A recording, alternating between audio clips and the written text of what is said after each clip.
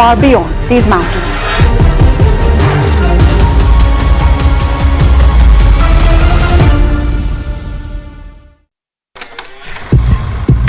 लोग कहते हैं कि जिंदगी एक फिल्म की तरह होती है, लेकिन मेरी जिंदगी सिर्फ एक फिल्म नहीं, एक ब्लॉकबस्टर फिल्म है। बचपन से पता था मेरे सपनों में दम है, आगे नहीं सबसे आगे जाना है, स्टार नहीं सुपरस्टार बन के दिखाना है। नाम मिला, फेम मिला, प्यार मिला, I was not just running, I was flying। सबकी जुबां पे बस एक ही नाम, यो यो हनी सिंगर। लेकिन फिर ब्लॉकबस्टर कहानी में आया एक ट्विस्ट, 7वें आसमान से सीधा गिरा मैं जमीन पर। फिर क्या, खुद पे काम दोबारा शुरू, फैंस ने फिर प्यार दिखाया, फिर स्टार नहीं सुपरस्टार बनाया। है ना मेरी जिंदगी एक ब्लॉकबस्टर फिल्म। शुक्रिया आपकी प्रेयर्स का और आपके प्यार का। कॉन्सर्ट्स तो आपने बहुत देखे होंगे, but this is gonna be concert of a lifetime, क्योंकि मेरे फैंस ही हैं मेरी विक्ट्री, मेरी हिस्ट्री, मेरी glory. So come and witness yo yo Honey Singh, this is my story.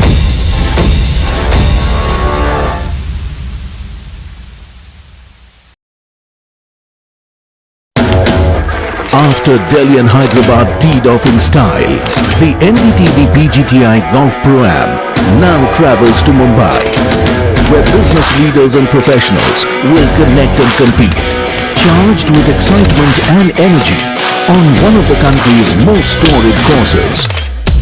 NDTV PGTI Golf Pro-Am, the course of champions, the conversation of leaders, 23rd January 2026, Mumbai.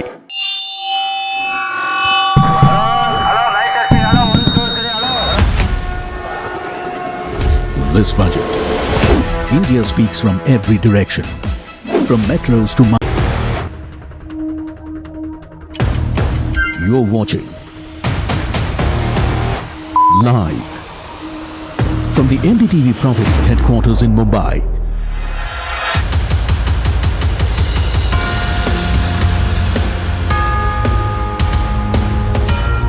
This is India Market Open.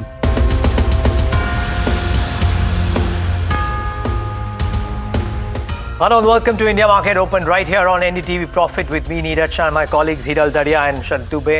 And guys, the last 24 hours, the most common phrase used is that because of the Greenland, we are into the red. But beyond that, the commentary that is coming from multiple political leaders at Davos and otherwise is quite stunning, and that to me is the standout.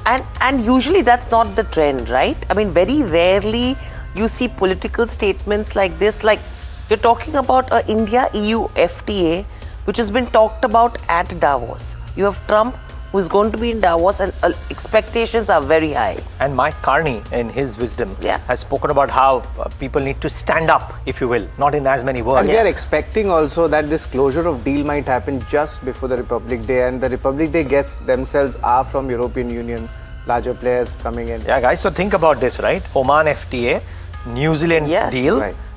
A big one with the EU. Yesterday or on Monday, some remarkable exchanges between India and the UAE. There's lots happening out there beyond the US.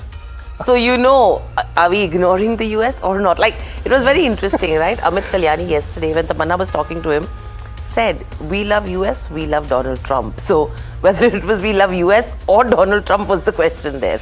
Well, but EU and India certainly seem to be loving each other. And at the World Economic Forum in Davos yesterday, Ursula von der Leyen, the president of the European Commission, said that India and Europe are on the cusp of a historic trade agreement. She also announced that right after the Davos meeting, she'll travel to India the following weekend.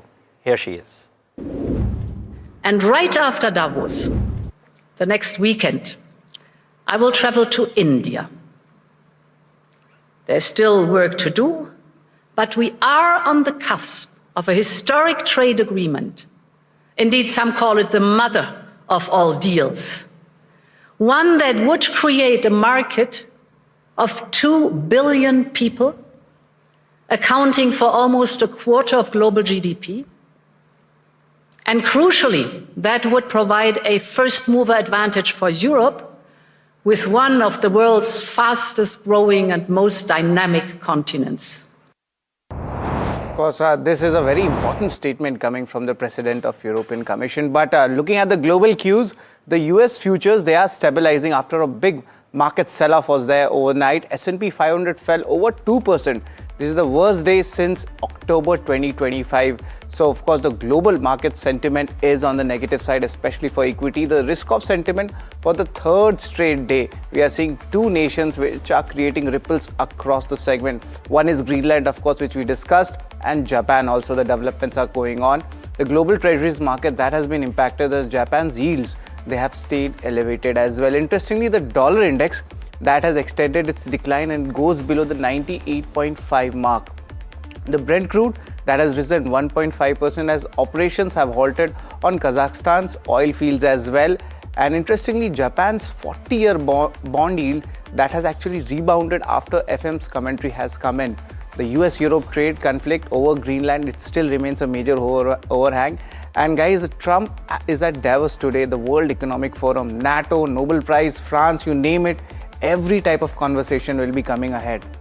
You bet. Well, let's take it across to Matt Orton then and try and understand what does he make of all of this. And he joins in right now from New York. Matt, great having you. Thank you so much for taking the time out. You know we love talking to you, and more so at such important times, right? So just tell us, what have you made of it, right? When Mark Carney says that this is Canada's path, we choose it openly, confidently, and a path wide open for other countries to join us. When the EU president says that I'm going to be traveling to India for something which a lot of people call as the mother of all trade deals, is the world learning to live without Donald Trump? Well, it's a great question, Neeraj. Good morning. And it's an interesting point where we stand geopolitically right now. And while it's really difficult to predict where we're going to be, say, even after Donald Trump's speech at Davos tomorrow, which is another potential volatility event for the overall market, is I've had a lot of conversations with clients today. My main message to them is that this too shall pass. It's helpful and constructive to see other foreign leaders, I think, trying to be a little reticent about the situation and perhaps leveraging it to get other trade deals signed that are also very, very important from a global economic perspective.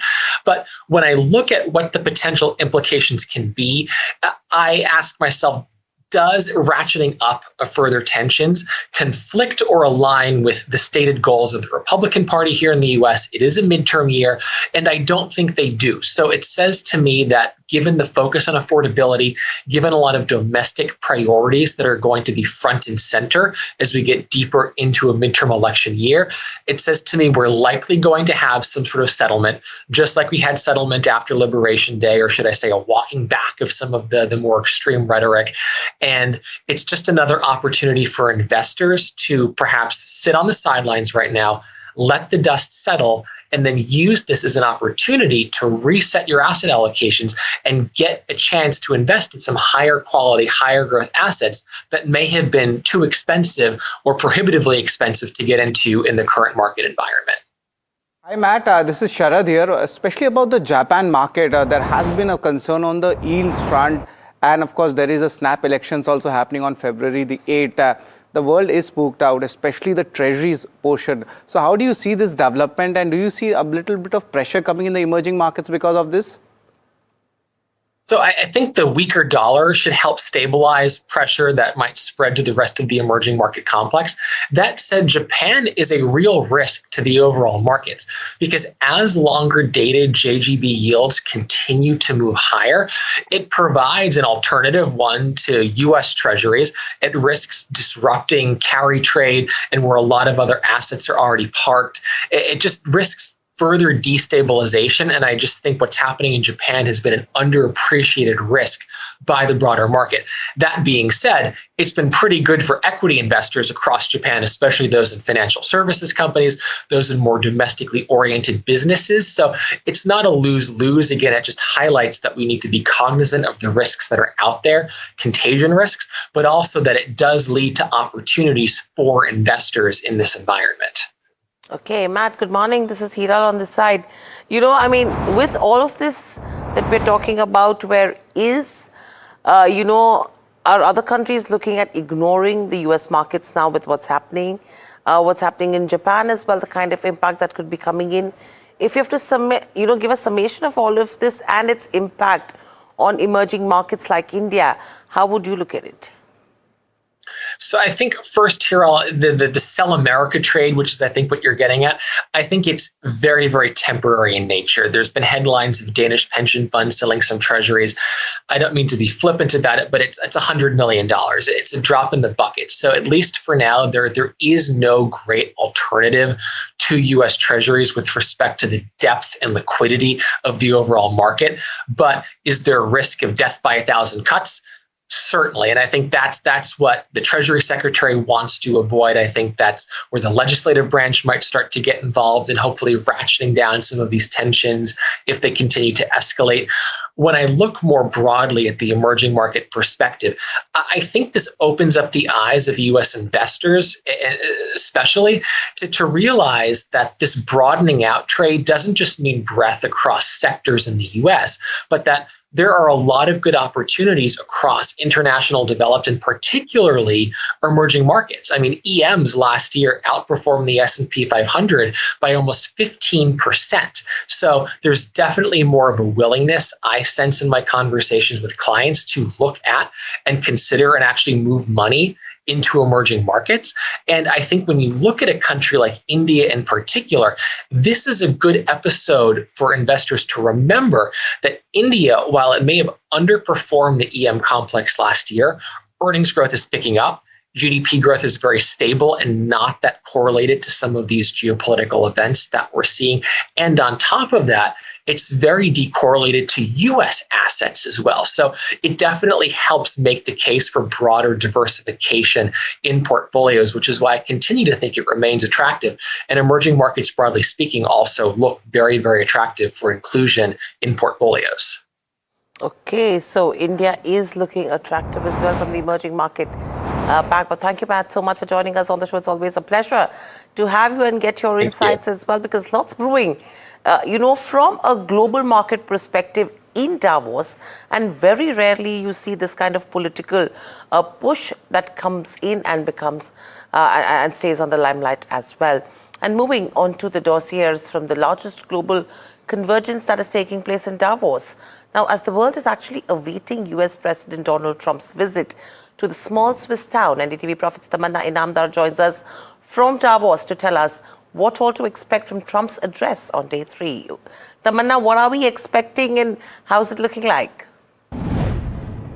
Well, day 3 is all about Trump, and more Trump. His session will be around 2 p.m. local time, and everyone's going to be glued into that one with the context of the rhetoric between the European Union and the United States. That will be key to watch. We had visuals of President Macron walking in the earlier evening, and really after what they've been saying to each other on social media, the question is, will they meet and what happens next? As far as India business is concerned, there is that big meeting with industry, and 7 top Indian business leaders are represented there. That also tells you that even as there's no India-US trade deal in sight, there is a recognition from the United States of how crucial some of these Indian companies are. They also generate a lot of employment in the United States, and Indian corporate leadership is hoping that there is a solution to this ongoing impasse on the trade deal very soon. Apart from that, on NDTV, you will be hearing from top corporate voices and business leaders, so stay tuned for all of that action. Yes, lots of action that we should be watching out for. In fact, 6:30 p.m. India time is when Donald Trump will be speaking at Davos, as Tamanna was indicating as well.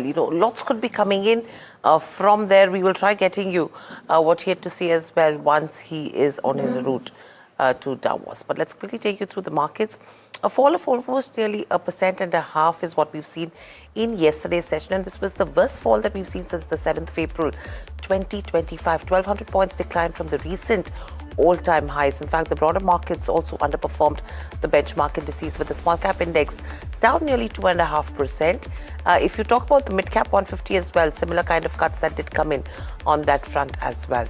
Overall, all sectors ended in the red, and it was real estate which actually took the most beating, down nearly 5%, with names like Sobha and Oberoi falling the most. In fact, you know, realty has taken the legacy forward of 2025, one of the worst performing sectors in 2025, and 2026 has also started on a similar note. Energy, IT and auto were also down nearly 2% in trade. I mean, it was a very interesting day of trade, Neeraj, and Sharad, yesterday. I mean, we slipped below that 25,200 mark in intraday session as well, and this is the lowest level that we've seen since October 2025. If you have to look at the last 11 sessions, 9 sessions in terms of Indian markets have seen a decline, and that's what we're staring at. YTD basis, a 3.5% fall. The worst start since 2016 is what you're looking at for India.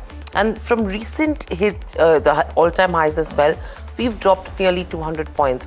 You know, if you can just show the last couple of years' performance in the month of January, and that will tell the viewers what's really happened. 2016 is when we saw a 4.5-5% downtake, but after that, the fall that is coming right now is 3.4%. So that's one of the largest that we're looking at as well. So, you know, I mean, the question from here on is what next, and what is it that the markets are waiting for? In fact, yesterday I was having a conversation with Keki as well. You know, his way of looking at the markets is in terms of why FIs are not coming in. His view was that on the back of the new labor codes, what is happening is we are inflating the valuation of the Indian markets because your profits are going down, impacting your EPS, impacting your PE multiple, and it's an artificial inflation in terms of your equity markets in India goes. And because of which your Indian markets are looking expensive, and that is what needs to be corrected as well when you want FIs to start coming in as well. And there is that mismatch that's happening on that front. And that was a very interesting way of looking at it as well. Yes, and Hiral, there's a concern also on the rupee front. Yeah. It was also on a free fall, the way small cap, mid caps were in the last 30-40 odd minutes. We are trying to figure out, will there be a support in the market, but it was a free fall. So that was a cause of concern in the last trading session. Yeah, it's well, and again, all of these lasting, I mean, incrementally, maybe because of the labor code, if the profits are impacted, yes, but 2025 we had no labor code, and yet the FIs quickly deserted the markets, correct. right? No. So what he's saying is basically that the change needs to happen, that instead of labor code impact being taken, before you take it on the PNL, they should let them take it from the reserves, because this is all accumulated over the last couple of years. It's not an impact of the current financial year itself, and hence it should be going to the reserves and not to the PNL. Let's see how it shapes up. We'll talk to some CFOs about this. But the trade setup for the day today, and frankly, under normal circumstances, this market would be a screaming buy.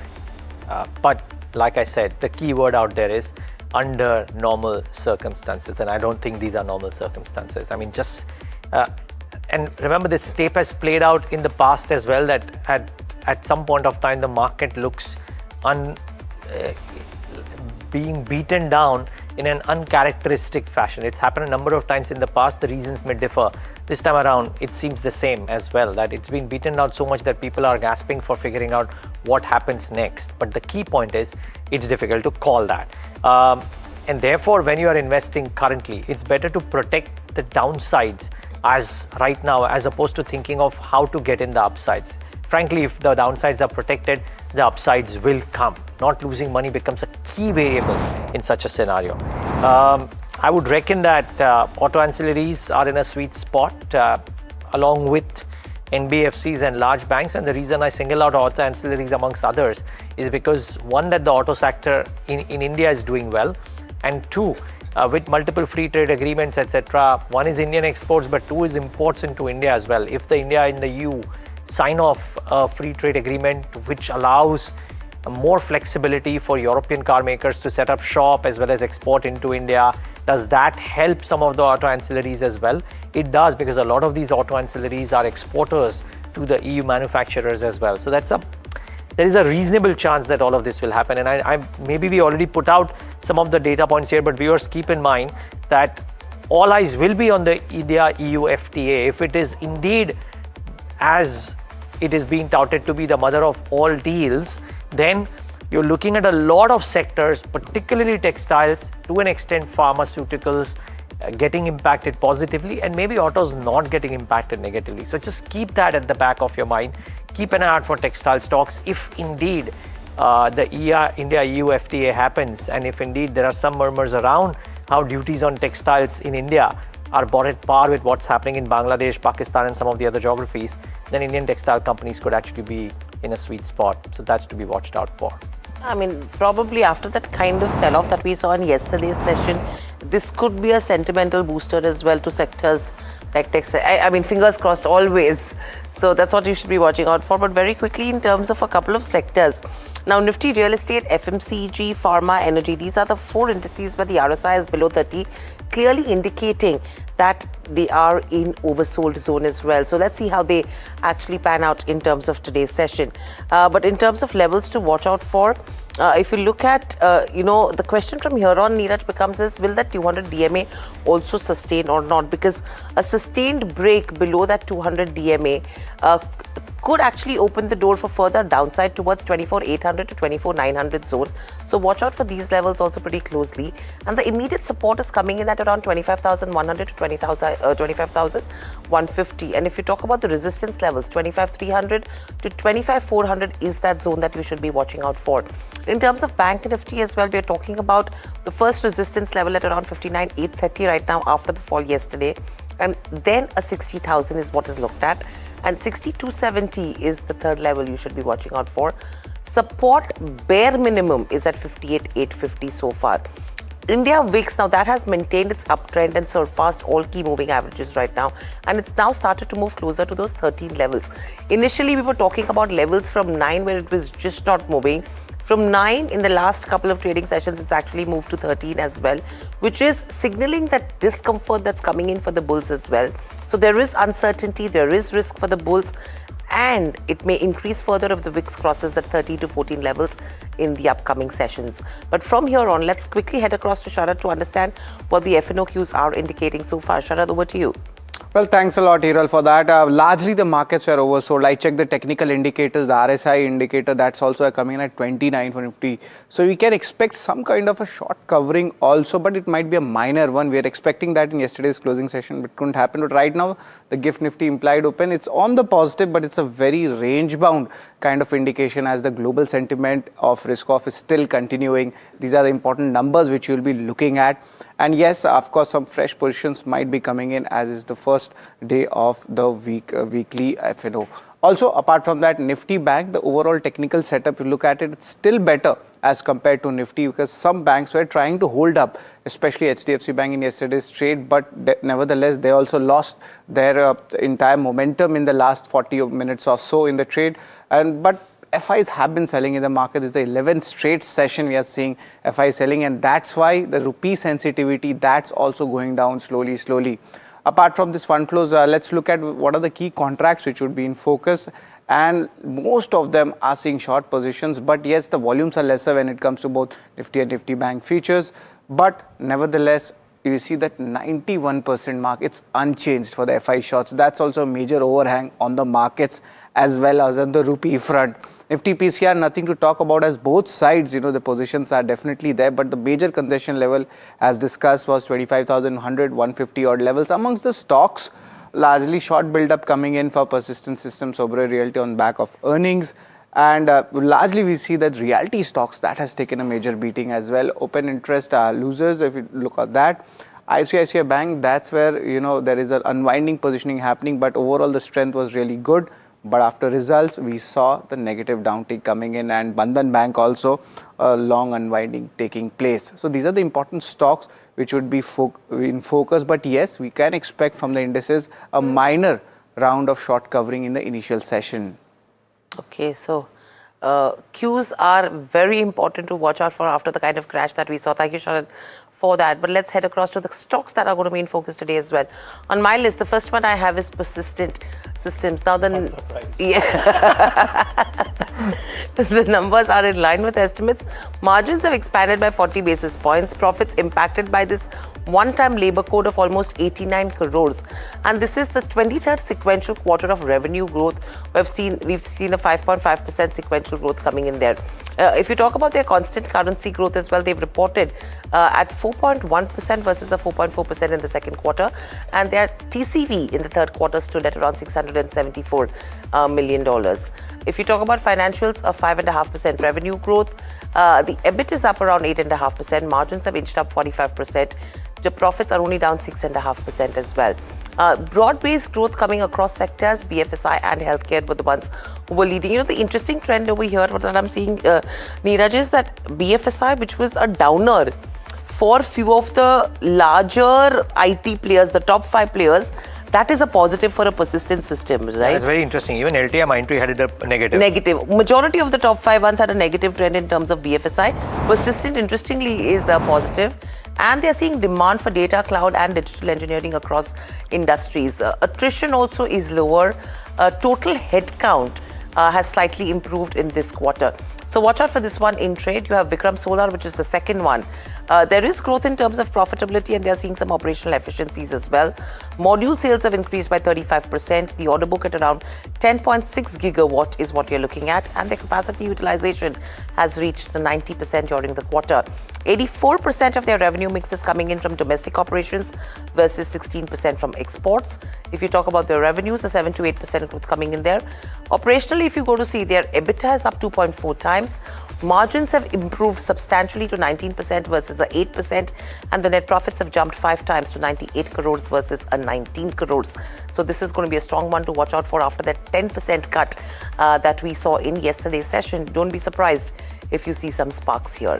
And very lastly, the third one that we will be watching out for in trade as well, that EU Small Finance Bank is what you have. Let's pull up that one on the screens and see the numbers as well, because it was a strong quarter. They've strengthened their leadership. The Q3 has seen a jump in terms of profits as well. And this is after a soft second quarter, the bounce back has come in the third quarter. This is mainly on the back of better growth, margins and lower provisioning this time around. If you see in terms of the asset quality, that has been trending well as for EU Small Finance Bank. And the net profit has seen a growth of around 26% at 668 odd crores. If you see in terms of their NII provisioning, if we can just have the other numbers on the screens as well. Operating profit up nearly 1% at 1,215 crores. NII up around 16% as well is what you're tracking. So again, a good set of numbers that were reported even by a EU Small Finance Bank. Neeraj, what's on your list? Yeah, I mean, I'm not surprised with Persistent. Just insane what the company keeps on doing every single quarter. I have a different kind of a stock in that Persistent is being consistent. Credit Access Grameen might be actually at a start of an upcycle, right? And that's the first stock on my list. Post the results, the con call takeaways. The asset quality, of course, normalized across geographies, which is good for them. And, you know, is this symptomatic of what could be happening to the MFI cycle? I think that's a question that is best answered by experts who track this very closely. I don't. But it looks interesting. 20% AUM growth guidance is intact by the company. They say that the NIM expansion, the net interest margin expansion, is driven by a 30 basis points QOQ yield improvement. And the digital collections are contributing to about 20% of the total collections. So that might be helping as well. Investec came out with a note on the stock. They say they maintain a buy with the target price of 1450. They believe it's at the start of an upcycle, and they see growth will pick up, margins will expand, and credit costs will reduce. It remains, according to Investec, the best pick in the MFI upcycle, with valuations being reasonable. So keep an eye out for Credit Access Grameen today. United Spirits could be interesting too. The numbers seem decent, and I'm using the JP Morgan note to just quickly mention what happened there. So they maintained an overview the target price of 1650, but they effectively lay out that their Q3 revenue and gross margins held up well. Yes, EBITDA had an impact because of advertisement costs, and I think their advertisement cost has really shot up, some 34-35% increase or thereabouts.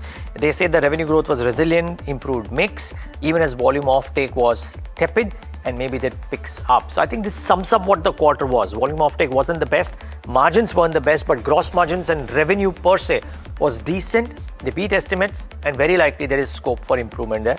Keep an eye out for United Spirits in case it is doing well on a half decent day today. And IndiaMart Intermesh, I'm not sure. It came into the conversation because of Pulak Prasad buying into it, That's right? the interest, but largely I think it's mixed. No, the numbers, I mean, okay, Sharad has put it well actually, it's mixed. Because I'll tell you why. December quarter results beat estimates, but they lost about 1,000 paying subscribers. It had added 2.8 thousand paying subscribers in quarter 2. So therefore this mismatch continues for IndiaMart Intermesh, and the company noted that because of zero subscriber addition, the zero subscriber addition might persist in quarter 4 as well. And I think Jeffries, in a note, while they've upgraded the stock, they say that collections growth is unlikely to sustain above the 15% YOY levels because of the inability to add subscribers. Remember, as we said, that this stock came into conversations because Nalanda, which is owned by Pulak Prasad, upped their stake there. But the numbers don't inspire too much of confidence. Their commentary doesn't inspire too much confidence either. That's correct. But Neeraj, an interesting stock I've taken is Embassy Development. Just to put in perspective, it's Indiabulls Real Estate, and after the reorganization, the name change, and driving around Bombay, a lot of advertisements are also coming, and after long, like after 5 to 6 years, I'm seeing the brand coming back, and that's why I picked up this news flow.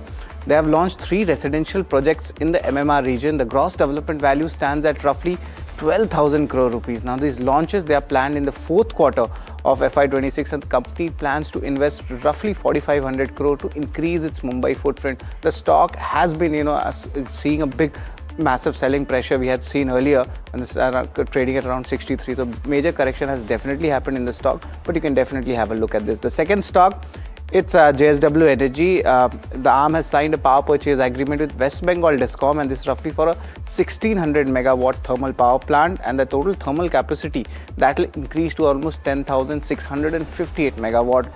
It's a kind of a stable stock, a stable business model, and that's why I've picked up in because of so much uncertainties all around. But there is some value unlocking also, and that's where I get you the third stock. That's the Edelweiss Financial Services. Its subsidiary EAA India Alternatives. They have filed a DRHP with SEBI to raise up to 1,500 crore rupees through an OFS. It's an alternative asset management platform. It's one of the largest in India, but of course the valuations is something which the street will be looking out for.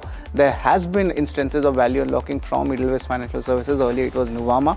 So that'll be pretty much interesting to see what happens to the stock in the initial hour of trade. Well, then now there's a time for a short break, and on the other side we'll get you the top trading strategies for today.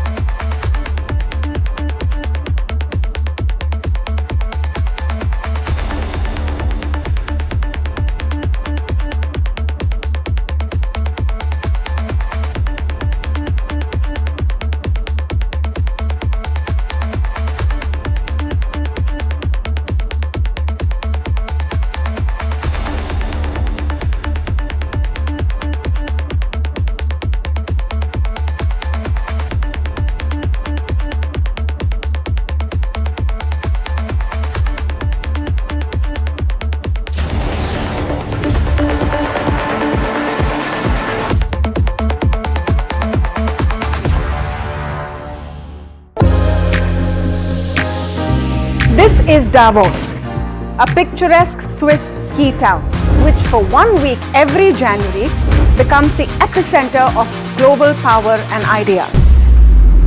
The conversations here influence policies, markets, and industries worldwide. From economic outlook to global priorities, Davos sets the tone for the year ahead. And NDTV Profit will be on the ground. I will be bringing you insights from global investors, market veterans, and corporate titans.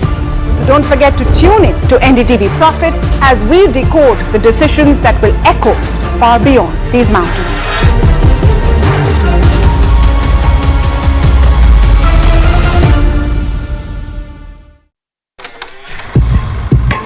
लोग कहते हैं कि जिंदगी एक film की तरह होती है, लेकिन मेरी जिंदगी सिर्फ एक फिल्म नहीं, एक ब्लॉकबस्टर फिल्म है।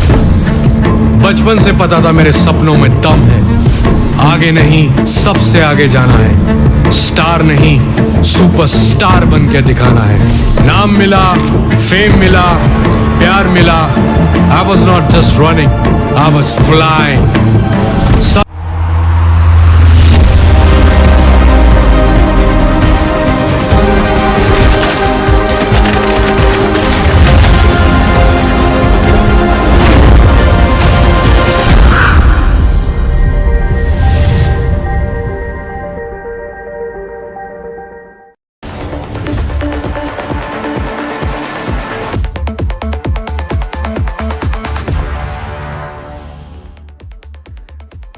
Back with India Market Open right here on NDTV Profit. Pull up the implied open and just see what's the quantum of green that we're seeing. Actually, not much, just about flat. But you know, this is welcome after the literal carnage that we had in the markets yesterday. The question only is, as I noted, as Sharad noted as well, and as Hiral spoke about too, the worst start, RSI indicators oversold. More importantly, you look at any stretch of imagination in the market under normal circumstances could be a screaming buy. Just that these are not normal circumstances. Kush Bora, Parag Thakkar with us in the studio as always. Gentlemen, thanks so much for joining in. Parag bhai, today I'll start off with you. I alternate every time, right? So I'm going to start off with you. Are the hands itching to put money to work? Itching, ekdam thumping that I don't know where to thump. Okay, now describe it, Parag, because you've seen this tape play out many times in the past, right? As you rightly said, see, there is unprecedented geopolitical tensions, right? And bond yields spiking up globally. So all this is very scary. But during this time only you get a good value for a good blue chip companies. But if you have to hold for medium to long term. You have to ride through these unprecedented times. And that sometimes is difficult. It tests your patience. It is testing my patience as of now. But I would say that, so for example, ICICI Bank ADR was down yesterday 5%. Okay, now there is no problem in ICICI Bank, right? Now growth from here will pick up, asset quality will remain robust. They are optimizing on OPEX control also. So I would say that, and Mr. Sandeep Bakshi, people forget, we will say that 3 years nahi hua, but he is there till October 28, it is 2.7 years from now. So I would say that ICICI, HDFC Bank, even Godrej Consumer kind of companies, I would say that Oberoi Realty, for example, for luckily I was not holding, I was just liking the stock. Yesterday it has fallen 7%. And now we are getting closer to new launches in Oberoi Realty. So I would say that there are many companies, blue chip kind of companies, which have fallen and rogered completely and which are screaming buys. But you have to gradually buy because geopolitical tensions are too high. And bond yields, most important. Yes, sir. Parag bhai, the realty space, that it's been punished a lot. It's down 5% yesterday in the Nifty Realty Index. Is this too much of overreaction happening in the realty space, or what is it happening? So I think, see, on ground, if you see, demand has reduced a bit, definitely. That is for sure, because the wealth effect might be fading away because stock portfolios are down and sentiment is down overall. That is okay, but I would say that in a reducing interest rate environment, at some point, some good developers will start doing well. Okay. So that's broadly the pain in the market. Now, can that turn from a trade perspective, Koshpura? That's the question. Do you have the guts to go long in what could be a screaming buy market?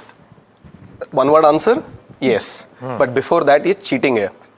आपको हमेशा कैसे पता चल जाता है मैं क्या बोलने वाला हूँ? And just for viewers' benefit, I never share my script with anyone here, especially Neeraj.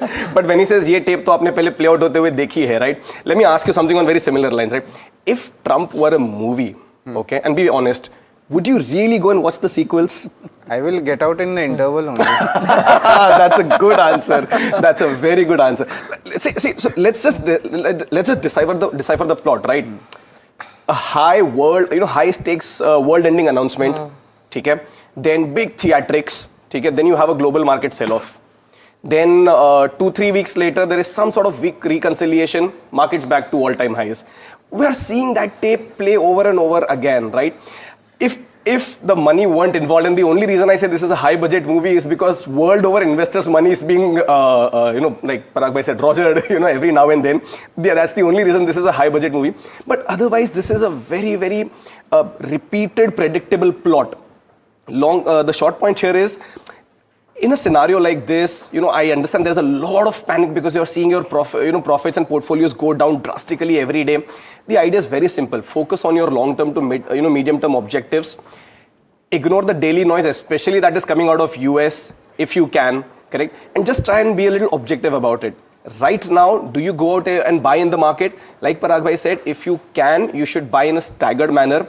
There is every data point screaming that this market is oversold. Let me just give you a quick, numbers. PCR at 0.64, Nifty RSI below 30. 70% of NSE 500 stocks below the 200 DMA, 80% below 50, and almost 90% below the 20 DMA, right? So, and FIIs also, by the way. 3 lakh contract shorts, which is very close to the record levels. So any kind of positive trigger could lead to a very sharp pullback rally.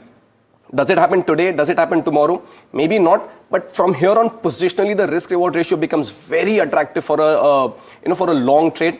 It's just that because of all the noise that's going around, where do you enter? That's the big question. Like I've mentioned in the past, for the past few sessions, don't be preemptive. Let the markets rebound. It's okay to miss the initial 200 points because you've got the next 500, 700, 800 points of rally. So don't be preemptive and play for the rebound. That's the idea. Just a quick word on Bank Nifty. Beautiful setup here because the big heavyweight private banks are oversold and the PSU banks are in a structural uptrend. So I prefer the Bank Nifty over Nifty for a long trade. Again, just don't be preemptive. When you see that rebound, go out and buy.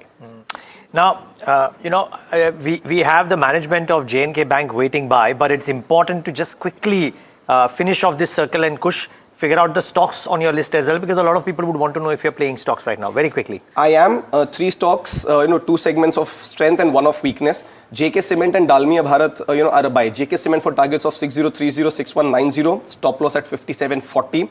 Dalmia Bharat, it's a repeat call by the way, 2230, 2285 targets, 2120 is where you keep that stop loss. ICICI Bank itna gir gaya hai, screaming buy to banta hai. 1415, 1455 are your targets, 1355 is your stop loss.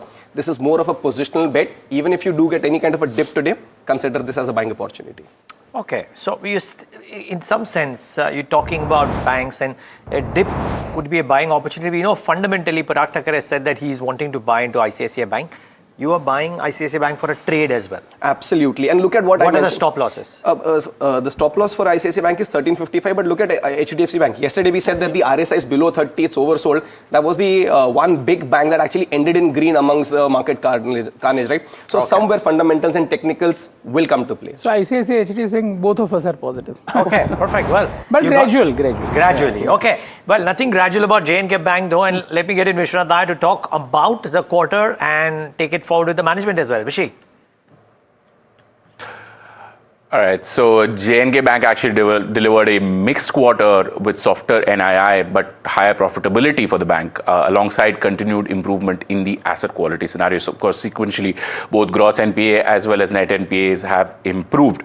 I've got Amitabh Chatterjee, the MD and CEO of the bank, with me to discuss the numbers and take it forward from there. Mr. Chatterjee, welcome to this conversation. Let me start off with what actually contributed to the rise in profitability for you this quarter, considering that the NII has not been quite soft. See, if you look at all the components, we have improved on all the components. Since we had a very robust credit growth, so the average advances went up. That led to a very good interest income. That is one.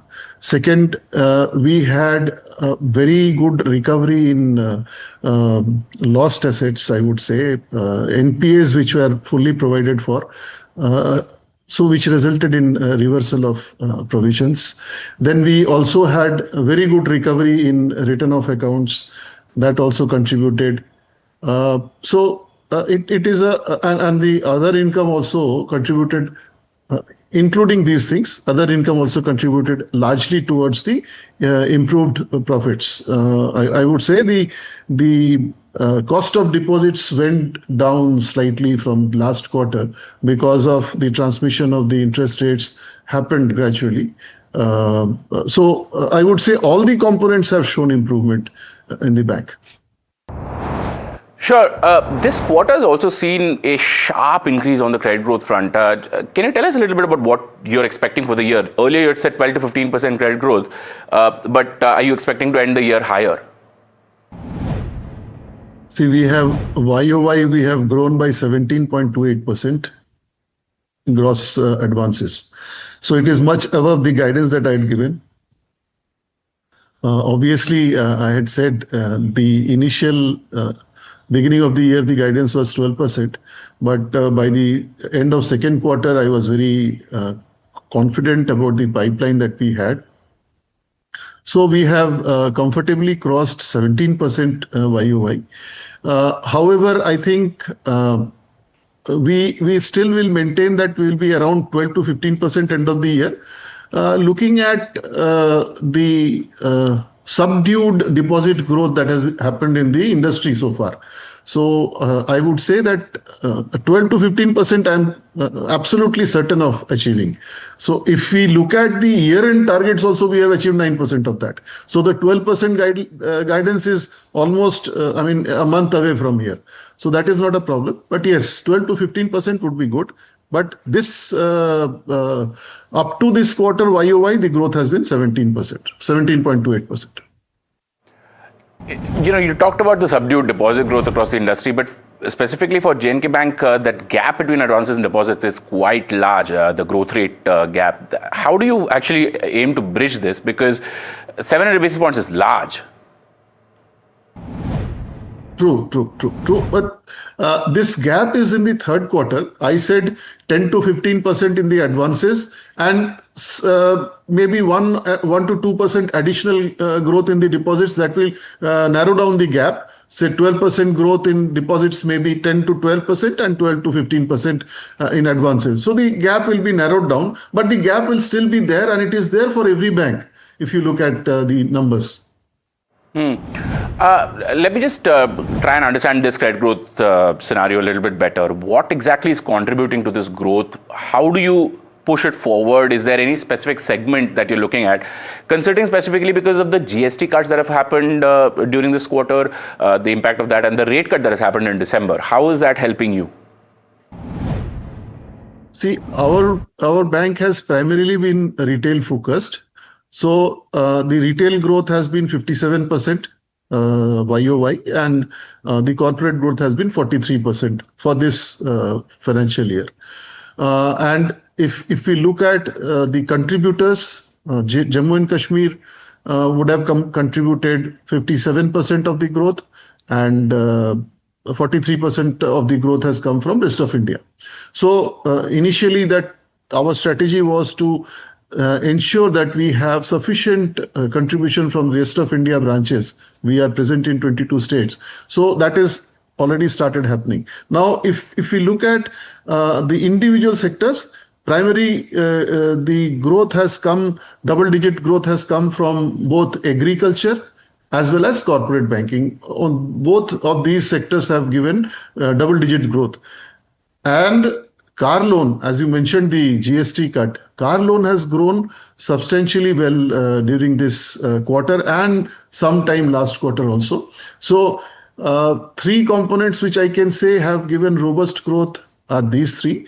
We still continue to do well in the retail advances, primarily the personal segment, unsecured loans also, which contributes a fair amount.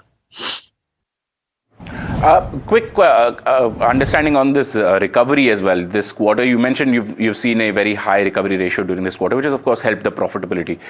Large accounts, or is this also smaller accounts showing that better recovery for you? We had a very substantial recovery during this quarter. You would have noticed the credit cost is nil.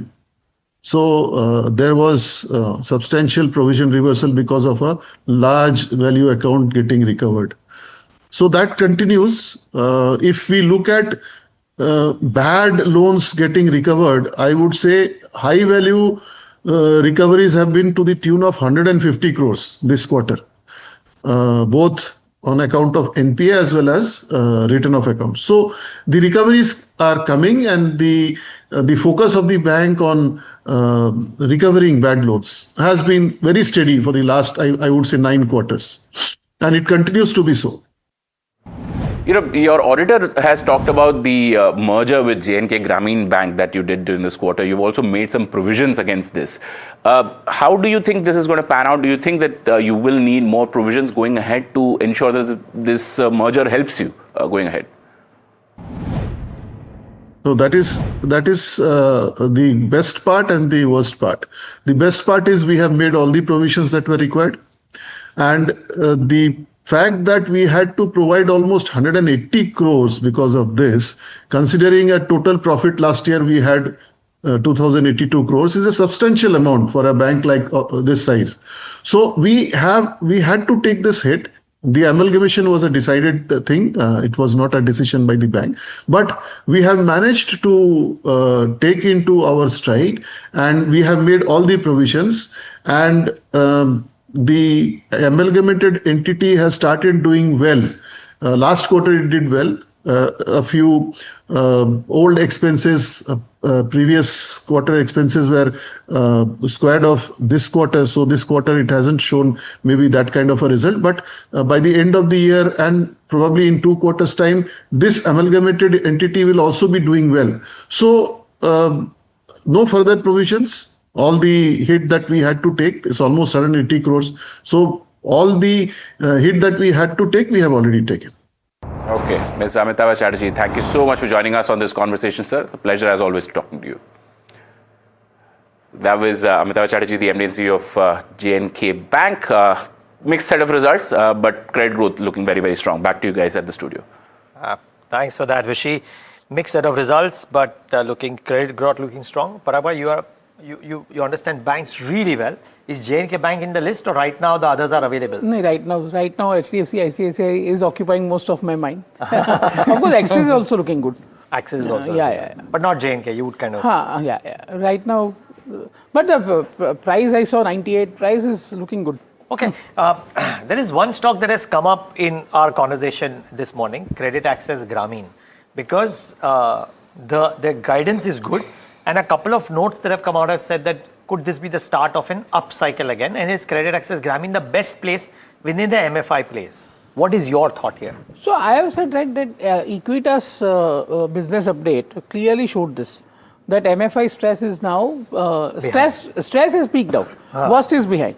And Equitas is a really, I would say, a turnaround story at 1.1 time book. So you are not paying anything for that turnaround. So that is something which is in my radar. Credit access, of course, I have to look at it, but it has already recovered and it is slightly expensive also. So it might go up definitely, because market shares is earning momentum, right? Even if you see the results of AU Small Finance, that was also very good. Yeah, true. The credit cost has fallen below 1%, growth is 26%. So a lot of these lenders who were lending, and this is the clear message, right, that India is doing really well on the ground in terms of, because all your retail, credit card, personal loan, MFI, all those unsecured segments are also showing, I would say, stress peaking out and normalization starting to happen. Okay.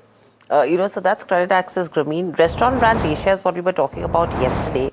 And now there is confirmation that the stake will be acquired by Lenexis Foodworks.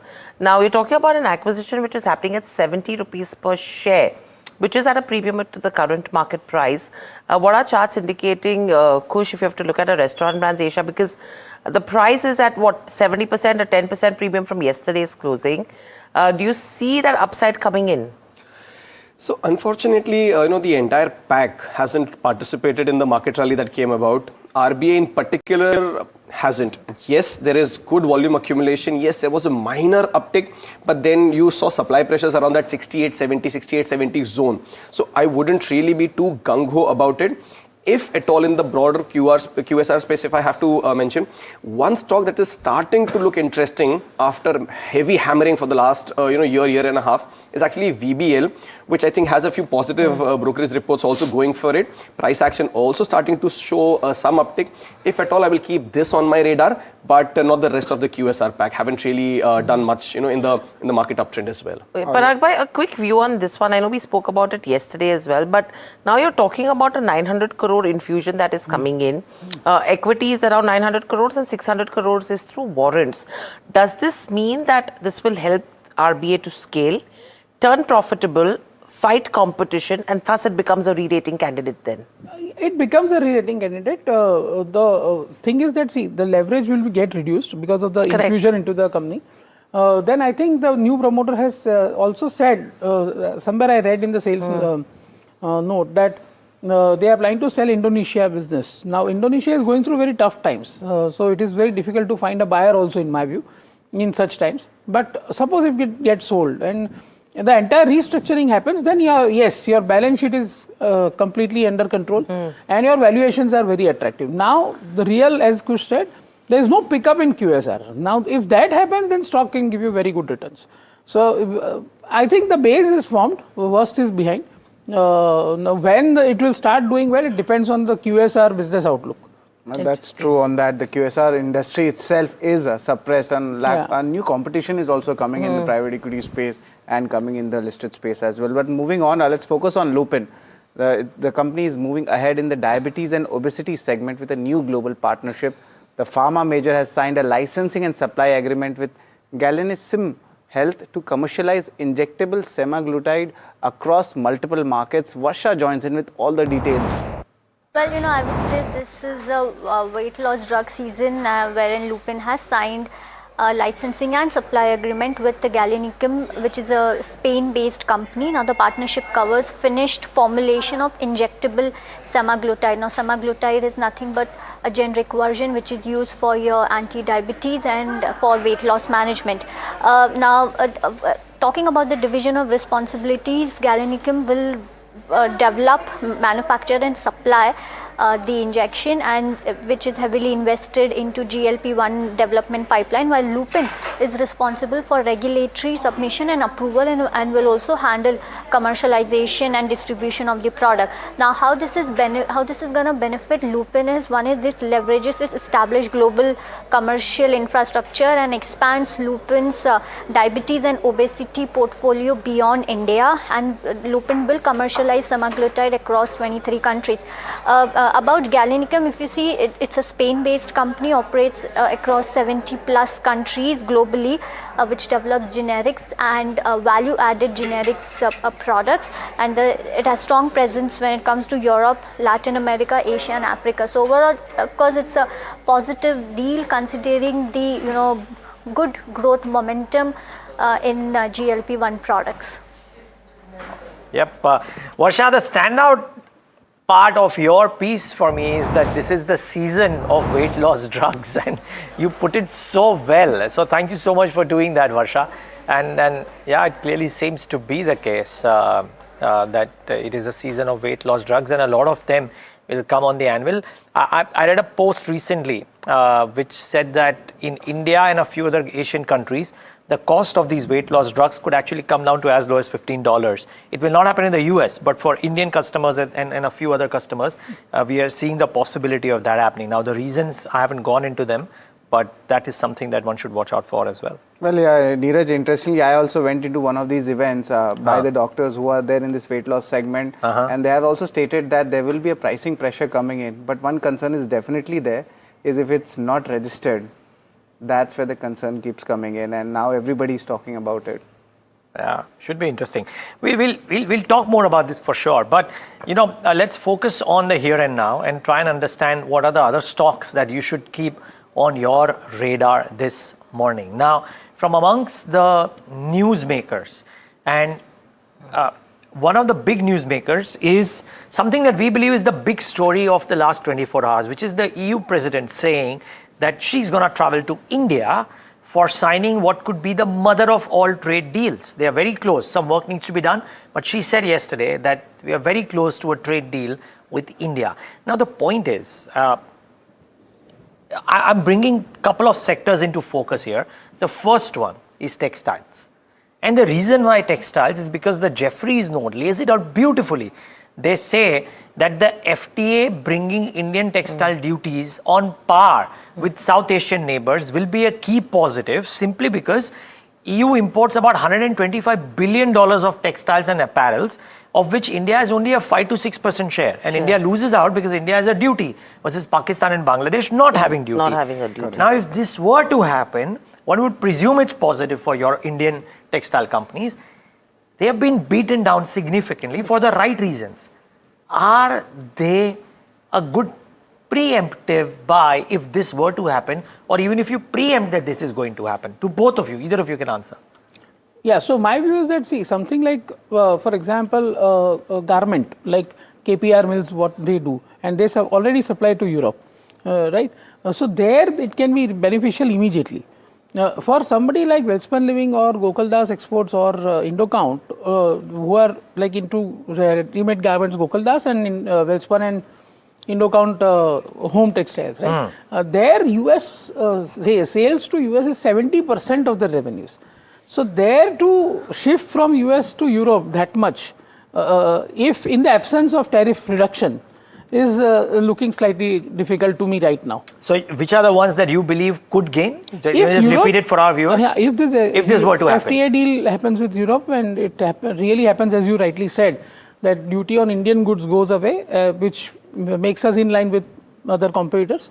And of course, I don't own it as a disclaimer. We are just discussing. KPR mill can be a. You know, and just before Kush comes in, the only reason why, guys, I think that this could be a given is because India currently realizes that the textile and the gems and jewelry sectors are under stress. The employment out there under stress as well. So therefore, the one thing that you would gun for amongst everything else, because of the near-term issues, is the textile sector. And even Neeraj, auto ancillaries play as well. There also we can see some kind of a good European exposure. Already exists, Yes, right? Yeah, you're right. A lot of them. A lot of them exist. But textiles, auto anks, Kush, textile stocks, let's start with them. Are they bottoming out? Are they showing some signs, or difficult to say that? So they're massively oversold. Massively oversold. Massively oversold. In fact, what happened in the last 2 to 3 sessions has actually brought them to oversold territories, at least on RSI, for on the levels where they weren't even touching close to the or rather for the entire of 2025. So point being that they were already hammered, now they're oversold. So a technical rebound is anyway on the cards. Plus, if there's a positive fillip, because of this news, you could see an uptick. So I would bet on something like an Welspun Living. Here you've already seen, a capitulation support near 110 levels. So there could be a rebound on, on Welspun Living. And the other one, Gokaldas Exports, mild positive RSI divergences from oversold territories. Volumes on the way down on the last 3 sessions has actually reduced substantially. So this is one stock. Again, not a big bet. You want to take these trades with a small quantity and a tight stop loss. So you could consider some of these names, Welspun Living and Gokaldas Exports. Don't expect a V-shaped recovery, but yes, an uptick from here on, very likely. Okay, so that's textile companies like Welspun that you should be watching out for as well. A couple of other companies on the back of earnings. We've spoken about Credit Access Grameen. We've spoken about Persistent. No, I don't think we've spoken about Persistent Systems so far yet. Persistent Systems, PTC India Financial, a weak set of numbers, Supreme Petro. These are a few of the names which will be in focus in today's session. Parag bhai, your view when it comes to Persistent Systems as well, because it's always been over-delivering, right? Yeah, 100%. So with the way the numbers have come in right now as well, do you still think there is an opportunity to buy? So basically, see, right now, unfortunately, the market is in a phase where if the stock is already expensive, even good results are being sold into. So you cannot have a 1 or 2 day view into it. 1 or 2 day view, so LTI entry was a good example. There was nothing wrong with the result, stock fell 7%. Let me be honest, I don't own these stocks. But I am saying that, so Persistent, fantastic numbers, I would say. EBIT growth of 25% YOY, QOQ CC growth of 4.1% with margin expansion, and which has beaten consensus also. If you see the adjusted PAT number, it is 500 crores if you remove that labor code expenses. So I would say that superb numbers. The company is really benefiting from AI. But at 41 times FY27 earnings, with this kind of market market backdrop, it looks difficult that it will outperform in near term. Of course, in long run, it's a good company, great company, and real beneficiary of AI, I would say. And Kush, what about Coforge? Because that's one of your picks which you always take with that. Both of us. Yeah. So it's there. So what's there on Coforge? Buy or hold. If you have a position, you should continue to hold. If not, look at the fact that the stock had already been hammered. 1630 was the 78% retracement level from where we had said that it's a good idea to start entering. The stock's very comfortably holding above that level. So Coforge is either a buy. If you don't have, if you have, you should hold. But just to complete that conversation on Persistent, maybe versus let's say Supreme Petro. How do you read, stocks in a market like this? Whatever's been falling before the capitulation came about is something that you avoid. Supreme Petro, that is a case in point. But something like a Persistent, it was already riding on a high. There was some consolidation. So that is something that you pick up when the market falls like this. So there is strength and there has been a capitulation due to whatever is happening geopolitically. So that is something that you consider as a buy. Supreme Petro, I would rather avoid. Okay. So, well, viewers, for our experts here, if they had to bet on IT, it would be Coforge. Persistent, despite its really good show, the valuations prohibit. Let's bring up, as the markets kickstart trade, some of the usual suspects today and try and see if there is any moves there. So, ICICI Bank would be first of the block, under pain for the last few days, but the ADR was low, down and out. These might be initial rates. I doubt ICICI Bank will be 5% lower, by the way, even if the ADR was down 5%. But yes, it could be in the red, so keep that in mind. But if ICICI Bank is in the red, also keep in mind that it will be substantially, it will have a substantial impact on the Nifty as well, because it's a heavyweight in that sense. So keep an eye out for ICICI Bank, keep an eye out for Credit Access Grameen, Embassy Developments, Persistent Systems and a few others.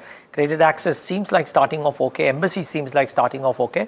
It's a bit of a rub of green, really. This is really good to see, even if it's only for the first 1 minute, and maybe it'll change going ahead. Rajesh Bhosle, Equity Technical and Derivative Analyst at Angel, with us on the show as well. Rajesh, good having you. The overarching belief here was that the markets are oversold. Even if it may be difficult to take a call, maybe wait for a couple of 100 points recovery and then go long. Are you in that same camp, or are you taking along because the markets seem oversold? Well, good morning, and thank you for having me on your show. So technically, if we see, the price momentum is definitely on the downside. If we see in the last 15 sessions, Nifty has slipped more than 1,000 points, and we are seeing a major breakdown on the charts. We have slipped below the 89 EMA first time after August, and also we have slipped below the November swing lows. So as of now, we remain cautious. But if Nifty slip towards 25,000, 25,100, that would be the key level to watch out, because that is the 200 DMA. Generally, ahead of key events like budget, 200 DMA generally acts as a support if the indicators are oversold. So as of now, we are waiting, but 25,000, 25,100 would be the key level to watch out for in the near term. Okay, so what would your top picks be at this hour? If we see in the recent fall, cement packs have done recent very well. And one counter that did well yesterday was Dalmia Bharat. Today it's going to announce its result, but the kind of price action we are seeing, relative strength is there. So Dalmia Bharat can be bought with a stop loss of 21.20.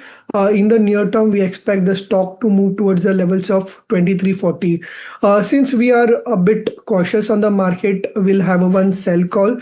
One counter that we are expecting to see weakness is MFSL, Max Financials. So the stock was trading in a range since last 2 months. There was negative divergence, and finally there is a breakdown from the channel, and it has also slipped below its 89 EMA. So possibly MFSL is likely to see a downside. So with a stop loss of 1660, it can be sold. In the near term, we expect a move towards the levels of 1550. Okay, so those are some stocks to keep an eye out for. Now, let's get you more stocks. One of them is SRF, reported a weak set of numbers, revenue rising over 6%, one-time impact of 73 crore as well. But let's take a look at the brokerage verdict on this. Varsha joins in yet again with that. Varsha. Well, yes, yesterday SRF came out with its results and the numbers did miss estimates. And let's see what brokerages are saying. Talking about Citi, wherein they've maintained sell, they've cut a target price also. What they're saying is that the Q3 was below estimates. Now this was because of continued pressure in agrochemical chemicals and refrigerant gas prices resilient. Now underperformance was driven by the lower EBIT margins in the chemical segment and the weaker packaging segment as well, and they see continued pricing pressure from low cost Chinese competition and some deferral procurement by agro majors seen so far. Talking about MS, let's see what they have to say. They've maintained underweight and according to them, the numbers were in line, but the stock is pricing in above mid-cycle margins across key segments according to MS, and they stated that FY26 guidance of 20% top line growth says that the Q4 the growth should be 15% year on year, considering SRF highest revenue quarter. Lastly, let's see what Nuvama has to say. They have rated buy, but they've reduced their target price, and they said that the Q3 FY26 performance came in below estimates due to, of course, global agrochemical headwinds, and near-term headwinds are likely to slow growth over the next few quarters according to Nuvama, and overall agrochemical pressure is being seen as transitory, and FY27 specialty chemicals growth estimate has been cut from 25% to 15%, and Q4 FY26 and FY27 is expected to be seen as a pricing led improvement. So overall, all the three brokerages have highlighted the continued pricing pressure when it comes to the agrochemical segment. Thanks a lot, Varsha, for that. But moving on from one brokerage note to another, Somit tells us what Morgan Stanley is saying about the steel players. Somit? Well, a big note has come in from Morgan Stanley on the steel sector. They have upgraded their rating on JSPL and have also hiked the target price on JSW Steel and Tata Steel. For JSPL, it's an upgrade to overweight from an equal weight rating and have hiked the target price to 1,250 from 1,150. For JSW Steel and Tata Steel, they have maintained the outperform rating. JSW Steel, they have increased the target price to 1,330, and for Tata Steel, they have increased the target price to 215. Only one downgrade coming in on SAIL. They have downgraded the counter to underweight from equal weight and have maintained the target price at 140. Now, the main reason behind this underweight rating on SAIL is valuations, but for overall steel sector, they believe that the stellar rally will continue for the sector. They are constructive on the steel spread expansion even going forward. They believe that there is significant room for domestic steel prices to increase further. So far, we have seen an increase of around 13%, but even after this hike in steel prices, the price continue to be at a discount of nearly 6%, and they believe that this could further rise going forward. Apart from this, China anti-involution is a medium-term theme as per the brokerage, and they also believe that the global macro factors also could remain supportive for the steel sector, and some factors like the Fed rate cut and a weakening US dollar is something that could also be positive for steel sector overall going forward. So these are broadly the reasons why the brokerage is bullish on steel. JSPL, they have upgraded, JSW Steel, Tata Steel target price hike, and SAIL, they have downgraded the rating to underweight. Okay, thank you so much for that. So that's an interesting note when it comes to steel companies which have been in focus as well. Mayuresh Joshi, Head of Research at MarketSmith India, also joining in. Mayuresh, welcome to the show. Always a pleasure to speak to you. Mayuresh, how are you looking at the entire metals pack specifically, if you look at the steel players as well, taking the way the moves have happened recently?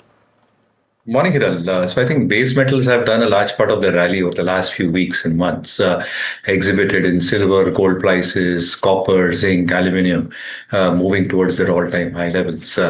But as Somit was mentioning, I think the next leg of the metals rally, as has been seen historically, once a large part of the base metal move is largely done, I think the other leg, which is the ferrous players, which is the steel players, start probably reacting a tad bit more positively in terms of the commodity cycle.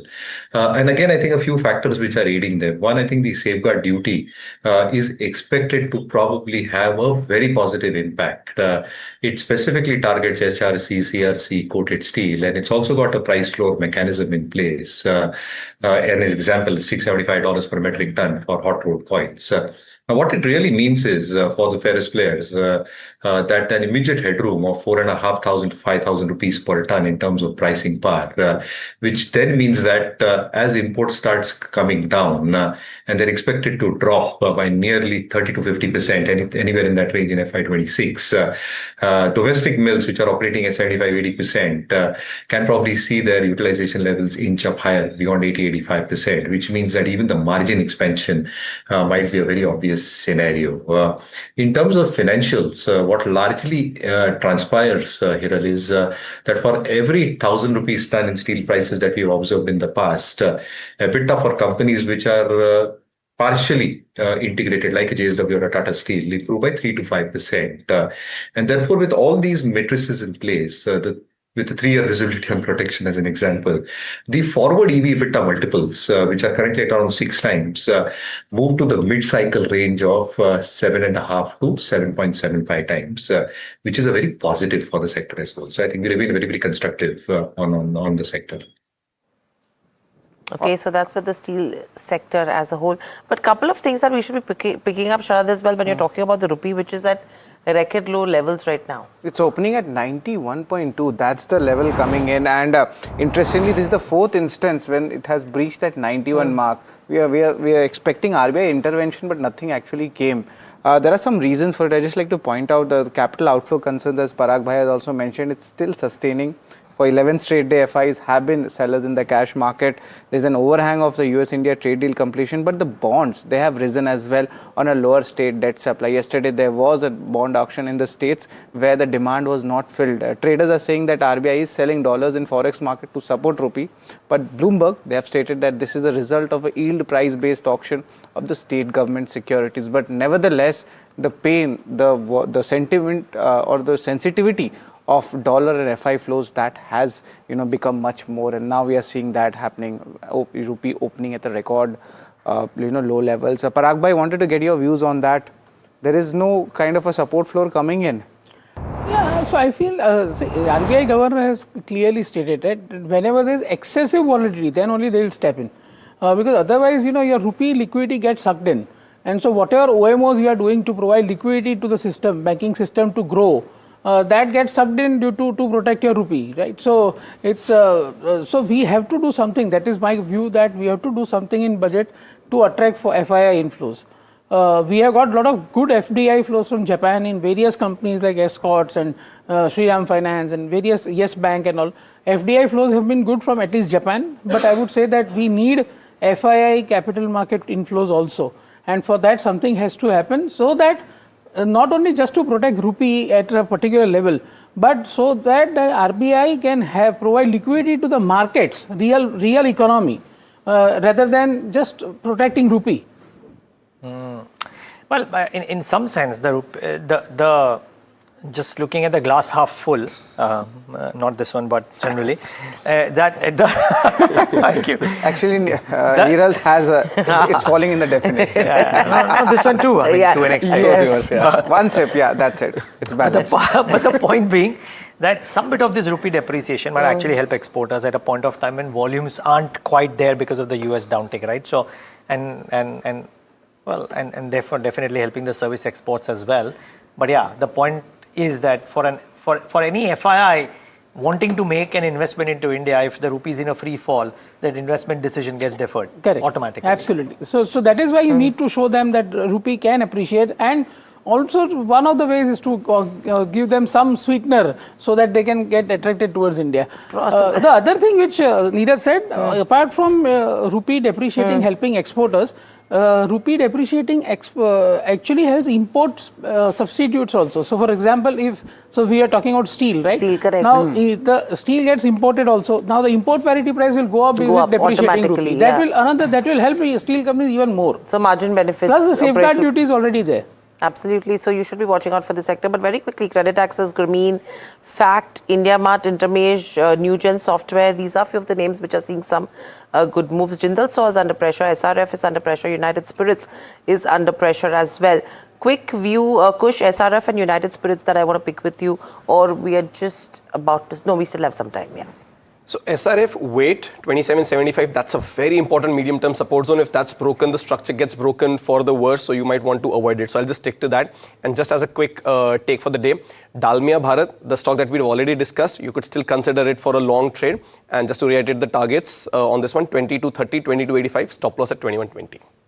Mahesh Joshi, we have 20 seconds, but are you scanning the universe for one top idea that you would be comfortable buying? 20 seconds.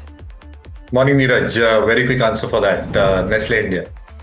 Nestle India, okay. And you know, we will at some point of time get the rationale from Mahesh Joshi as well, but keep an eye out for Nestle India as a fundamental idea that he likes to invest in. Keep in mind, all fundamental experts will tell you the prices may still go lower, but they are comfortable investing at the current valuations in select stocks. But here's how the markets are starting this Wednesday morning.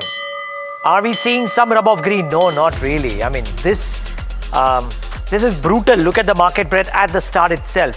464 advances to 128 for declines, which tells you that the mid cap and the small cap space as well would be getting punished, even if the Nifty is trying to fight its way back into the green. Small caps 0.25%, mid caps less than 0.5%. Wow, the advanced decline ratio is actually a lot worse than what the headline numbers on the indices suggest.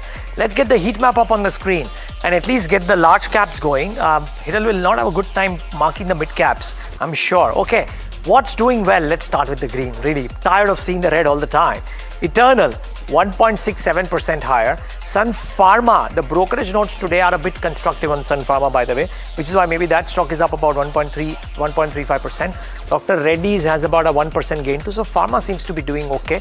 Coal India 0.75%, some gains for JSW Steel, some gains for ONGC, Ultratech, Geofin, Nestle, something that Mahesh Joshi recommended. But even Stevens, right? You can see between the red and the green. So what's the red? Airtel down today. In fact, there is a Morgan Stanley note on the investor, the pushback from them on why Airtel is actually getting hit. So 1% lower though still. Apollo Hospitals continues to grind lower. Infosys, Shriram Finance, Bajaj Finance, BEL, RIL, HDFC Bank. The good part is that ICICI Bank, quite unlike what the global receipt was, is down, yes, but down only 0.7%. So not too bad. In fact, the quantum of green is now moving higher.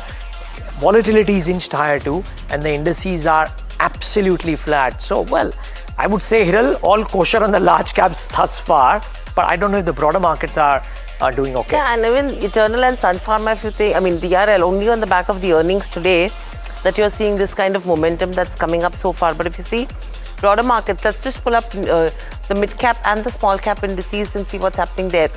Absolutely flat, mid cap 150.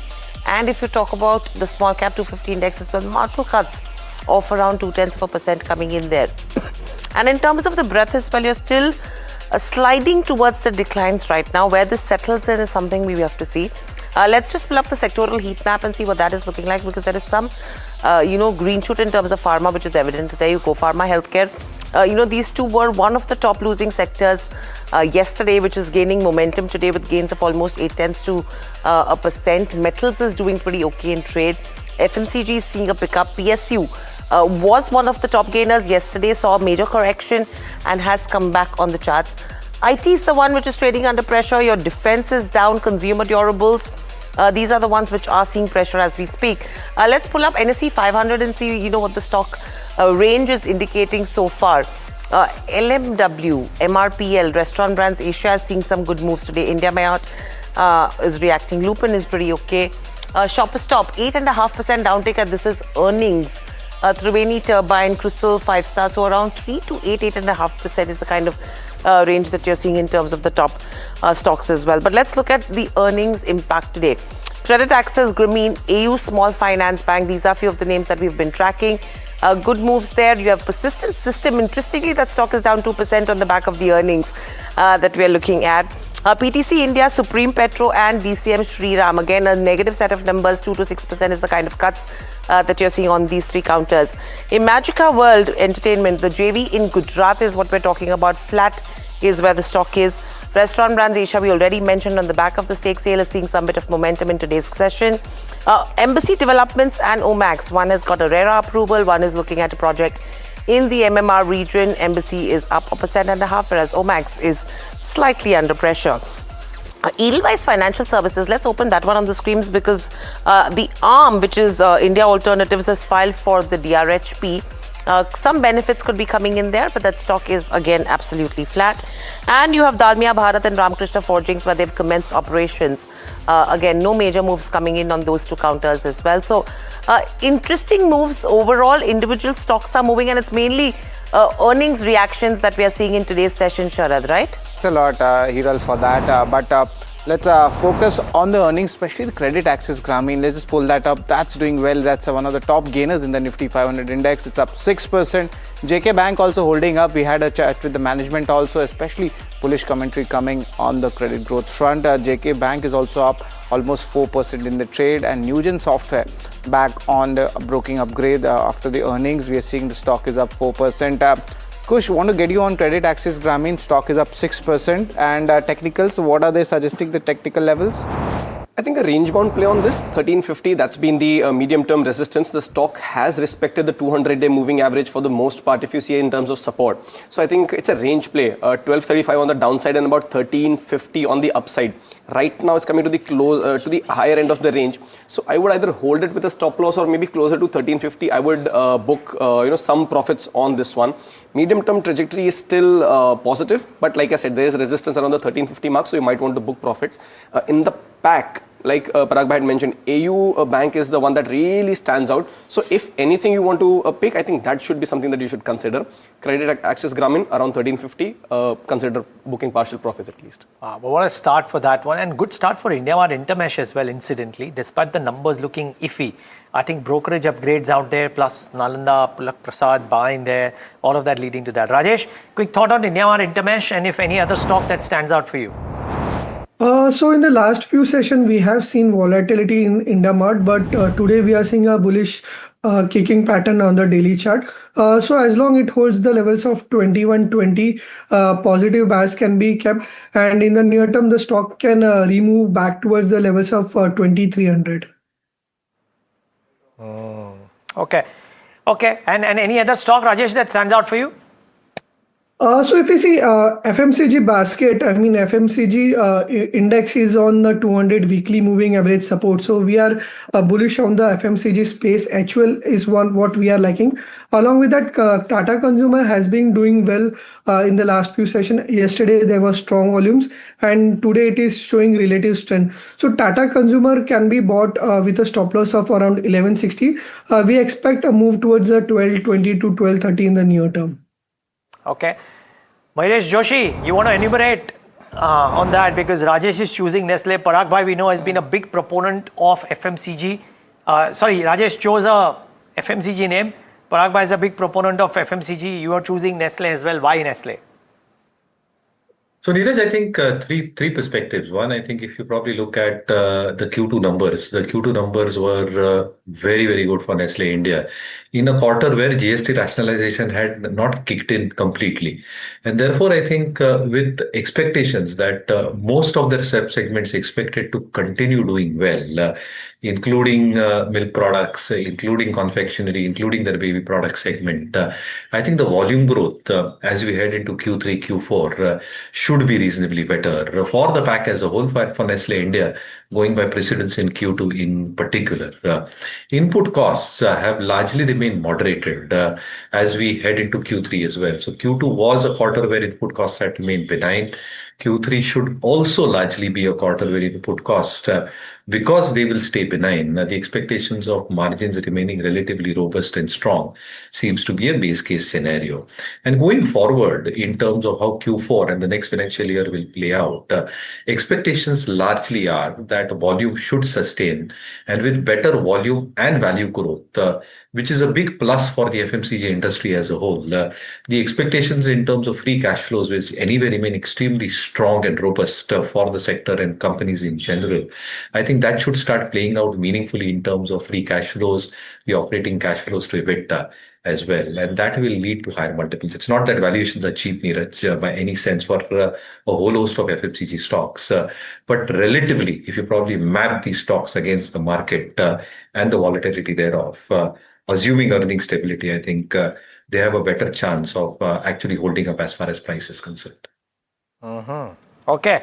Remember, Parag Thakkar has been crying hoarse on why people should look at FMCG. Capital preservation is also a very important tenet in such a market. And Parag bhai, does it become important? Because I think right now, people might hear from various people over the next 10-15 days that the markets are oversold and good to buy, right? Does it become important? And I know it becomes very important to choose the right stock, right? So does it become important to choose companies which have lower downside as opposed to trying to hunt for those companies wherein the return promise of return is 4x, 5x in the next 2 years? Absolutely, absolutely. Yeah. So basically, for example, in our portfolio, we have 12 to 13% FMCG, and that has not fallen, at least fallen significantly lesser than various other stocks, right? So that has kind of acted as a cash component, right? But you could have been on cash also. So that's okay, but so we have betted on all the stocks in FMCG where we are expecting double-digit EBITDA growth YOY. Okay. So whether it is Godrej Consumer, whether it is Marico, whether it is Tata Consumer, we have chosen, HUL was of course, it was actually a quasi-cash, I can tell you. So that has protected so now when other things have fallen, we can choose to dynamically move towards those fallen stocks. Because we have protected at least that much capital, which we have kept as cash or in FMCG. Makes sense. Okay. You know, I think two stocks I want to highlight is Dr. Reddy's and Eternal, which are the top gainers here. Mayuresh, any expectations? Because both the companies will be reporting numbers today. Are you seeing any opportunity? No, so Hiral, I think things to watch out for when it comes to Dr. Reddy's is going to be their biosimilars portfolio specifically, and key announcements in terms of key launches that the company is expected to probably announce in terms of both timelines and monetization thereof. So I think that is going to be a very critical component in terms of Dr. Reddy's reported numbers. When it comes to Eternal, again, I think a long drawn play in terms of how volumes might actually play out in terms of both the food delivery and the quick commerce business.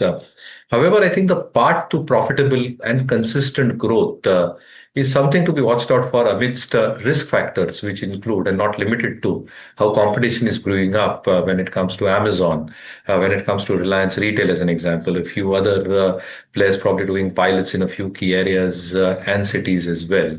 And that might have some element of an added pressure when it comes to pricing. And therefore, I think with the accelerated expansion in terms of dark stores, which has impacted numbers so far, the future consistent and profitable growth path will probably depend on a lot of factors external to Eternal, and therefore it's a wait and watch. Okay. Well, companies related to gold, silver, metals, I wonder if we've marked some of those today. Deccan Gold, I was told by Sharad, is actually packing a serious punch, so keep an eye out for that. Should get that stock up on the screen for you, Deccan Gold Mines. The other name, which is actually 6 and 7% higher, the other name which is not doing well today, we marked that is Shoppers Stop, and that has a bit of a pain. So keep that one on your radar. 9.5% lower. I tell you, this quarter has not been great for companies where it was believed that there will be some spends because of the GST card. Retail has not necessarily come out very well. We've seen the commentary from Havells, which has said that it's not that cooling solutions are being bought left, right, center because of the lower prices. In fact, their commentary for quarter 4 also not necessarily very, very impressive. So a lot of discretionary consumption items haven't quite done well, and it's quite an eye-opener, if you will, into some of these. Now, Kush Bora, I wonder if you've looked at Shoppers Stop. It flatters to deceive a lot of times. Is there anything in the charts here? Not at all. And Neeraj, I think there's a good reason why we haven't discussed this stock. I don't recall rather discussing this stock in the last year and a half, and for good reason, right? It's been in a constant downturn while some of its other peers, if you just broadly put it as V-Mart, V2, they've had at least some spunk, some spark. This one's lost, a lot of ground and consistently. So I think this is very close to 3-4 year lows. Wouldn't really consider. If at all you want to consider anything, the only one that was showing some spark and some recovery was DMart. Maybe that's the one that you can consider. Others not really as much. Okay. Well, and I believe Mahima tracks this. I may be wrong, but Mahima, let me try and take a chance because she's joining in right now to talk about a number of things. And Mahima, I want to talk about Restaurant Brands Asia as well. But first, if you've looked at the Shoppers Stop's numbers, if you have, tell us a bit about that and any other earnings that you're picking up. Right. So, as you were just discussing, right, we've seen retailers, in fact, small retailers do very well in the last couple of quarters, and that's not been the case for Shoppers Stop. Constantly, we've seen that, the same-store sales growth for the company is not picking up. In terms of pricing also, they're not able to, compete with the way, competition has fared. Plus, overall, if you take a look at the numbers also, core business sales was flat in terms of where, the top line stands. Beauty segment sales, however, did see a tad growth of around 14%, but that's still nothing as compared to how other retailers are doing. Overall, in terms of average transaction value and average selling price also, they've not been able to scale up on those metrics as well. And overall, if you take a look at the numbers, overall EBITDA was down by around 11% and profit numbers slid from that 50 crore mark to almost 15 crore mark. In terms of the commentary also coming in, the management said that despite of the festive season, they were not able to, kind of scale up the operations that they were expecting to. And overall, if you take a look at the operational metrics in terms of where Intune and, Intune stands, that saw growth of around 22%. So that's with regards to where Shoppers Stop is concerned. But the other one in focus is Credit Access Grameen, where revenue was up around 8%, EBITDA up 126%. Margins have also improved and net profit stood at 252 crore. It was a turnaround quarter with strong operational performance, and Investec has maintained buy with a target price of 1450. They're saying that this is now at the start of its upcycle, and they see growth to pick up, margins to expand, and credit costs to reduce going forward. And this remains the best pick for them in the MFI upcycle, and valuations seem reasonable right now. So these are the two earnings that are reacting really to how their numbers have come out. Okay, thanks for that. So if Shoppers Stop is one, Credit Access the other, 9% now. Wow, Hiral, I should have laid the bet today, yeah? We had it with NetWeb and Indosolar, which I lost badly. But no, don't worry. NetWeb also ended with 2% gains in the end, so didn't do much. Yeah, no, but Credit Access Grameen is off, and doing really well. As Investec said, it is their top bet on the upcycle. I wonder if therefore this, and bring up Equitas in that picture and just see what that one is doing today, whether some of the others have had a rub-off effect. No, not quite. So, Mahesh Joshi, can I bring you in here? Parag Thakkar loves Equitas, SFP, and the call is that MFI, SFP, etc., all of them might be entering an upcycle of sorts. Credit Access Grameen is proof of that. Do you like Credit Access Grameen at this price? Conversely, do you like Equitas, SFP? So Neeraj, as a disclaimer, I think we are carrying Equitas in our momentum portfolios, and therefore clients may have position in Equitas as we speak. When it comes to Credit Access numbers, I think numbers have been phenomenal. I think what you've probably seen in terms of credit costs actually reducing every passing quarter is a huge sign. What you're also seeing is that the NIMs have been very well maintained around that 13.9, 14% mark. Asset quality pressures are actually coming off every passing quarter. And that was the biggest risk factor, specifically for the smaller payment banks having a large part of their exposure specifically towards the SME, MSME segment, which still looks a little bit sticky as we speak. But there are some inherent green shoots which are now emanating that Q4 onwards and in the next financial year. I think that should start holding up well. And if that starts holding up well, the advances growth should start coming back with lesser asset quality pressures onto the balance sheet. For Credit Access in particular, I think the Tier 1 ratio stands a massive 26%, which means the advances growth can be huge going forward, which can correspondingly act in terms of ROEs, which are at 3.5% and close to 14%, actually improving even a tad bit will make a huge difference in terms of forward multiples going forward. So yeah, I think good set of numbers, but Equitas is something that we continue holding in our momentum portfolios. Well, gentlemen, all of you, Rajesh, Mayuresh, both of you, thank you so much for taking the time out and being with us today on the show. Really appreciate. And Kush Bora, Parag Thakkar, gentlemen, thank you so much as always for being here. Now, before we move on to the next story and next guest, let's get in Mahima to talk about Restaurant Brands Asia, which is, well, a part of a big deal. Mahima. Right. So, what has happened basically is that, of course, this was in the talks that Restaurant Brands Asia, Everstone stake will be acquired by someone, and now the exchange filing has come out that Lennox's Foodworks is going to acquire the controlling stake in Restaurant Brands, and this is going to happen at 70 per share, which is at a 10% premium from its yesterday's closing price. This will also trigger an open offer, which will be also at that 70 rupees, and the transaction will be executed through Lennox's Foodworks, which is an arm of Inspira Global, and going forward also post the acquisition, Inspira Global plans to infuse around 900 crore via equity and 600 crore via warrants. So around 1500 crores of infusion will take place.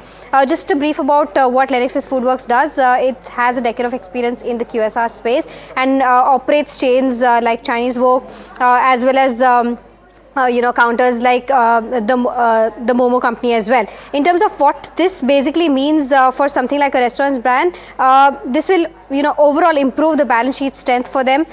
Improved capital allocation will also kind of drive re-rating, and plus we've seen how competition has panned out in the QSR space. We've seen Devyani Sapphire merger, and that could probably weigh on something like a restaurant brand. So we'll have to see as to how this positions restaurant brand in terms of where competition stands. Plus it will also help them scale and maybe be profitable going forward. In terms of outlook also, they plan to open 800 restaurants by FY29, and at that 70% gross profit margin by FY29 is what their aim is. So hopefully this should get them towards their guidance. So this is the overall view of what this acquisition means for restaurants brand. Okay, Mahima, thanks for that. Now, the markets yesterday broke some key levels and came near some key levels too. The rupees opened at a low. It's a good time to try and get in somebody who's looked at many such cycles to try and understand how does he see the market action at large. Dr. C.K. Narayan, founder of Neo Trader, with us on the show. Dr. Narayan, great having you. Thanks for taking the time out. And I read your columns with key interest, but I'm afraid the market, the way it is right now, any form of conversation around supports gets washed away the next morning itself. My question though to you is, are you now playing, Dr. Narayan, for any kind of a bounce because the market seems oversold, or would you wait for the action to come in first? Good morning, Neeraj, and nice to be back. And of course, everybody in the market is looking for supports, right? And they are acting on it. So there is a frequent bounce, and the market has actually been in a range. Yesterday was a bit of a sharper fall. But if you really look at it, what have we done? We have fallen about, let's say, about 1250 points in this month. And the monthly ATR range, if you look at it, these days has become much larger. And the monthly ATR range is about 1285 points. So it's on par with what you could have expected.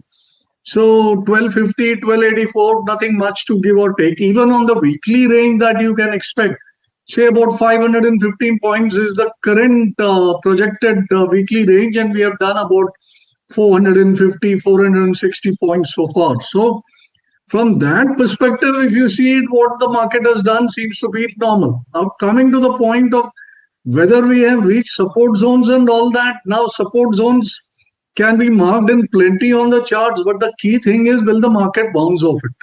Now, you may put 200 DMA in its pathway, you may put some trend line in its pathway. So if you take a long-term trend line that comes to somewhere around 24,400 to 24,600, that is still a decent level away. So if you take, let's say, a small double top formation of having formed at the recent highs, then the target for that comes at around 25,000. Now, so therefore, if you look at it from any angle, the market is oversold. There is no two doubts about that, and it is nearing some supports. What it really requires is something to jog it out of this, and then that has to be in the form of some good results. So results have still been mixed. So people have anyway been spooked by Trump tantrums all through the last 1 year. And now that has become the norm. So we are looking at other things to produce this kind of upside. And right now, what we have is the quarterly numbers and a hope as far as the budget is concerned. So these are the two events which can kickstart some kind of a meaningful up move. And that too, at the moment, having broken all this, you will now find that 25,800 will be a difficult resistance to cross. So I think we are caught in a new range now that is on the lower side. Okay, so that's with regards to where, what levels you're looking at. Mr. Narayan, good morning. This is Hiral on this side as well. You know, a couple of things that I was looking at. You spoke about the RSI on Nifty 50. Now, it's below that 30 level for the first time since March 2025. And a similar trend is what we are witnessing when it comes to Nifty Realty, Nifty FMCG, Pharma and Energy. So there is an indication that we are probably in that oversold zone across as well. Where do you, I mean, from here on then, what is it that you would watch out for? Well, the first thing I would watch out for is for some indications that yes, we are forming a bottom. See, reaching oversold does not by itself or automatically guarantee that we will rise from there. A rise requires buying to come in, and always buying needs to be stimulated by some reasons. Till the market finds some good reasons, all you will have is a kind of a bounce, which typically in in a jargonistic way is referred to as dead cat bounces and all that. So those don't help unless you get some good, decent results which will shake the market out of its ennui. And I think it may be difficult for the market to show anything other than an oversold pop. Oversold pops cannot really be invested into, they can be traded into. Now, how many people can do that? That is up to question. Okay, so Mr. Narayan, from here on, you know, in terms of key levels that you would be watching out for on Nifty and Bank Nifty, what does that look like? Because, you know, I mean, VIX is already coming to levels of 12 and 13. You are seeing a little bit of uncertainty that's creeping in as well. You are in that oversold zone. So what should anyone watch out for? And do you think this could be the right time to start nibbling in?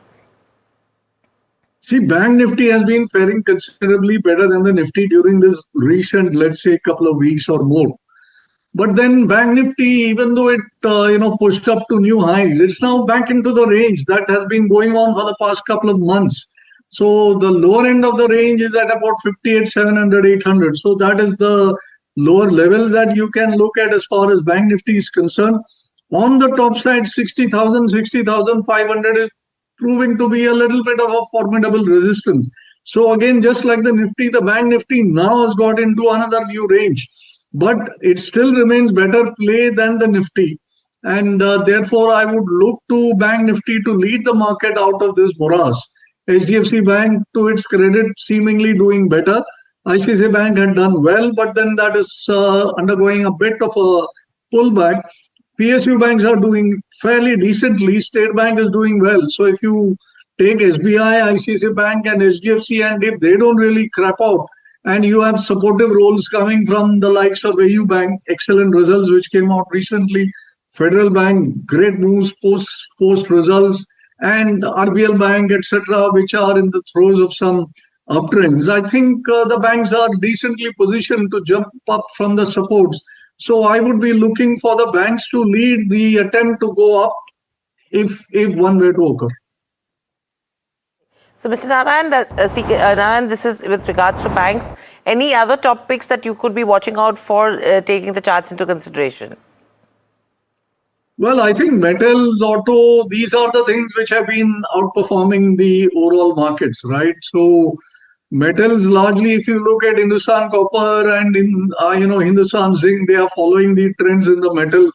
And I think every dip in that is a good level to buy because I think silver is not showing any signs of exhaustion, and that should drive Hindustan Zinc prices. VEDL has triggers of its own with the split and relisting and all coming up, and that is that's the best widespread play within metals. Hindustan Copper, I think if you look at copper charts, they are still looking pretty spiffy. So I think declines in Hind Copper also could be a buy. Steel, I think, has been a bounce largely on that protectionist duty which they applied, and that may have pretty much played out because if you look at the charts of, let's say, steel flats long future, I don't think that is very bullish picture. So I would leave. I would stick with the more with the base metals and then gold and silver.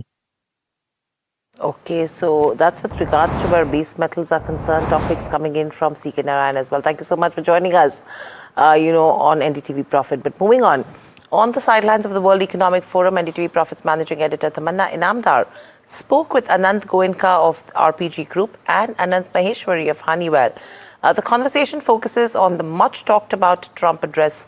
Let's quickly listen in to what they have to say.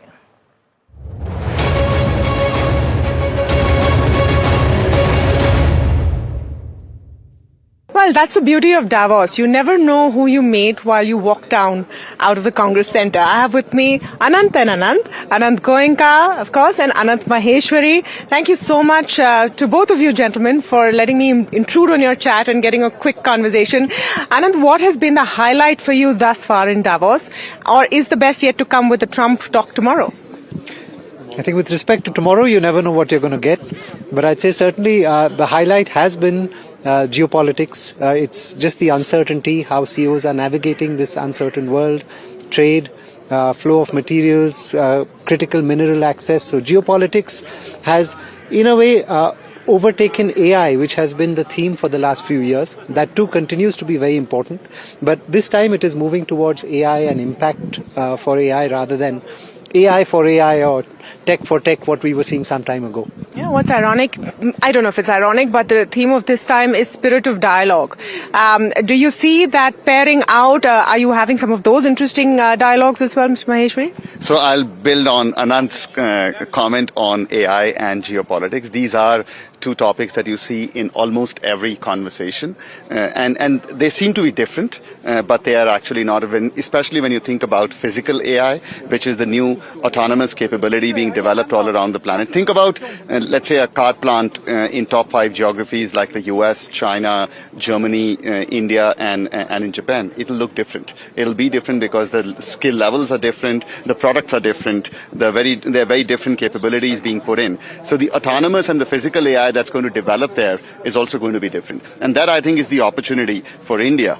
Also, as you think about how physical AI is developed in the country with a large ecosystem, both in terms of the AI capabilities, but also the real push on Make in India.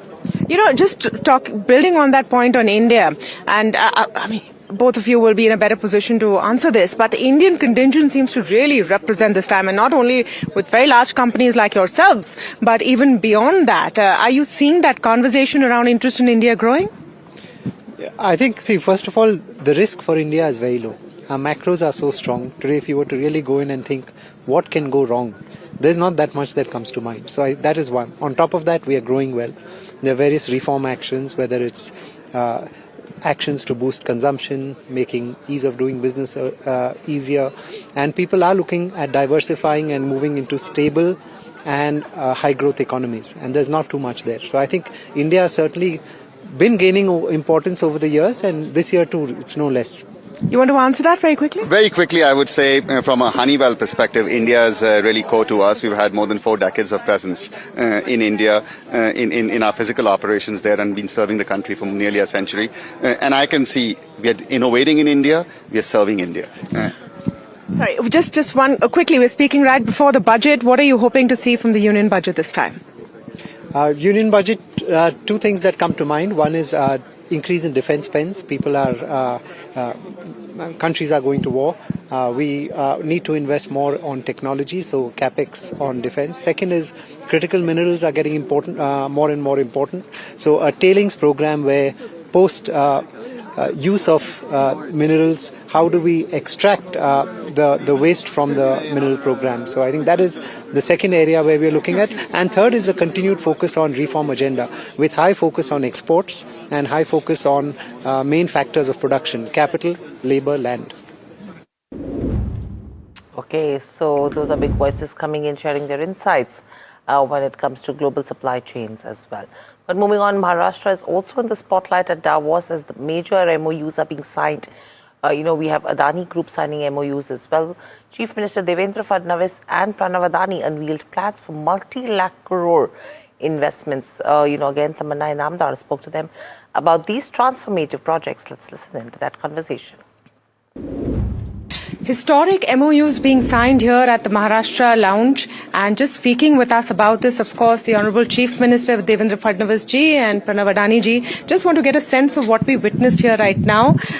Fadnavis ji, CM Saab, the importance of these kind of agreements for the development of Maharashtra. एक comment उस पर. देखिए, सबसे महत्व का ये है कि इतने बड़े पैमाने पर FDI महाराष्ट्र में आ रहा है.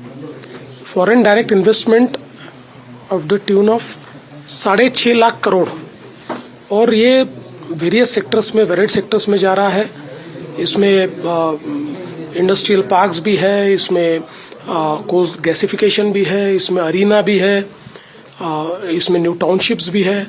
तो वेरिड सेक्टर में इतना बड़ा FDI जो आ रहा है, मैं ऐसा मानता हूँ कि ये एक प्रकार से वन सिंगल FDI का इतना बड़ा डील शायद इससे पहले बहुत कम हुआ इन सेक्टर्स में. तो मुझे बहुत खुशी है कि वैसे भी महाराष्ट्र ये FDI डेस्टिनेशन बना है. पिछले अगर आप कुछ साल देखेंगे तो महाराष्ट्र ने हमेशा टॉप किया है FDI में, अट्रैक्टिंग FDI. और अब ये जो इन्वेस्टमेंट यहाँ पर हुई है, इस इन्वेस्टमेंट के कारण मुझे ऐसा लगता है कि वो हमारा नंबर और आगे जाएगा. और महाराष्ट्र की इकोनॉमी पर इसका क्या एक वर्चुअस साइकिल और रिपल इफेक्ट पड़ेगा? देखिए, इसके कारण बहुत जॉब्स तैयार होंगे. विशेष रूप से हम जब कोल गैसिफिकेशन की बात करते हैं तो उसके जो डेराइवेटिव्स है वो बहुत बड़े पैमाने पर जॉब क्रिएट करते हैं. और देखिए, अगर हम इसको दो तरीके से देखें तो मुंबई में भी है और नागपुर जैसी जगह पर भी है. तो सब जगह एक प्रकार से जॉब्स भी क्रिएट होंगे, और अल्टीमेटली जब ये इन्वेस्टमेंट आएगा तो इसका एक मल्टीप्लायर इफेक्ट ये हमारी अर्थव्यवस्था को भी देखने को मिलेगा. इसका परिणाम महाराष्ट्र के और भारत की ग्रोथ रेट पर भी होगा. तो मुझे लगता है कि एक प्रकार से बहुत अच्छा इस प्रकार का इन्वेस्टमेंट है. और प्रणय जी, अगर आप अपनी तरफ से बता सकते हैं कि in terms of an environment that encourages ease of doing business and investment, how do you see it? See, today Maharashtra as a state is giving such a good, like you said, ease of doing business, and they're so inviting towards doing large projects that, any corporate, as you saw even earlier to us, there were a lot of corporates. So it is very natural for large corporates to come in, and all the sectors that CM sir just briefed about, these are all upcoming sectors. And I must on record place that, the Department of Industry plus the Urban Ministry plus CIDCO, the way they are coming forward and the way they are wanting to have new investments is, I think, path-breaking, not only for India but also for the world to see. और जैसे sir ने बोला कि भाई ये चीज़ में जो FDI आ रही है, as a group we have committed investment of over 6 lakh crore, which is almost over $60 billion over, of course, the next 7 to 10 years. But they're all very different sectors. Data centers, the world is looking to come into India from a data center point of view. Urban development, urban infrastructure development, integrated townships, what we are talking about, renewable projects that we are talking about, coal gasification. So all of these sectors put together, the arena, now the concert economy is so big, and Mumbai is so natural to have this, because that any big stars or anybody who wants to come for performance will also look at Mumbai. So we are thankful to the government of Maharashtra, thank you to the leadership of Fadnavis sir, and thank you to the whole Maharashtra department. Thank you so much. Thank you. All right, and NDTV's senior managing editor Vishnu Shom was in conversation with Civil Aviation Minister Ram Mohan Naidu at Davos to discuss the aviation sector's growth trajectory. Listen in. Civil aviation in India is booming. It's one of the fastest growing industries in India. It's one of the fastest growing markets anywhere in the world. The rate at which India has been acquiring civilian aircraft, airlines such as Indigo acquire a new aircraft once every week, gives you an idea of the potential that actually exists in the Indian market. The Minister Ram Mohan Naidu is a young, and I must say extremely talented minister dealing with one of the most challenging parts of the Indian economy. He has to look after the economics of it all. He has to look after safety as well. It's been a challenging year, but also one that points to lots of opportunities. So let's talk about the larger India story first, in civil aviation. How do you see it expanding to becoming, let's say, top 3 in the world? To start with, I have to mention that India is already the third largest domestic civil aviation market. And if you consider the international traveling also, we are the 5th. And very soon we are going to be the 3rd internationally also. And the reason that I say is the kind of numbers at which we are growing. The last 10 years itself, even though we had a situation of COVID, where the direct impact has been on aviation itself, a strong blow not only for domestic aviation in the country, but internationally. And it went to the point where many of the airlines also had to shut this shop. But we have crossed through COVID. We have achieved numbers where we have crossed the numbers, pre-COVID numbers also in terms of passengers flying. And today we are sitting at 250 million passengers in 2025. And year on year, we are seeing at least 10% growth in the amount of passengers that are coming into our air travel network. And then if you look at our airports, the number of airports have also increased from 74 in 2014 to 164. And it's a continuous process for us where we are trying to build 50 more airports in the next 5 years and achieve up to 350 up to 2047, the year 2047. And if you look at the aircrafts, you've already mentioned that we have great orders. We have up to 1,700 orders right now. And we are expecting in the next 15 years of them to be delivered. And this year in 2026, we are going to see 106 aircrafts coming in. So these are all numbers which indicate that there is a strong demand that is there. And it is continuously going to grow for the next 20 to 25 years. So considering number 3, I would say that we have a great opportunity to cross those numbers also. Because India is aspiring today. There is an ambition, strong ambition at a larger population, not only people who are just presented with the opportunities, but at a large scale, people are aspiring to do much greater things.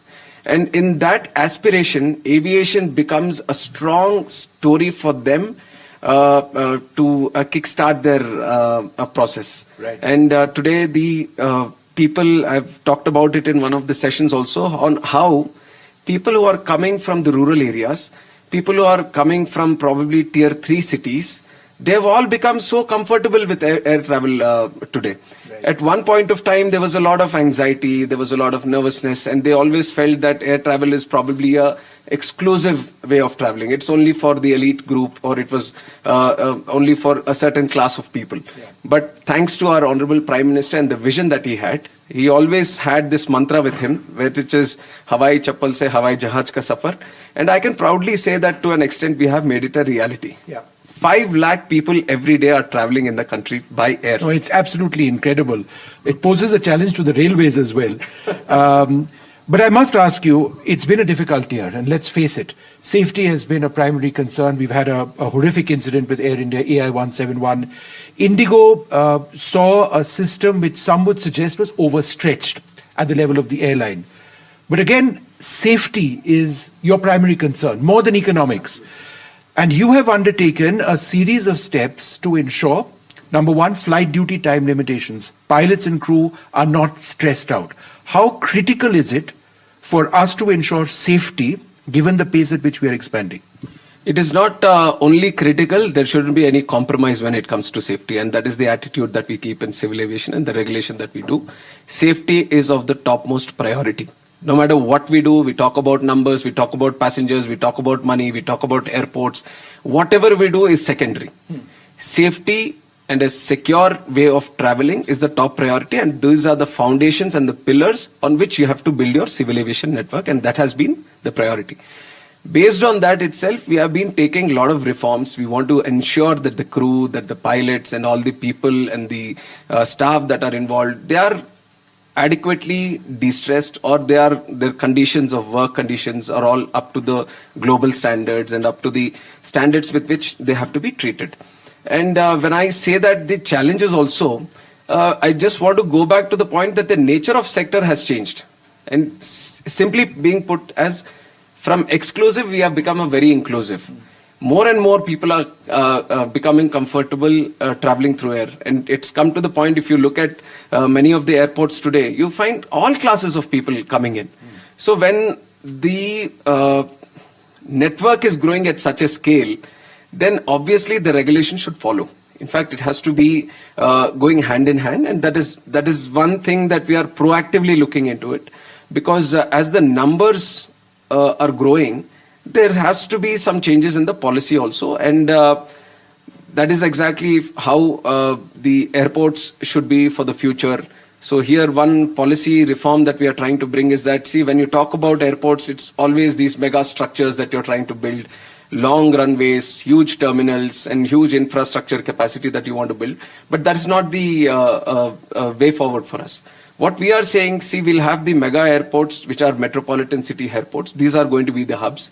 And then when you want to create the connectivity across the country, have medium airports, have smaller airports, have the spokes. So you don't need a big airport everywhere. You have to have club all these things. And likewise, when it comes to pilots, then we have changed the FDTL norms. Yeah. So each and every vertical that is there in aviation, according to the growth story that India is witnessing, and it's going to witness in the future also, proper policy making has to be done, and at regular intervals. So we are pacing ourselves in that manner. You know, I mean, passenger traffic rising, you have India's aviation sector, which is booming, is what the minister is indicating. But moving on, AI has been holding the center stage in the World Economic Forum, and Tamanna Inamdar, I beg your pardon, spoke to Shashwat Goenka, Vice Chairman at RP Sanjeev Goenka Group, about how the group is trying to fit in the AI race. Let's listen in. As a young leader, how do you look at AI? Do you look at it as a problem in some context or the solution in many? AI is definitely a solution, not a problem.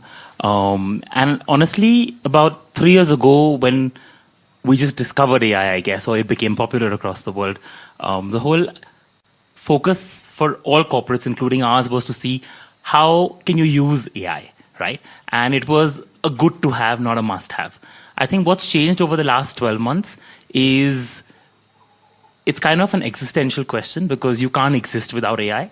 I think it's as big as the industrial revolution to some extent, I would say, where it can help with productivity, it can help with efficiency, it can help with profitability. And for us, it forms the bedrock of each of our companies now, right? From whether it's electricity generation, distribution, manufacturing, whether it's manufacturing of solar components, whether it's manufacturing of carbon black or other chemicals. Of course, in First Source, AI is a core part of the transition we are trying to drive. Then I can talk to you later about it as well. So across each of our businesses, we're looking at how we can not just use AI, but how does AI become the base on which we can build the next 5 years. Do you see it as also a tool to realign workforces and the use of workforces? Because I think that's the other side of the coin or the question, right? What happens, and that more from an economical standpoint or social standpoint, what happens to the number of people it takes to do one job if AI does it much more easier? I've always been a firm believer that AI will not replace jobs. You have to just start using AI and be AI skilled in a way. And it's similar to what emails did back in the day, right? I think of it very much like that. It's not going to actually take away jobs. It's going to create more jobs. The nature of jobs may change. And people who use AI in different contexts in their jobs will be the ones who probably succeed much faster than the rest.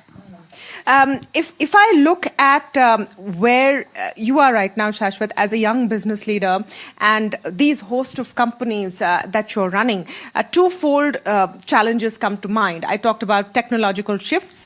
The other is geopolitics. Mm-hmm. And you don't know what arrow is going to hit you from where and what it means. On the other hand, if you think about raising capital, things like that, opportunities, it's blue skies. How do you look at the second part of the challenge I talked about, geopolitics? So I think if you look at the last year, I think that's where a lot of things in this space have happened. And I think this is going to be the new normal. Each country is going to do things that they believe is good for their economy, for their people, for their industry. And they're not wrong in what they're doing. It's just about how does this fit into the larger globalization context, and how does this fit into a one world, one economy context, right?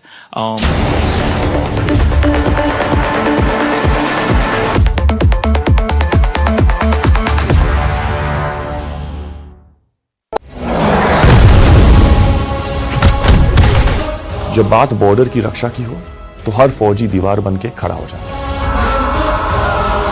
वैसे ही जब बात आपकी गाड़ी की engine की हो तो डिवियोल आपके इंजन को देता है प्रोटेक्शन और पावर ताकि परफॉर्मेंस रहे लॉन्ग लास्टिंग। डिवियोल हर इंजन का soldier, celebrating the release of Border 2 on 23rd January.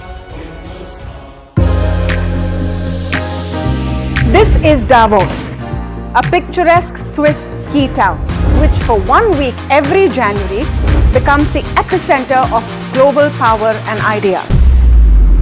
The conversations here influence policies, markets, and industries worldwide. From economic outlook to global priorities, Davos sets the tone for the year ahead.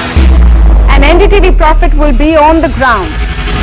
I will be bringing you insights from global investors, market veterans, and corporate titans. So don't forget to tune in to NDTV Profit as we decode the decisions that will echo far beyond these mountains.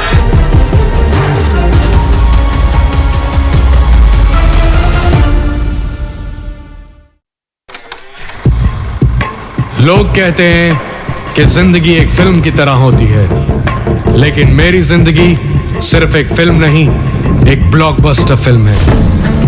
बचपन से पता था मेरे सपनों में दम है, आगे नहीं सबसे आगे जाना है, स्टार नहीं सुपरस्टार बन के दिखाना है। नाम मिला, फेम मिला, प्यार मिला, I was not just running, I was flying।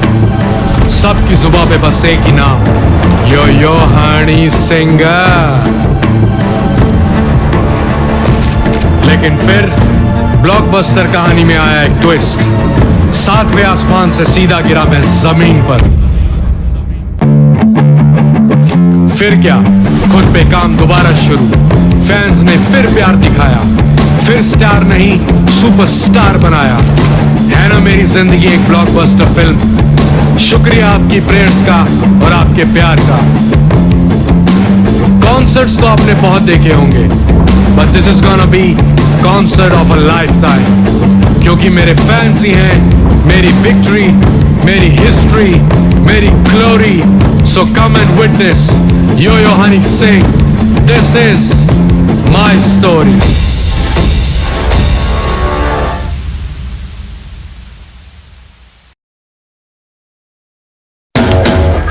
After Delhi and Hyderabad teed off in style, the end.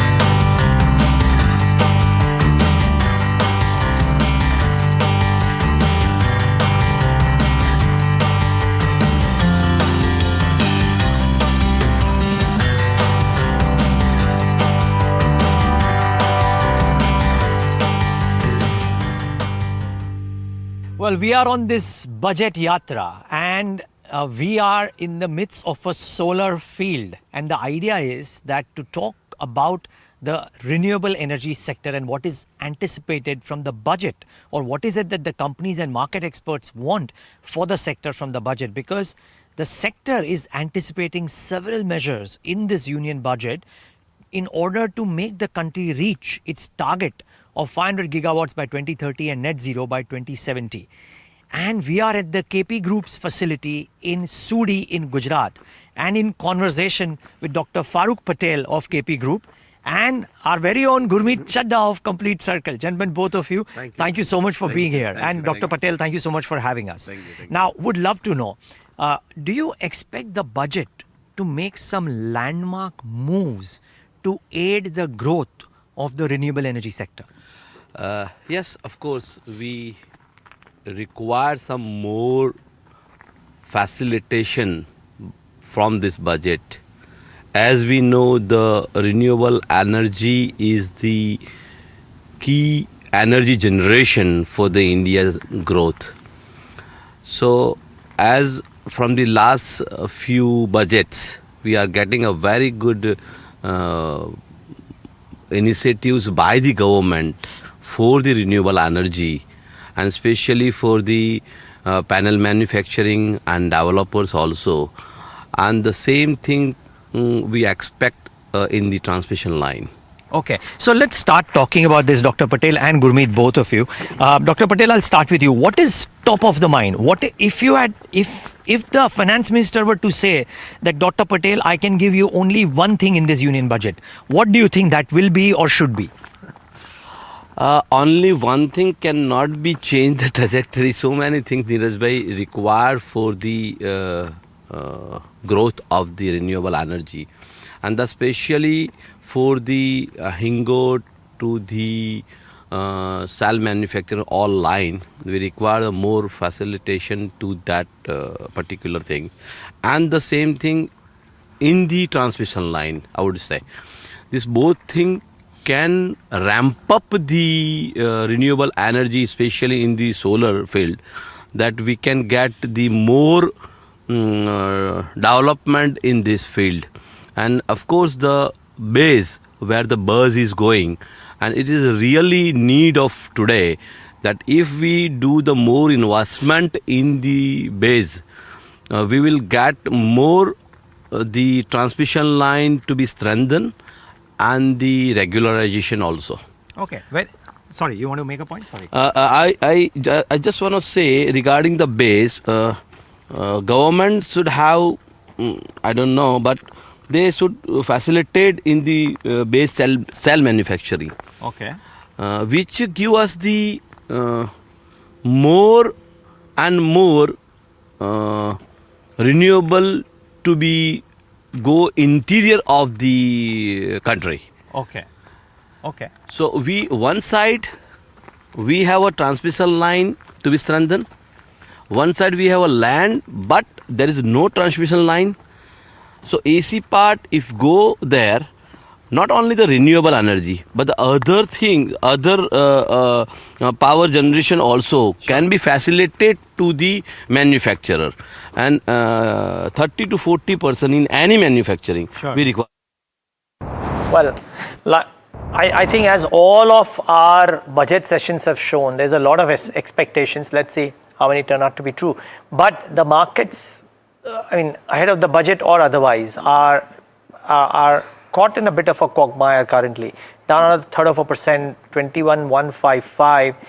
It's been amongst the worst starts in the last 8 or 9 years. Pratik Agarwal, MD and CEO of Motilal Oswal AMC, with us on the show to talk about his thoughts on markets and the way ahead. Pratik, great having you. Thanks so much for joining in.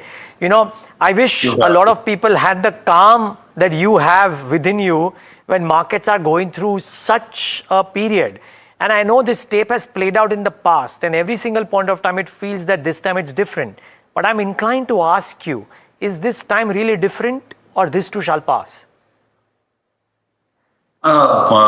This too shall pass. In that manner, actually, it is not different. Every time it has happened in the past, it has passed.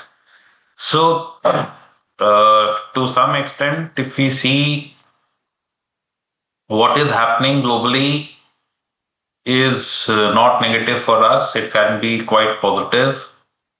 Because just think about it, what is happening is the quest for markets once again. India is a country with 140 plus crores of us. It is potentially the biggest market of the world. Now, if the ability with our policymaker increases to have our market for our manufacturers, it is very good. It is very good. So increasingly, global leaders are not, let me say, reposing faith in global systems which have been put in place and have survived for so many years. New order is being written, and it seems it is No, every leader will have more say within its own country, which for a country where the size of population is so large has to be positive. Now, in the interim, there is volatility. Now, one bit of volatility is because our currency seems to be weak versus the dollar, and dollar itself is weak versus every other currency in the world.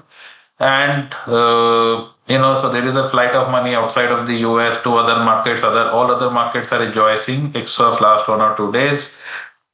We seem to be not doing as well.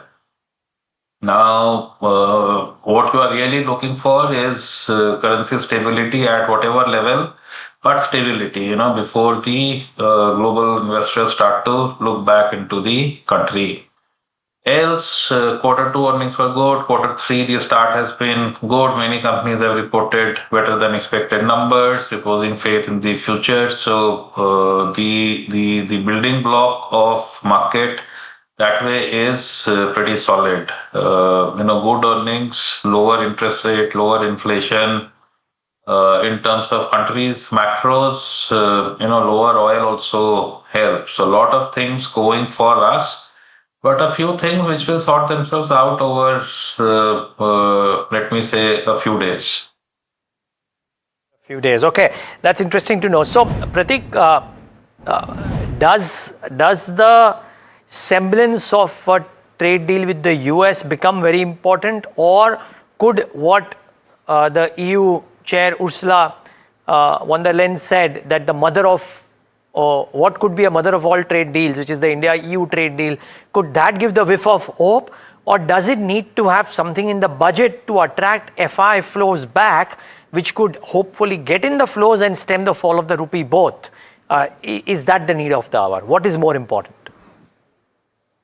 Yeah, so trade deals are good, especially with the West, where we may have some cost advantage in manufacturing. That is our thought. Now, EU is a large market, US is a large market, so a favorable trade deal with these markets would definitely help. We don't have much textile exports into the EU. A deal there can open that up.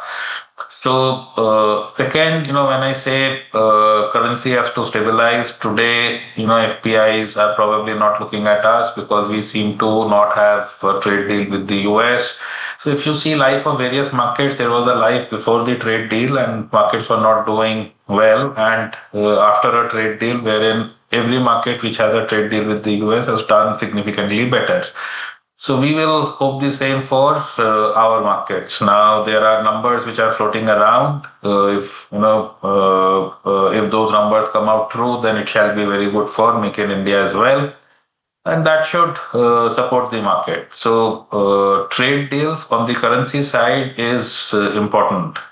Now, from the budget, what we are looking for as equity investors, that guys will have a different point of view, is maybe when everybody is seen to be having less cash to spend, there is uncertainty in the air. Capex, hence from the private sector, may just get pushed a bit more.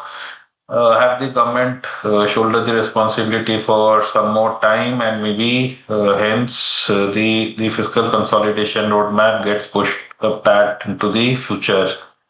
And then if it is, where do we end up spending that extra money? Is the other thing. If it is for nation building, if it is for catalyzing investments into newer spaces through PLI kind of instruments, etc., I think will be positive for the market. Now, dare say, but there is this huge ask on taxation also across levels for investors. When times are like this, if there is some certainty and at a lower level from where we are over, let's say, a period of 5 odd years, that would be a pretty good signal to global investors. So those are the things to look for in the budget. I don't think taxation changes should be expected and would happen. But very clearly, incentivization, to industries which can build the India of the future will be very, very keenly watched. So, and of course, there is this new thought which is getting percolated, which is we have kept out investment from one country. The gates are completely closed. Now maybe those gates open a bit because we need. So if the manufacturers from there want to come and manufacture here in association with Indian promoters, I think there is a view that that should be now encouraged for technology, for getting us capabilities in manufacturing that we may not have. So those are the things to watch for in this budget. Okay, so Pratik, couple of interesting points that you mentioned over here with regards to the trade deal. You're talking about what it would mean for the currency and what should be expected from the budget as well, which will probably be looked at pretty closely. How are you seeing that FPI-DI dynamic then change? Because sustained FPI outflows is what we've already seen in 2025. You had mentioned in the previous conversations that we had as well that the tide somewhere was turning on this front. How critical would it be for the rupee to stabilize for the FPIs to come back? No, so it is critical because if you are looking at a possibility of a further decline in the currency, obviously, if you are sitting with monies offshore, you will want to hold back. Very simple. Now, in FPIs, there is a type which we say hedge funds, who run levered books. For them, rupee volatility can kill. So, that kind of activity would not commence as well. So, rupee currency stability, so level is not important. Stability is important. I keep saying that. That is the first start point. Now, I think we have sorted a lot of issues over the past 1 year. We are not amongst the better performing nations. So what it has done for us is to correct the relative valuations versus a lot of other countries. We are no longer the most expensive market in the world. Two other markets have that crown. Our premium versus emerging market average is now lower than the 15-year average. So that also helps. Maybe what is happening is that there is some amount of momentum play. We are a market not really performing strongly. And if others are performing very strongly, then the pressure to sell a bit more in India to go there is there because we are a large emerging market. So a large part of somebody's portfolio. I think some bit of that would continue to happen. And we are then looking for an event. If we want a turnaround in a short period of time, then we are actually looking for an event that can do it. So there you are right. It can be a budget, it can be a trade deal, or both, which will shake investing people globally to have a relook at India. And when they relook at India, there is a lot going for us. We are not amongst the better performers. So valuations have corrected. We also have a lot of growth spaces. We are the fastest growing large economy and very, very long runway of growth. So once this tide turns, the up move can last a while. Is the thought. Else, if we don't get what we are looking for, the two events that we are talking about, it shall sort, but it will take longer, is the sense. But today there is a lot going in our favor. A good deal, so we are talking of two, at least one will happen. A good deal will cause people to look at us and change sentiment. Got it. So Pratik, if you have to look at 2026 as a year, you have mentioned earlier that there is a structural shift happening when it comes to IT earnings. There is moderation there. You have been positive on NBFCs versus the banks. And three, beyond the existing themes, You have been talking about emerging areas like the circular economy, data centers, etc. From all of this now, with the way Q3 numbers have panned out as well, what would your top 3 bets be in terms of sectors for 2026? We continue to be positive where we were positive. So the growth themes continue to be the same. We are growth in earnings focused investors. They haven't changed. Now, just to make things clear, 24 was the year wherein a lot of these themes worked in this country and globally. So we were like what was happening globally.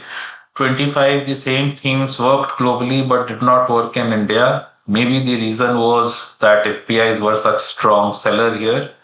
26, if we see intensity of FPI selling reduce, the linkage with the world and the thoughts of the world will again percolate into the country, and the themes could then be similar.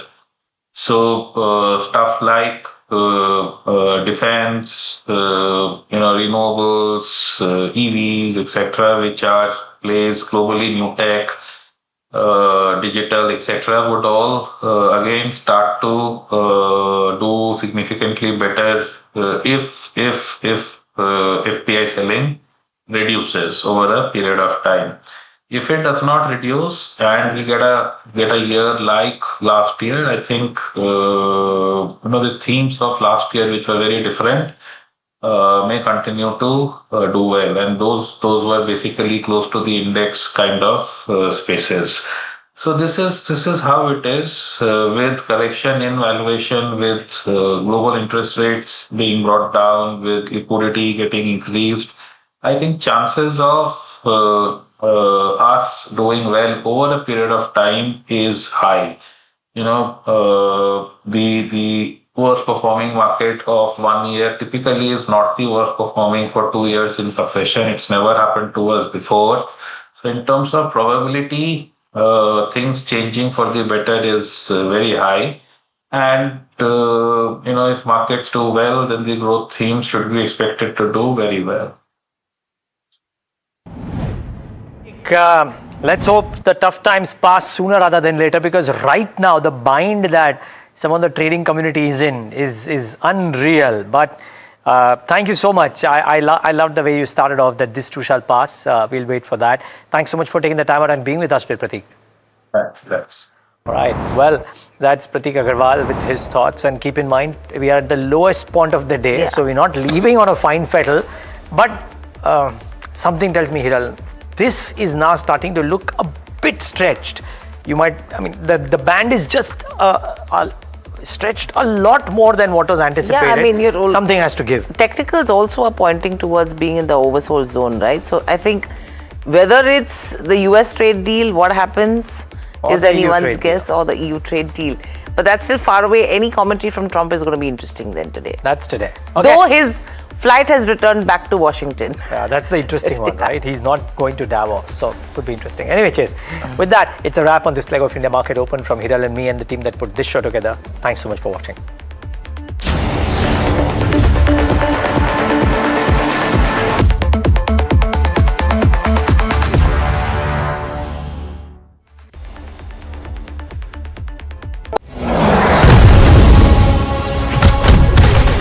जब बात border की रक्षा की हो तो हर फौजी दीवार बन के खड़ा हो जाता है। वैसे ही जब बात आपकी गाड़ी की इंजन की हो तो डिवियोल आपके इंजन को देता है प्रोटेक्शन और पावर, ताकि परफॉर्मेंस रहे लॉन्ग लास्टिंग। डिवियोल हर इंजन का soldier, celebrating the release of border 2 on 23rd January. This is Davos, a picturesque Swiss ski town, which for 1 week every January becomes the epicenter of global power and ideas. The conversations here influence policies, markets, and industries worldwide. From economic outlook to global priorities, Davos sets the tone for the year ahead. And NDTV Profit will be on the ground. I will be bringing you insights from global investors, market veterans, and corporate titans. So don't forget to tune in to NDTV Profit as we decode the decisions that will echo far beyond these mountains.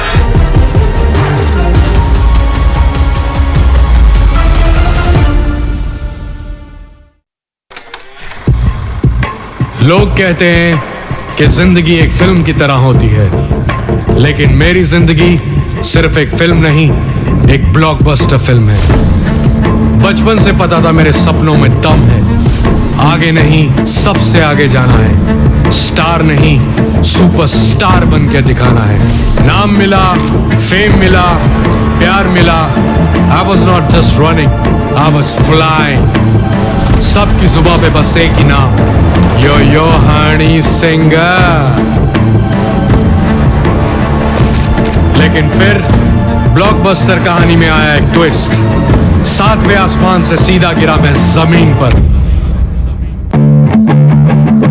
फिर क्या, खुद पे काम दोबारा शुरू, fans ने फिर प्यार दिखाया, फिर स्टार नहीं सुपरस्टार बनाया। है ना मेरी जिंदगी एक ब्लॉकबस्टर फिल्म। शुक्रिया आपकी प्रेयर्स का और आपके प्यार का। कॉन्सर्ट्स तो आपने बहुत देखे होंगे, but this is gonna be concert of a lifetime, क्योंकि मेरे फैंस ही हैं मेरी विक्ट्री, मेरी हिस्ट्री, मेरी glory. So come and witness yo Honey Singh, this is my story.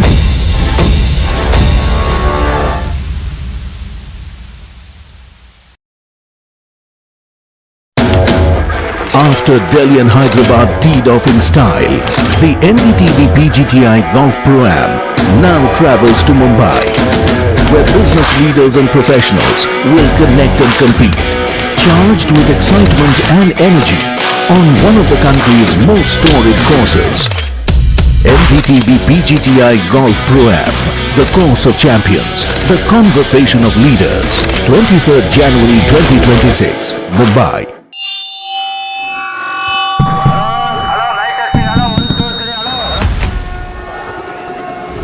This budget, India speaks from every direction, from metros to mandis, from factories to farms.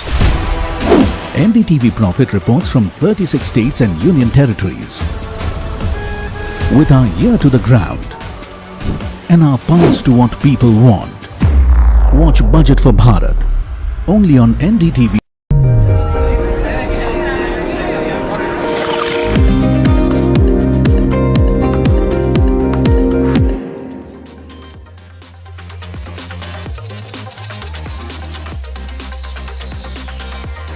Welcome. You're watching Ask Profit here at NDTV Profit. I'm Mahima Vachharani, and with me is Somit Sarkar. I think Somit, before we go on to the queries, let's take a quick look at how the markets are doing. And there's no respite as to where below 25,100. There's no support level that I can even find right now. Exactly. Below 25,100 is what we're seeing on the Nifty 50 right now. Down 0.6%, and it continues after the free fall that we saw yesterday in the last hours of trade. But you also have your bank Nifty, which is equally under pressure, down by about 0.8%. And with regards to where the broader markets stand, both the mid cap 150 and the small cap 250 are down 1% each. So I think the pressure continues on the markets right now, and we have to see as to how the next few hours pan out with regards to where the Nifty will go. Whether it will go below the 25,000 levels or not is something that we'll be watching out for, of course. But with regards to the counters that are putting that weight right now on the Nifty 50, let's try to pull up the heat map, because something like a Trent is down by 2.7%, followed by something like an ICICI Bank, Eicher Motors, BEL, Apollo Hospitals, as well as L&T. All of these counters putting that pressure on the Nifty right now. But on the flip side, something that's doing well is Eternal, ahead of its earnings, up 1%. Power Grid, Tata Motors PV, as well as Sun Pharma and JSW Steel. Some counters in the green and slightly, keeping the Nifty in the check. But let's try to pull up the sectoral heat map to see as to what are the sectors doing in trade today. You have all your sectors in the red right now. Large fall seen in defense, 1% down, followed by something like Nifty Media, Nifty IT, as well as Nifty Bank. The least fall that we are seeing is in the Nifty Pharma as we speak. But with regards to where the advanced decline ratio stands, let's try to pull that out. You have right now around 1,850 odd declines versus that of 500 odd advances. So that ratio, and it's getting wider by the day, which is concerning, and that's reflected in the broader end of spectrum as well. Let's try to pull up the BSE 500, because that will give us a picture as to how the broader end of spectrum is doing and what are the counters that are actually seeing pressure. and largely, it's stock specific and also on the back of earnings. You have something like Shoppers Stop, which is down 5.5%, but some, recovery is seen in that counter. It was down almost 10% in trade. Something like a UPL down yet another 5%. Coforge, Prince Pipes, Scient, as well as something like Kalyan Jewelers is seeing a downtick for around 8%. On the flip side, you have counters like Credit Access Grameen, up by about 6%. MRPL up 4%. Carborundum as well as Alkyl Amine seeing gains anywhere in that range of 3 to 5%. So that's with regards to where the markets stand. But with that, let's also welcome in our guest for the day, Nilesh Jain, Head AVP Technical and Derivative Research at Centrum Broking, and Rajesh Agrawal, Head Research at Om Capital, joining us now. Welcome to both of you, gentlemen, and thank you so much for taking out the time. And a very good morning to the both of you. I'll take up the first question, which is from Chandan Jain, who's writing us from Hubli, Karnataka. And he has a query on Unimec, and he's asking whether this is a good buy at the current levels, or maybe he can continue to buy in staggered manner or not. Rajesh, I'll take this up with you. What's the view like? Good morning, Mahima. Good morning, everybody on the panel. I'm sorry we don't track this, so I won't be able to give any views on this. Sure, no worries. Nilesh, enough data on the charts? And data also indicating that the setup looks weak, and we may see a fall off on the lower side towards 850 to 800 as well. So not advisable to take any counterweight at present level. The structure is looking weak, and we may see fall off on the lower side to continue. All right, okay, so that's the view coming in on Unimec Aerospace. For viewers who are tuning in, you can send your queries on WhatsApp and also call us on the number that's flashing on your screen up there. The next question that we have is from Nivendu Sharma. He's wanting to know if this is the right time to make an entry into something like a Brigade Hotels at the current price of 62 or 63 odd rupees. Right now it's trading at around 60 odd rupees. But this versus the IPO price of course 90 rupees. Would it be the right bet in the hospitality space, or something like an ITC Hotels or Lemon Tree Hotels is preferred? Rajesh, what's the view like? See, hospitality as a sector is going to do well in the long run because of the kind of demand which we are witnessing in the entire hospitality space, I would say, with rooms not being added on the same pace as the demand is. Average room rent has gone up. But government's focus on developing tourism and all is helping, and not to forget the marriage season and the corporate bookings. But Brigade, I don't think would be a better choice in the entire space. As you said it right, ITC Hotels or a Lemon Tree Hotel in the mid-cap space are better. We have seen ITC Hotel given very good numbers day before yesterday, or maybe yesterday, if I'm not wrong.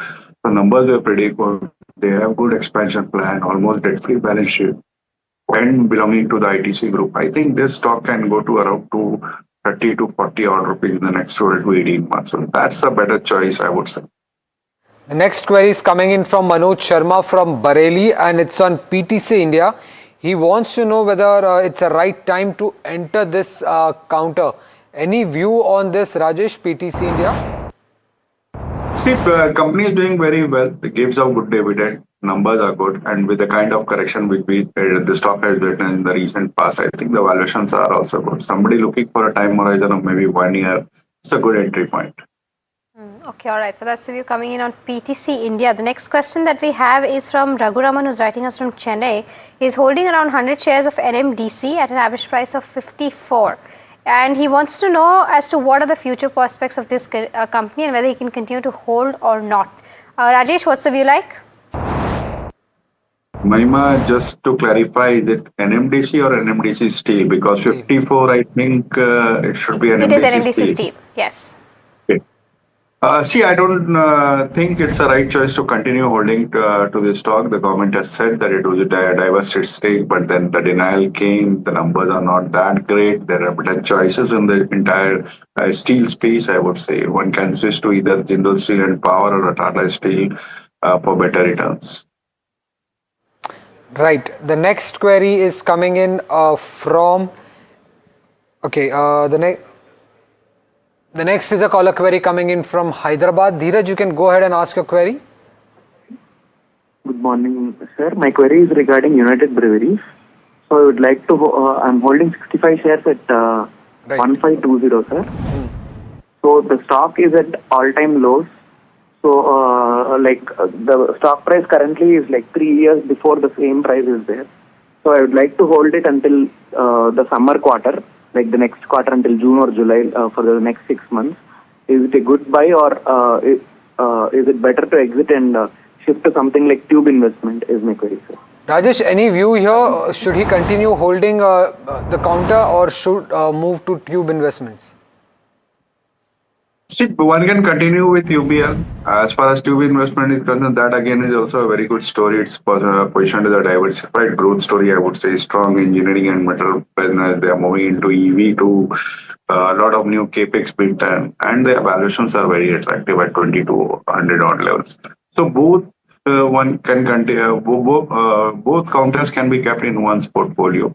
What I would suggest is keep UBL as it is. And if you have extra funds, you can deploy in tube investments. Okay, all right. So that's the view coming in on where UBL stands. The next question that we have is from Mr. Shankar, who's writing us from Dubai and asking about KFinTech. He's bought 15 odd shares at the levels of 1076 and wants a technical perspective on this counter. Should he buy or average more at the current levels? Nilesh, what would be your view? Well, not advisable to buy fresh at current level and do not average because the structure appears weak. It has given a breakdown from its long consolidation range of almost 6 months. It was consolidating, and today it has given, in fact, recently it has given a breakdown. Looks like it is heading towards 960, 940 on the lower side. So if you are already holding the long position, then keep a tight stop loss at 970 and avoid doing any sort of average. Next is a caller query coming in from Karnataka. Muttu, you can go ahead and ask your query. Hello. Yes. Sir, good morning. Good morning. Sir, I'm holding 3,000 shares of Bajaj Housing. Sir. Right. Right. I am sell or hold my shares, sir. For short term or long term? Long term holder, sir. Rajesh, any view on Bajaj Housing for long term? Great company, I would say. Second largest housing finance company in our country. The shown good growth in the last 4-5 years. If you look at the AUM numbers, they have grown at a good CAGR. And I think the valuations are attractive. Got beaten down since its listing at around 140, 150 odd rupees. It has come to almost 50% correction it has witnessed. So at these levels, one can even add for a long-term horizon. Okay, all right. So that's the view coming in on Bajaj Housing Finance. The next question that we have is from Jagar Thakur, who's writing us from Mumbai. He's got 4,000 shares of AWL Agri Business and wants a view in terms of whether he should hold or book losses at the current levels. He's sitting on a loss of over 7 lakh rupees. Nilesh, I'll come to you on this one. Do you think the charts anytime will turn positive for him, or should he book his losses? Because that's a significant amount of loss. Well, the stock continues to remain under pressure since a long time. If you see in the year 2022, it made a high somewhere around 800 to 850, and since then, whatever pullback in between we have seen has got sold into. It is trading well below its long-term, short-term moving averages. The structure appears weak. Sell on right should be the strategy. If at all you get any pullback towards 220, 240, or maybe 250, that's a good level to exit from this particular counter. Because it looks like it is heading towards 190 to 180 on the lower side. So better shift to the better stocks, avoid AWL. Vimala Nanda from Mysore has a query on L&T. She's holding around 20 shares bought at a price of 3,650. Nilesh, what's your view when it comes to L&T? Well, I think if I can see she's already in the money, so it's better to book profit as of now because the structure appears weak given the kind of a weak setup we are witnessing in the market. So large caps are likely to remain under pressure as well. So L&T breaking below 200 long-term moving average just today looks like it is heading towards 3,700 to 3,600 on the lower side. So for the time being, if bought it purely from a trading perspective, then exit. All right, okay, so that's the view coming in on L&T. The next question that we have is from Ravi Chandran, who's writing us from Bengaluru. He's got around 300 odd shares of Premier Energy. with around 1,000 odd rupees is what he's saying. He wants to know if he can hold or sell at the current levels because he's sitting on a loss of around 83,000 rupees. Rajesh, would you recommend him to continue to hold? Continue to hold at this point of time, I would say. They're moving a big way into solar and renewable energy things. Doing very well. Order book is also great. Around 850, 860 odd levels, it will be a time to exit. Dev from Chennai is holding 821 shares of Jindal World. His average buying price is 38.42 and is sitting on a loss. He wants to know whether should he hold this counter for the next 2 months. Nilesh, any technical view on Jindal World? Well, Jindal World, I'm not able to, track this particular counter for the time being, so won't be able to comment. Rajesh, have you looked into this counter, Jindal World? I'm sorry, we don't track this. Okay.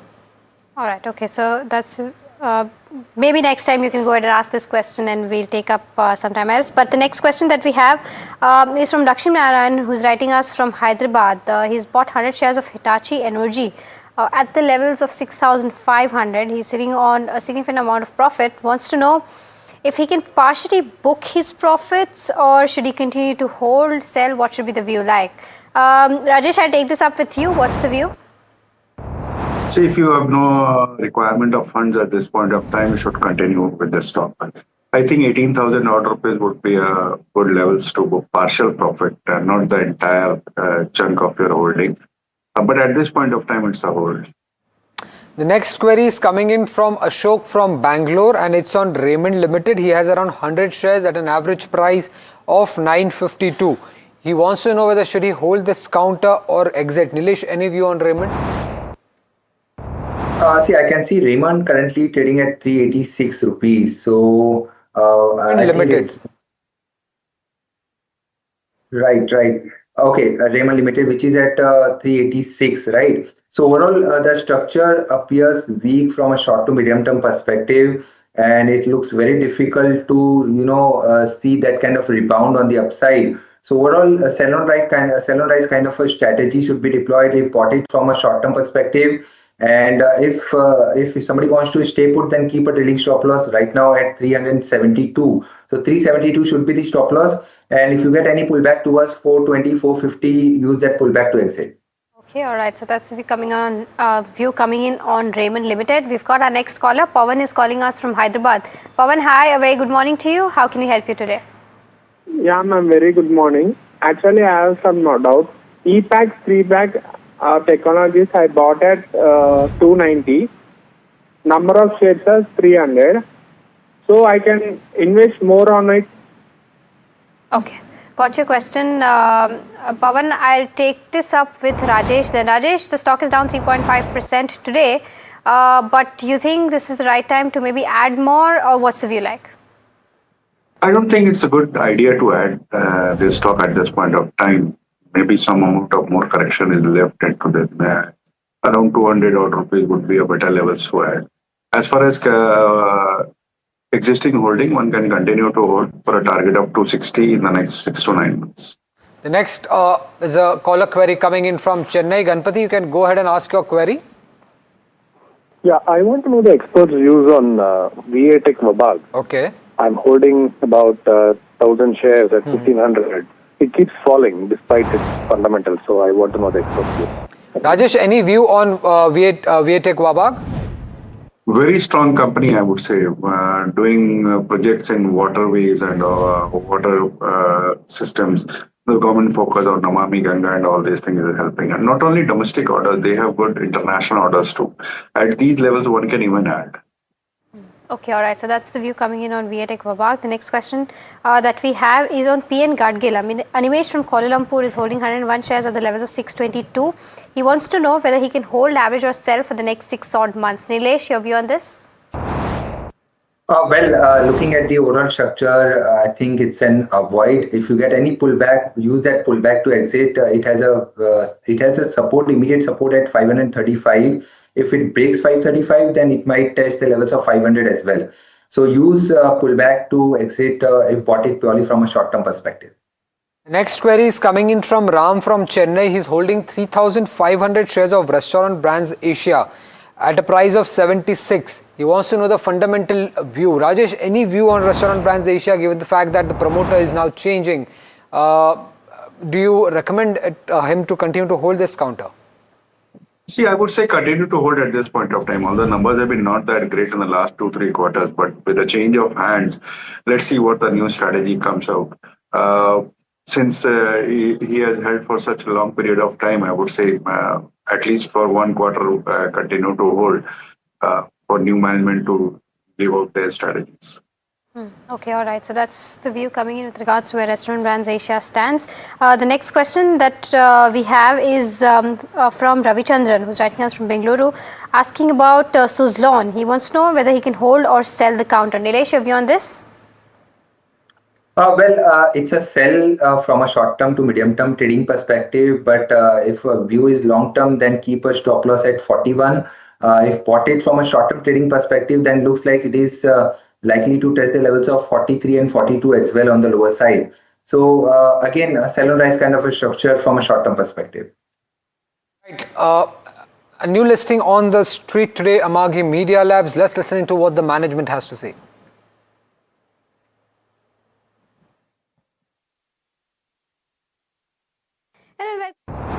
Profit, I am Mahima Vachajani. Amagi Media is in focus on the back of its listing, and to understand as to what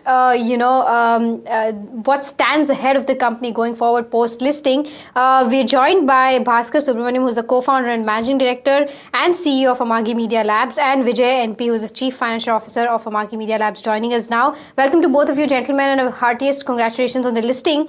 My first question is for you, Mr. Bhaskar. With regards to where profitability is concerned, first half you've turned profitable. Just want to understand if these numbers are sustainable going forward, and whether you expect to be profitable from here on. Yeah, thank you very much. Thank you very much. Right. So just to give you a brief, right? Amagi is a media technology software company working with TV channels, content creators, producers of sports, news, and anybody who creates content in the whole group, right? So we're a worldwide software business that we run today. If you look at it, the biggest opportunity for us is just 10% has moved to cloud, which is where we think the whole virtualization of this whole industry is happening today. So the biggest tailwind for us is the future in terms of 90% of digital transformation that's happening in this business, and where Amagi can be the leader in this space. So if you look at it from a longer term standpoint, I think we're directionally growing quite well. We've seen our results for the last 6 months. We can hope to continue to project going forward as well in terms of managing both growth and profitability in an equal measure. And that's been part of the company's journey thus far. And we've seen the operating leverage playing out as well as we move forward. So the hope is that we continue in the same trajectory that we've kind of embarked ourselves on today. And this is what you're going to see as a company as we move forward. Okay. Mr. Vijay, with regards to your objects of issue, it does mention that you might be looking for inorganic opportunities. Just want to understand as to what segment will you be exploring going forward from these IPO proceeds? Is it going to be in the streaming space? Is it going to be in the advertisement space? What are the options on the table? Yeah, thanks again for having us. I think we look at our M&A strategy more not as much from a segment view as from a first principles view on the value chain. So we are in the glass-to-glass technology, the first glass being TV screen, a camera screen, and the last glass being TV screen. There's multiple steps there. And to Bhaskar's point earlier, only 10% is moved to the cloud. So a lot of the growth is ahead of us. So each of those swim lanes and steps between the first class to the last class, there are multiple opportunities that we'll pursue. That might be segment agnostic. So that's one lens that we look at. The second lens that we look at is obviously with AI being a big sort of vector secularly, globally. It's another area where we are kind of opportunistically shopping for attractive assets. And lastly, I think from a first principles perspective, we look at assets that are both strategic fit to the company and financially sort of profitable and generate good cash flow and have the same sort of financial profile as us. So those are sort of three broad strokes on how we think about M&A. It's not as much segment focused, but more at a higher altitude. Okay, understood. Mr. Bhaskar, you have long-standing relationships with a lot of global clients. Just want to understand your revenue split right now between, global clients as well as domestic clients, and going forward, how will this evolve, and how does that overall impact your P&L? So largely, if you look at it, right, the market is a global opportunity. So it's a software that every TV network, every content creator and producer in the world needs it. So we see this as a global opportunity. We continue to kind of build on top of it. Historically and otherwise, if you look at it from a market standpoint, US has been the largest market, not only for Himadri. If you look at the media business in general, US becomes the largest market across the globe, followed by Europe and then Asia. We are continuing to see the same progression in our own business, where a large part of our business today is Europe and US together, really about 90% plus of our business today. We will continue to see that progression as we start expanding globally as well. If you look at it, we did expand in Brazil, we expanded in France and Germany, Korea, Japan. So this is a global play. We would see India starting to become really important in the next 3 years as we start seeing that digital transformation starting in the country as well. So for us, it's global. It will continue to be global. Absolutely, given the maturity of the European markets and the US markets, we would see that as something that will continue to be a larger part when compared to Asia, at least in the next 3 years. Beyond which, obviously, we'll move to a much more secular growth phase that we're going to continue to see everywhere else. Understood. Okay, Mr. Vijay, overall, if you take a look at the last 3 years' performance, your revenue has nearly doubled. Do you think that run rate of growth is going to continue going forward? Is it going to improve? What is the CAGR growth that you're expecting, let's say, 2 years down the line? Yeah, no, I talk about how the trajectory of the last couple of years, like Bhaskar alluded to earlier. We've always focused on delivering profitable growth. And our aspiration would be to kind of just replicate the trajectory that we've seen in the last couple of years. I obviously can't get into specifics on guidance, but our core focus, as Bhaskar said earlier, would be to continue to deliver profitable growth. Well, the Nifty has fallen below 25,000 level, which is one of the key support levels. Psychologically, at least, is something that we have seen getting broken. 24,950 is the current level, which is the lowest that we have seen since October 2025. And with today's fall, Nifty is now trading below its 50, 100 and the 200 DMA. All the key moving averages have been broken. 280 points is the fall that we are seeing today. In the last 12 trading sessions, Nifty has been falling for 10 trading sessions, and from the peak, we have seen a fall of nearly 1,400 points coming in. And this is a year-to-date fall that I'm talking about. Now, if you look at the top draggers in today's trade, it's ICICI Bank, HDFC Bank and Reliance Industries. All these three counters are leading to more than 100 points of fall when it comes to the benchmark index. ICICI is contributing nearly 51 points for this fall. The top dragger for the benchmark. And when it comes to the F&O stocks, it's Kalyan Jewellers, UPL, Coforge, which are down anywhere between 6 to 10%. In fact, Kalyan Jewellers has hit a lower circuit of 10% in trade right now. I think even in terms of where the broader markets are concerned, it's a red, across that. But the reasons as to why probably the markets are falling. Firstly, the entire global sentiment with regards to US-India trade deal is still, on the edge, and we still don't know as to what the verdict is going to be. Probably one of the reasons as to why the Nifty has fallen so much. And it's not just a small fall. 300 points today as well. Yesterday we saw a drop in terms of 400 points. So 700 points cumulatively till now is what we've seen in terms of where the Nifty is falling right now. Nilesh, 25,100 was supposed to be one of the strong support levels, given the fact that it was coinciding with the 200 DMA. But right now we are below 25,000 level as well. Any further support levels that you're seeing for the benchmark at least? Well, absolutely. So 200 DMA has been taken off decisively in today's trading session. Even if you see on the daily time frame chart, a rising trend line, which was exactly coming at 25,000 level, that has also been breached. On derivative front, we have started witnessing unwinding of the position because 25,000 was holding the maximum OI concentration. So we have started witnessing unwinding of the position that clearly suggests that we may see a follow-up on the lower side towards 24,750 to 24,700. So the next major support I can see on the chart is somewhere around 25,600. That was the low that we saw in the month of October 2025. So that's the next major support to watch out for. The structure looks weak, and we may see a bit of a pullback, but that pullback is unlikely to be a sustainable. Sensex has also fallen over 1,000 odd points, and 11th day in a row where we saw FI selling, plus there is global risk off sentiment at its play. So I think all of these factors combined together. Rupee also opened at its low today. European markets also second day in a row where it opened in negative. Asian markets also opened in the negative. So all of these factors playing its part in terms of where the downtick in the markets is concerned. But viewers, it's time to slip into a very, very short break. We'll be right back answering all your queries on the other side of the show. Do stay tuned.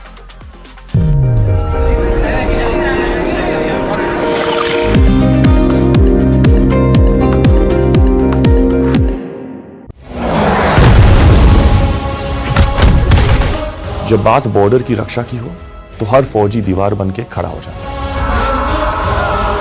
वैसे ही जब बात आपकी गाड़ी की engine की हो तो डिवियोल आपके इंजन को देता है प्रोटेक्शन और पावर ताकि परफॉर्मेंस रहे long lasting.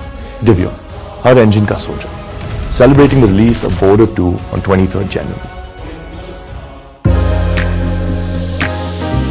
This is Davos, a picturesque Swiss ski town, which for 1 week every January becomes the epicenter of global power and ideas.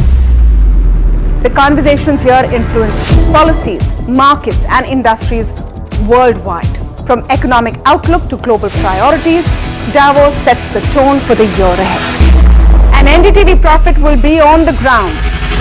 I will be bringing you insights from global investors, market veterans, and corporate titans. So don't forget to tune in to NDTV Profit as we decode the decisions that will echo far beyond these mountains.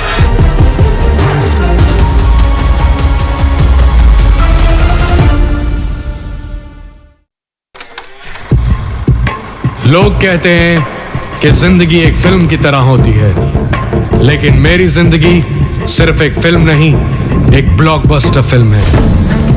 बचपन से पता था मेरे सपनों में दम है, आगे नहीं सबसे आगे जाना है, स्टार नहीं सुपरस्टार बन के दिखाना है। नाम मिला, फेम मिला, प्यार मिला, I was not just running, I was flying। सबकी जुबां पे बस एक ही नाम, यो हनी सिंगर। लेकिन फिर ब्लॉकबस्टर कहानी में आया एक ट्विस्ट, 7वें आसमान से सीधा गिरा मैं जमीन पर। फिर क्या, खुद पे काम दोबारा शुरू, फैंस ने फिर प्यार दिखाया, फिर स्टार नहीं सुपरस्टार बनाया। है ना मेरी जिंदगी एक ब्लॉकबस्टर फिल्म। शुक्रिया आपकी प्रेयर्स का और आपके प्यार का। कॉन्सर्ट्स तो आपने बहुत देखे होंगे, but this is gonna be concert of a life time, क्योंकि मेरे फैंस ही हैं मेरी विक्ट्री, मेरी हिस्ट्री, मेरी glory. So come and witness yo Honey Singh, this is my story.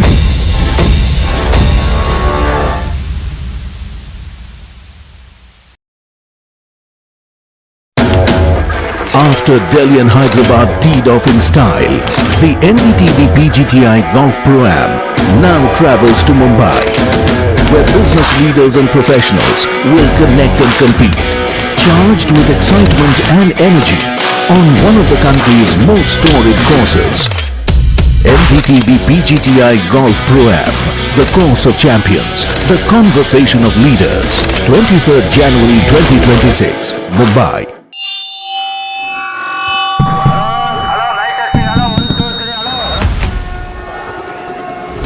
This budget, India speaks from every direction, from metros to mandis, from factories to farms. NDTV Profit reports from 36 states and union territories.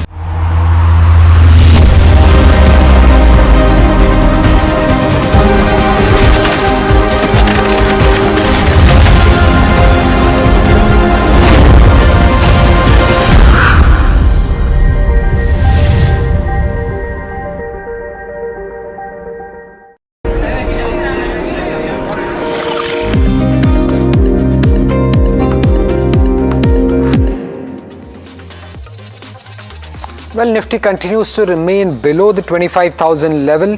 25,990 is what we are looking at, and from the recent peak that we had seen, the markets are fallen close to 1,400 points, and post today's fall, benchmark is trading below its 50, 100 and 200 DMA, which are all the key moving averages that we have seen. So what would be the next support level is something that we need to ask our guest today on the show. But before that, let's go across to Sharad and understand what's been the setup in the FNO segment. It has been, Somit, a very weak setup, and the market is surprising us almost each 30 minutes. We can say first it goes below the 200 DMA mark and then the 25,000 mark. The FPI liquidations, that's continuing for the 11th straight day. We saw buying happening, almost $3 billion of liquidations we have seen this year itself. And also, if you look at the rupee, that's opened at record low levels, currently at 91.3. There is a big sensitivity happening with the FPIs and the rupee, and some major issues are definitely there in the bond markets as well. A weak breadth in the markets. Yesterday also advanced decline ratios 1:10, and right now also it's largely 3:10 in the favors of bears. So concern is there in the market. There seems to be a kind of a panic coming in, and margin trading facility positions, that's also getting impacted. That's what I'm hearing from the brokers as well. And lastly, the fifth point is that uncertainty in the global bond market, especially from Japan. That is where the treasury movements is happening, and concerns are definitely coming when it comes to Greenland and Japan as well. But I just like to point out, the Nifty constituents, if you could just show. They see a sea of red coming in most of the constituents, and Somit, in the mid caps and small caps, there's a lot of pain happening. Right, but again, if you could just take us through the FNO setup, which are the stocks where we're seeing most of a long unwinding happening, and which are the stocks that remain in focus? Yes, it's an absolute carnage in the FNO market as well, and the signs of stress happening across the indices as well as the stocks. And it's a brutal punishment happening. There's nothing happening here in terms of the positive numbers. Eternal HUL trying to hold up, defensives minor, but throughout the space. ICICI Bank also tanking, that's around 2.5% down. Trent, we are seeing a kind of an up move, that's actually down move, it's down 3%. And the sectoral space also, we see there is a down move happening. But contracts also, largely we are seeing a lot of short positioning contracts developing, but the key levels to look out for, that's keeping on going down. Same story goes for BankX also, but it's a stock specific moves also. I would like to point out in the FNO space, I doubt any stocks would be there in the long build up, but two names I had given, if you could just see these two stocks, are not very convincing. Just yes, Adani Energy Solutions and Hindustan Zinc are making it to the list. And looking at the short covering, they include SAIL and RBL Bank. To be honest, the entire sentiment of the market has turned negative. So it's not very convincing. Long unwinding also, it's there. Havells and LTI Mindtree, the selling continues. And let's look at the short build-up. Yes, Kalyan Jewellers, that's down 10%. SRF, it's down 5%. So definitely the street is seeing a big beating in the FNO space as well. Somit.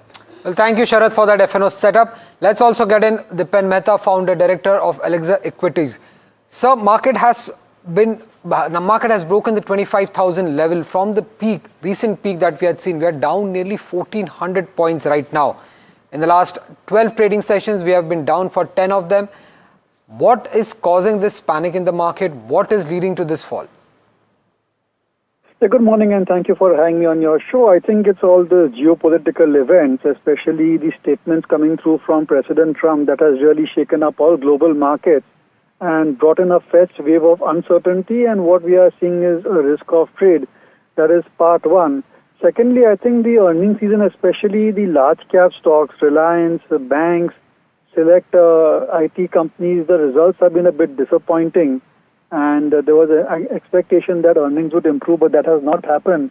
So that also is causing some amount of consternation, and of course the technicals and the liquidity position are certainly looking very, very weak. So it's a culmination of all these factors, but I would like to state that gradually and very, very, I would say, secular manner, the earnings are improving for the growth companies, for the good quality businesses, and valuations are being compressed, they are narrowing, and at some point of time, I think, or rather we have reached a point where good quality companies are available at reasonable valuations. And that really, I think, is something quite positive from a long-term investor's perspective. Deepan, hi. Thank you so much for taking out the time. Mahima this side. Just want to understand, we've seen a free fall yesterday also, today also we're witnessing that. How should an investor position himself or herself right now in this kind of markets? Should this be another buy on the dip strategy, considering that you said, valuations are improving, earnings growth is also improving? Should that be the strategy, or what should be on the cards? All I can say is what we are following, and we are more or less fully invested. We may make tactical changes, get out of businesses where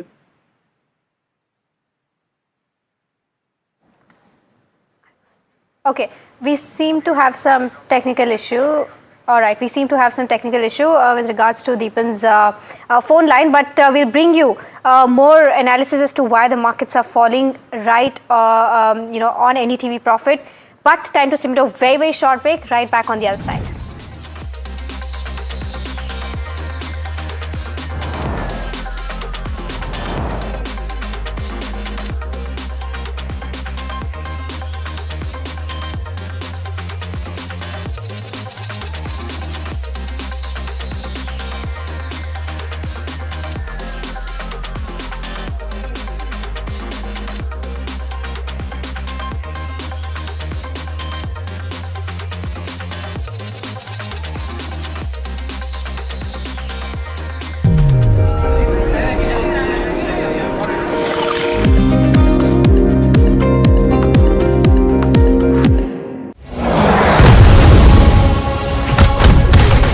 जब बात border की रक्षा की हो तो हर फौजी दीवार बन के खड़ा हो जाता है।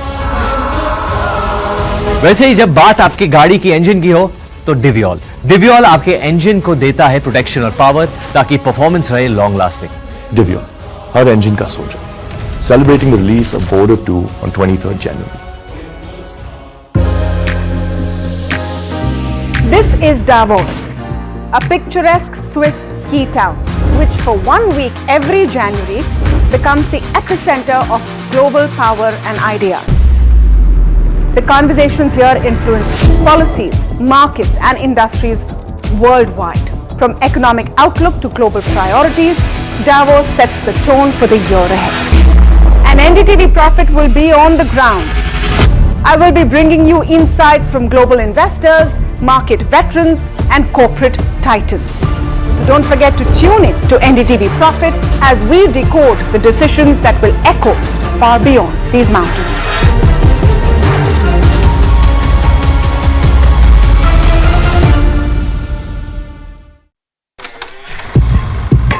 लोग कहते हैं कि जिंदगी एक फिल्म की तरह होती है, लेकिन मेरी जिंदगी सिर्फ एक फिल्म नहीं, एक ब्लॉकबस्टर फिल्म है।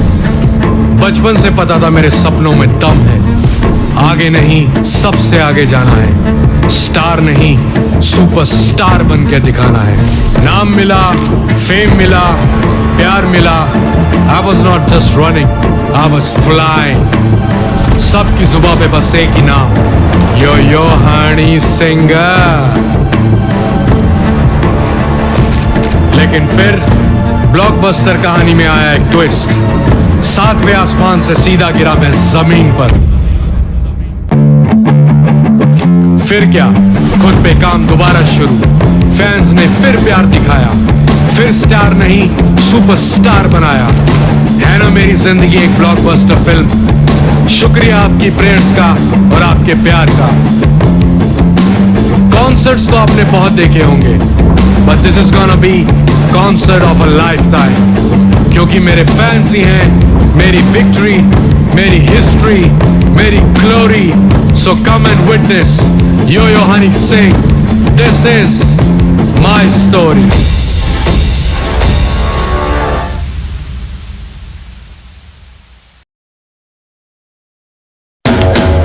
After Delhi and Hyderabad teed off in style, the NDTV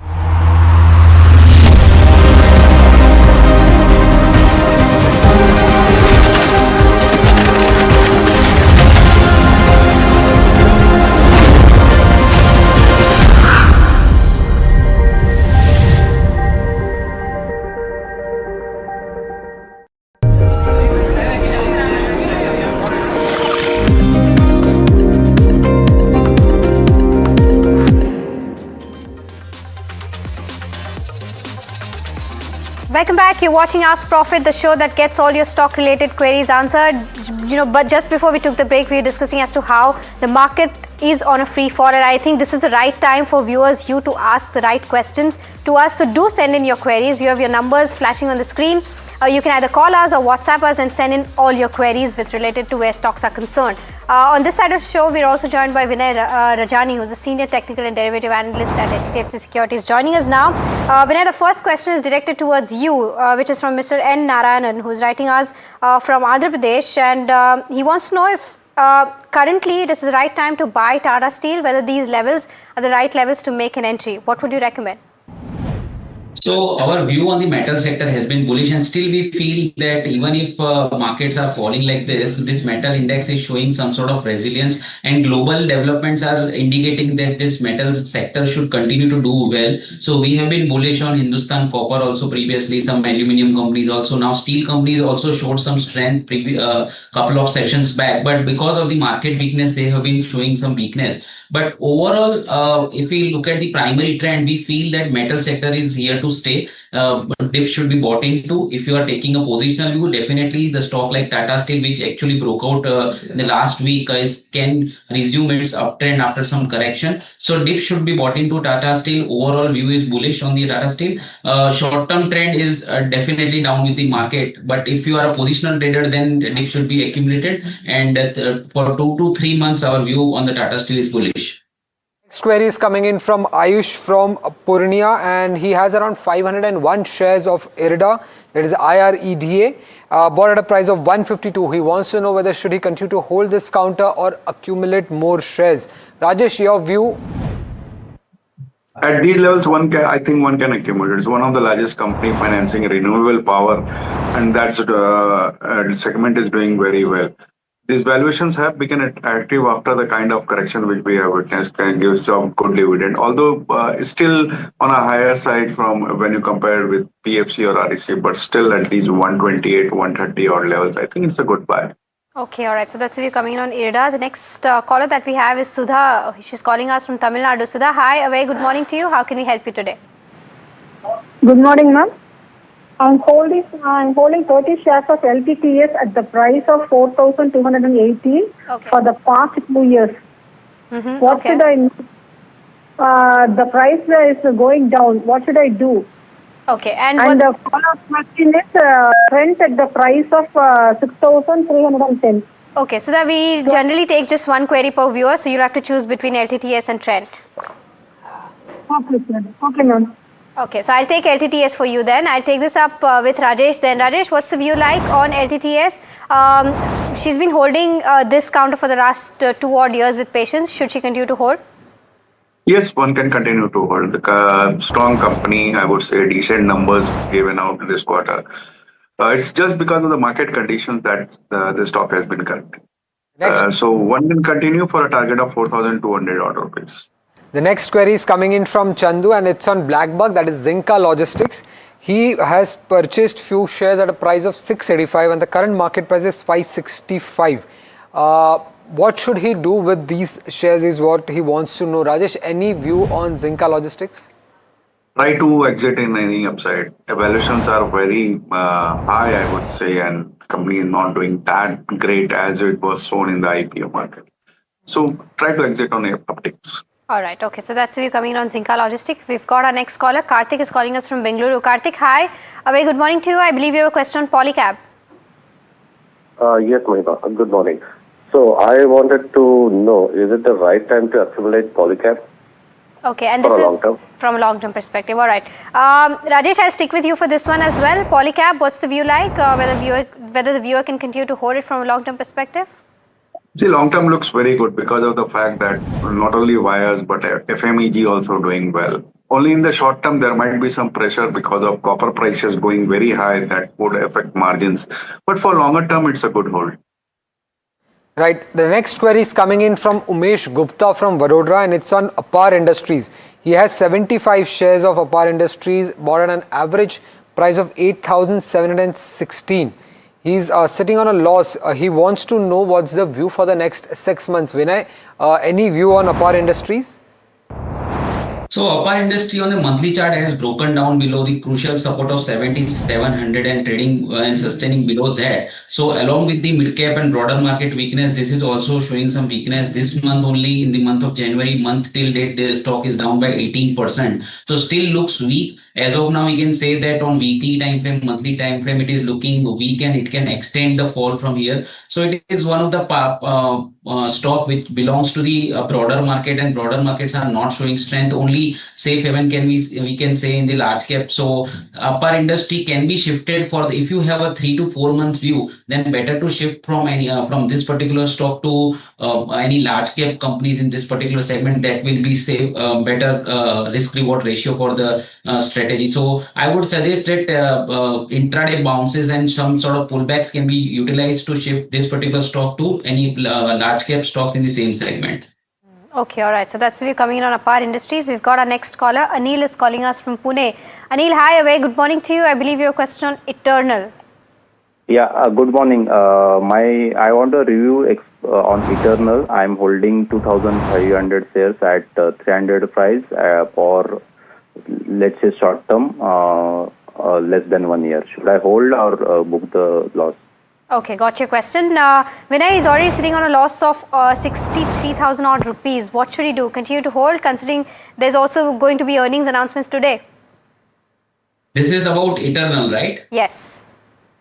Yeah, so relative strength is there. Stock is not looking that weak on the charts. Positional trend is still intact. So on monthly time frame, it has got a chance to bounce back again. So it is one of the large cap companies which is looking better. Large cap companies are looking better to us. So better wait for the result announcements, and then the trend will be decided. Otherwise, what most of the time we have seen that the trend changes after the result announcement in most of the companies. So better to wait for a result announcement. But technically, I see some sort of resilience and less risky stock, we can say, in this kind of market. Right. The next query is coming in from Afreen from Hyderabad, and it's for you, Rajesh. He wants to know the long-term view on Precol and TD Power Systems at the current prices. Both are a good hold. One can even buy Precol at this levels. Auto Ink is doing very well. And this kind of correction has given a good opportunity to accumulate for long term. Okay. All right. The next question that we have is from Krishnan, who is writing us from Chennai. He's got around 100 shares of BSE bought at the levels of 2,700. Should he hold on to it, and what's the target if he should? Vinay, what are your views on the charts, and what are the targets that you see? Yeah, so technically this BSE stock has got a strong support around 2590. That should be tracked closely because it is nothing but it's 100 days exponential moving average, and previously it acted as a strong support. So this time also it is hovering around that level, and we should give that level as a respect to it. So 2590 should be the trading stop loss in existing long positions. If that is broken, then we can expect some more weakness in the counter. So that should be the strategy for the short term. 2590 should be utilized to keep it as a stop loss. The next query is coming in from Arnab from Thailand. He's holding 100 shares of Motilal Oswal bought at an average price of 947. At the current price level, he wants to know whether should he buy more or wait or book losses and exit. He can hold the counter for the next 2 years. Rajesh, any view on Motilal Oswal?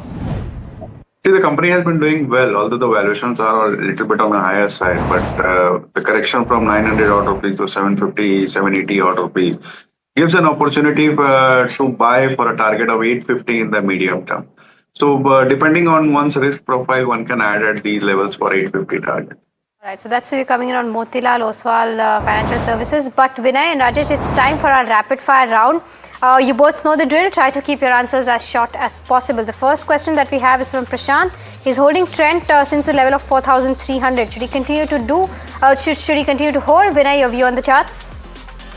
Yeah, so extremely oversold on the chart. So do not short also and do not buy also, because don't anticipate the bottom. Right. Let it be with the trend. So it is in the downtrend. Right. Revati from Pune has around 200 shares of BHEL bought at a price of 249. Should she continue to hold? What's the trend likely, winner here?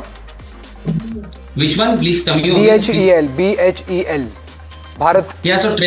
Yeah, so trend is looking weak, and the support I can see is around 245. Okay, the next one is on Kalyan Jewellers. Sanjay Ramesh wants to know if this is the right time to make an entry. Rajesh, it's fallen over 7%. Do you think this is the right time to make an entry? Avoid, choose Titan in sale. Gopika from Chennai is holding 100 shares of IFCI, bought at a price of 69. Should she continue to hold, Rajesh? Continue to hold. All right, so Zulon is the next one. Ganesh is asking this question whether he can continue to hold at the levels of 18 rupees that he had bought. What should be the view on the charts, Vinay? 45 should be the stop loss. Siva from Hyderabad is holding 1000 shares of CG Power, bought at a price of 650, currently sitting on a huge loss. Rajesh, should he continue to hold? Add. Okay, the next one is on HAL. Siva from Amravati is holding 1000 odd shares at the levels of 5050. From 6 months perspective, can he continue to hold, Vinay? Yes, can continue to hold. Pavan from Hyderabad is holding few shares of REC, bought at a price of 500. He wants to know whether should he continue to hold this, Rajesh? Continue to hold. Coforge is the next one. Hema from Chennai is holding 15 shares at the levels of 1726. Hold or exit? Vinay, what's the view? Better to switch it to Infosys. Gul has few shares of Bharti Airtel, bought at a price of 1688. Can hold for the next 1 year. Rajesh, should she hold this counter? Hold. Okay, Ujjivan Small Finance Bank is the next one. Rekha is holding 1160 odd shares at the levels of 28 rupees. Can she increase her holdings? Rajesh, your view? Exit. The next query is from Sanatan Krishnan from Chennai. He has 100 shares of Bajaj Finance, bought at a price of 950. Should he continue to hold, Vinay? Yeah, hold. Okay, Shriram Finance bought at the levels of 993. 100 shares is what Meghna has. Hold or sell? Rajesh, your view? Hold. Ramakrishna wants to know whether should he buy Yes Bank at current price, Vinay? Not because of the market conditions, but the dips can be considered, not at this price. Okay, Elecon Engineering is the next one. Shubham from Bengaluru wants to know if this is a good time to make an entry from a long-term perspective. Rajesh, your view? One can buy. Sivakumar has few shares of PFC, bought at a price of 397. Should he hold this, Vinay? Yes, can be held. Okay, Shriram Pistons is the next one. V Murli from Bengaluru is bought at the levels of 2740. From a long-term perspective, can you continue to hold? Rajesh, your view? Continue to hold. Alright, so that's the view coming in with regards to where Shriram Piston stands, and that brings us to the end of this round of Rapid Fire on Ask Profit. But before we end the show, there has been some recovery in terms of where the markets stand. If we can quickly pull up, minor recovery is what we're seeing. We're above the 25,000 levels right now, just 50 odd points above the 25,000 levels, but still down around 180 points since the start of the day. The Nifty 50 down by about 0.7 odd % is what we're seeing right now. We'll have to wait and watch out for as to how the day ends and how market finds its support and see whether we end above the 25,000 levels or not. But with that, we're completely out of time on this edition of Ask Profit. Rajesh and Vinay, thank you so much for taking out the time and helping us answer those queries. We've answered 60 queries so far for the day. Not bad. Not bad at all. And for viewers, you can also tune into the afternoon edition to ask your queries. Completely out of time, KYC on the other side.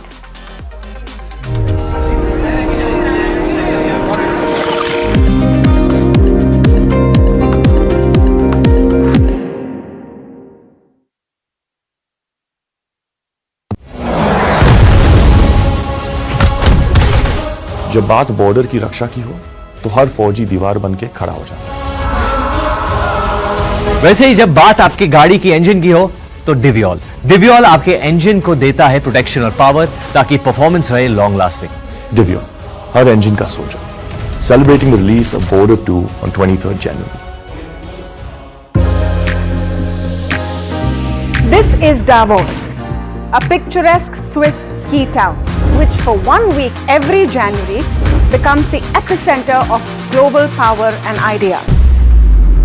The conversations here influence policies, markets, and industries worldwide. From economic outlook to global priorities, Davos sets the tone for the year ahead. And NDTV Profit will be on the ground. I will be bringing you insights from global investors, market veterans, and corporate titans. So don't forget to tune in to NDTV Profit as we decode the decisions that will echo far beyond these mountains.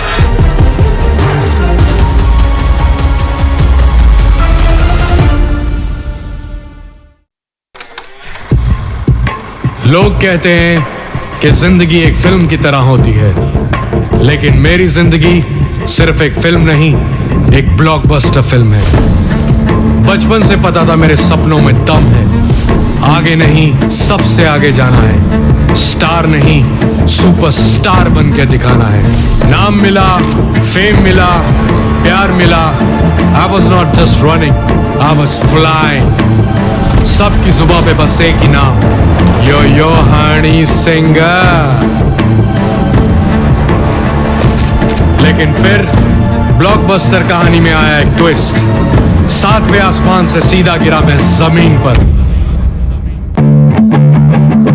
फिर क्या, खुद पे काम दोबारा शुरू।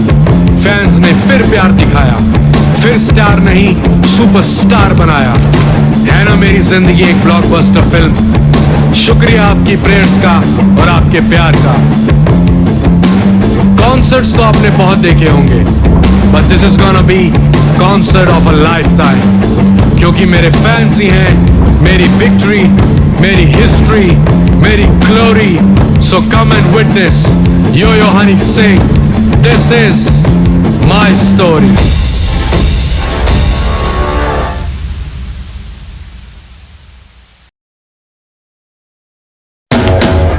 After Delhi and Hyderabad teed off in style, the NDTV PGTI Golf Pro-Am now travels to Mumbai, where business leaders and professionals will connect and compete, charged with excitement and energy on one of the country's most storied courses. NDTV PGTI Golf Pro-Am, the course of champions, the conversation of leaders. 23rd January 2026, Mumbai.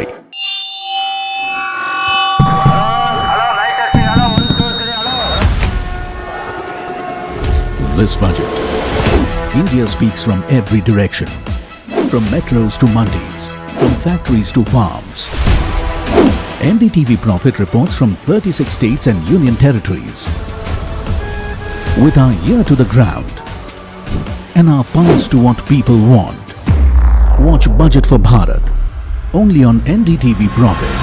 What Bharat wants, what Bharat expects. We are listening before the Finance Minister speaks. Budget 2026, the growth agenda. Only on NDTV Profit, for your profit.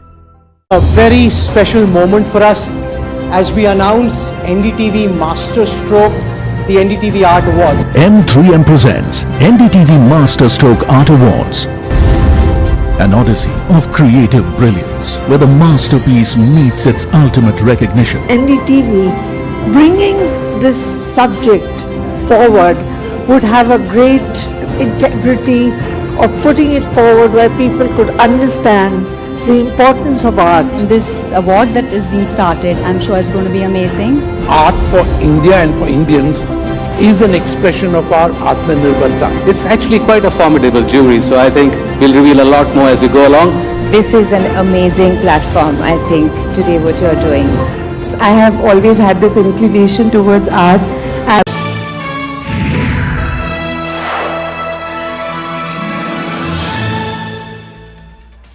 Hello and welcome to KYC. I am Sharad Dubey and you are watching NDTV Profit, and in our show we'll be getting a company where we'll give you all the details about their numbers and to the management as well. But today's company in KYC, I'm going to give you some hints before we come to the company. The first hint is it's a Kolkata based specialty chemical company. Yes, from Eastern India. This company is there, which would be in focus. Largely, it has been untracked from analysts, but that's our duty at KYC to get you more details on that. Interestingly, strong Q3 numbers are delivered, and I'm talking about the volume numbers here. Also, I'll give you one more hint. It has been a multi-bagger for the investor. The stock is up more than 852% in the last 5 years, and that is something which is very much important going ahead. But what the company is all about, I'll like to talk about it. It's of course a specialty chemical company and it's from Kolkata based. That's enough hints to it. The company in focus is Himadri Specialty Chemical. That's what I'm talking about. This is the company which we will be getting in. But the concern remains is, why are we getting this company? There are important reasons for it to get this company. Largely it has been untracked, so it's my duty to get these companies in KYC to get in more details and ask the management as well. The first reason why we are calling the company is what are the factors which led to a strong Q3? Is the demand, is the pricing, or some new announcements coming in? The second question is the pricing and demand trends for key products. This is a very important question because the chemical industry is a very volatile industry. Sometimes you look sequentially numbers, sometimes you look year-on-year basis numbers. The third reason is, of course, the value-added product. That's where most of the chemical companies are moving towards, which also includes Himadri specialty chemical. Because of that, the margins outlook, that also increases going ahead. Some of the products are having backward integration as well, and that augurs well. That's what the industry analysts say. The overall guidance for the next 2 to 3 years, the company is going through inflection. So what will be the important points to cover, what the company has already stated to the exchanges? We will get you all of them at our KYC show. And its foray into the new industry verticals. You talk about lithium ion, you talk about electrical vehicles. So where does the company stand? And especially R&D factor is very much important when you judge company which is going through an inflection point like Himadri specialty chemical. And also the expectations from the budget 2026. That's the burning question which we ask all the guests as we are going towards the budget in the coming days. So these are the important questions which we will ask the management also. And in the management would be Anurag Chaudhary. He's the CMD at Himadri Specialty, where we'll ask Anurag all these key details and the outlook going ahead as well. But it's a specialty chemical industry, and I would like to talk about the company. It is a bit technical, so I'll try to make it simple for you. And what does the company actually do? And what's the outlook going ahead before we go into the ratings? The company manufactures carbon materials and chemicals. Just to put that in a simplified manner, there is a coal pitch manufacturer also in India. So there are different varieties of businesses, and company has been in an acquisition spree as well. They are manufacturing advanced carbon material in India. This is a domestic space, but they do have some international clients as well, especially in the tire industry. And also they are focusing on building comprehensive product portfolio of specialty tires in the coming years. Some acquisitions were also there, which augurs well for the company. To service the off-highway, that's OHT, which we call it, the commercial vehicles, agri-industrial and the EV segments. That is where the specialty tires foray comes in. And in this segment, the product margin is also on the higher side. They will be leveraging their expertise in the carbon black products to develop these tires. They are an old player already in the industry when it comes to the carbon black. Also, looking at how the financials are pointed out, I have taken a long-term view, the 9-month view, the 9-month FY26 view. The EBITDA per ton, that's a 15% year-on-year increase coming ahead, and the level is at 16,934 rupees. PAT, there's a significant growth, 41%. And it's around 564 odd crore rupees. So these are the 9-month numbers which I'm talking about. But moving on, apart from this, there are key clients also. There are the Indian names. Of course, I've talked about the tire names. Apollo Tires comes in, Pidilite comes in, and also there are some international clients also which we would be focusing on. Apart from this, the company's recent news flow is very much important. 2 of them are there. The first is the first ever liquid coal pitching shipment that has gone to Middle East as well. This happened in the month of December. That's what the company stated. And also the trial production has started for the specialty carbon black capacity as well. Management seems bullish, and we'll ask Anurag on these important developments going ahead. FY28 growth map is something which the company has given, and remember, these are full year operations. The first is for specialty carbon black. Also moving ahead, other sector which will be focused will be the builder tires. That is where the production scale up is happening. It seems like a turnaround story is being played out. This is for OHT, this is your off-highway tires, and also the commercial vehicle and the PCR segment as well. The anthraquinone and carbazole, these are kind of a specialty chemicals. That's where the full year operations will also kick in. And apart from this, let's pull out the commercial plant for LFP, that is your lithium ion, that cathode active material, that plant will also be operational going ahead. Naphthalene Bland's Duroflex TM, that's the name which we are talking about. That itself will also see an important inflection point. But apart from this, let's move on to the show's format. When we get a company, I've explained to you what Himadri does and why we have called Himadri. But what are the key ratings for Himadri? There are 8 of them where we judge a company in KYC. This includes income statement, balance sheet, cash flow, return ratio. These are all the numbers I'm talking about. But apart from numbers, there's other story as well. That's the story of the shareholding, the street cred, how much the stock has moved, be it 1 month, 6 month, or even if you could say a 5-year basis. how do the valuations look? I've taken the past, present and the future to give you an entire picture of how valuations come in, and outlook. That's also very much important, especially with a company like this on forward-looking sectors. The first one is definitely going to be the income statement, and of course we have discussed the 9-month PAT numbers also with you. But overall, let's look at the long-term basis, how things have moved. The revenue has done really well. It's 18% CAGR coming on a 3-year basis.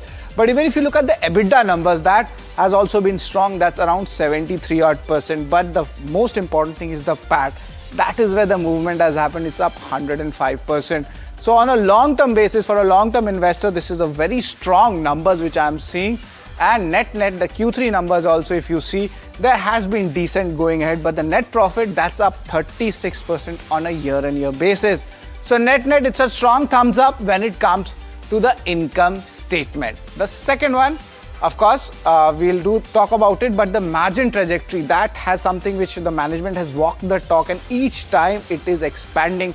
It's at 21% currently, and interestingly, we might see this up move going ahead as the company is focusing much more on the value added segment. So the first criteria, we have already got the numbers. Let's go on to the second criteria. That happens to the balance sheet. Balance sheet net, remember there are two important aspects to it. Recently, the promoter stake also went up. There was a fund infusion coming in. That's where the strengthening also happens to the company. But the borrowings, that's something which has gone up. Company is going for expansion. So net, the debt equity ratio is not a big concern because the company is at that cycle of the business, you could say, and the cash balance is also very decent, so 652 odd crore rupees. So it's a strong balance sheet, and of course the borrowing levels is elevated, and that is because of the entire setup. But net, it's a neutral rating when it comes to the balance sheet. So we have spoken about two important numbers, but the third important number is also very much important, and that is the cash flow segment. How does the company actually work? And that is where some divergence is coming in my analysis. The net cash flows, of course, it's down 60 crores in FY25. We will be looking at the numbers in the 9-month FY26 also. That's on the positive side, but the cash flow to PAT conversion, that is really strong for FY25, and it has maintained itself over the last 2 to 3 years, and that is why I will be giving cash flows a neutral rating. Apart from cash flows, let's just talk about the return ratios. ROCs, when you look at it, generally anything above 15 to 20% for a chemical company is good. It's healthy. Let's see how much that has helped, and the way the margins went up. Now the ROC, the return on capital employed, that's also going up. There was some inflection point in these 3 years, but then it has sustained and maintained. That's the thing, 28% here, 34% here. The ROC numbers are very strong over here. So I would be giving this a strong thumbs up when it comes to the return ratios. We have spoken a lot about the numbers, but shareholding is very much important as well. There was a recent fundraise, there was a promoter participation in that, and the conversion was there of equity from the warrants, and that is why we see the promoter stake going up from 50%. It has gone up to 52%, and it's sustaining here. You must be wondering what are the institutions doing, and interestingly, I'd just like to point out the FIs, a minor stake increase is there from 5%, it has gone up to 6%. On the other side, it might look like a reverse trade where the DIs have kind of increased the stake till March, but then again reduced it till 3%. And interestingly, the retail participation is very high in this counter, and that's what we have seen. But now it seems like it is slowly coming down as well. That's where the institution gets active. So net, it is healthy, but I'll still give this a neutral rating when it comes to the shareholding pattern. Street cred, this is the next rating I would like to talk about. And net, if you look at the share performances, how it has been for last 1 month, it's up 7% But if you're a short-term investor, be it 6 months or 1 year, that is where the downtick is coming in 6 months year-to-date basis. But if you're a long-term investor, congratulations, it's been a multi-bagger. 5-year returns has been 832% when it comes to Himadri Specialty Chemicals. So net, it is still a neutral rating when it comes to the street cred. But let's look at the 7th parameter, that's the valuations. Is the stock cheap? Yes, the stock is cheap. Why? I'll give you that example. Current PE for the Himadri Specialty stands at 35 times the 12-month forward PE numbers. But in the past, I saw how much changes which have happened. The peak numbers I'm talking about, the 5-year average high P, the high P, the peak P, that was 70 times. From there it has corrected 50% almost, and almost 39 times is the 5-year average. So it's still below the average, 50% discount coming in from its peak, and that is where valuations turn very favorable for this counter. And over the last 1 year or so, if you see the charts, the stock hasn't done much. Now the numbers are coming and inflection point is also there. So it's a strong thumbs up when it comes to the valuations. But there's a last but not the least, the last is the outlook. The outlook, what does the company talk about? The company itself is moving towards the high value added products. That is where we are seeing the stock. The specialty carbon black, that's where the company wants to, come up with a full year operations, and the commercial plant, that cathode active material, that is where the completion will happen, and Street will be looking at when the incremental benefits come in. And of course the naphthalene balls, the Durofresh segment, that is also a complete closure we can expect. Birla Tyres, that's the turnaround story which I was talking about. And also there are new age areas where the company is focusing on, be it electric vehicles, lithium ions. That is where also the overall outlook will be coming. And yes, green chemistry, that's what I'm talking about. Management has been bullish. We checked the annual reports, we checked the Q2 numbers, Q3 numbers, and also the investor presentation, and green chemistry has been talked about a lot. But let's give you the final ratings, the KYC ratings for Himadri Specialty Chemical. What are those ratings? Let's pick it up. Of course, the income statement was strong. The 9-month PAT number did exceed the FY25 PAT. The balance sheet and cash flow is largely neutral, but return ratios, they have been strong, more north towards the 30% odd numbers. Shareholding Street Kid largely neutral, but valuations are very attractive compared to its peak numbers. It's down 50%. And outlook on the future chemicals, the value added segment, that is where I have given a strong thumbs up. So in total, the KYC rating for Himadri Specialty Chemicals comes in at 6 out of 8. Is generally on the higher side of the average KYC ratings which we give, especially on the future and the valuations front. That is where we feel there might be some alpha in it. But we caught up with the management, Anurag Chaudhary, the CMD at Himadri Specialty Chemical, to talk about the details on their growth outlook. Do listen into that. Anurag ji, welcome you to the show. Could you give us the key details about how the performance was in Q3? What led to this strong performance? So, good afternoon, Sirji, and it's a pleasure to be on your show, KYC. If you look at the way Himadri has grown over the years, our business model has really matured. And today, the profitability which the company is earning is not a one-time effect. It's the result of years of strategic moves and building blocks that we have built over the years. So we have engaged with our customers in specialty products, worked on with them, our R&D team has worked with them, and we supply our customers the product which is not ready for today and meets their future requirements also. So this gives us a sustainable profit margin. In addition to that, we have done a lot of work in terms of operational efficiency, improvement of yield, waste heat recovery system. So all these factors put together, high value-added products have really been the game changer for us. Just to put that in perspective, the company's focus is moving towards the high value products. But I did check, there are some vision statements.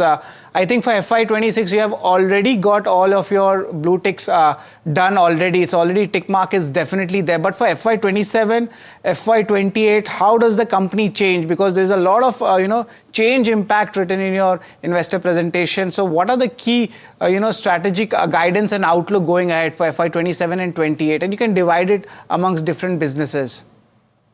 See, I would like to summarize it in a different way. Like if you ask me for 2030 roadmap for Himadri.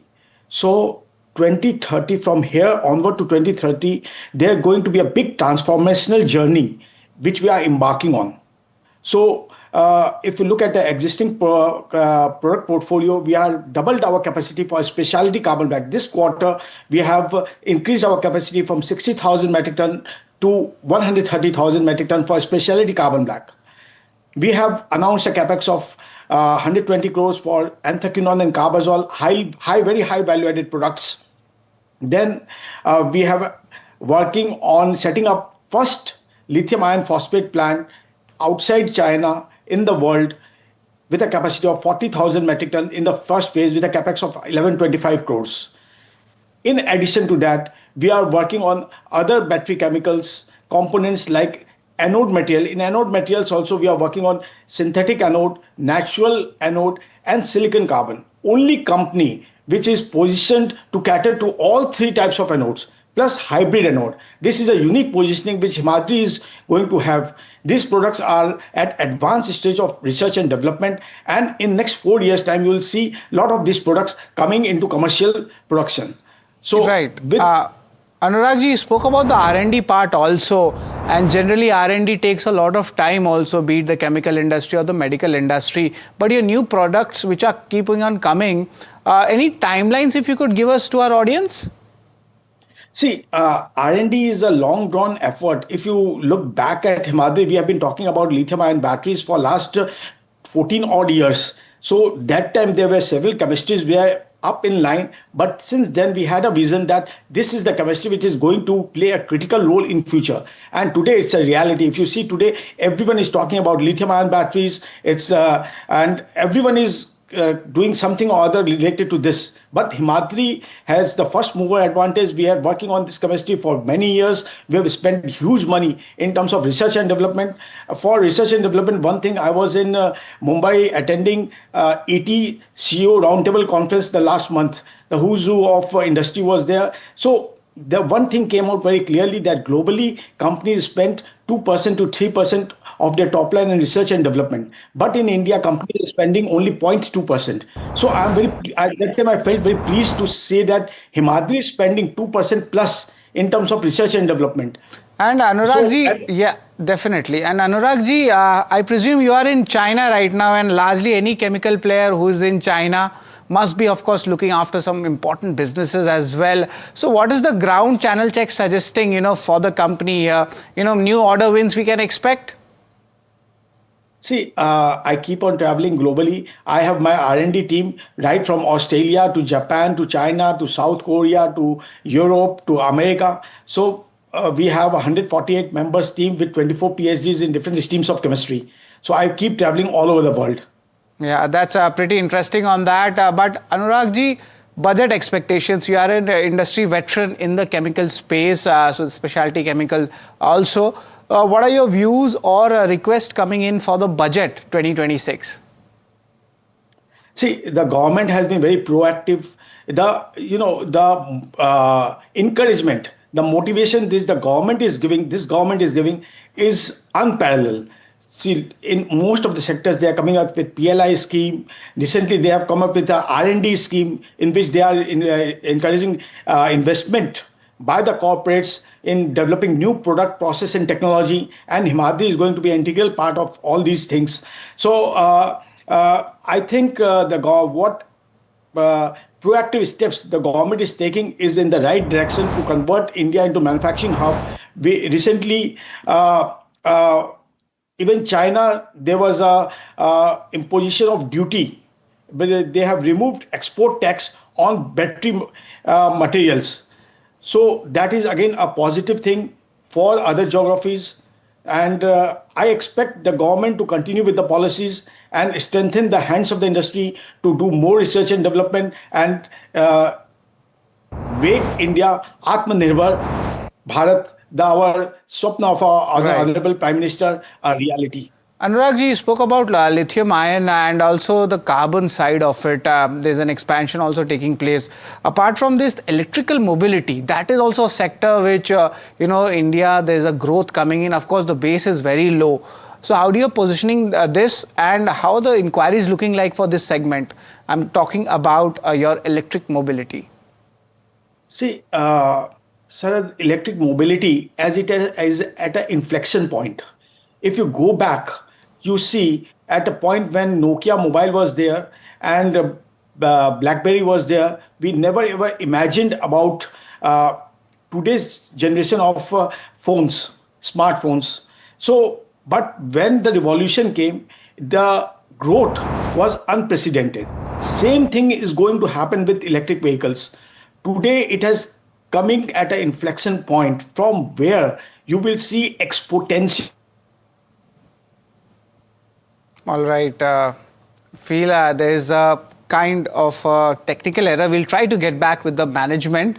But of course, Anurag was speaking about the importantly how the growth is coming in for Himadri Specialty. The company is in its inflection point as well. So from here, you will see exponential growth coming in electric vehicles. There are many reasons which are supporting it. The running cost for electric vehicles is 1/8 of our IC engine.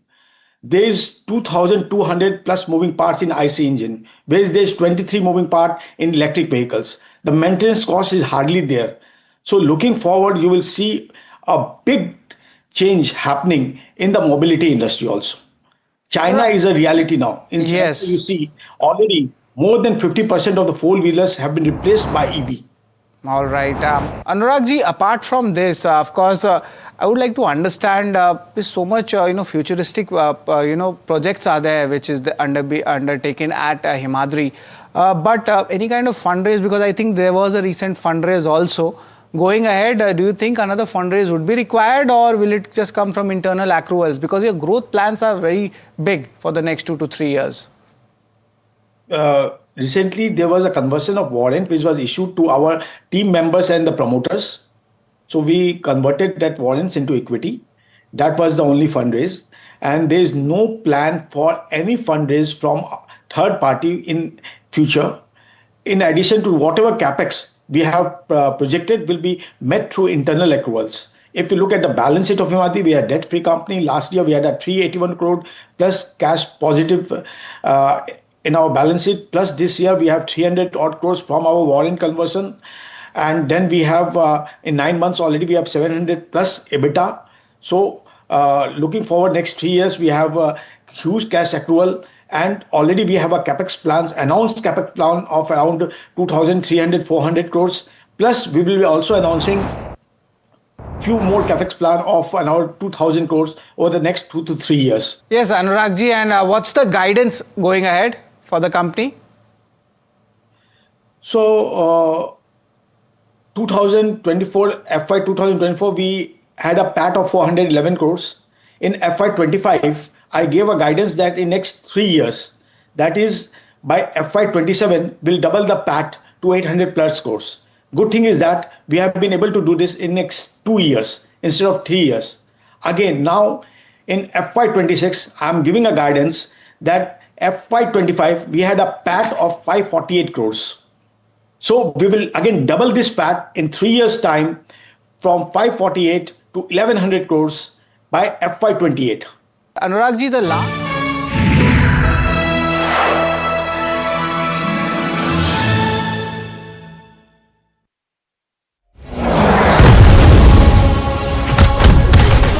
जब बात border की रक्षा की हो तो हर फौजी दीवार बन के खड़ा हो जाता है। वैसे ही जब बात आपकी गाड़ी की इंजन की हो तो डिवियोल आपके इंजन को देता है प्रोटेक्शन और पावर ताकि परफॉर्मेंस रहे लॉन्ग लास्टिंग। डिवियोल हर इंजन का soldier, celebrating the release of Border 2 on 23rd January. This is Davos, a picturesque Swiss ski town, which for 1 week every January becomes the epicenter of global power and ideas. The conversations here influence policies, markets, and industries worldwide. From economic outlook to global priorities, Davos sets the tone for the year ahead. And NDTV Profit will be on the ground. I will be bringing you insights from global investors, market veterans, and corporate titans. So don't forget to tune in to NDTV Profit as we decode the decisions that will echo far beyond these mountains.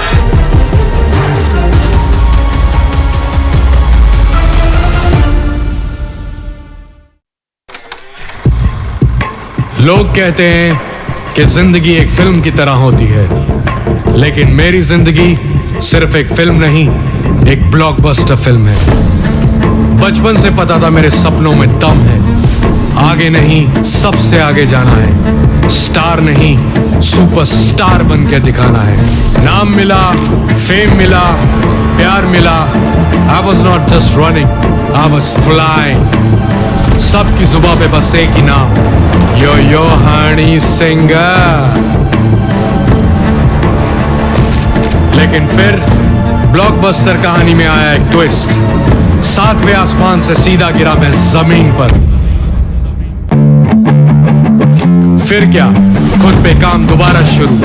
Fans ने फिर प्यार दिखाया, फिर star नहीं superstar बनाया। है ना मेरी जिंदगी एक ब्लॉकबस्टर फिल्म। शुक्रिया आपकी प्रेयर्स का और आपके प्यार का। कॉन्सर्ट्स तो आपने बहुत देखे होंगे, but this is gonna be concert of a lifetime. क्योंकि मेरे फैंस ही हैं मेरी विक्ट्री, मेरी हिस्ट्री, मेरी glory.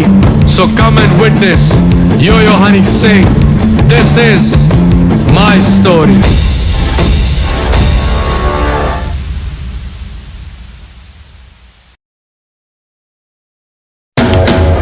After Delhi and Hyderabad teed off in style, the NDTV PGTI Golf Pro-Am now travels to Mumbai, where business leaders and professionals will connect and compete, charged with excitement and energy on one of the country's most storied courses.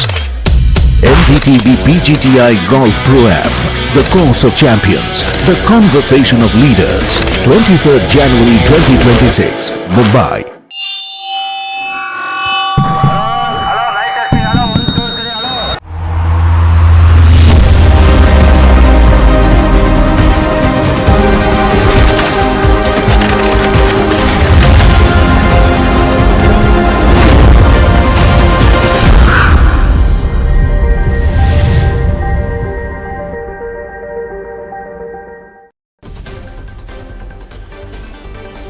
Benchmarks crack under pressure today. Nifty struggles to stay above 25,000 level after slipping below for the first time since 6th of October.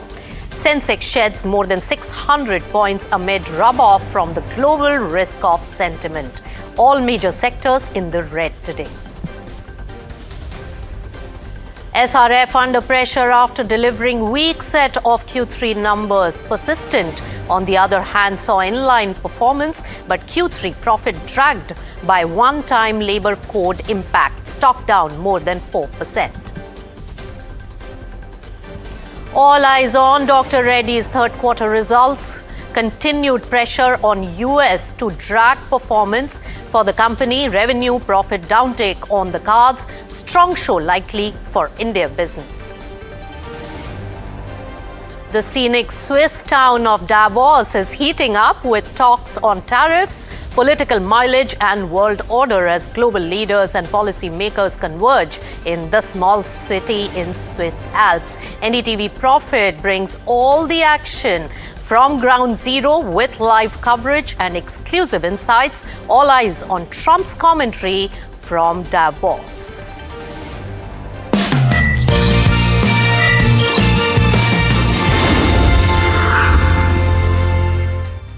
Hello and welcome. You have tuned into Markets at 12. I'm Nisha Podar. Let's take it straight to the markets. Lot of action over there and a clear sign of weakness. A large part of the weak global cues and many factors which are really giving uncertainty to the market, and therefore Nifty 50 finding it difficult to really hold on to the 25,000 levels. It did slip below 25,000 mark today and limping back slightly, but not looking like a comfortable run at the particular moment above that particular psychological level.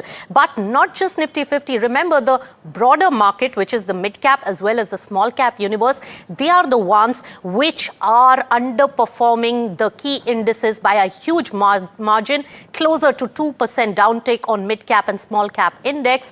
Well, when we look at the sectoral play, Bank index is also slightly underperforming the key indices. IT is doing bad. Defense is the one which has dragged the most. In terms of some of the contributions, well, taking a look at the key factors that are really putting pressure on Nifty 50, the big boys like ICICI Bank, L&T, HDFC Bank, Axis Bank, Reliance Industries are the top draggers. In terms of percentage drag and not in terms of heavyweight drag, Trent is on my radar with more than 3% downtick and a huge amount of weakness coming in there. Eternal, TCS, HUL are some of the gainers with a slight tinge of green on the screen. But Sharad has all the details of the internals of this mayhem that we are seeing in the market. Sharad.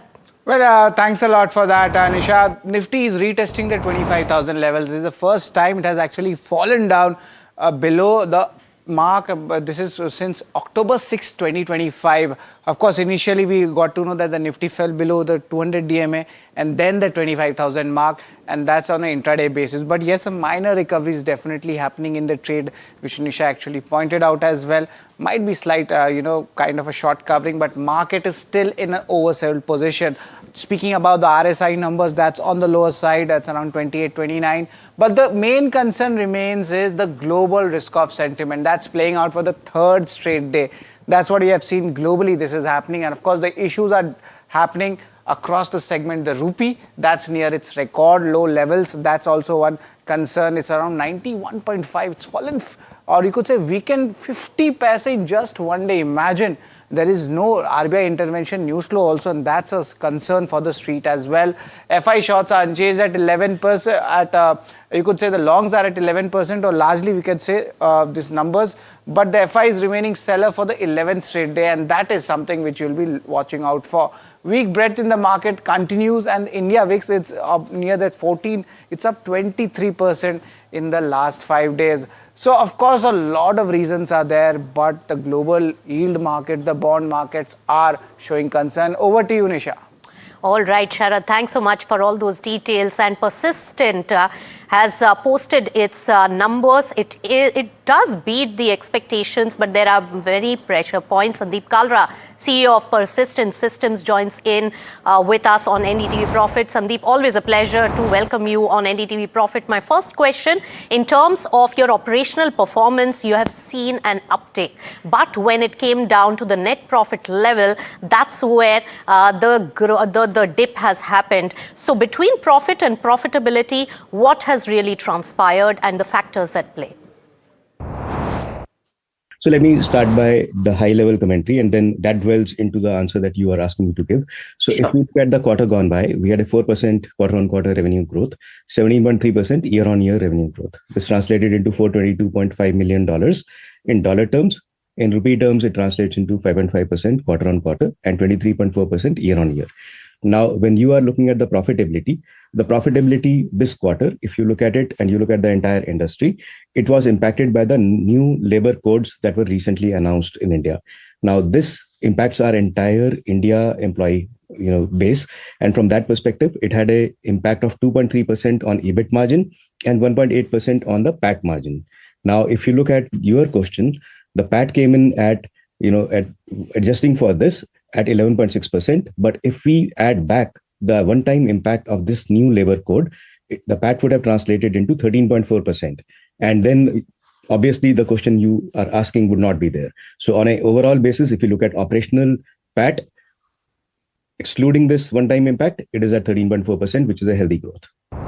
Right, Sandeep. So the entire sector has been really plagued by the one-time labor code impact. Any future impact, anything recurring, or was it one time? What will be the impact going forward? Yeah, so the way to look at it is for the entire industry, and this is not just Persistent.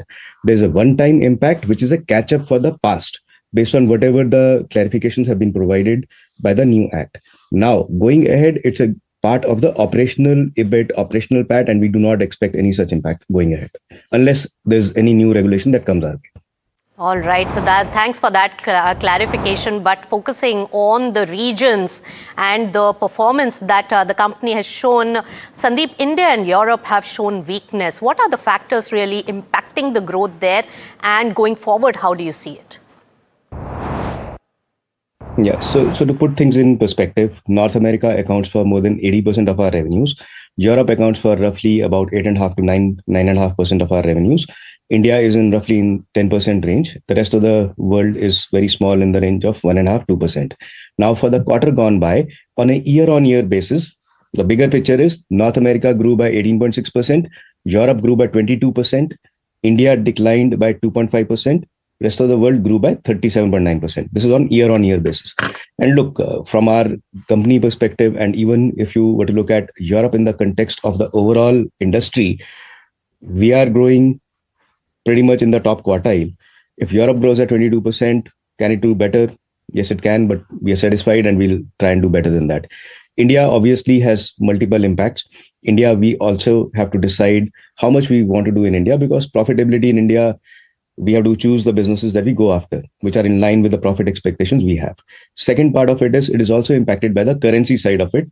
If you look at year on year, there's a significant currency depreciation, and that also adds to the numbers. Nothing to worry about. Healthy mix of numbers. If you look at what we just discussed, EBIT grew, PAT grew significantly, revenue grew significantly at the company level. So pretty comfortable with the mix. Right. Since North America, Sandeep, is your largest market and of course 10% of India business, then what's your outlook for the current quarter going on in terms of the performance in both North America as well as India and the factors impacting it? Yeah.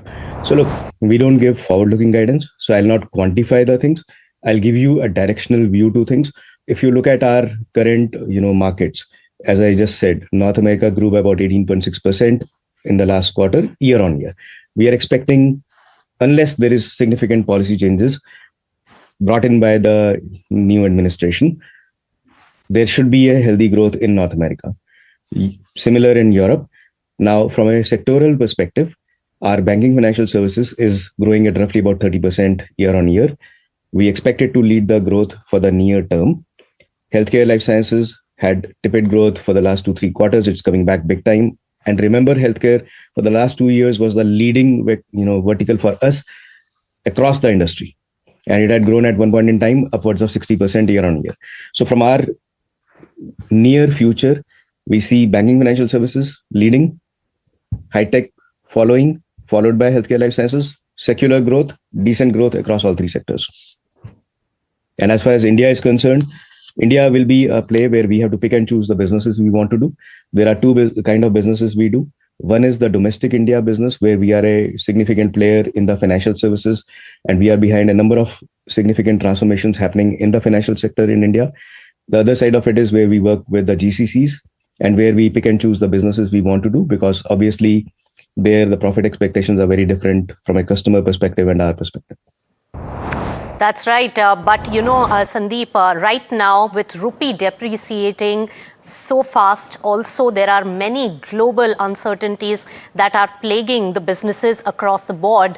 So what are those important macro factors, not in your control, but which are going to be impacting your business in the near term, in this quarter and the next? Can you give us a few key drivers and negative as well as positive impact of that? Yeah, so look, we don't give forward-looking guidance. If I was to, kind of delve quantitatively into what you're saying, it's pretty much going against the norm that we follow. But from a near-term perspective, I don't see in the next 3 months something change very significantly that can kind of have a very big headwind or a tailwind for us. So we are on a trajectory. Our endeavor is, come good macro, bad macro, come policy changes, etc. We will try to work the best in our industry.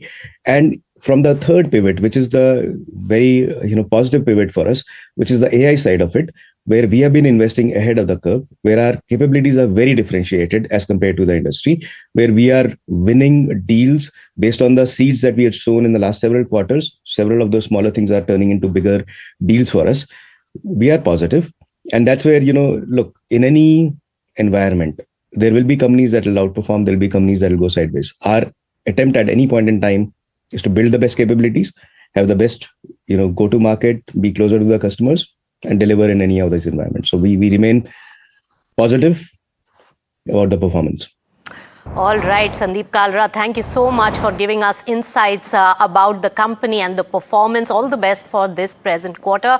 And that particular counter is seeing pressure because of the one-time hit, because of labor code provision that had to be made in this particular quarter. The stock down closer to 4%. But remember, Nifty 50 is seeing some support coming in at 25,000 levels and comfortably moving above that. So some buying seen at 25,000 levels, 25,100 being clocked in. Keep an eye out on the markets. We'll slip into a short breather and come back with more news and updates. Stay tuned.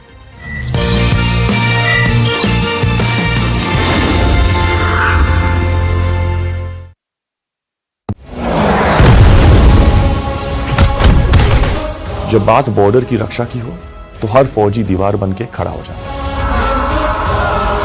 वैसे ही जब बात आपकी गाड़ी की engine की हो तो डिवियोल आपके इंजन को देता है प्रोटेक्शन और पावर ताकि परफॉर्मेंस रहे लॉन्ग लास्टिंग। डिवियोल हर इंजन का soldier, celebrating the release of border 2 on 23rd January. This is Davos, a picturesque Swiss ski town, which for 1 week every January becomes the epicenter of global power and ideas. The conversations here influence policies, markets and industries worldwide. From economic outlook to global priorities, Davos sets the tone for the year ahead. And NDTV Profit will be on the ground. I will be bringing you insights from global investors, market veterans and corporate titans. So don't forget to tune in to NDTV Profit as we decode the decisions that will echo far beyond these mountains.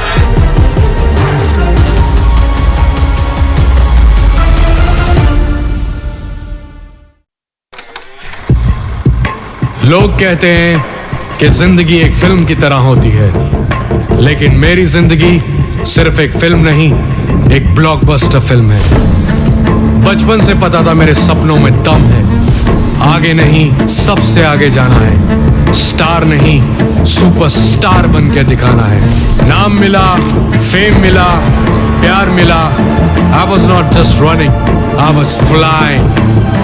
सबकी जुबां पे बस एक ही नाम, yo Honey singer. लेकिन फिर blockbuster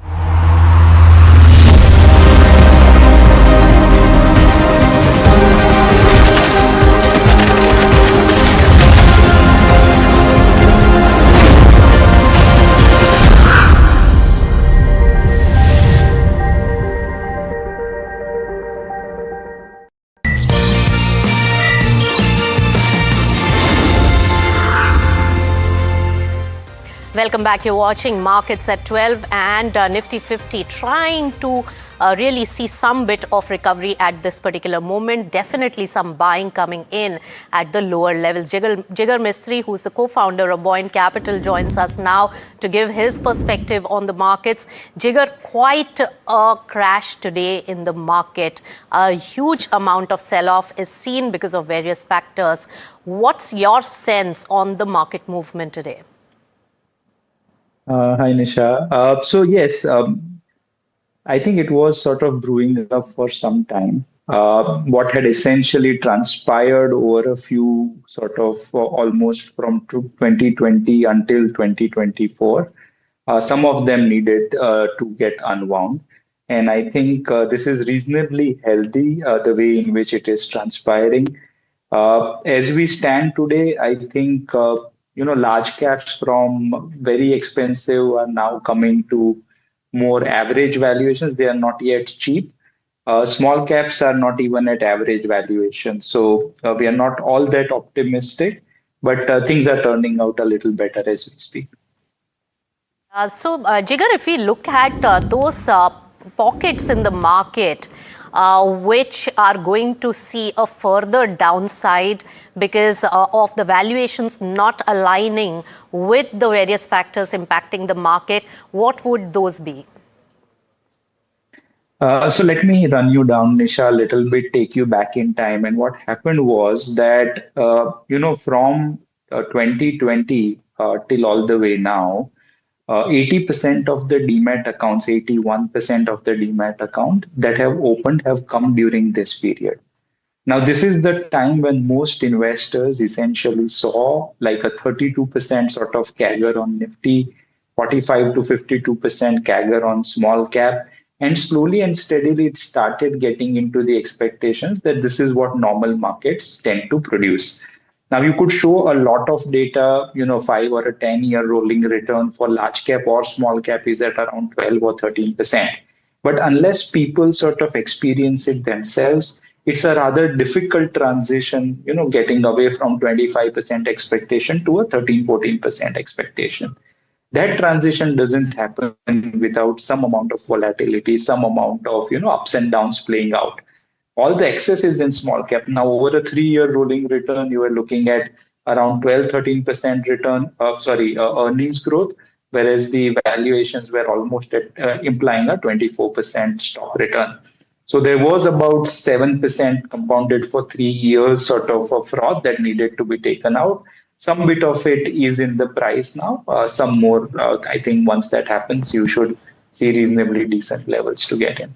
I think that's a resounding view, Jigar, coming in from almost all the market experts that there is a further downside. Very quickly, what should be the investment strategy at this particular time? If there is money on the table, should there be profit booking? Is there a stop loss that should be incorporated, or wait and watch and wait for the right time to re-enter? What should the strategy be at this point? So, Nisha, for a fund like ours, the perspective is slightly different. What happens is that, if you come to a conclusion like we have, which is that, India is not really Japan circa 88, 89, which is to say that you're not going to see 2 or 3 decades of sort of flat market returns because the underlying fabric is fairly strong. You have more people working a little more smartly. So labor force participation, productivity gain, all of that is coming broadly into a fairly decent line. Now, with that perspective, you essentially want to say that you will want to avoid excesses on either side, right? When things are going too great, you don't expect a lot. When things go too bad, that's when you start deploying slightly higher quantums of money.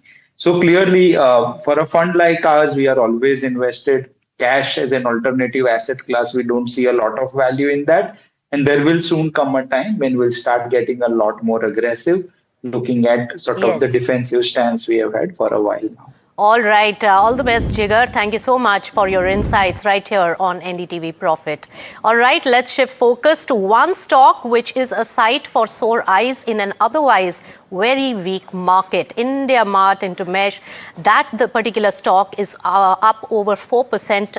The stock, the company really beats the street estimates in the third quarter collections growth and was a key positive coming in. What didn't really fare well for the numbers is the paid subscriber additions. Dinesh Agarwal, who's the CEO and founder of India Mart Intermesh, joins in with more details on that.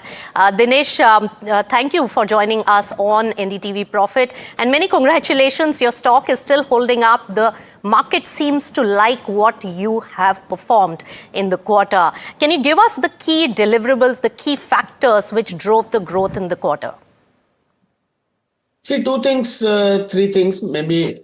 One, we have probably done a slightly better job at upsell and retention of the gold and platinum customers.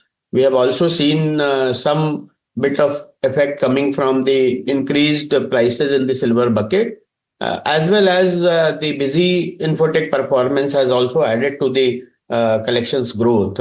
And that is how our collection from customer, which used to be 10-11% in the past quarters, has now come at 17%. Thank you. Right. So, Dinesh, paid subscriber decline has also been seen as a key negative. Can you give us a sense on that particular aspect and how it's panning out for this quarter? Yeah, normally we try and do about 2,000 paid supplier net addition in the quarter. However, in the beginning of the last quarter, we took a price hike in the silver from 28,500 to 32,000. which is a minor price hike that we have taken. However, the sales teams and current customers take a little time to adjust to that, and we have guided that for the next 2 quarters, there might be some impact on that. But in the long run, the overall price increase would help improve the collections as well as margins over the longer period. So what you're saying is that the price hike will be absorbed by the market, and therefore it will offset the lower additions. So that you are confident in. How many quarters will this really show up, Dinesh? I think just another more quarter, and then it should start to show up. All right. So for this particular quarter, this realignment is still to be worked upon, is what you are mentioning.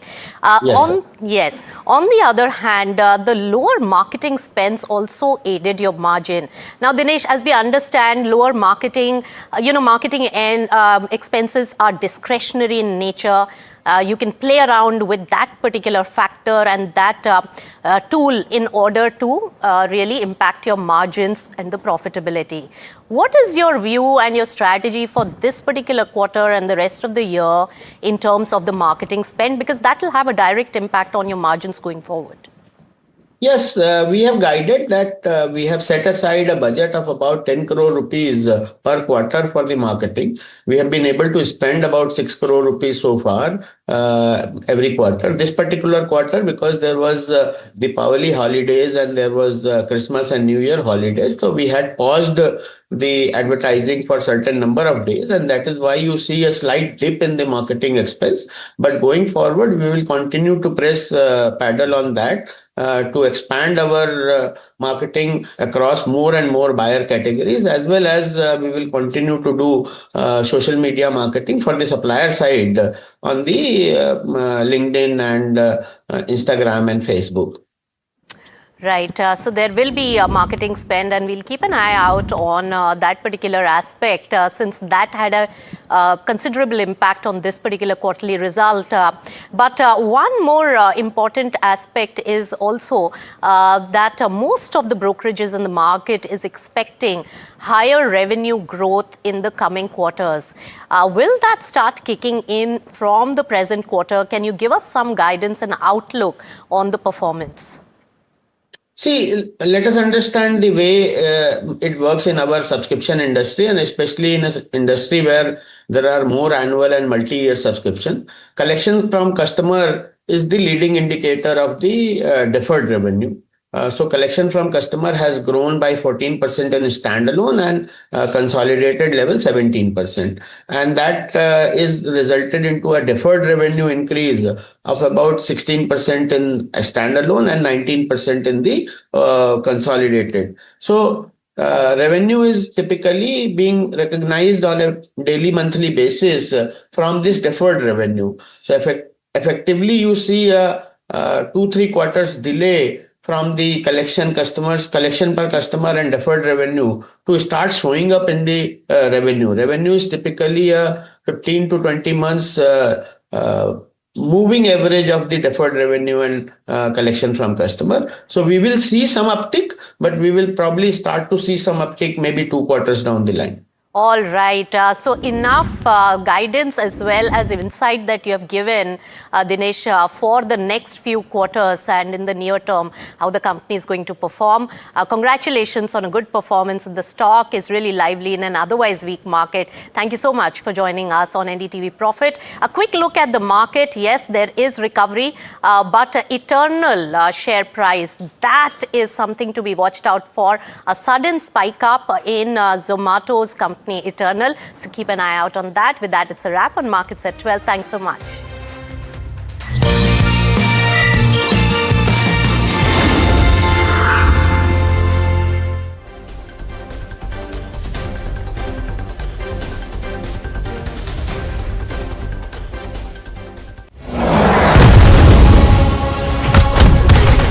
जब बात border की रक्षा की हो तो हर फौजी दीवार बन के खड़ा हो जाता है। वैसे ही जब बात आपकी गाड़ी की इंजन की हो तो डिवियोल आपके इंजन को देता है प्रोटेक्शन और पावर ताकि परफॉर्मेंस रहे लॉन्ग लास्टिंग। डिवियोल हर इंजन का soldier, celebrating the release of border 2 on 23rd January. This is Davos, a picturesque Swiss ski town, which for 1 week every January becomes the epicenter of global power and ideas. The conversations here influence policies, markets, and industries worldwide. From economic outlook to global priorities, Davos sets the tone for the year ahead. And NDTV Profit will be on the ground. I will be bringing you insights from global investors, market veterans, and corporate titans. So don't forget to tune in to NDTV Profit as we decode the decisions that will echo far beyond these mountains.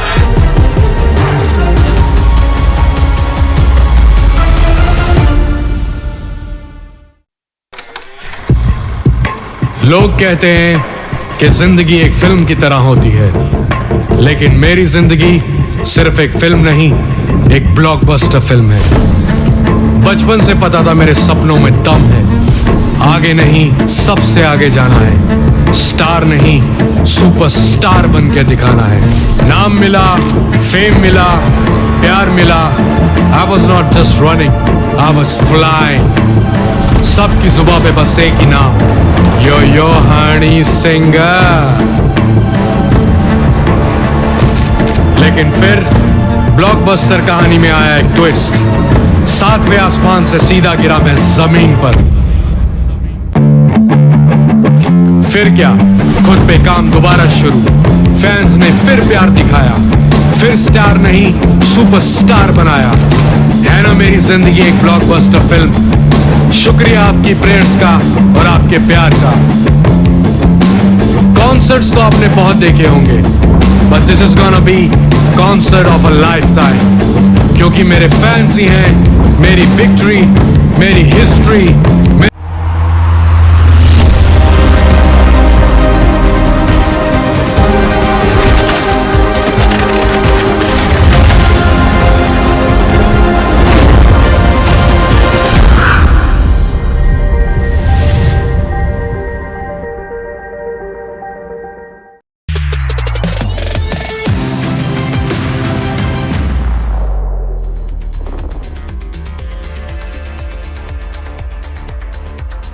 Hello and welcome to NDTV Profit. This is Hiral Datia bringing you our all new offering, Trending Stocks.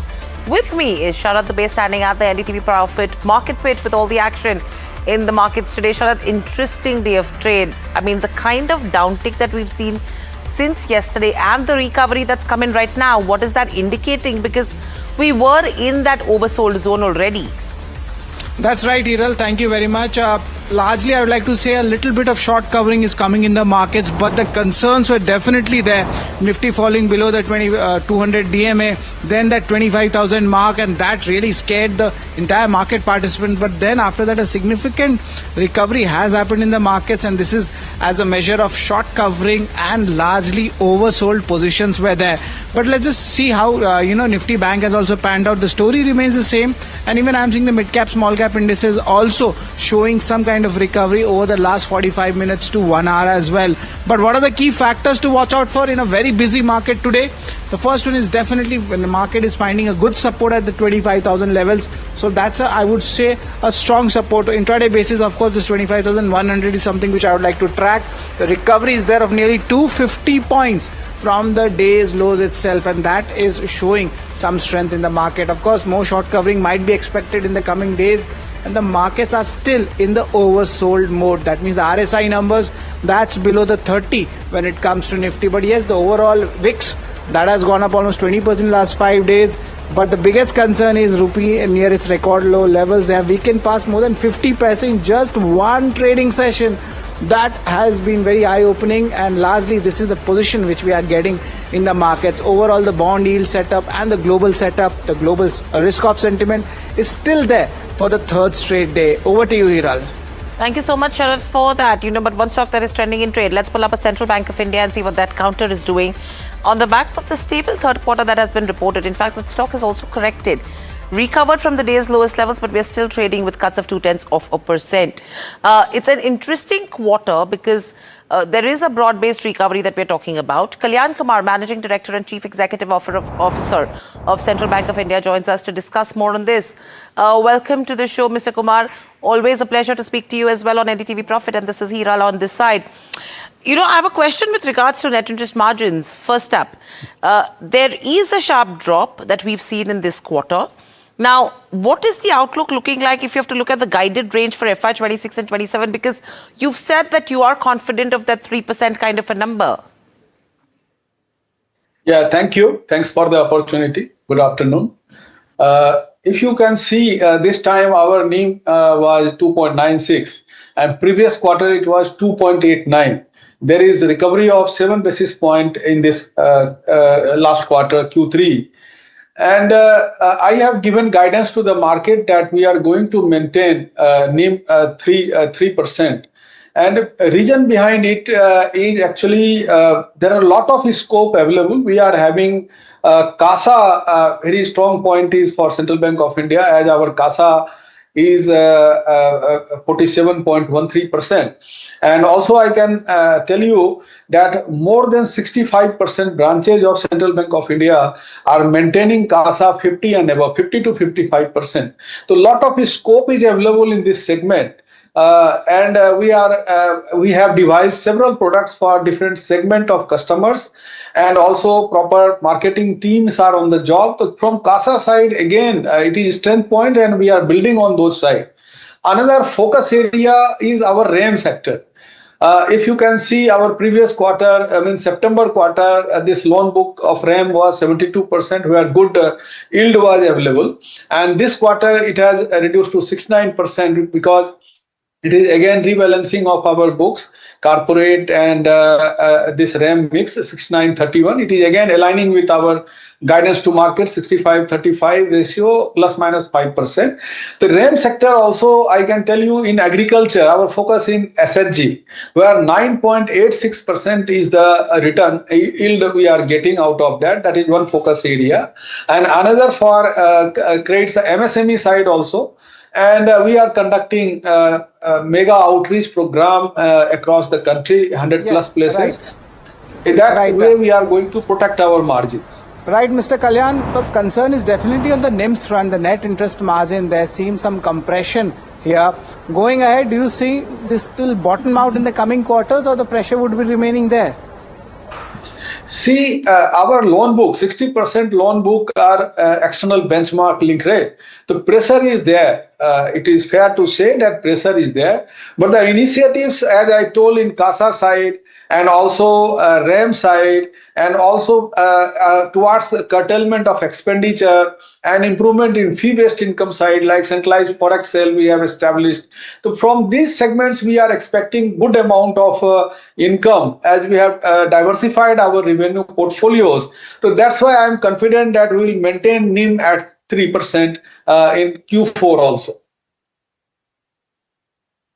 Okay, so that's with regards to net interest margins. You're talking about the CASA as well. The other question I have for you is in terms of your CASA strategy, Mr. Kumar. Total deposits have grown, but the CASA ratio is approximately around 47.1%. How does the bank plan to further improve CASA mobilization, taking the competitive deposit environment right now? And your outlook when it comes to the credit to deposit ratio, is there a specific threshold that the management wants to maintain to ensure, liquidity remains balanced? See, our credit to deposit ratio, previous quarter, Q3, Q2, it was actually 66. Now it has improved to 72 in the Q3. In that way, CASA part actually is the strength of Central Bank, 47.13, and you can see CASA has grown by 8.53% in Q3. And similarly, we have initiated several steps like devising several products segment-wise. And technology also plays very important role. We have provided tab to each and every branches. Onboarding of customers are very, very pleasant now. And our mobile app, Sent Ease, actually is like supermarket place, meeting all the banking requirements of customer.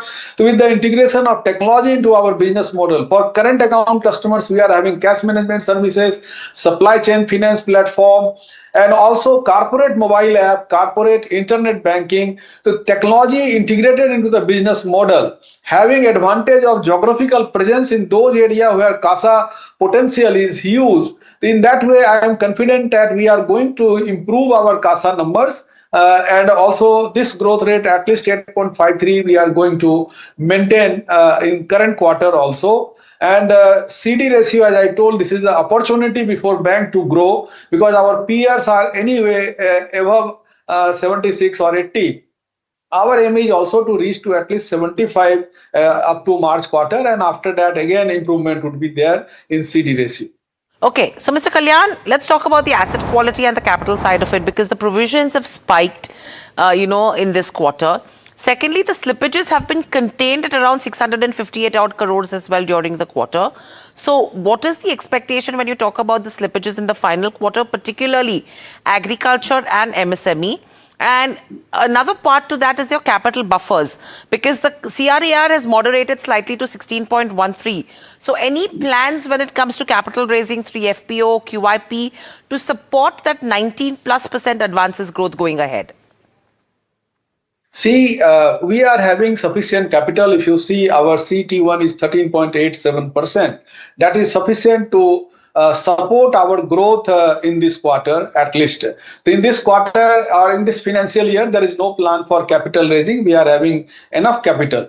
Regarding maintaining of asset quality, this is one of the good work done by Central Bank of India team, that our slippage ratio in this quarter was at 0.25%. And 9 months it is 0.74%. And looking to the asset situation and all, I can tell you it will be ranging between 1 to 1.22%. There is consistent decline in slippage ratio, and Central Bank of India has implemented so many processes, improvement, and also fit on street model. We are having war room, integrated call center that is integrated with the propensity model.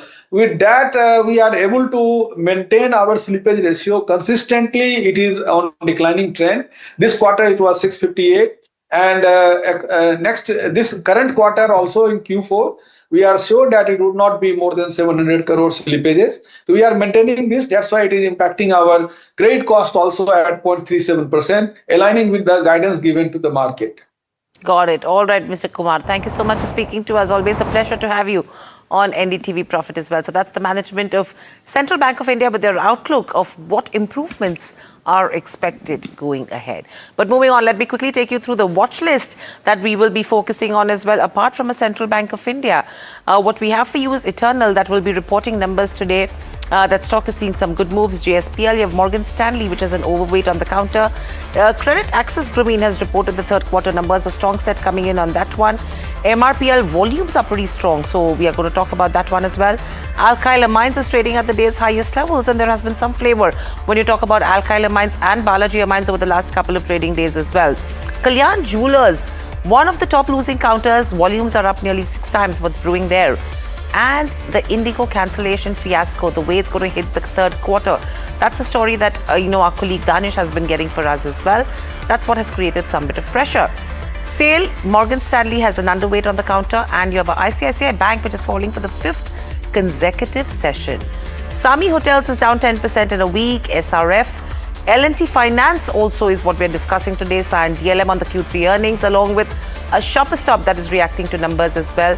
Persistent, which is reacting to numbers. Along with that, you have a Coforge, which is under pressure. So that's the watch list that we are going to discuss. But Sharad, over to you for the rapid fire today. Well, yes, before that, Hiral, let's look at the markets. And Nifty is back in the green. It's trying to retest that level, and that's a very interesting take coming in. We already pointed out earlier in the show, short covering will happen, and 250 point up move from the day's low is something which we are watching out for. But yes, important levels to track, because today 25,000 levels was breached and even the 200 DMA was breached. But coming back to the rapid fire, joining us is Sachin Sarvade. The first stock, Sachin, is alkyl amines. What's your view on that?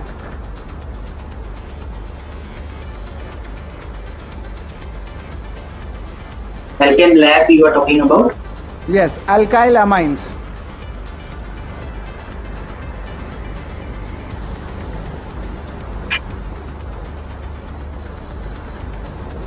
All right, the next stock is Kalyan Jewellers. It's at 52-week low. Yeah. Yeah, Alchem, sorry. Actually, the stock is currently trading above the 20-day moving average. However, overall trend is down.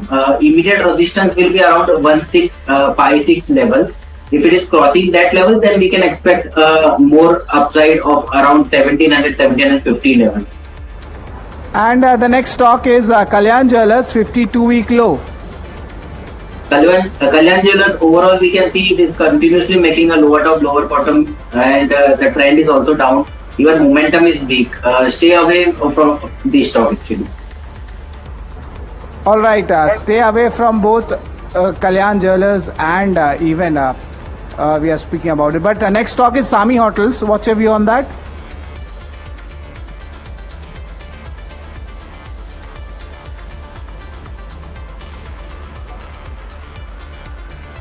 Okay. Yeah. Sachin, you can hear me? Yes, yes. Yeah, please go ahead. Sami Hotels is the stock. I'm not getting the ticker actually. Sami Hotels is the stock. And if not, then you can give your views on SRF also. SRF, yesterday we can see even in the closing call I have told it will come down, but this is the current demand zone right now. It is right now 6% down, and it has already entered into the demand zone, which is 2500 and 2700. One can enter in the stock for the upside of 2800, 2900, but do not expect much from the stock. Overall, the stop loss for the stock will be around 2400.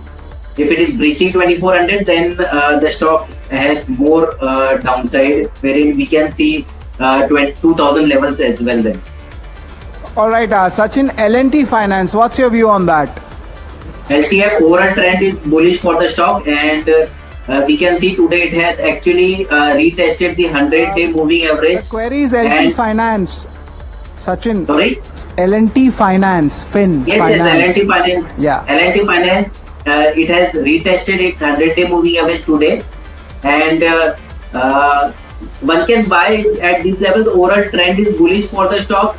Even the RSI has almost entered into the oversold levels also. At the same time, it has retested 100-day moving average, and it has got a bounce from that level. A good recovery from the lows also. Overall, we can see 300 and 315 levels in the near term. All right, Sachin, Cyient DLM, weak set of numbers coming in. What's your view on that? Which one? Cyient DLM.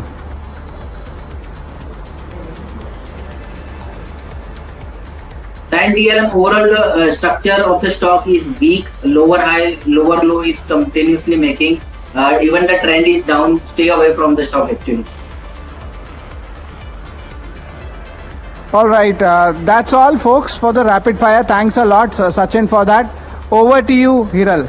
Thank you so much, Sachin and Sharad, for taking us through the rapid fire. But moving on, the key question from here on is those individual stocks which are buzzing in trade as well. We have Eternal. Let's pull up that one on the screens. Ahead of the numbers, that stock was seeing some good momentum in trade today at the day's highest levels in spite of this kind of a market 5.5% up move.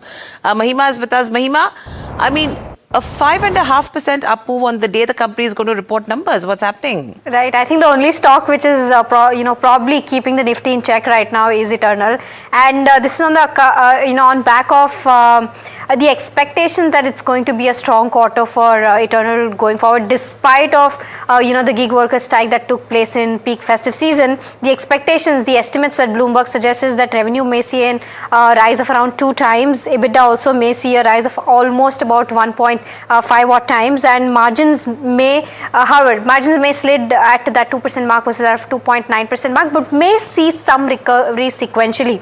The net profit also may be at that 115 odd crores versus that of 60 odd crores in Q2 FY25. Now, festive season sales might overall get impacted due to gig worker strike on 25th of December as well as 31st of December, but that was focused on certain areas only, so we'll have to see as to how that pans out. But overall, strong revenue growth, and this will be largely backed by Blinkit and Hyperpure, and profitability, however, may see some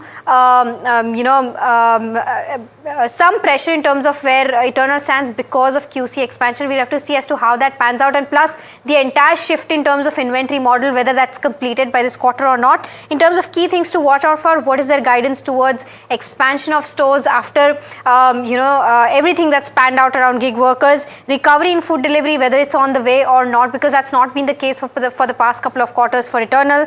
Quick commerce market share expansion, whether that's happening or not considering competition into picture, and Hyperpure revenue growth, at what rate is that happening, and overall going out business, what is the expansion looking like and how much has it picked up in the last quarter. So this is the overall view of what you can expect from Eternal's earnings. Okay, so that's with regards to Eternal. Stay with us. Let me also go across to Gaurang Shah from Geojit. Gaurang, welcome to the show. Always a pleasure to speak to you as well. My question coming to you is with regards to your expectation on an Eternal, a 5.5% up move coming in on the day of the earnings. Thank you, Hiral, for having me on the show. Good afternoon to all the viewers of NDTV Profit and to you and to your entire team.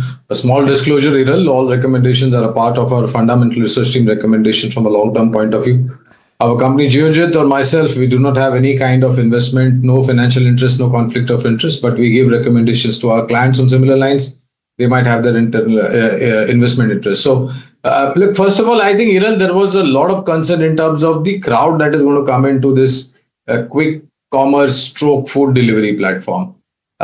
We saw correction, then we saw the numbers, then we saw an uptake, and then we saw some kind of stake sale, which pushed the stock down. But from a long-term point of view, Hiral, our fundamental team is positive on Eternal. We have a buy coverage, buy stroke hold coverage on Eternal. Our sense is that the number of dark stores that have been opened in 2025 and the lineup of dark stores that are going to be opened in 2026 and thereafter will add to the quick commerce delivery platform revenues in terms of top line and bottom line. They have also ventured into newer geographies, which will have a larger subscriber base and a larger market to cater. Positive on Eternal from a long-term point of view. Okay, Eternal from a long-term point of view is what you're looking at. But moving on, Cupid is making a strategic 331 crore investment in Bazaar Style Retail through a preferential warrant issue. Mahima joins us with all the details. Mahima, what do you have for us, and what is the rationale that you're seeing?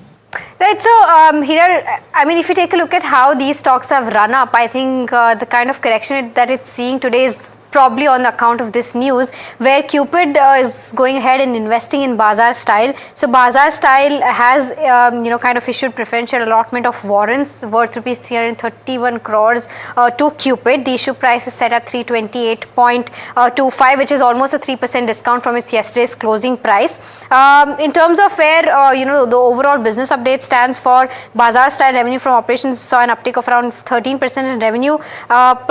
Sales per square feet was down by around 15%, so not a very good quarter despite a festive season being there in this quarter, but there was also a postponement of festive season that's happening in Q4, and that is why overall retail sales were impacted. But I think the street probably not liking this development, and that is why we're seeing the stock tanking, and how both these stocks, in fact, because Bazaar Style, if you take a look at last couple of weeks, 1 month, it's been up around 21%, but today down around 6% in trade. Similarly, Cupid has seen a run up of almost 160% in the past 6 months, but is now down, in trade today and down almost 21% in the past 5 days. So probably the development that street was not expecting, and that's why the stock is under pressure. Both of these stocks are under pressure.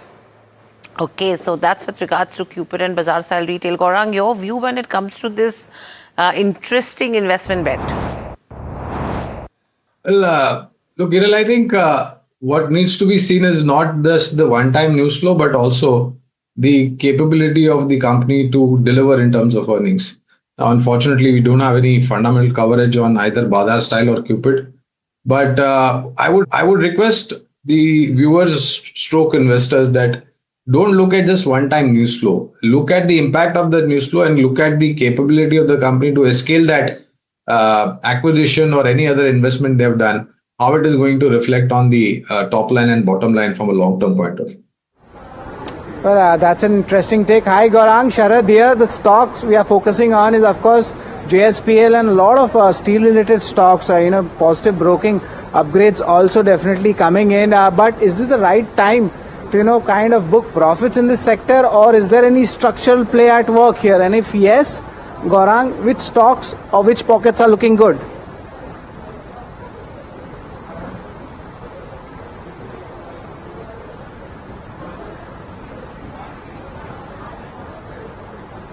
Gaurang, sorry, you can hear me?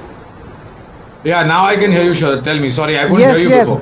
Not a problem. Gaurang, the question is on the steel players. A positive broking report came up, and largely we see there is a structural up move coming in as far as the numbers are concerned. Which pockets or which stocks are looking attractive for you? So, Sharad, I think you need to be positive. Don't have bias towards one side, ferrous or non-ferrous.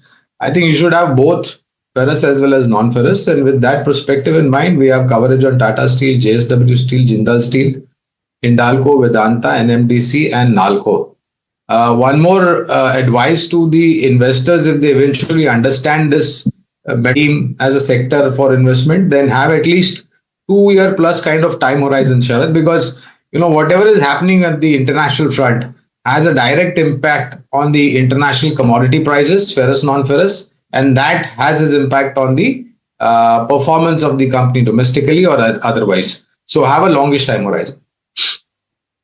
Long time horizon when it comes to metal counters. But moving on, let's put up a credit access Grameen on the screens and see what that counter is doing in trade. Post the numbers. Interesting set. Revenues have grown. Your EBITDA is what is actually a fantastic one. 126%. Margins have also expanded substantially. So basically, it's a strong operational performance. It seems to be a turnaround quarter for credit access Grameen as well. Investec has maintained a buy. They have a target price of 1,450. And they're saying it's at the start of an upcycle.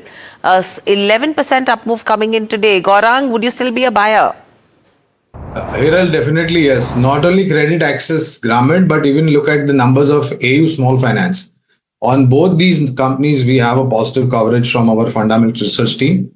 If you have it, hold on to it. If you don't have it, you can start accumulating at current levels. Given the uncertainty in the market, use dips to average at lower levels. That's a view coming in for Credit Access Grameen and AU Small Finance Bank as well.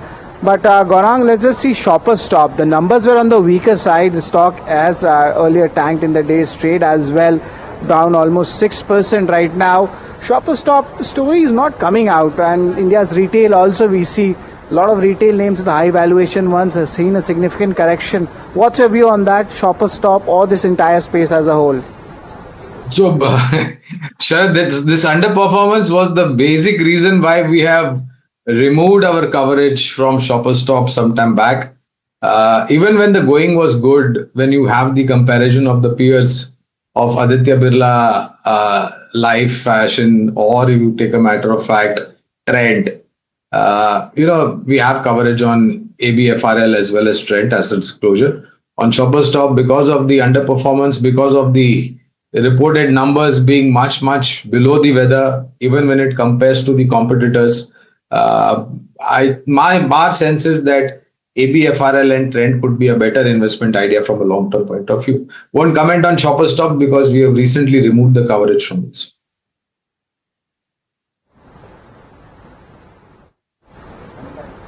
All right, that's pretty interesting on that, but markets are giving a very good update on the markets. Earlier we started the show in red, but look at that up move coming in, and now it's near its day's high level. it's in the green, and that's the beauty of the markets. Of course, the short covering is coming in, largely oversold positions were there. So how much does it close at those levels? Will it be 25,100 or will it be back to 25,200? That's something we'll be watching out for. But right now the flavor of the market is a strong recovery coming in. So that's all, folks, for trending stocks. From me, Hiral and Gaurang, thank you very much for joining us, and for the entire team at NDTV Profit. Stay tuned.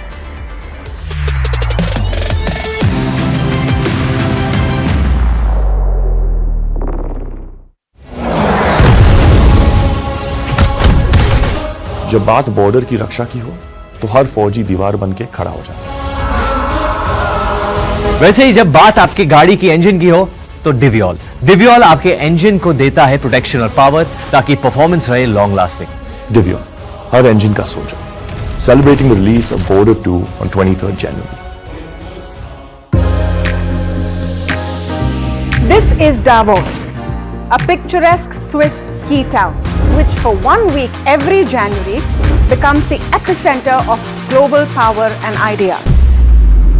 The conversations here influence policies, markets, and industries worldwide. From economic outlook to global priorities, Davos sets the tone for the year ahead. And NDTV Profit will be on the ground. I will be bringing you insights from global investors, market veterans, and corporate titans. So don't forget to tune in to NDTV Profit as we decode the decisions that will echo far beyond these mountains.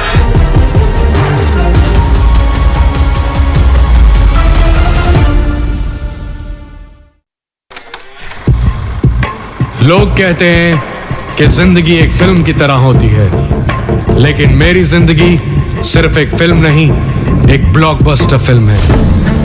बचपन से पता था मेरे सपनों में दम है, आगे नहीं सबसे आगे जाना है, स्टार नहीं सुपरस्टार बन के दिखाना है। नाम मिला, फेम मिला, प्यार मिला, I was not just running, I was flying. सबकी जुबां पे बस एक ही नाम, यो हनी सिंगर। लेकिन फिर ब्लॉकबस्टर कहानी में आया एक ट्विस्ट, 7वें आसमान से सीधा गिरा मैं जमीन पर। फिर क्या, खुद पे काम दोबारा शुरू, फैंस ने फिर प्यार दिखाया, फिर स्टार नहीं सुपरस्टार बनाया। है ना मेरी जिंदगी एक ब्लॉकबस्टर फिल्म। शुक्रिया आपकी प्रेयर्स का और आपके प्यार का। कॉन्सर्ट्स तो आपने बहुत देखे होंगे, but this is gonna be concert of a lifetime, क्योंकि मेरे फैंस ही हैं मेरी विक्ट्री, मेरी हिस्ट्री, मेरी glory. So come and witness yo Honey Singh, this is my story.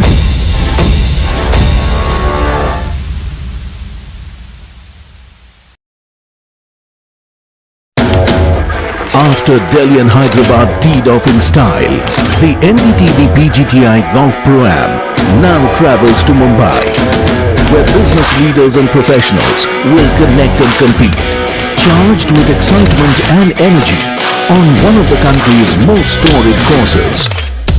NDTV PGTI Golf Pro-Am, the course of champions, the conversation of leaders, 23rd January.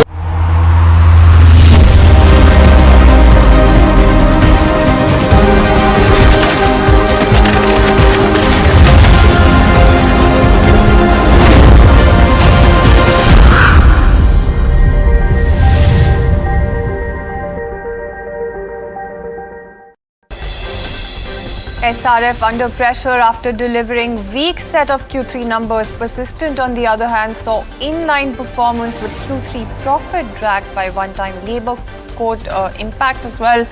Stock down more than 4%. And all eyes are going to be on Dr. Reddy's third quarter results. Continued pressure on US to drag performance, revenue, profit up. Downtick, in fact, on the cards. Strong show likely for the India business.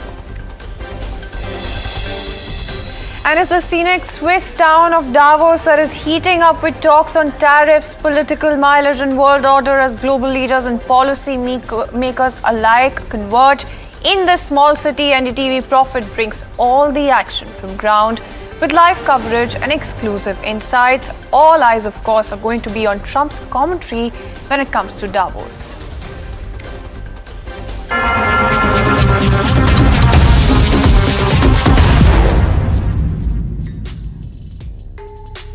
Good afternoon, you're watching Lunchtime Trades with me, Shreyansi Singh, and this is the show that gets you a roundup of everything that is happening in the world of commodities, news and updates on the top buzzers at this hour as well, all while you grab lunch. And let's also quickly take a look at some updates coming in as far as the US Treasury Secretary's comments are concerned. There have been some glitches in UK trade deal, and of course Trump is going to be late by 3 hours, and that's key commentary coming in there as well, because you did have the Air Force One that headed back on the back of a technical glitch. That was a very important update that we were watching out for. Other than that, of course, this is an interesting update in terms of what really happens when it comes to Davos. Like we told you just a few seconds earlier, of course, the commentary coming in from Trump against the backdrop of everything that has been happening and all the headlines is very, very important right now, because you do have Donald Trump in terms of his war with his trade war that could potentially happen. That is something that is very important, and there at the bottom of your screens and on your screens as well, you do have that update coming in. So that sort of update is something that we're definitely going to be watching out for in terms of the other key commentary coming in from Davos as well. Let's try and get in some commentary from Davos as well when you talk about this one, because you do have a bunch of updates trickling in. As of now, the updates that you have is that he's going to be reaching 3 hours late. Of course, the things that you have at hand right now are that you do have US and Europe stuck in a little bit of a trade war after that commentary coming in over Greenland tariffs when it comes to Trump. Other than that, of course, you do have Europe that could scale up its response. And you did have their emergency meeting as well, and that's something that we're looking at. But tell you what, let's also very quickly take a look at what the markets are doing. We've seen a very smart recovery when it comes to the Nifty as well, managing to get back in the green. That's Nifty for you, as you can very clearly see on your screens, 50-point uptick coming in. And just about 10 minutes ago, it was sharply, at least in red. Right now, you have that 50-point recovery coming in, uptick coming in. As far as Nifty is concerned, for Sensex as well, 68 points higher as where Sensex is for you. Quickly, let's also take a look at the picture that you have as far as sectors are concerned. Right now, it's a mixed sectoral picture that you're looking at. Just a few minutes ago, it was not, tilted in the favor of green as it is now, because you do have oil and gas leading gains. When it comes to sectors, energy, metal consumption, auto, media, some of the sectors that are doing well right now, defense is on the back foot, IT is on the back foot, banks not doing all that well, pharma, service, PSU banks, some of your other sectors as well that are, lagging behind right now. But, when you take a look at some of the stocks that are doing quite well for themselves, there's actually a Credit Access Grameen on the back of its Q3 numbers, up about 11% in trade right now. Eternal ahead of its numbers, 6% uptick is what you're seeing coming in for that particular counter. Quickly, let's also take a look at some of the counters when it comes to Nifty 50 as well. So what's doing quite well is Interglobe Aviations, ONGC as well. On the flip side, there's actually a bunch of counters that are on the back foot. So something like an ICICI Bank, Trent, Apollo Hospital, BEL, Eicher Motors, and Tata Consumer down anywhere between 0.5% to 1.5%. So that's something that you're seeing in terms of some of your top losers from within the Nifty 50 pack. But quickly, let's also move on, try and get you the word going as far as gold and silver are concerned, because you've seen that sustained strength coming in as far as gold prices are concerned, and that's the story for today as well. Let's kickstart that coverage as well, and we do have Ajay Kedia, Director, Kedia Advisory, joining us on the show this afternoon. Thank you so much, Mr. Kedia, for joining us this afternoon, and it's quite an interesting afternoon when it comes to gold at least, because there were those concerns that gold might just crack under pressure given all of the volatility that you have right now. Given the way that it's managed to sustain this record run, there's of course a lot of safe haven demand. Do you believe that that is the key wind in its sails right now? Yeah, very good afternoon. Definitely, I see 2025 was a very special year for commodity, particularly for gold and silver, where we have seen prices hit a multi-year high. And fundamental, we know central banks are consistently buying because of de-dollarization. Geopolitical tension is a part of momentum we have seen since 2022, and still it's going on. But the game changer was the Donald Trump, because Donald Trump tariff war has struck, and uncertainty has created a havoc, we can say, in the market, and that is why we have seen prices has rallied around 80% in last 1 year itself. But important was the ETF, investment buying. So I think all these factor has contributed the rally in 2025, but nothing has changed in for 2026 also. Here also we have seen, as soon as we stepped in 2026, we have seen US, Venezuela, now we are US, Greenland, or we can say US, European. So I think the tariff concern will impact the supply side, and that is why we have seen the prices moving in a very awkward move in gold and silver. Today we are very close to 4,900 for gold, whereas near to $100 in silver, particularly for silver, where gold silver ratio has crashed down with a high we have seen in 106 in last year, and now it's around closer to 50, which is around 53% fall. That clearly shows industrial demand is onwards, supply shortage will continue to be there, and silver as a shadow metal continues to. And Mr. Kedia, we will delve a little deeper when it comes to silver as well. Of course, you do have man of the day, Donald Trump, who's running 3 hours late. So there's actually a bunch of comments that we could be watching out for when it comes to the entire front, especially when it comes to gold. But, in terms of silver, there's actually a lot that you're looking at right now, because, you do have some investors being a little bit concerned. There's actually two sides to this entire party. One side is the people who've actually showed up to the party, and they're just, sort of looking at the others and very happy that they've invested, but just a tad bit worried if it's going to correct from here on. And the other is the entire side that's not managed to make it to the party. Which side do you think you would prefer to be in right now, and what do you expect from here on?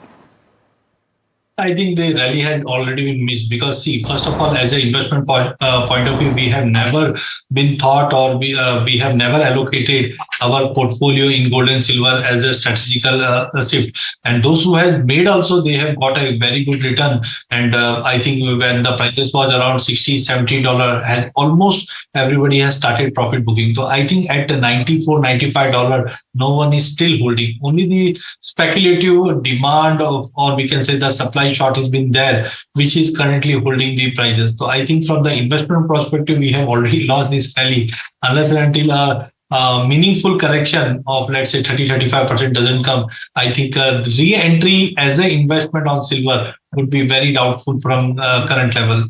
But still, fundamental remain bullish only. Stay calm as of now, because volatility and margins are too high right now.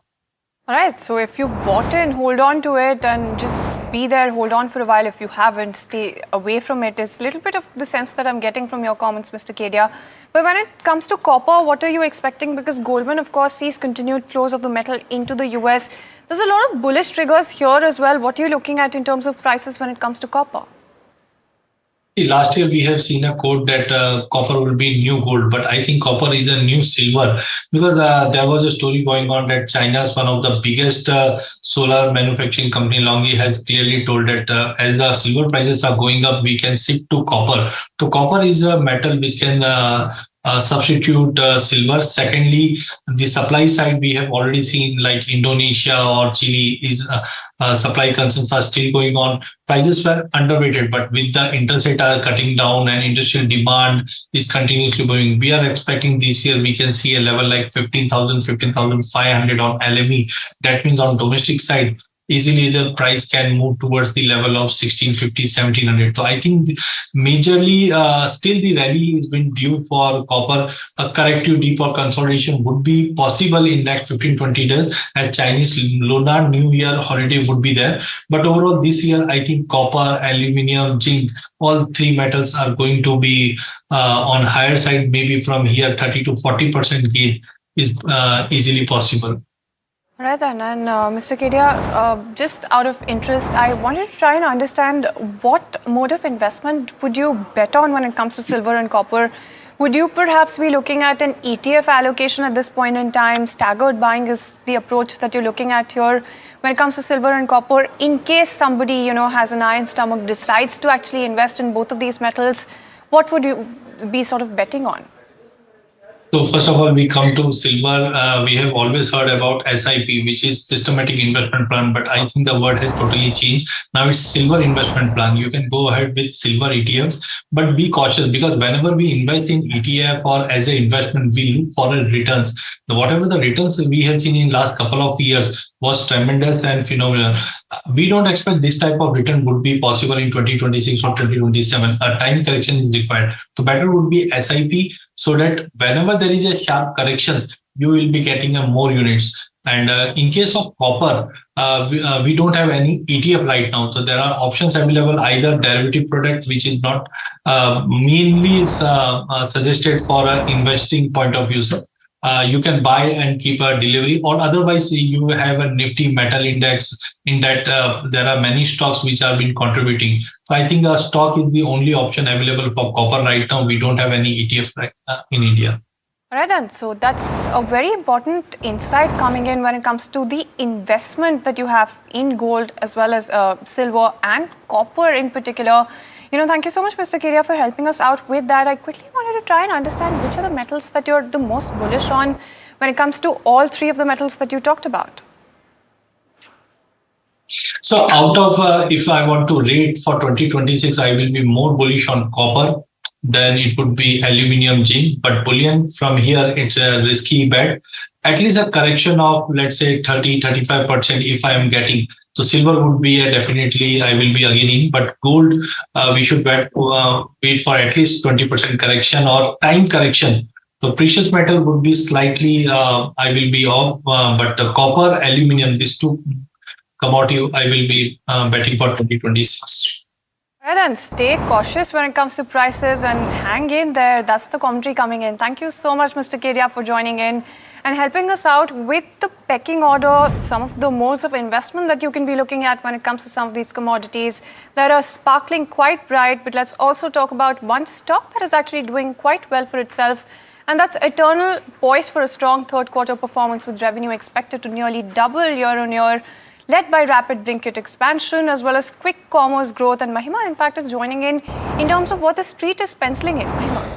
Right, so I think Eternal is the only counter that's keeping the Nifty in check right now, up 6% as we speak, and this is ahead of its earnings, as you can see on the charts as well.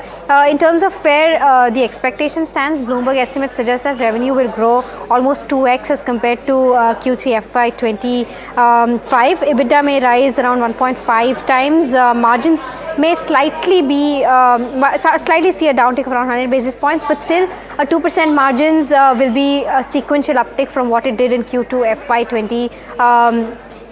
In terms of net profit, it may rise to that 115 crore mark versus that of 60 crore mark earlier. In terms of what to expect, festive season sales might see some impact because of the strike that gig workers saw on 25th of December as well as 31st of December. But strong revenue growth is expected in Blinkit, and largely that will be the counter that will drive the top line growth for something like a Zomato. Profitability may see some impact because of the quick commerce dark store expansion, but overall high marketing spends will also likely put some pressure on margins. In terms of what to watch out for, firstly, in terms of expansion of dark stores, what is the guidance? Will that change because of the change in norms for gig workers? Is there recovery happening in food delivery, because that's not been the case for the past couple of quarters for Eternal? Quick commerce market share expansion, how is that happening considering competition into picture? And hyper pure revenue growth, how is that panned out? And lastly, going out business, how has it panned out in this quarter, and how is the growth looking like, and what is the guidance for this particular segment? So this is the overall view of what you can expect in Eternal earnings. Well, absolutely, and thank you so much, Mahima, for helping us out with that update. It's looking quite upbeat for the stock as well as the expectations, but it's time for a very quick break. Thank you so much for tuning in. More news and updates on the other side.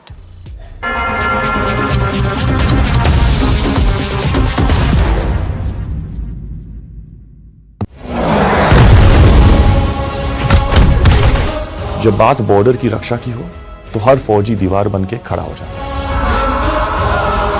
वैसे ही जब बात आपकी गाड़ी की engine की हो तो डिवियोल आपके इंजन को देता है प्रोटेक्शन और पावर ताकि परफॉर्मेंस रहे लॉन्ग लास्टिंग। डिवियोल, हर इंजन का soldier, celebrating the release of Border 2 on 23rd January. This is Davos, a picturesque Swiss ski town, which for 1 week every January becomes the epicenter of global power and ideas. The conversations here influence policies, markets, and industries worldwide. From economic outlook to global priorities, Davos sets the tone for the year ahead. And NDTV Profit will be on the ground. I will be bringing you insights from global investors, market veterans, and corporate titans. So don't forget to tune in to NDTV Profit as we decode the decisions that will echo far beyond these mountains.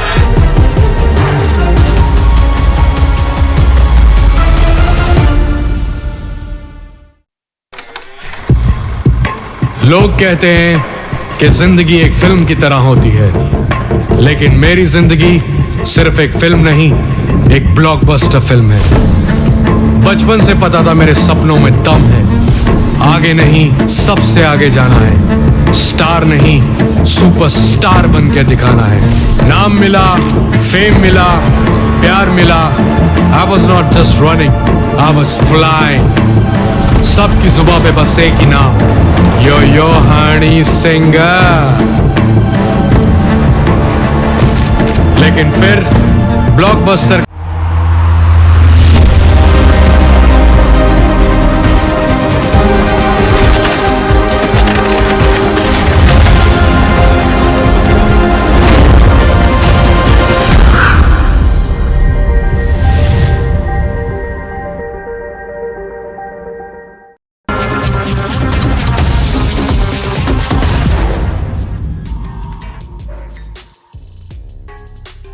Welcome back. Thank you so much for staying tuned in. Well, like we told you just a few minutes ago, you do have US Treasury, Besant, who's given an update, a big update regarding US President Donald Trump's arrival in Davos to participate in the World Economic Forum. This particular participation is key on a couple of counts. One, that entire Board of Peace commentary.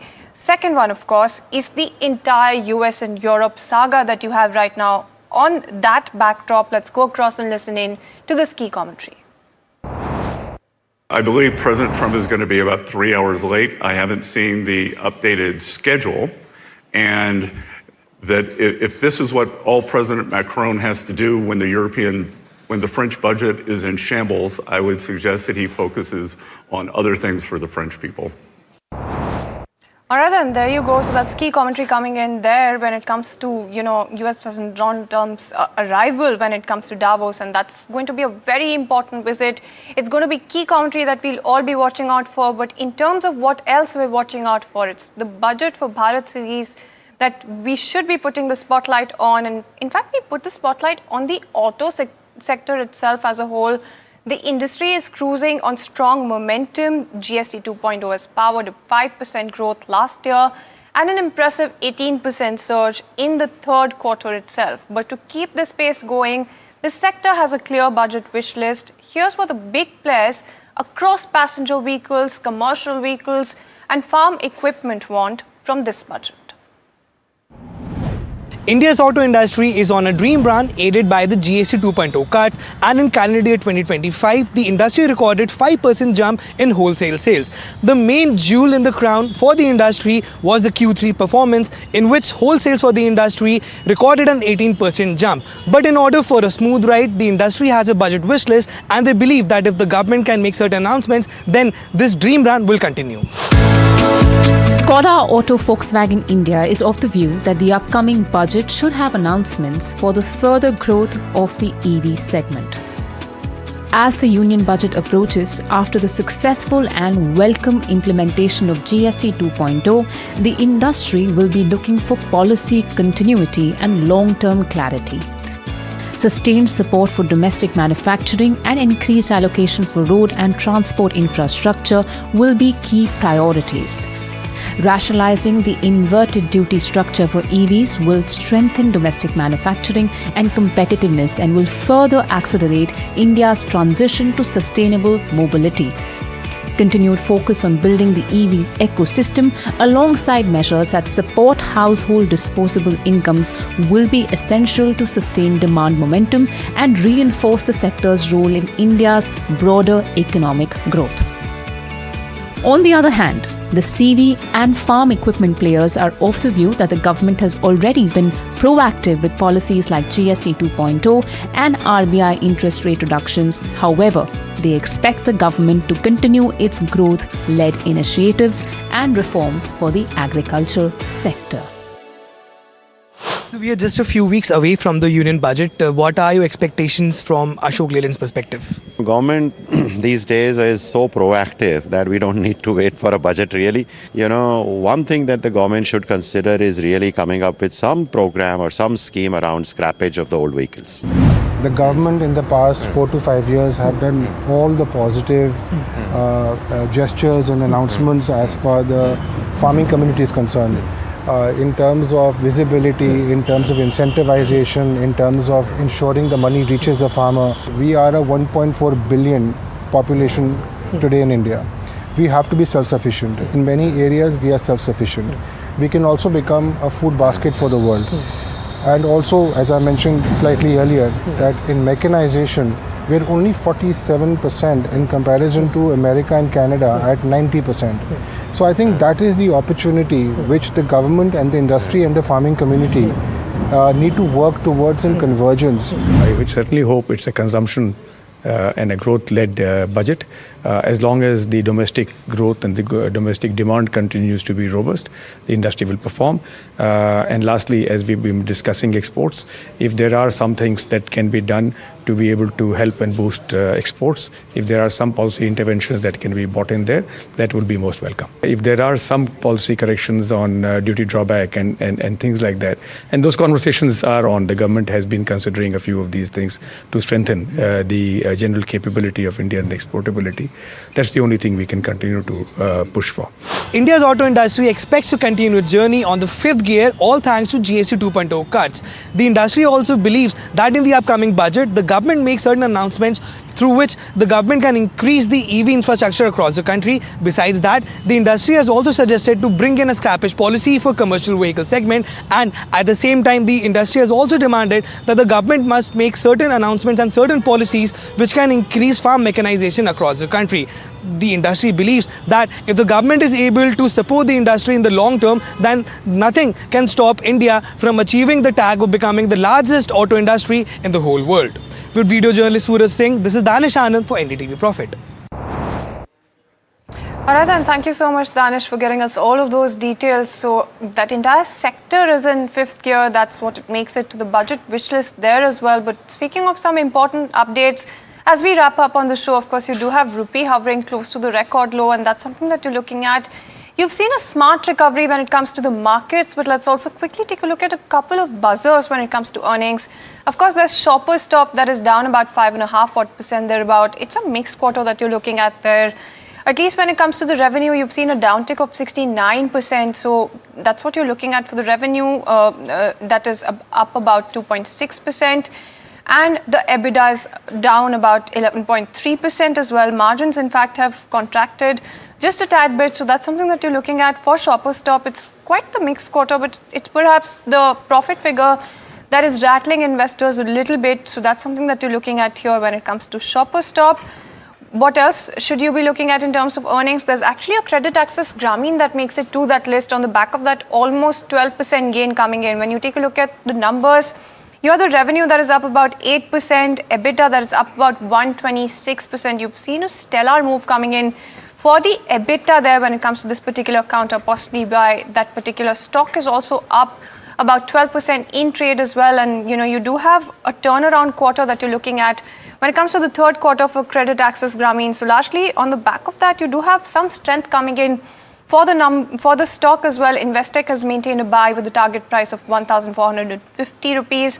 And it's also talking about how the companies are the start of an upcycle. There's also a growth pickup that they see, and margin expansion and credit cost reduction is also something that they see on the cards.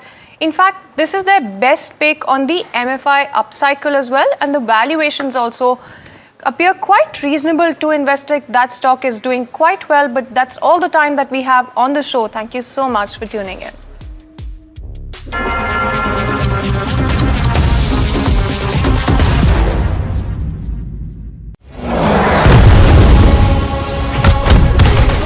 जब बात border की रक्षा की हो तो हर फौजी दीवार बन के खड़ा हो जाता है। वैसे ही जब बात आपकी गाड़ी की इंजन की हो तो डिवियोल आपके इंजन को देता है प्रोटेक्शन और पावर ताकि परफॉर्मेंस रहे लॉन्ग लास्टिंग। डिवियोल हर इंजन का soldier, celebrating the release of border 2 on 23rd January. This is Davos, a picturesque Swiss ski town, which for 1 week every January becomes the epicenter of global power and ideas. The conversations here influence policies, markets, and industries worldwide. From economic outlook to global priorities, Davos sets the tone for the year ahead. And NDTV Profit will be on the ground. I will be bringing you insights from global investors, market veterans, and corporate titans. So don't forget to tune in to NDTV Profit as we decode the decisions that will echo far beyond these mountains.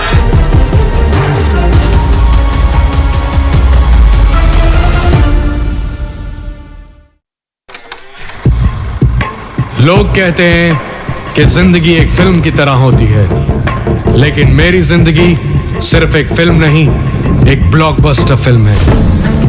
बचपन से पता था मेरे सपनों में दम है, आगे नहीं सबसे आगे जाना है, स्टार नहीं सुपरस्टार बन के दिखाना है। नाम मिला, फेम मिला, प्यार मिला, I was not just running, I was flying. सबकी जुबां पे बस एक ही नाम, यो हनी सिंगर। लेकिन फिर ब्लॉकबस्टर कहानी में आया एक ट्विस्ट, 7वें आसमान से सीधा गिरा मैं जमीन पर। फिर क्या, खुद पे काम दोबारा शुरू, फैंस ने फिर प्यार दिखाया, फिर स्टार नहीं सुपरस्टार बनाया। है ना मेरी जिंदगी एक ब्लॉकबस्टर फिल्म। शुक्रिया आपकी प्रेयर्स का और आपके प्यार का। कॉन्सर्ट्स तो आपने बहुत देखे होंगे, but this is gonna be concert of a lifetime, क्योंकि मेरे फैंस ही हैं मेरी विक्ट्री, मेरी हिस्ट्री, मेरी glory. So come and witness yo Honey Singh, this is my story.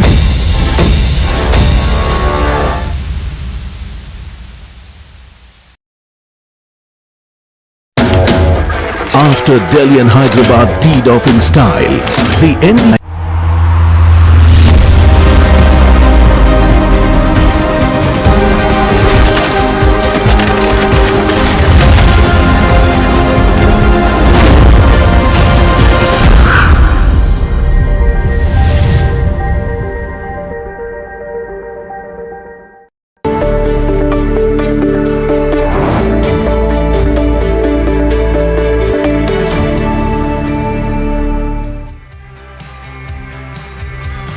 Good afternoon, you're watching Small Cap Buzzers on NDTV Profit with me Somit Sarkar and my co-anchor Varsha. In the next half an hour, we'll take you through the most important small cap stocks that have been buzzing in trade, either in the back of price or volume action. But before that, let's check what's on the show today. Firstly, we'll be speaking with the management of Ceneris Pharma. Now, if you look at the Q3 number, the company delivered a very strong quarter. The revenues and EBITDA increased nearly 64% and 86% on a YOY basis. PTC India Financial, the stock was down largely on the back of weak Q3 numbers. The company's profit nearly halved compared to last quarter. When it comes to Bazaar Style and Cupid, both these counters were down in trade, and this is after Cupid announced that they will be infusing funds into Bazaar Style. So that would be an important counters to watch out for in trade today. And lastly, when it comes to Harsha Engineers, that stock is down for the 4th consecutive session. But what is interesting today is the volume number. If you look at the volumes, they are nearly 30 times that 20-day average. And it's not only Harsha Engineers which is interesting, it's the market also that is interesting today. Quite a volatile trading session. We declined more than 300 points in trade, but we did manage to recover nearly 380 points from the day's lowest level till now. And if you look at the markets right now, they're just down 24 points, but we did manage to grow above the 200 DMA as well in trade. But that's all when it comes to the Nifty 50, and that's the benchmark index. But Varsha, what's been buzzing when it comes to the small cap segment? Well, when it comes to small cap segment, we have seen recovery, sharp recovery there also. Still, it's down almost 0.65%. But let's see which are the stocks which are in focus when it comes to small cap stocks. You have Rosel Tech, which is buzzing in trade today. Even you have ESEF Small Finance Bank also, which is under radar. Now, Ceneris Pharma, as Somit was saying, is buzzing on the back of strong Q3 numbers. And you also have Nosil, which is also trading, quite it's up almost 5 to 6%. Volumes are trading at 4x. Now, it's a rubber chemical company. Though, let's also focus on the losers. Which are the stocks which are, on the losing side? There you go. You have Bazaar Style, which is, under pressure. You have Tourism Finance, Anup Engineering and Vanberry. These are all the stocks which are under pressure. So, overall, we did recover today very sharply. But, on to the management in our small cap segment, as Somit was saying, Ceneris Pharma, strong Q3 numbers that the company has seen. This is on the back of their own products and of course the CDMO segment that they have, they are concentrating on. But to speak more about the numbers and what lies ahead and what are the growth prospects for next 2 to 3 years, I'm here joined by Mr. Swapnil Shah, who's the promoter and managing director of Ceneris. Hello, Mr. Shah. Welcome at NDTV Profit and congratulations on a strong set of numbers. Now, you've seen a very strong growth. Will this growth sustain, number one? And do you want to revise your guidance upwards? Because anyhow, you're going to surpass the guided number. No, thank you. Thank you for having me on your show. Growth has been strong that you've seen. Most likely, we should be able to outperform our guidance for the year. And, we are working towards it. So I think let's see how the year ends up with. But we are optimistic on outperforming our guidance.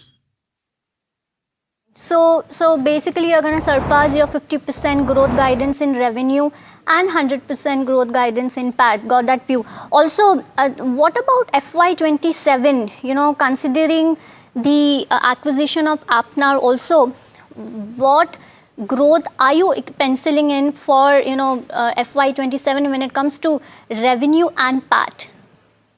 So Apnar will contribute significantly next year. Also, we are expecting some contribution this quarter as we speak. As far as FY27 is concerned, it seems to be a very strong year for us.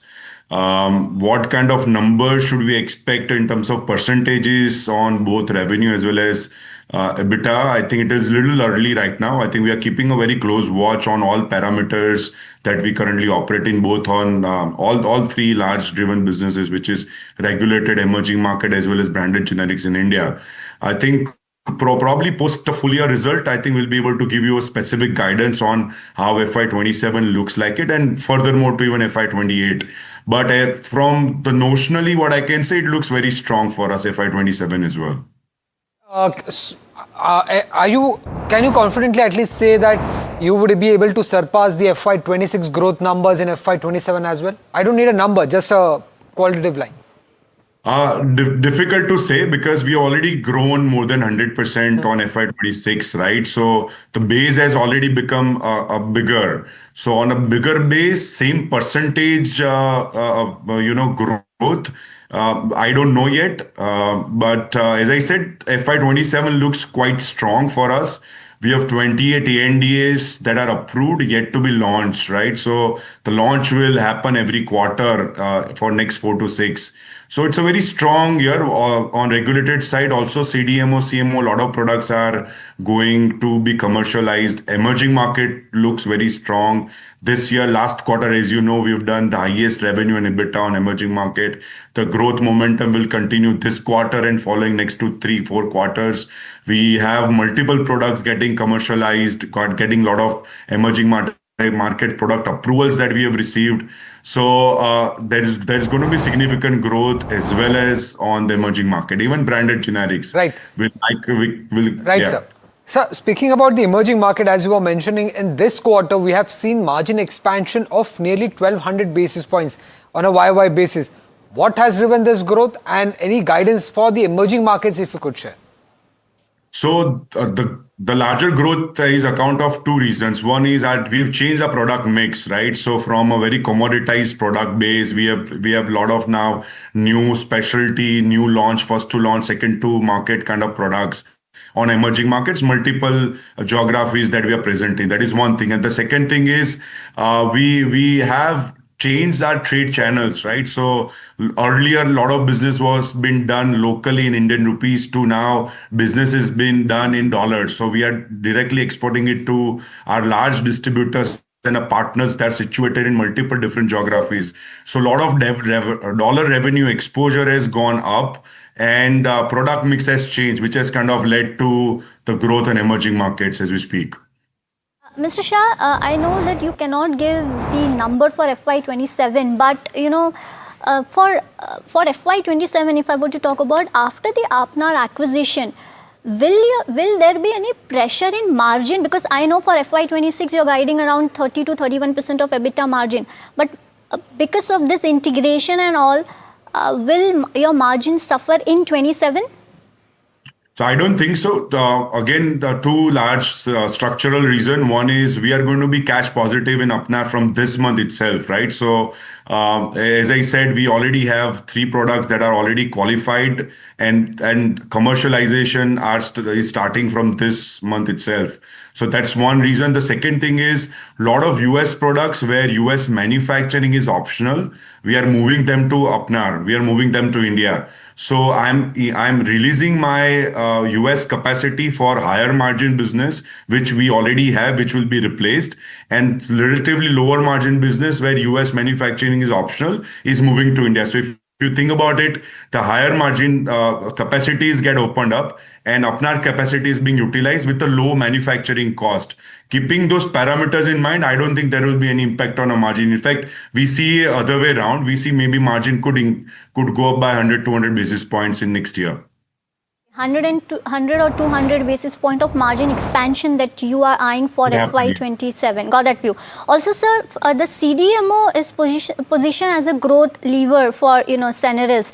What percentage of revenue can this segment reach in next 3 to 5 years? So we will have the CDMO have about 35% of total revenue next 2 to 3 years time frame as we speak, and that will kind of sustain as we grow overall base and CDMO business continue to grow. But I think 35% of overall revenue, we feel CDMO, CMO vertical side of the business will continue to have that kind of exposure. Right. Also, just wanted to understand, sir, going forward, say over the next 1 to 2 years, what is the kind of product launches, what is the kind of drug launches that we could expect from the company? So as I said, we have 28 approved ANDAs that will be launched. Products are being requalified through different regulatory pathways, which will be launched. A lot of products are going into government business. A lot of products are going into specialty niche distribution as we speak. So there is a significant growth. I mean, if you look at it, 28 ANDA launches itself is a size of one whole company, right? Which is significant. So those 28 launches that will happen in next 6 to 8 quarters will significantly drive our growth on the regulated side of the business. Right. On that note, what's the medium-term revenue mix target for, regulated versus emerging markets? If you have any aspirational target for next, 1 or 2 year maybe?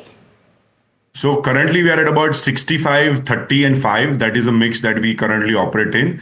I feel we'll be within the range of 65 to 70% being dominated by regulated market.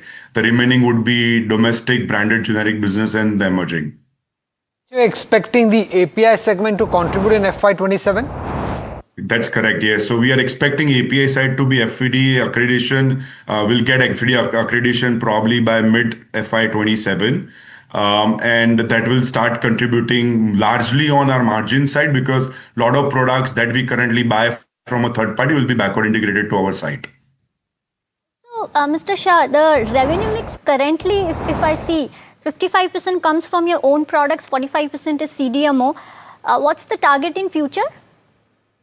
So that I said, CDMO will have that 35% of overall revenue mix, which will sustain and grow as the overall pie of revenue will continue to grow. And that we feel that I think that's going to be quite sustainable on the CDMO CMO. Mr. Shah, my two questions. One is, of course, the capex plans that you have, for FY27, and any more acquisitions that are being lined up. And the third one is the backward integration plans, if any. So capex has kind of now scaled down with Apnar acquisition. So whatever the capex was planned, we kind of pushed because we got those additional capacities on board, which we were going to spend for. So I think capex need for at least next 12 to 18 months has significantly reduced for us because of the acquisition. So I think that's a good play from the capex standpoint. Right. Thank you, sir. Thank you for joining us and giving us the way forward for Cenerus Pharma. With that, let's also welcome in our fundamental guest, Tapan Doshi, research analyst at ca.tapan.in. Tapan, you heard the management, very strong guidance given even for FY27. The management is confident that product launches would drive growth even going forward. How are you looking at this counter at the current valuations? No, if you see, the results are quite good, Sumit, and even the guidance is quite good. Of course, CDMO business is going to grow very well from here. And as such, next 5 years, I think CDMO business overall will grow a lot. And if you see that margins are also stable and it may increase from here. Customer diversification, they are working on it because still I think there is some as it is small scale operation, a few customers there, but they are going to diversify. But they have a very strong ANDA pipeline and that will help them. Even the niche complex generics also will help them to increase the margin. So yes, I'm quite positive. When I see the valuation is okay because it is the growth is justifying the valuation. So yes, I'm positive one can buy at this and even at deeps level for a long term. I think it is a good play to play. Tapan, you say that Cenerus Pharma is good for long-term play, but any other small cap pharma stocks other than Cenerus that you're eyeing for? Well, if you ask me, I think I am quite bullish on CDMO business now. So I think I will go for Syngene. I think that is also a good company. There also a good amount of contracts may come. And in future, I think they already do my guidance is quite good. So there also I think margin will go up overall. And if you see from US also, I think US is actually blocking somewhat Chinese firm. That is where the Indian firms will be benefited. So I think another company, I think Syngene International one can check. Right. The next stock that remains in focus is PTC India Financial. The stock's trading in the numbers were pretty weak for PTC India Financials, and this is because the company's profit nearly halved. What could be the reason behind this? Let's get in Jasmeet with more details. Well, Sumit, thank you for that. If you look at the overall company, it's an NBFC which performs and overall acts in the energy segment of the companies. If you look at the overall key takeaways from the result, what we see is that the loan disbursement for the company has improved this particular quarter, showing a long-term profitability going forward. Further, the overall loan sanction has also increased by almost 4.28 times on YY basis. The overall, which shows revival of future growth in pipeline once the company goes forward. But one thing that's impacting the company and where the stock is down is the profit. Though the company has a healthy volume coming in as a disbursement has increased, but those profits are still down for the company, and that's the reason the stock is staying in trade. If you look at the other key aspects, the return ratios have weakened, indicating the low profitability in terms of the capital generated by the company. Further, the overall profit has declined due to the lower interest income in this quarter, that as we saw. If we look at the overall key financial net profit is down about 26% at 49 odd crore versus last year of the same quarter at 67 odd crores. In terms of overall NIIs, they are down 33 odd percentage. So all in all, we see a good base for the company, good disbursement for the company's loan, but the overall net profit and NII has tanked on the back of low conversion. So that's something to watch out for. Right. Tapan, PTC India Financial's profit largely halved on a sequential basis. Do you think this counter could be interesting post the fall in share prices that we have seen today? So, Amit, if you see the last few quarters, their results are not so great. They are actually, they have a legacy stress asset which is actually bringing the profitability down. Gross NPA, is actually remaining elevated. Credit cost is remaining high, and no, the growth is not so great. Limited growth we can see from here. So PSU governance perception is also there here. So I think the earnings volatility is actually bringing this stock down. Even for the future, also I think there are much better players in NBFC and all that. One can look at it, but I think this is an avoid from my side. If not PTC India Financial, then any other small cap NBFC that looks interesting? Well, talking about small cap, of course, Ujjivan Small Finance Bank, I like it. Even Home Credit, that also quite a good stock. You see, wherever the wherever the MFI lending exposure was there, now that is improving. Even we can see that in the Poonawalla Finance also. I think that is where I think the good uptick is coming in because the interest rate is coming down. In future, what will happen, that net interest margin of all these NBFC will go up. So one can look at it, even though these stocks have gone up, but I think next 1 or 2 years it will remain good for these companies. I think credit cost will be at a lower level, and from here I think credit growth will be at least maybe around 20% odd. So I think these companies will be benefited as their NPAs are actually now lower because MFI lending issues are mostly resolved. Right. Before we move on to our next small cap stock, let's go across to Sharad to understand what's been buzzing in the F&O segment. Well, thanks for that, Somit. And it has been a very, very kind of, big up move coming in and then a down move. And you can just see now it's almost even Stevens when it comes to the gainers and losers. Eternal Indigo holding up the fort, and Eternal up 5% ahead of its numbers, likely the numbers just after the post-market hours. But Trent, ICICI Bank, BL, that's where the selling pressure is definitely there. But the total mood of the market has changed.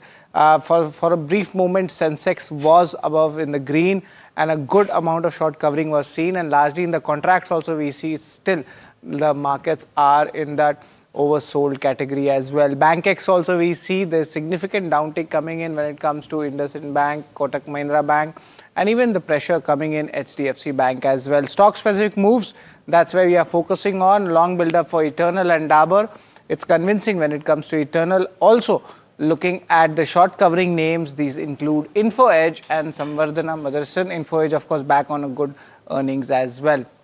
Apart from this long unwinding coming in for UPL for second straight day, we are seeing a big pressure coming in this counter, and L&T Finance also making it to the list. Short build up, Kalyan Jewellers, it's maintaining that stock. Last time also we had discussed that 1045 stock is down 11%. On the other hand, SRF selling has intensified, it's down almost 7% in the trade. So definitely the market deep gashes are still there in the broader indices. Thank you so much, Sharad, for all the details. Well, moving on, Harsha Engineers is under pressure in trade today. Now, what's worrying the investors? Let's get Anushi to tell us more about that.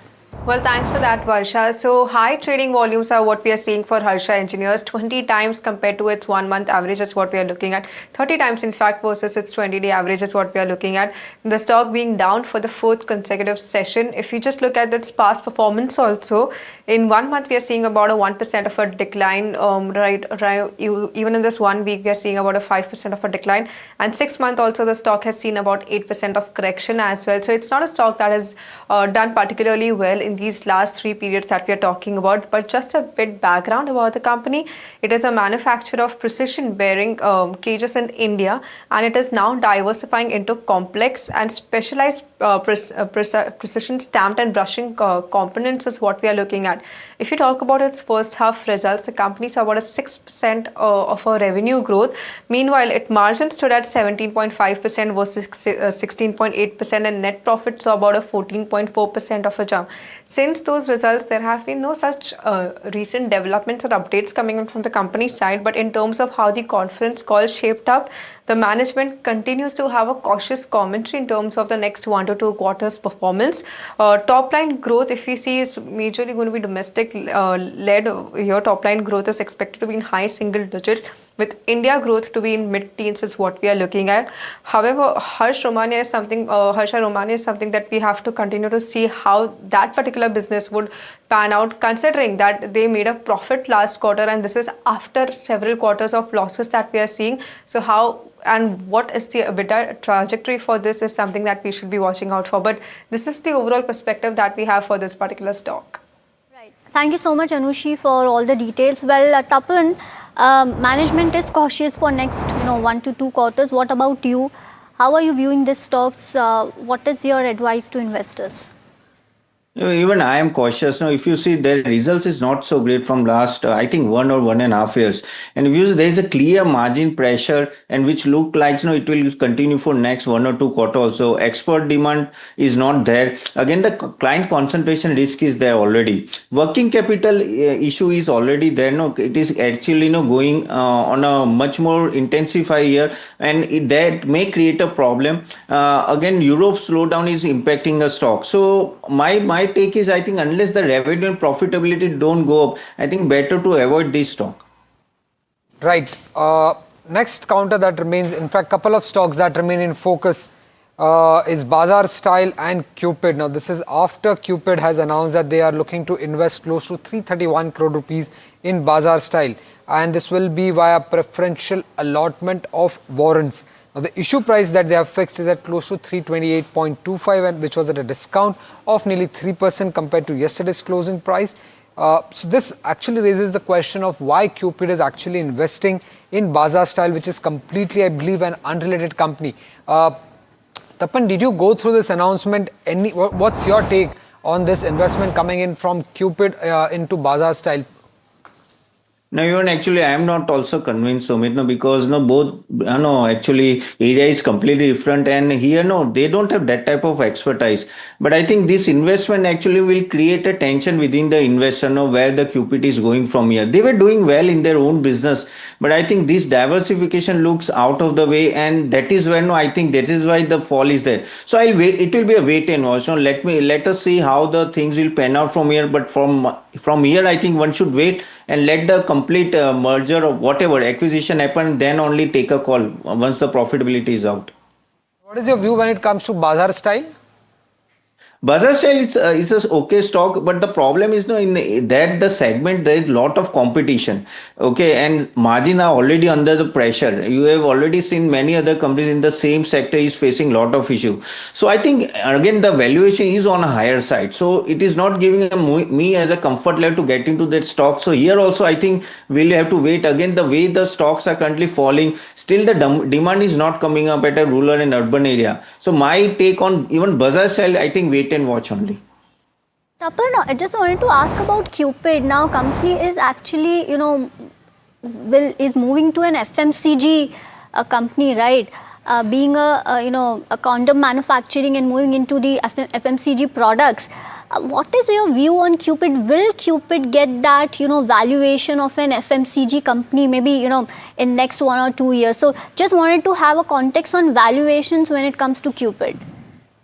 Now, if you see the Cupid valuation, already it is trading at 164 PE, and FMCG normally, see, if it gets want to have that FMCG label, it has to perform accordingly. And FMCG is a very, very tough market. They had a niche area, condom segment, which was quite niche and where they were the leaders. Now coming into FMCG, lot of competition is there. They must have seen that at this sector, condom sector, they may not grow. That's why they want to diversify. But now market will wait and watch, because at this PV, no one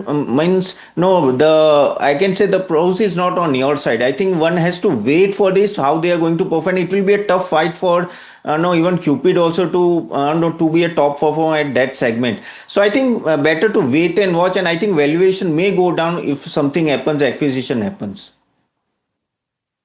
Just wanted to discuss one more stock with you, Tapan here. If you look at this counter that I was looking at, Shoppers Stop, that stock is down around 5% in trade, and this is after, I believe, the Q3 numbers. But the stock has recovered. In fact, at one point of time, it was down 10 odd %. Any view on Shoppers Stop? See, if you see trend, Shoppers Stop, everywhere, what is the problem coming? Problem is that LFL growth, like for like growth or SSG growth, same store growth. There, it is coming on a lower side. And we can see direct competition from online retailers. Of course, they also have their online segment. But here the much of the sale is happening online nowadays. And even the Diwali season also. And if you see, these companies were earlier, if I talk about trend, they were used to grow at 40, now it's growing at 15%. 15-20. Even Shoppers Stop also now the overall the sales growth has gone down. Now, if you don't perform, the valuation which you have been given earlier will go down, correct? And that is so trend is coming down. Even Shoppers Stop is coming down, and still I don't see they are bottoming out. I think they has to perform at least SSG growth, same store growth should be at least on a maybe 10 to 15% at least in order to give the comfort. Until that, I think it's a complete avoid. Thank you for joining us and giving us the perspectives on the stocks that we discussed on the show today. Well, with that, it's a wrap on this edition of Small Cap Buzzers. Stay tuned and keep watching NDTV Profit.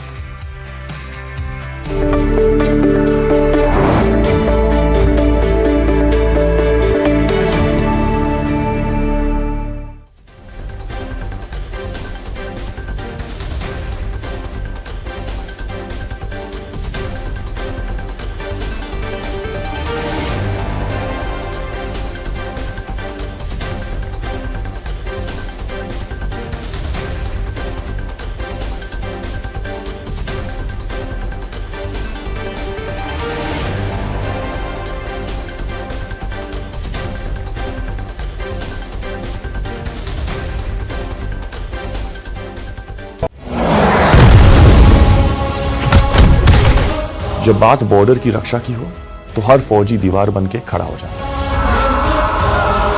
वैसे ही जब बात आपकी गाड़ी की engine की हो तो डिवियोल आपके इंजन को देता है प्रोटेक्शन और पावर ताकि परफॉर्मेंस रहे लॉन्ग लास्टिंग। डिवियोल हर इंजन का soldier, celebrating the release of border 2 on 23rd January.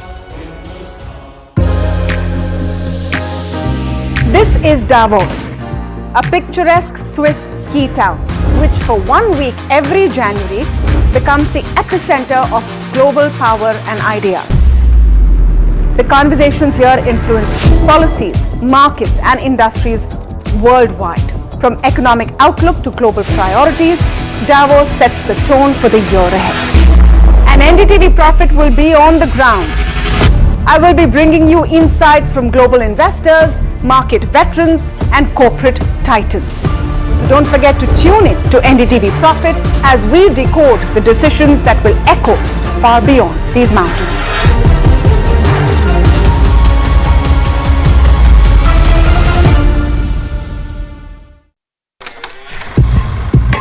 लोग कहते हैं कि जिंदगी एक फिल्म की तरह होती है, लेकिन मेरी जिंदगी सिर्फ एक फिल्म नहीं, एक ब्लॉकबस्टर फिल्म है। बचपन से पता था मेरे सपनों में दम है, आगे नहीं सबसे आगे जाना है, स्टार नहीं सुपरस्टार बन के दिखाना है। नाम मिला, फेम मिला, प्यार मिला, I was not just running, I was flying। सबकी जुबां पे बस एक ही नाम, yo Honey singer.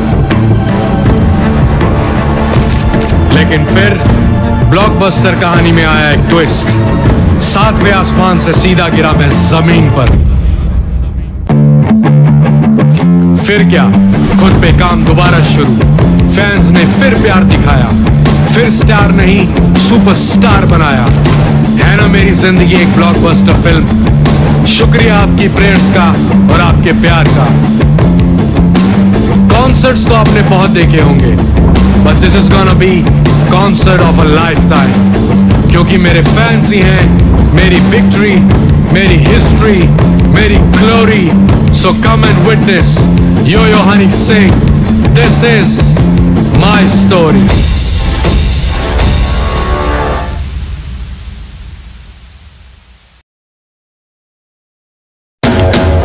After Delhi and Hyderabad teed off in style, the NDTV PGTI Golf Pro-Am now travels to Mumbai, where business leaders and professionals will connect and compete, charged with excitement.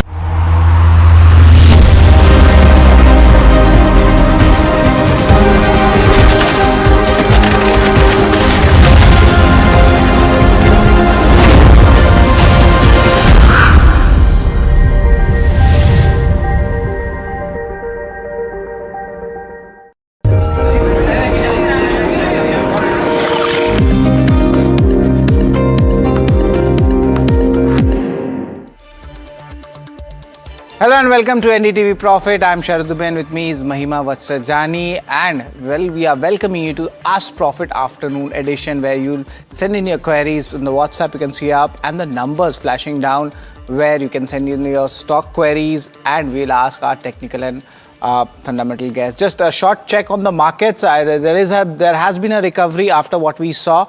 The Nifty, if you could just pull up, that was down less than 25,200. A recovery was made, short covering was there, but it's still very volatile. And rupee, that is at record levels at 91.7. That's weekend pass. That's the key concern of the markets. But moving ahead, now important development has come in. Our government has formally invited financial bids for the strategic disinvestment of IDBI Bank. Shrimi joins in with more details. Shrimi? Yeah, a very crucial development coming in. Top sources in the government told us that government formally invited the financial bid for its strategic sale in the IDBI Bank. In fact, this is coming after, a host of security and regulatory clearances, and what we've been given to understand that potential bidders have been given 4 weeks of time to file the financial offer. Now, what will happen next? That once the potential bidder will file for the financial offer, the government, through cabinet approval, will announce the winning bidder, and they are aiming to announce it by end of March. And post that, it will take some more time, given the fact that it's a, very sensitive sector. And both government and RBI is involved throughout the process. So perhaps the transaction would close in the next financial year. If you remember in the Air India case as well, we have seen that it will take around 4 to 5 months of time between announced bidder and the final transaction to actually get sealed. So as far as fiscal, maths is concerned, the fiscal context is concerned, the receipt from this disinvestment, if you see under the proposed transaction, both government and LIC is expected to sell 60.72% in IDBI Bank. If you see the total valuation, which is coming to around 75 to 76,000 crore, so that receipt will reflect perhaps in the next financial year. Now, as far as disinvestment target is concerned, that's also crucial ahead of the budget, because the government will take a call on the budgetary estimates as well. Disinvestment is no longer is a separate accounting. It's a part of capital miscellaneous receipt. And that the target for this financial year is actually 47,000 crore. And so far in this financial year, the government has garnered around 8,700 crore. So clearly a shortfall. But this shortfall is not actually concerning for the government at this point of time. But the main big story here is that government is moving fast on the IDBI disinvestment, which has been dragging for some time. But now with calling for financial bid, we will see, they are getting close to the transaction, and it will be sealed perhaps by, between July and August is what the sense we are getting. Thanks a lot, Shrimi, for that. Interesting development coming in for IDBI Bank. I just want to show the chart as well. IDBI Bank, what's the reaction happening in the stock? If you could just pull up the daily chart, and we see, yes, there's a good up move coming in the stock itself. But now joining in, we are having our guest for Ask Profit Afternoon Edition, Kunal Rambia, Fund Manager and Trading Strategist at The Streets, and Prashant Tapse, Senior VP Research Analyst at Mehta Equities. Good afternoon to you, gentlemen. I'd like to start with Kunal. Views on IDBI Bank before we move on to our viewers. Kunal, what's the view coming in? Interesting update coming from Shrimi on the speeding up of the process of the disinvestment.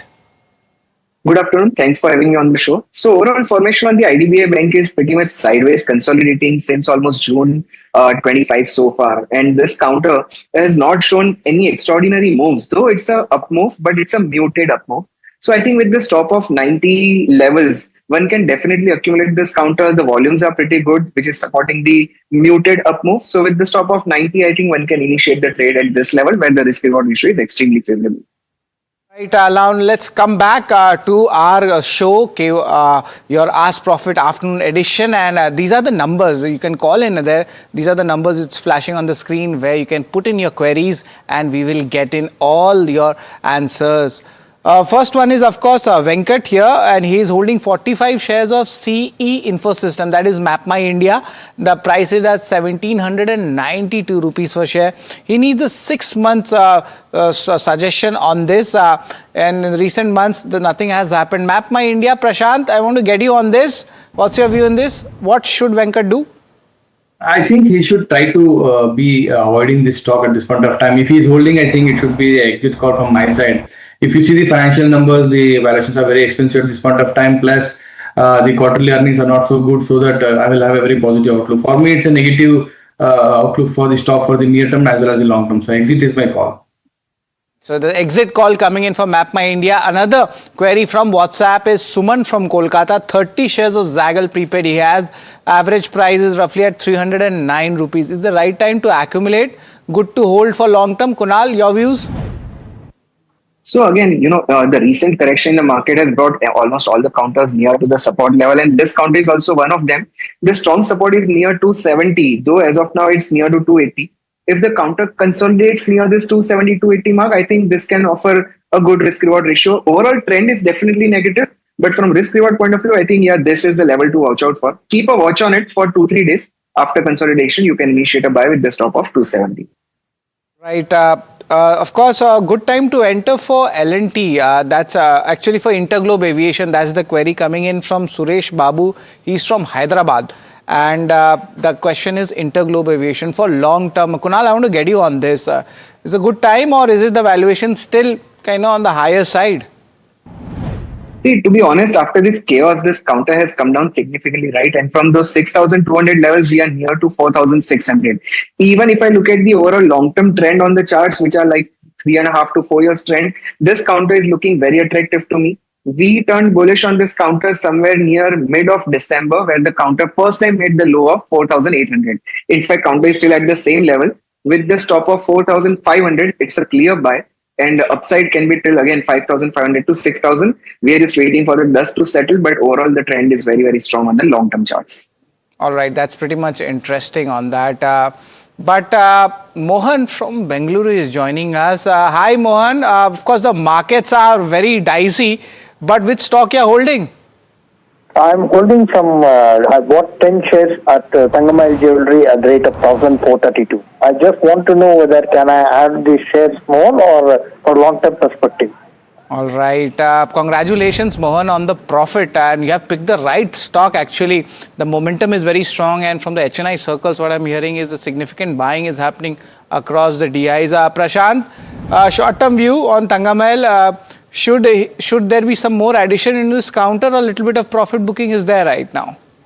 I don't advise a new fresh addition at this point of time. I think the way how gold has rallied and the way how the earnings have been presented by the gold jewelry businesses. So I think there should be some kind of profit booking attempt, at least 50% from the current levels, or trail your stop losses to 3,700. But it can be a two-way to hold the stock for the short term. All right. Now Udit is joining us from Mumbai. And hi, Udit. What stock you're talking about here? Good afternoon, Sarath. I am talking about New Gen Software. I hold around 50 shares of New Gen with 1030 a piece. Huge loss. I know circumstances are dictating terms now. I understand that. In spite of that, if I discount that, is this stock still good enough to hold on to, or do I average at this level, or do I get out booking the loss? Yeah, Udit, that seems a concern. Your buying price was 1,030 and now it's, it has gone down almost 30 to 40 odd percent. Kunal, I want to get you on this. Is it the right time for Udit to actually, average up or exit the stock? What's your view on that, New Gen Software? So no, certainly not to average out, first of all, because if the counter is in downtrend, I definitely agree on one point that the risk reward ratio might be favorable, but unless this, the falling knife stops somewhere, we should not be holding this counter. Now, if I look at the broader term, the chart of the counter, this counter was having a strong support near to 775, 780 levels. I'm talking from 2024 consolidation bottom till now. But it has decisively broken that also, and the volumes are very, very high. So I would advise to stay away from this counter, because now already it's in loss and our viewer is holding it. Wait for a dead cat bounce somewhere near to 775, I think he should book the losses and move on to some other IT companies which are literally looking good and the momentum is really building strong. But if Udit is there with us, just can you recommend Kunal which IT stock can he go? So I'm betting honestly on the large cap IT counters. The first is Infosys. Today also it's trading at 1650 days high, and the overall trend since last 3 to 4 months is very, very positive. So with the stop of 1550, we are long on Infi and the target remains at 1800 to 1850. The second is TCS, where again the trend is very, very muted but positive. Near to the support with the stop of 3000, one can go long on TCS also. I think these are two better counters, though the recovery in Newgen can be faster. But here we will have a risk reward ratio which is favorable and the capital protection which is the must in such kind of markets. Definitely some kind of recovery also happening in this large cap IT names. But now moving on, Siva from Hyderabad, he is holding 1000 shares of CG Power and Industrial Solutions at 650 rupees per share. Of course, there is a loss. He has stated it's a huge loss, but it's not that big loss also, to be honest. At these levels right now, the company's fundamentals are still decent. Kunal, a good time to average out or exit the stock? Feels like it can be a good average play? So beginning of 2025, this counter was near 530. From there, a big upswing was seen and again counter has reached the same level.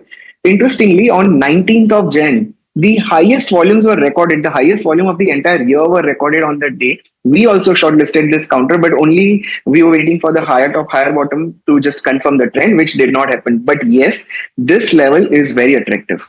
If the counter manages to close above 590 to just 600 levels, which is a round off level, we will definitely be into it. And I would advise our viewer also to average out at that point in time with the stop of 560. So with the stop of 560, buying above 600, and then let's ride the rally if at all there is a significant recovery.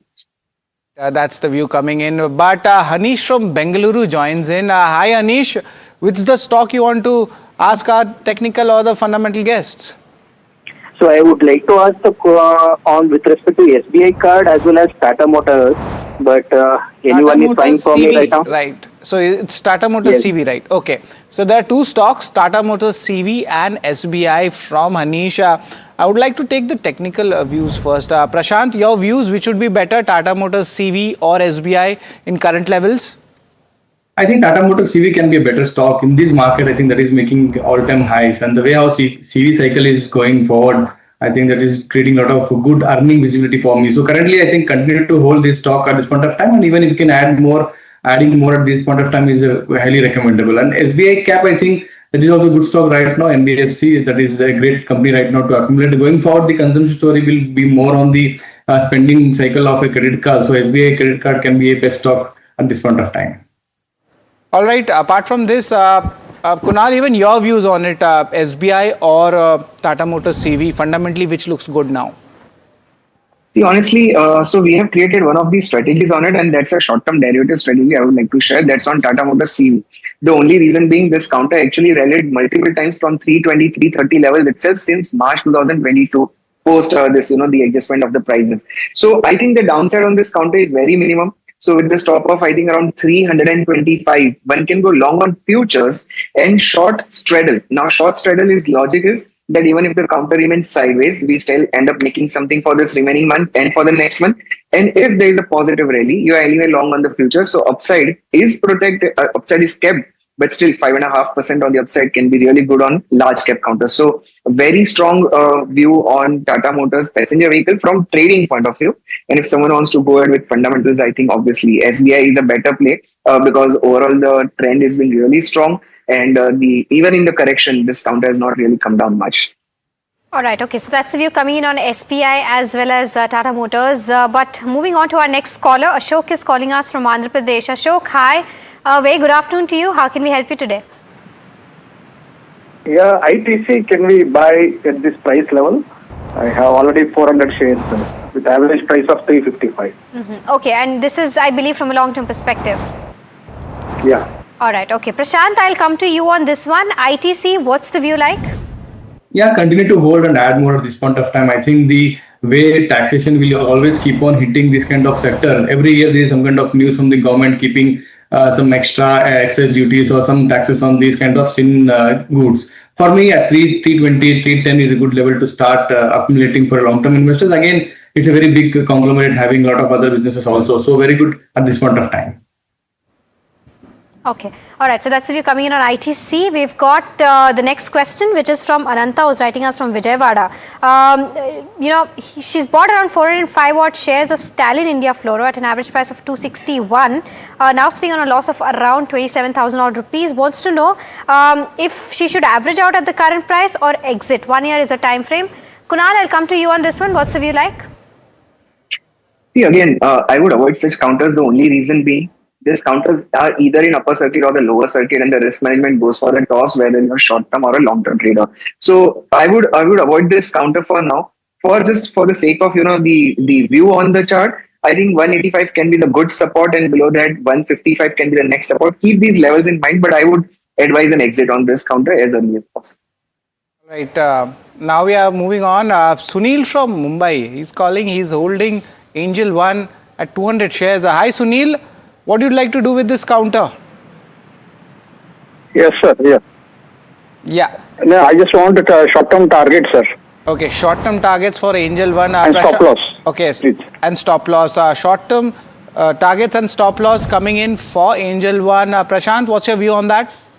I think the stop loss should be anywhere between 2350 on a short-term basis. But again, very much positive on this stock, on the sector as well. The way how BSE has performed, the way volatility has created a lot of good earnings show by Angel One. So I think BSE, Angel One as well as Grow. I am very much positive on this. Obviously, 2370 can be a stop loss for him for short term. All right. Apart from this, another query coming in, and that is from Prakash from Chennai. He's having a tactical bet on UPL. It's invested at 775 rupees. Roughly 250 shares is there. He wants his view, of course, on the long term and the short term. First of all, Kunal, I'd like to ask you on these levels. Absolutely. Today's low was the extreme low, which was seen on the counter 670, and in fact, it has recovered really sharp from that level. 690 is a present level. I think this bottom might remain intact for the coming days if the counter is in the positive trend of last 1.5 years, if it wants to continue in the same trend. So yes, with today's low as a stop, one can definitely think of initiating a fresh long on this. But just one caution, and that is that this counter has come down significantly. So if there is a good spike, and if you feel that from the short term perspective, this 5.5-6% is enough for you, take an exit. Otherwise, trail the stop loss. With the stop of 670, it's a buy as of. All right, so that's the view coming in on UPL. We've got our next caller. Neeraj is calling us from Gujarat. Neeraj, hi, a very good afternoon to you. I believe you have a question on Vedanta. Yes, I hold around 15,732 shares and my purchase price is 248 per share. Now, I'm confused whether I should book profit or should wait for company allocation. Like I have heard that the stock is going to split in 5 different companies. That's correct. Okay, Neeraj, got your question. So I'll take this up with Prashant. And Prashant is already sitting on profits of over 66 lakh rupees. Should he wait for the demerger or should he book his profits?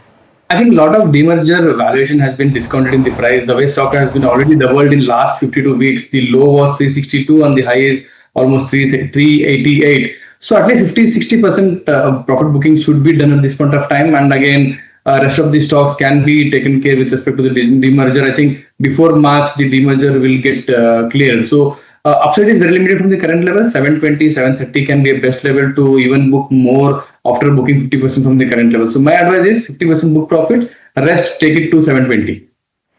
All right, okay, so that's the view coming in on Vedanta. It's time for our rapid fire round for Ask Profit. Prashant and Kunal, you both know the drill. Try to keep your answers as short as possible. We'll try to throw as many questions as possible.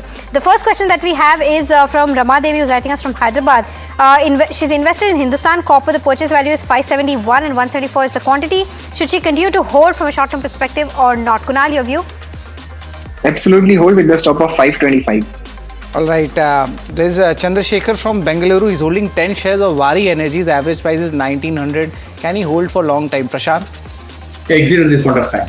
Okay, Sterling and Wilson is the next one. The person is holding 150 shares at the levels of 210. Can I buy, hold or sell from long-term perspective? Prashant, your view? Buy for long term.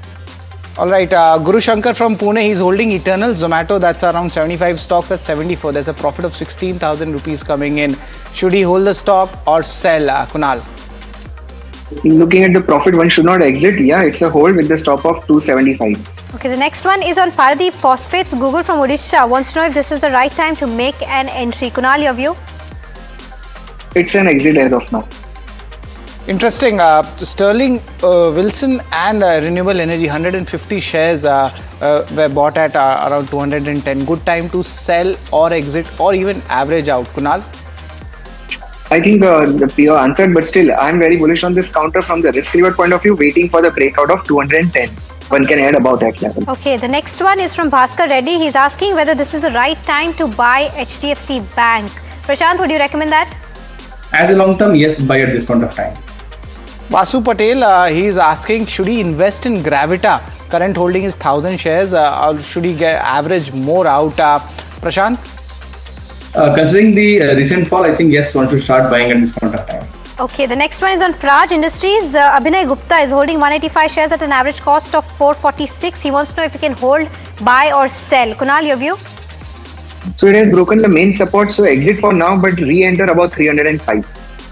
Alright, okay, so that's the view coming in on Praj Industries. But with that, we're completely out of time on this edition of Ask Profit as well as Rapid Fire Round. Kunal and Prashant, thank you so much for giving us all those insights and helping our viewers solve those queries. But with that, as I said, completely out of time. India market close up next. Stay tuned.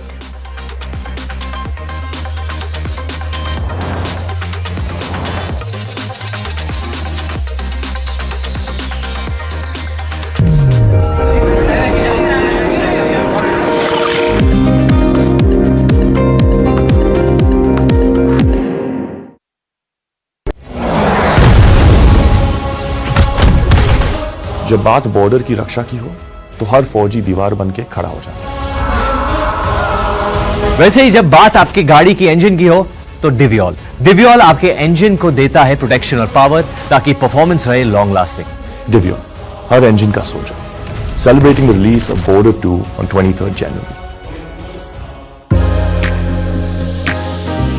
This is Davos, a picturesque Swiss ski town, which for 1 week every January becomes the epicenter of global power and ideas. The conversations here influence policies, markets and industries worldwide. From economic outlook to global priorities, Davos sets the tone for the year ahead. And NDTV Profit will be on the ground. I will be bringing you insights from global investors, market veterans and corporate titans.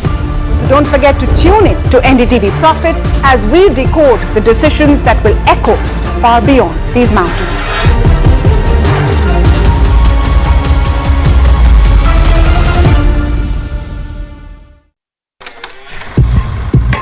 लोग कहते हैं कि जिंदगी एक film की तरह होती है, लेकिन मेरी जिंदगी सिर्फ एक फिल्म नहीं, एक ब्लॉकबस्टर फिल्म है। बचपन से पता था मेरे सपनों में दम है, आगे नहीं सबसे आगे जाना है, स्टार नहीं सुपरस्टार बन के दिखाना है। नाम मिला, फेम मिला, प्यार मिला, I was not just running, I was flying.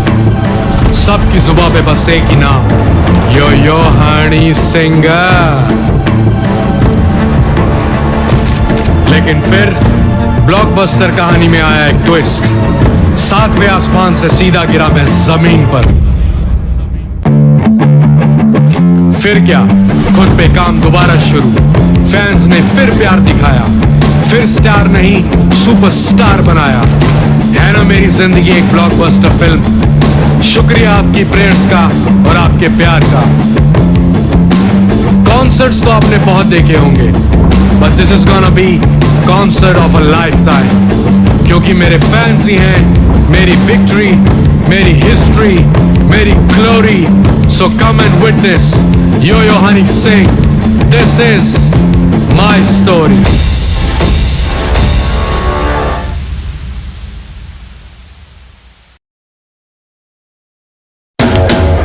After Delhi and Hyderabad teed off in style, the NDTV PGTI Golf Pro-Am now travels to Mumbai, where business leaders and professionals will connect and compete, charged with excitement and energy on one of the country's most storied courses. NDTV PGTI Golf Pro-Am, the course of champions.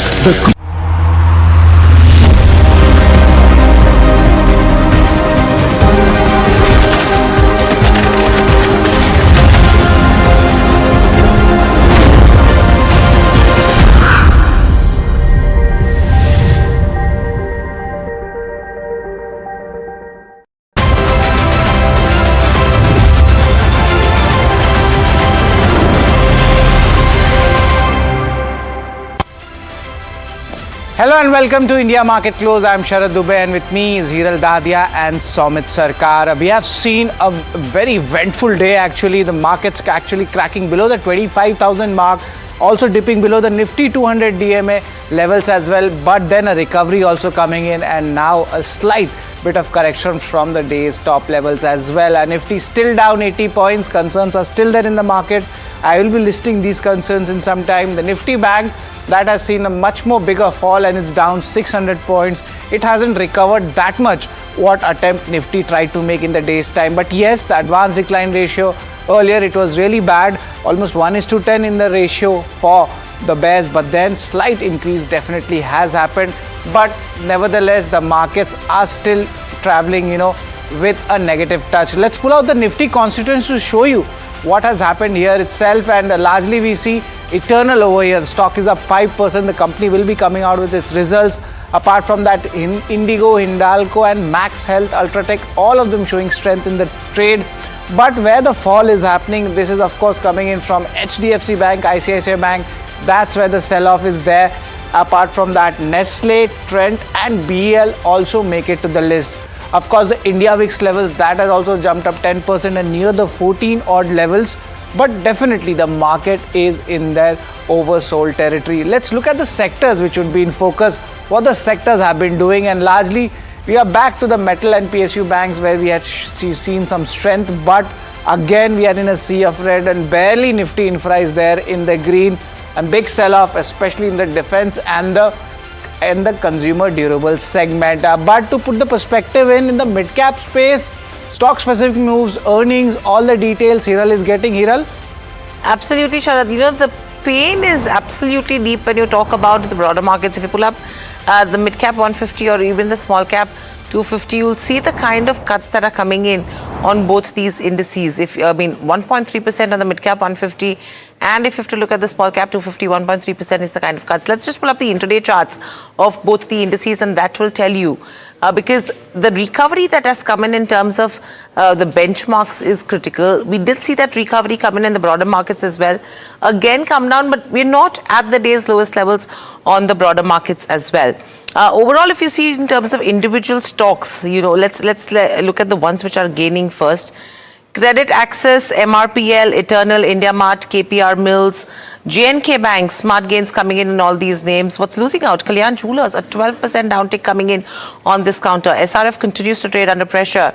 Scient is down, Force Motors, Laurus Labs, Paytm, Siet are few of the ones which are losing out in trade. So interesting moves, Somit, that we're picking up so far in terms of the markets as we speak. But one stock that is in focus right now is a Supreme Petro. Anything that you're picking, Supreme Industries, I beg your pardon, anything that you're picking up on that front before we speak to the management? Well, pretty much inline set of numbers is what the street has said. Now, if you look at the EBITDA number, that came in at close to 314 odd crore rupees, and analysts were estimating this number to be close to 304. Margins came in at 11.7 as against estimates of 11.5%. The piping volumes, now that grew nearly 16% on a YOY basis to close to 147 KT, and piping realizations that came in below by around 6% on a YOY basis to close to 124 rupees per kg. Blended EBITDA per kg also 10% down to close to 17.1%. But let's go across to MP Taparia, the Managing Director of Supreme Industries. Sir, when it comes to the FY26 volume and margin, are you maintaining your volume and margin guidance that you had given earlier? I believe the volume guidance was 12 to 14% that you had guided for FY26, and margin was close to around 14%. Are you maintaining that guidance? No, we are given a guidance of plastic piping 15 to 17% volume growth. And we maintain that we will grow 15 to 17% by volume in plastic piping system. And margin side, we will grow between 13.5 to 14% overall in the company. Right, but I believe the total volume guidance was 12 to 14%. You are right. So that is also maintained for FY26? We maintain. And we had seen a lot of the volume numbers were not that great so far. But are you seeing a pickup right now when it comes to overall piping segment volumes? We are quite happy that we have grown this quarter 16%. But just to share with you that in PVC resin, PVC plastic piping system, our company has grown 14% first 9 months, where the country has a degrowth of 7% by volume in PVC in plastic piping. As per the raw material producer. So we are happy that we country had a 7% degrowth, we had 14% growth. And just one question from my side on the PVC pricing. We have seen a severe downtick coming in. Do you expect further downside on this PVC resin prices, or they have stabilized for now? Dear friend, already too much down happened up to December. Since January beginning, the price has started inching up. Several producers in the worldwide have to close their operation. Some have reduced their operation. It became uneconomical for them to produce PVC. So we do not see, based on current crude price trend, we do not see any possibility of PVC price to come down. Actually, starting from 1st January, PVC prices are inching up. Mr. Taparia, good afternoon. Hiral on this side. Now, PVC prices have seen a drop as well in the third quarter, right? Now, the stakeholders want to know from here on, what was the inventory loss, if any, in the third quarter? And in terms of outlook for PVC price stabilization in the fourth quarter? One thing, I can say in the first 9 months, there was fall in all the polymer prices. So our company may have suffered an inventory loss between 100 to 120 crore rupees 9 months. Now this quarter, we do not anticipate any further inventory loss coming. And we believe that prices will slowly and surely, definitely on PVC and other polymer also inching up. Mr. Taparia, hi, Sharad here. I was just checking your segments, industrial product segment, that's where the degrowth has come in. If you just see on a 9-month basis, which we have compared, is there kind of a, demand pressure in the industrial product segment? And if it's there, will it bottom out in the coming time? Different. We are only supplier of component to the industrial companies. So the component which are industry we were supplying for them, they had a demand poor. So we cannot forecast about the demand, how they are going to fare, but we don't consider any great happening in the industrial component segment. Okay.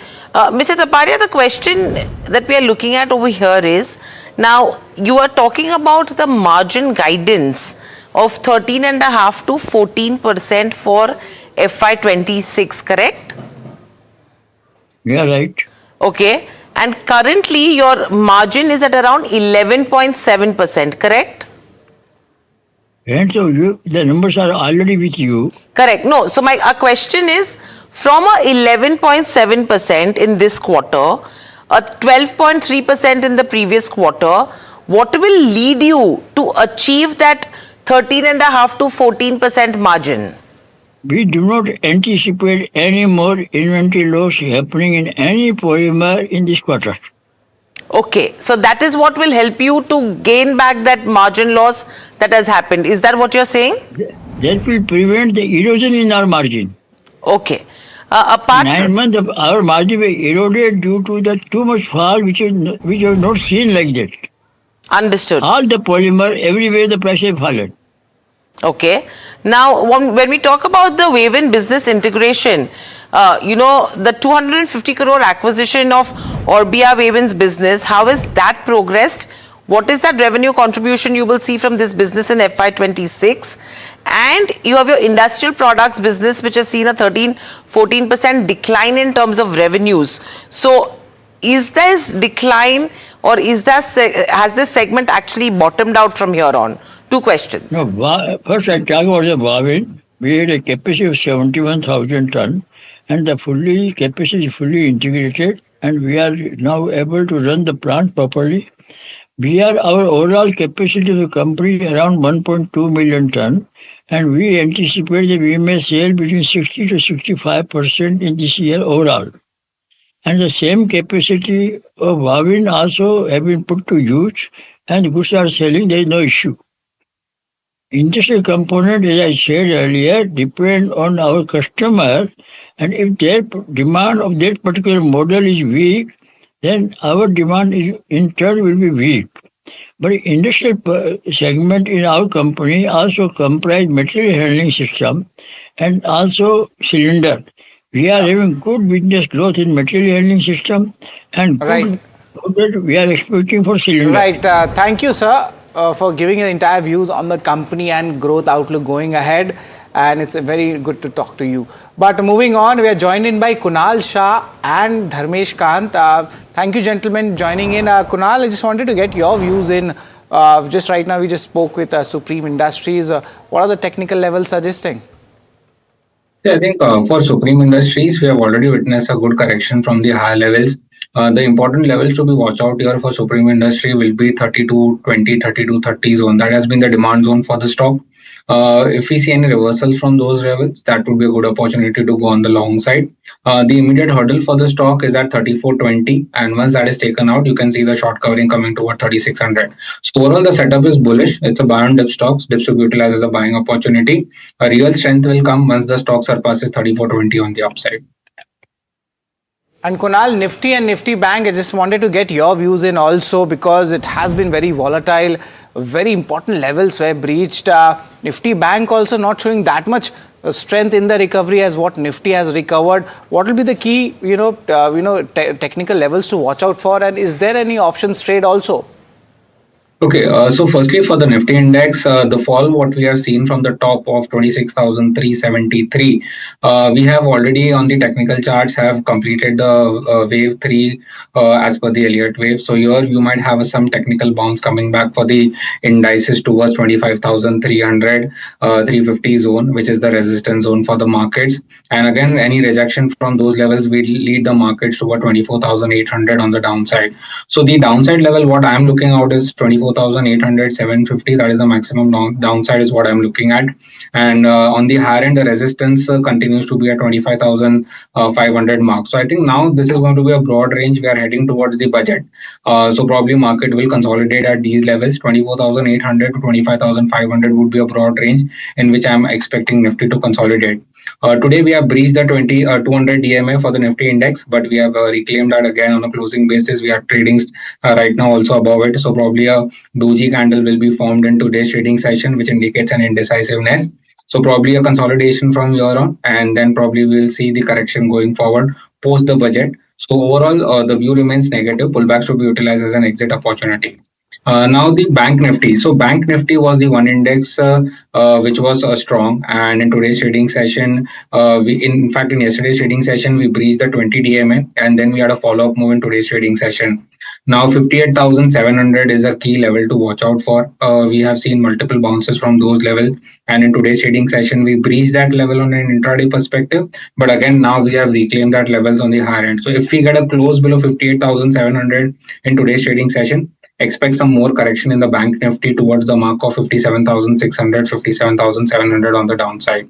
So for Bank Nifty, till the time 20 DMA is not reclaimed on the higher end, that is 59,500, the view continues to remain as a sell-on rise mode for the Bank Nifty. Right. Shifting focus to another stock that has declined significantly in the last couple of trading sessions. In fact, UPL has come down nearly 15% after the company announced that it will, in fact, not after the company announced, they came out with the RHP or DRHP of the subsidiary that is Advanta Enterprises. Let's get in Varsha to understand what does this mean for UPL and what could have been the reason behind this fall, Varsha? Well, I think this is all a profit booking that the market is doing after this news. Let's see how Advanta Enterprises is important and what this means for UPL. Talking about Advanta Enterprises, which filed DRHP with IPO size of around 36 million shares, that is 3.6 crore via OFS, and the UPL will sell around 2.8 crore shares. Now, Advanta is UPL seed business, if you see, and why Advanta is important, let's let's highlight on that. It's a seed vertical of UPL, global hybrid seeds player, and among top 10 seeds companies globally. Now, UPL holds almost 78% of stake in Advanta. Rest is owned by KKR and Alpha Wave. Now, talking about the long-term value creation. Now, if you see, Advanta has grown nearly 3.5x in USD terms over last 10 years and has a revenue CAGR of around 18% in last 5 years, with EBITDA CAGR of 23% and EBITDA margin of 25% and ROC of more than 25%, which is highest among its peer companies. Now, talking about the impact on UPL, how the listing of Advanta Enterprises will benefit UPL. So, objective is to reduce UPL's group debt, and the proceeds will be used for the debt repayment. The net debt EBITDA, if you see, currently UPL has almost 1.6x, which is expected to go down to around 1.2 to 1.3 times, a massive reduction when it comes to overall debt. Talking about the valuations, of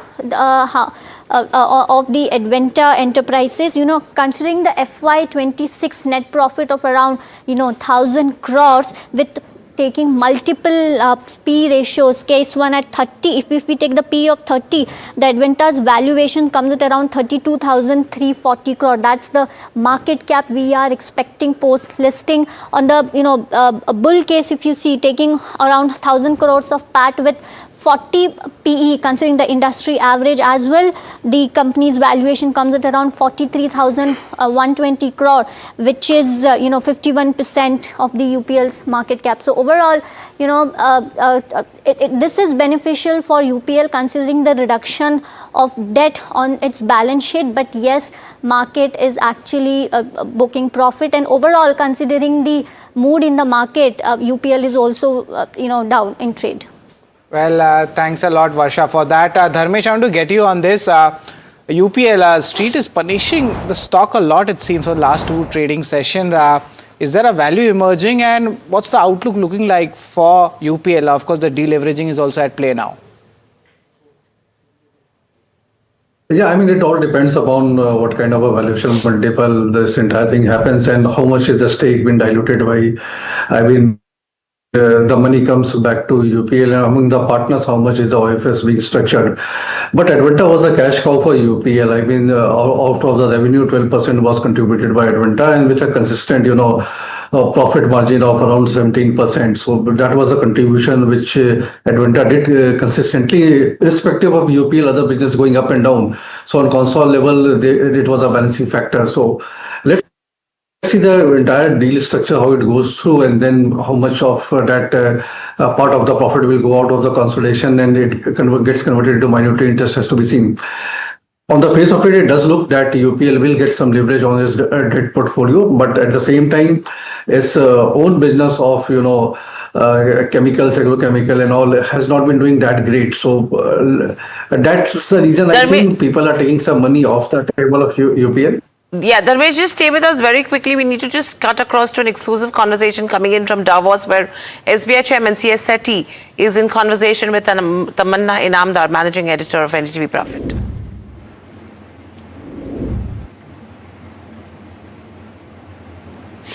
Thank you for that. Yes, in these cold climes and in this beautiful backdrop, we're having a conversation with the State Bank of India Chairman, India's largest bank, over here at Davos, where I must tell you the ongoing commentary is that India seems to have taken over a lot of the promenade. Sir, thank you so much for coming into our studios and speaking with us. Absolute pleasure. How's the trip going so far?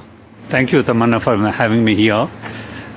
So far, so good. I think a lot of fruitful meetings and also a lot of fruitful discussions where you could participate and listen to the people what exactly is happening in a very difficult geopolitical environment.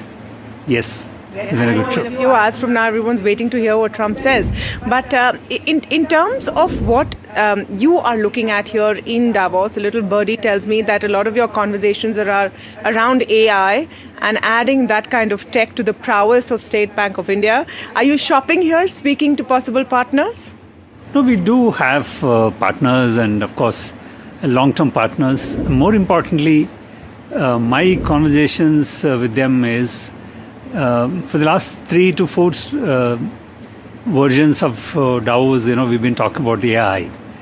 A lot of proof of concepts have happened, and we have not seen adoption of AI in the BFSI space at scale. So my venture here is to understand how do we bring AI adoption at scale as big as State Bank of India with 530 million customer base, that you need to have something which will change the customer experience and also improve the productivity of our employees. I think this is what I've been focusing on. But what I believe now is that a lot of entities have moved away from POCs to adoption. And adoption also has a critical element in the sense that you need to have large-scale change management, the way how people use both of your employees as well as the customers. So this has been my focus. It's been a good conversation so far. How do you see AI changing both the customer experience and your core requirement of financial inclusion? As India's largest bank and largest public sector bank, that's also a big part of the mission. How do you think that this can really change the game from that context? So it's not that we have not used AI in the past. What we are talking, obviously now moving from the predictive analytics to Gen AI and agentic AI. So we were one of the early adopters of AI models, both for purpose of the customer service, lending, for instance, and also fraud risk management. If you really see cyber protection of our customers, where transaction monitoring happens, and also we need to protect them from the cyber frauds. A large-scale Gen AI adoption is happening in SBI on the fraud risk management side. But we can definitely use in terms of creating hyper-personalization. Today, a lot of people receive a lot of calls on many products, right? How do we cut down on them? What Tamanna really requires, only those calls should go. I think Indians will thank you if this is a model everyone can adopt. This is what AI is capable of doing, in the sense that you don't disturb or you don't trouble the customer as much because you have not understood the customer much. If AI tools can provide that insight in terms of what customer needs and when does he or she wants to be contacted for. I think these are some of the things on the customer side. But more in terms of the customer protection side, I think agentic AI and AI have humongous applications going forward. Now, let's come back to a bit of the domestic business. I know we're sitting here in Davos, but we must talk about what is your outlook on urban consumption. Some of those concerns which are being talked about there, are you actually seeing it? Because you will be in the right position to see if that kind of consumption is coming in. A lot of the conversation that after the GST rationalization, it is banks who will see that uptake as people want to go out and consume more and take loans to do the same. So we did see. Of course, I won't be able to speak about our Q3 numbers because the results is scheduled sometime during February. But broadly speaking, I think consumption demand helped in terms of growing some of the consumer loans. What we have seen is that, since you mentioned about urban consumption, the consumption numbers which have been announced now shows that the rural consumption is picking up faster than the urban consumption. And another dimension of the consumption is that it has been more in non-discretionary items. That means, auto sector, white goods have shown much more uptick than the discretionary or non-discretionary spending. Sorry, discretionary spending was more than non-discretionary. So I think GST has to help maybe the lower middle class to consume more. That consumption in the urban areas is yet to be seen. But on the discretionary spending, we have seen a significant uptick, both on the auto sector as well as white goods. So I won't ask you about numbers because, like you said, it's the silent period. But just want to get a sense of how you're seeing deposit growth. Deposit growth has been a pain point for the industry and for several reasons. How do you look at it as the largest player? So the kind of financialization, the overall financialization of savings which have been there, and the unconscious asset allocation which has been happening. People earlier probably used to have savings, and savings are destinations were only bank deposits. But today you may not call it asset allocation in the truest sense, but you would like to keep some money in the mutual funds, and some money goes to the insurance, some to the pension fund. So which means that I personally believe that it is a kind of irreversible movement which is happening from the bank deposits to the other alternative financial instruments. It may change if the stock market is doing, probably more flows will be there towards that. But broadly, the banks have to live with a lower deposit growth rate. That's one. Number two, I think we also have to see that how do you structure your balance sheet? Do you want to structure your asset growth purely based on deposits, or you can go to the market, and some of these savings which are currently going to various instruments have to come to the real economy, right? Back to the real economy. They are coming in some form. But ultimately the banks have to build their balance sheets based on not only on deposits, but other alternate instruments, market instruments, certificate of deposits, bonds. I think this is inevitable. I think that will definitely happen. Eyebrows raised when, a bank of your size goes after certificate of deposits. See, this is. I mentioned certificate of deposit to make you to ask me that question. So I think it's important to realize that every bank in India has to look for alternate sources of funding their balance sheet. This is what happened globally. If you really take my New York office, for instance, 75 to 80% of the balance sheet is built on market borrowings, not on deposits. So as the individuals and households diversify their saving instruments, the banks also have to diversify their source of funding. Just one last point. We've talked about deposit growth slowing down. Interest rates are also coming down. I'm not going to ask you for a number, but margins or 4% margins thing of the past for now. Banks have to look at other ways and avenues. The margins, I think, are different for different banks. The way we structure our liability franchise, what kind of asset segment what we are doing, what kind of risks we are taking on the balance sheet, they all determine our margins. But broadly, I think the margins are likely to moderate as we go forward. It is also a fact that, while the asset side, that is loans, are getting repriced faster, the deposits are taking a little longer time to reprice, which means that the margin pressure will be there. But as I mentioned earlier, I think on the guidance side, we are still sticking that most of the banks will be able to maintain the margins, not because of anything, but the better management of the liability side. You also have a big listing coming up for State Bank of India Mutual Fund, SBI MF, and that's, the red hot space, really. But do you think that there's that kind of an appetite for so much paper?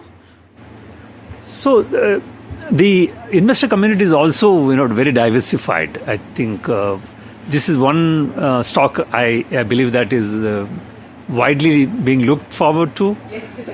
We are the largest AMC in the country, and we had created value not only to the investors, two of the investors who backed the company, but we created value in the ecosystem of the overall mutual fund industry. I think it's a good stock to invest in. There you have it. One last question, sir. We're speaking ahead of budget.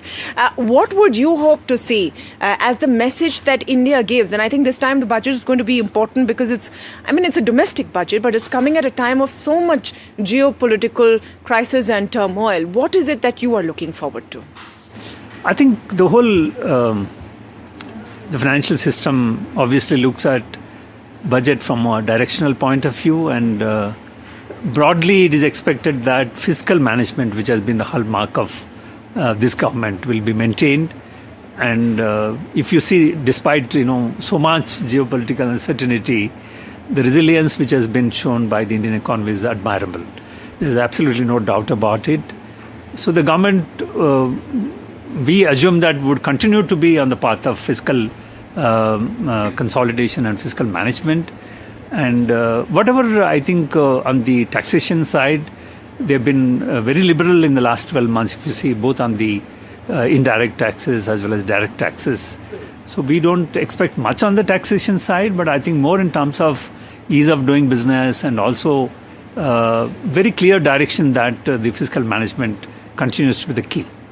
Well, that's great, sir. I hope we get to a chance to speak to you after the budget and get your views then as well. But there you have it, the State Bank of India chairman. And I think the big headline for me, amongst other things, is the SBI mutual fund. He's saying it's a good stock to buy, so take a look at that. Thank you so much, sir. That's an interesting conversation. SBI mutual fund, that's going to be a good one to buy. That's the word coming in there. And margins are going to moderate from here on. That's the other key takeaway that I'm picking up from the conversation that Tamanna has been having with CS Sethi as well. The stock not doing much, but just down around 0.7 to 0.8%. It's 2:55. We've missed the window by 10 minutes, but Samit Sarkar continues with us with all the chatter from the dealing room. I know, Samit, I mean, there is absolute mayhem in dealing rooms as well, I'm sure, because of the way markets have been over the last two trading sessions. First up, anything that you're hearing from a market perspective as to what is causing this nervousness, though we know it was expiry yesterday? Well, there is no one specific reason for this nervousness. Consistent FI selling is the biggest reason that is considering this, that is leading to this worry. Apart from that, yes, rupee depreciation is another concern. But given the fact that there is a lot of volatility in the market, not a lot of stocks is being dealt by dealers, or there are not much of news flow that is coming in the dealing rooms. Few stocks that dealers have still highlighted. Firstly, it's Timex. Dealers are indicating that there are buy flows on the large HNI desk on this counter.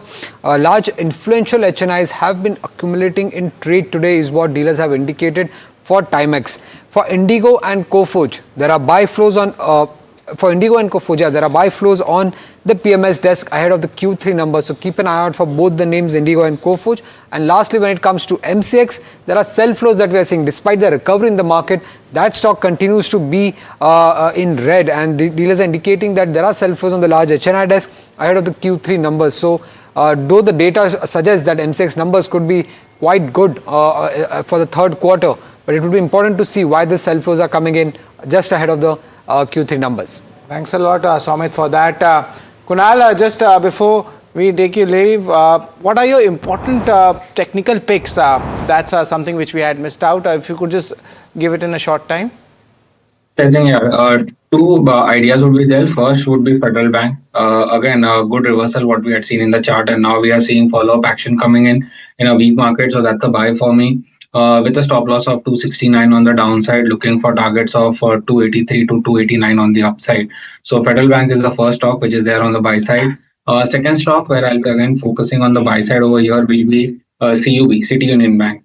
Again, good consolidation which has happened into the stock, and now we are seeing the base getting formed, and we expect further up move into the stock. So this is also a buy for me with a stop loss of 265, looking out for targets of 285 to 290 on the upside.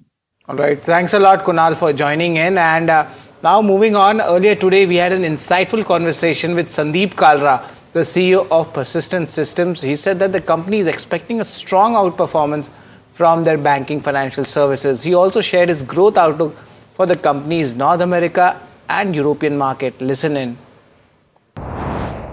If you look at our current, markets, as I just said, North America grew by about 18.6%. in the last quarter, year on year. We are expecting, unless there is significant policy changes brought in by the new administration, there should be a healthy growth in North America. Similar in Europe. Now, from a sectoral perspective, our banking financial services is growing at roughly about 30% year on year. We expect it to lead the growth for the near term. Healthcare life sciences had tepid growth for the last 2-3 quarters. It's coming back big time. And remember, healthcare for the last 2 years was the leading, vertical for us across the industry, and it had grown at one point in time upwards of 60% year on year. So, from our near future, we see banking financial services leading, high tech following, followed by healthcare life sciences, secular growth, decent growth across all three sectors.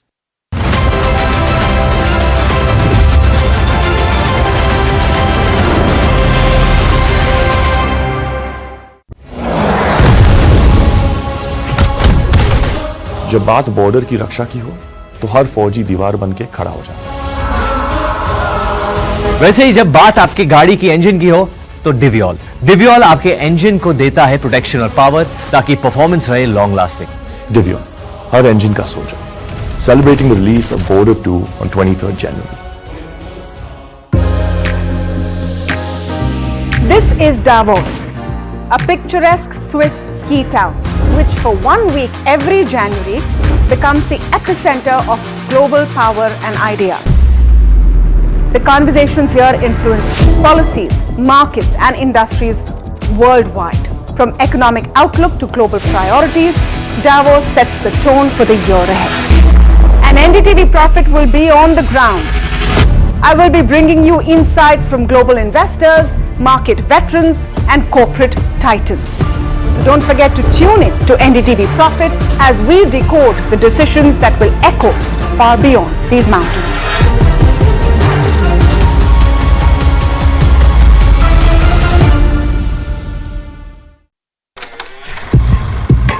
लोग कहते हैं कि जिंदगी एक film की तरह होती है, लेकिन मेरी जिंदगी सिर्फ एक फिल्म नहीं, एक ब्लॉकबस्टर फिल्म है। बचपन से पता था मेरे सपनों में दम है, आगे नहीं सबसे आगे जाना है, स्टार नहीं सुपरस्टार बन के दिखाना है। नाम मिला, फेम मिला, प्यार मिला, I was not just running, I was flying. सबकी जुबां पे बस एक ही नाम, यो हनी सिंगर। लेकिन फिर ब्लॉकबस्टर कहानी में आया एक ट्विस्ट, 7वें आसमान से सीधा गिरा मैं जमीन पर। फिर क्या, खुद पे काम दोबारा शुरू, फैंस ने फिर प्यार दिखाया, फिर स्टार नहीं सुपरस्टार बनाया। है ना मेरी जिंदगी एक ब्लॉकबस्टर फिल्म। शुक्रिया आपकी प्रेयर्स का और आपके प्यार का। कॉन्सर्ट्स तो आपने बहुत देखे होंगे, but this is gonna be concert of a life time.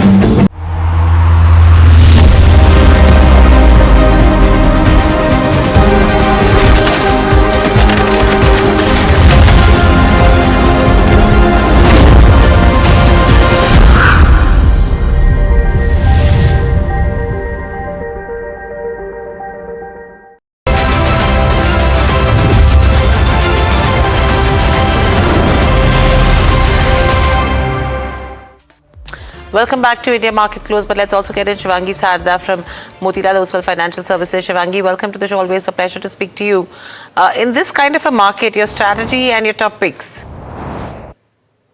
Very good afternoon. Thank you for having me. So we've seen that, the indices have been facing some sort of pressure, and we've seen profit taking and the best to take full control. But the good part is that we've seen a smart recovery from the lower levels, which has kind of, provided some bit of comfort to some pockets and sectors. Looking at the markets, there would be some sort of weakness which is likely to continue here because the call writers are still positioned with heavy, positions at these levels. Now we're looking at 25,400 as the next resistance levels with a support at 24,900 marks. And talking about Bank Nifty, of course, this is stronger out of the lot, but we've seen that, there has been some slight bit of profit booking here as well. But overall, Bank Nifty looks, more stable than the broader market, and one could actually start accumulating good PSU names even at these levels. We're looking at, 59,300 level as the next, resistance for Nifty with a support of 58,500. So, right, Shivangi, and what would be your top picks? So the top picks, first up on my radar is Hindalco. We've seen that metal stocks have been doing exceptionally well, and even in such kind of a volatile market, they've been holding at the higher levels quite strongly. Hindalco recently touched an all-time high levels and is hovering near its all-time high territory as well. It has been making an upward sloping channel on the monthly basis, and it has been an outperformer consistently from the last 6 years. So definitely one of the strongest names in this entire pack, and likely to continue the move here because RSI is showing positive signs from the lower levels, and it is turning towards the positive levels. So we're recommending a buy here with the next target of 975 levels for Hindalco with a support of 920. So.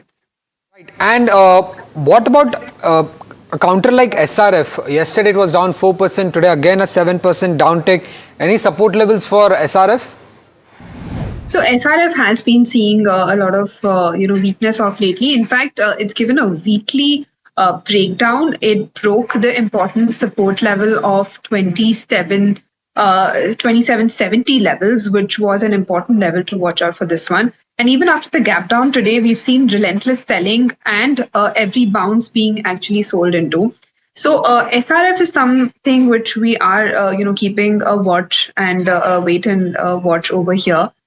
There is no signs of reversal that we can see as of now clearly in the data, but there could be some bit of weakness that could continue even more here. So we're looking at a base of 27.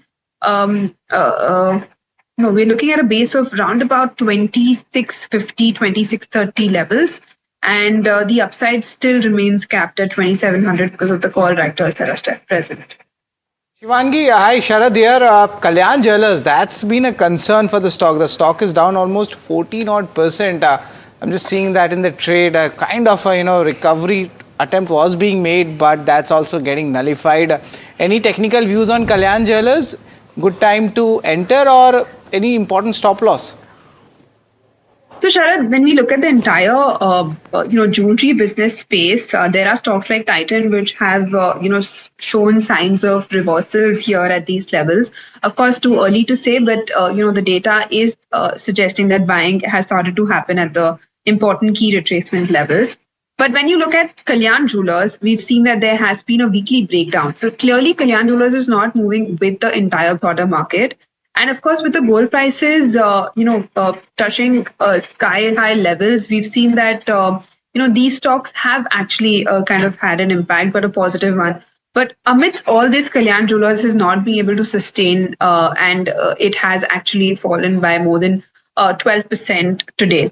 So overall, this stock may continue some sort of weakness on the technical front, and we could, kind of wait and watch on this one before starting to accumulate.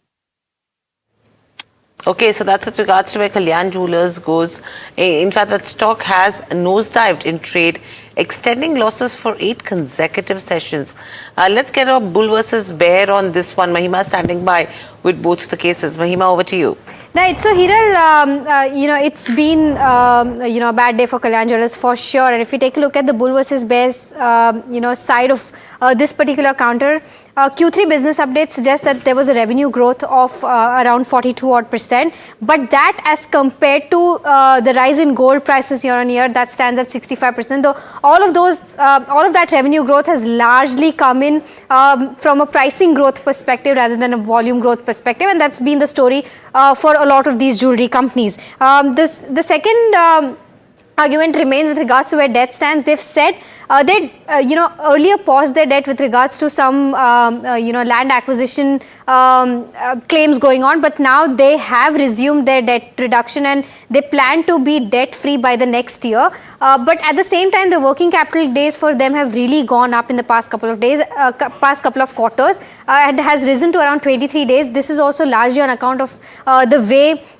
prices have panned out as to where gold stands. The next one, with regards to where the profit CAGR stands, that's been at a healthy 38.2% CAGR over the last 5 years. But valuations are nowhere near cheap for something like a Kalyan Jewellers. It's still sitting at a 57 times PE versus a 5-year average of 67 times. Slightly, better than the 5-year average, but still very expensive as compared to peers like PN Gadgil or for that matter Thangamali Jewelry as well. Lastly, in terms of where the segment candor stands, now Kalyan is focused on growing this particular business for them. This is largely an online business in a store that focuses more on lightweight jewelry. Kalyan has the candor segment has recorded a revenue growth of 147% this particular quarter, but it is yet to be profitable, and the expansion plans that the company has for candor store addition is also something that could put pressure in terms of where profitability stands. So this is the overall view of the bull versus bear case for something like Kalyan Jewellers.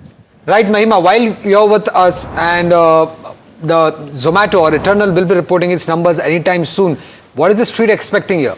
Right, so, Somit, the street is expecting a good set of numbers going forward from Eternal. It can come anytime now. Generally, they post their earnings around the 3 p.m. time, but overall revenue might see an uptick of around 2 times in terms of where it stood in Q3 FY25. EBITDA may rise around 1.5 times. Margins will be at that 2% mark versus that of almost 3% earlier, but that is largely on account of the additions of, the rapid addition of dark stores that they're doing. Net profit may also be at that 115 odd crores versus that of 60 crores in Q3 FY25. In terms of what to expect, festive season might get slightly impacted because of the gig workers strike, but overall strong revenue growth is expected. Higher marketing spends could also put pressure in terms of where the margin stands, and this is largely on account of competition panning out in the quick commerce and food delivery space. Lastly, key things to watch out for, the guidance in terms of where expansion of dark store addition is concerned, whether it is on track, whether they are increasing their guidance in terms of where the dark store addition is concerned. Recovery in food delivery will take place or not is something that the street is watching out for, because that's not been the case for the past couple of quarters. Quick commerce market share expansion, how much has that happened this quarter, considering the kind of pressure or competitive pressure that is there in the quick commerce space? And Hyperpure revenue growth, what is the trajectory looking like? And lastly, how has going out business scaled up in the last quarter is something that we'll be watching out for. So this is the overall view of what you can expect from Eternal earnings. Right, Shivangi, despite the market volatility today, Eternal was one counter that has been continuously gaining in trade. Any breakout that we have seen on technical level, or any target that you can give? We've seen that Eternal has actually witnessed a good comeback, and we've seen that the stock has already recouped most of its losses of the last 2 trading sessions, and it is kind of showing good strength, because even in such kind of a market, we are seeing that there is buying interest emerging at these levels. Now, Eternal, technically speaking, in the short term, it might have had some point of pain from the last 2 to 3 odd months. But positionally speaking, the stock is quite well placed, and actually quick commerce space, this one is quite positive, even with the expansion of Blinkit, not just Zomato. So this one's actually quite positive, and one should look at adding this or start accumulating this at a portfolio level. And immediately we are looking at some level like 295, and then positionally we could see levels like 305 levels. So 305, that's the important positional level Shivangi is talking about. But moving on, Dr. Reddy's is set to announce its Q3 numbers today. Will the US pricing overhang sustain for the company? And what is the street expecting from Q3? Let's go to Varsha to find out. Well, muted performance has been expected when it comes to Dr. Reddy's Q3 FY26 numbers, wherein revenue may fall 0.5%, EBITDA may fall around 19%, net profit may fall 22%. Now, this muted performance will be driven by, continued pressure in US. US impact will be due to negligible Revlimid, that is a cancer drug contribution, and of course, additional pressure will also come from the pricing pressure seen in the US market.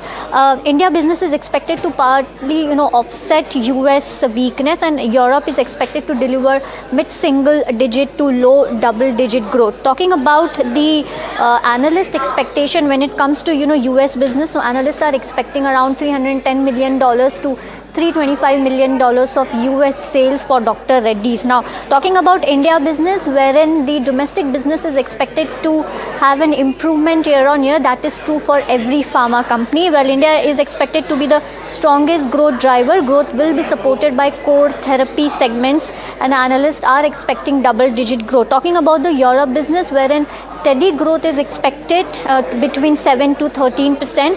Growth will diversify earnings and US pressure. What investors should watch out when it comes to Dr. Reddy's? Three most important things. One is the semaglutide, which is the anti-diabetic or anti-obesity approval timeline in Canada. Progress on some of their regulatory filings on the products that they have been launched, and any improvements in the US pricing pressure. These are the three key things which investors should watch out when it comes to Dr. Reddy's.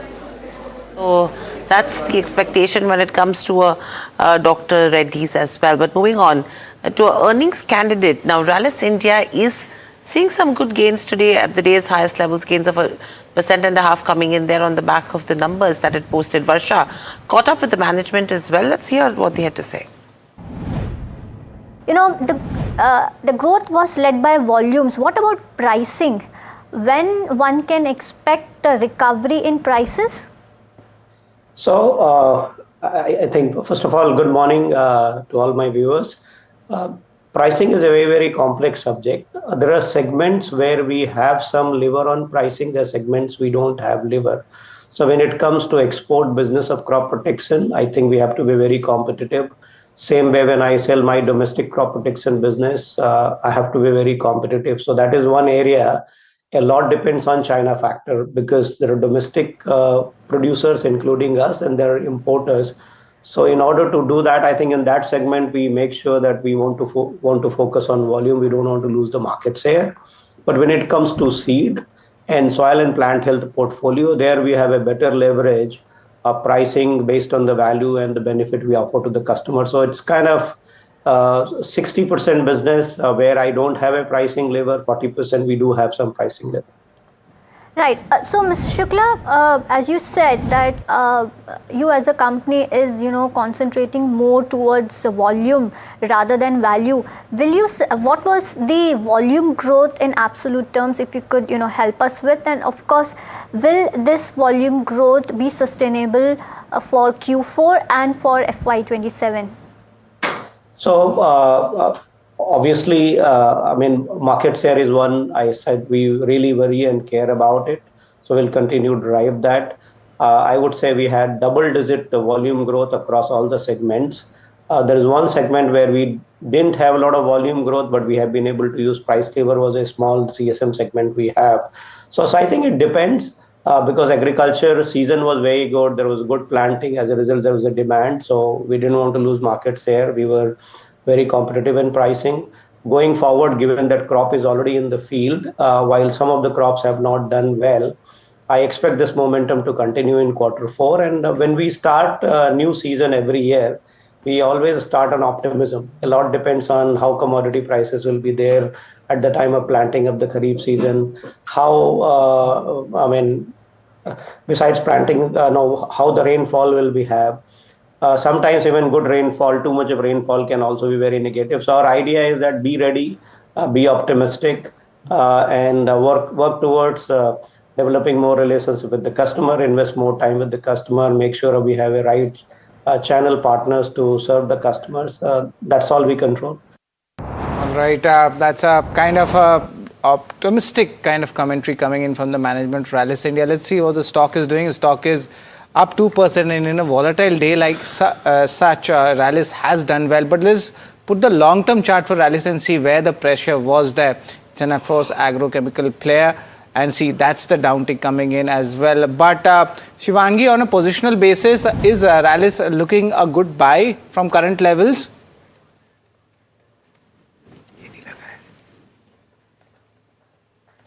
Shivangi, if you could unmute yourself. Yes, Sharad. So actually looking at Rallis, we've seen that, of course, there has been some bit of bounce back today, but on a monthly basis, the stock is actually wiped off the gains of the minor attempts of recovery that it had made in the last couple of months.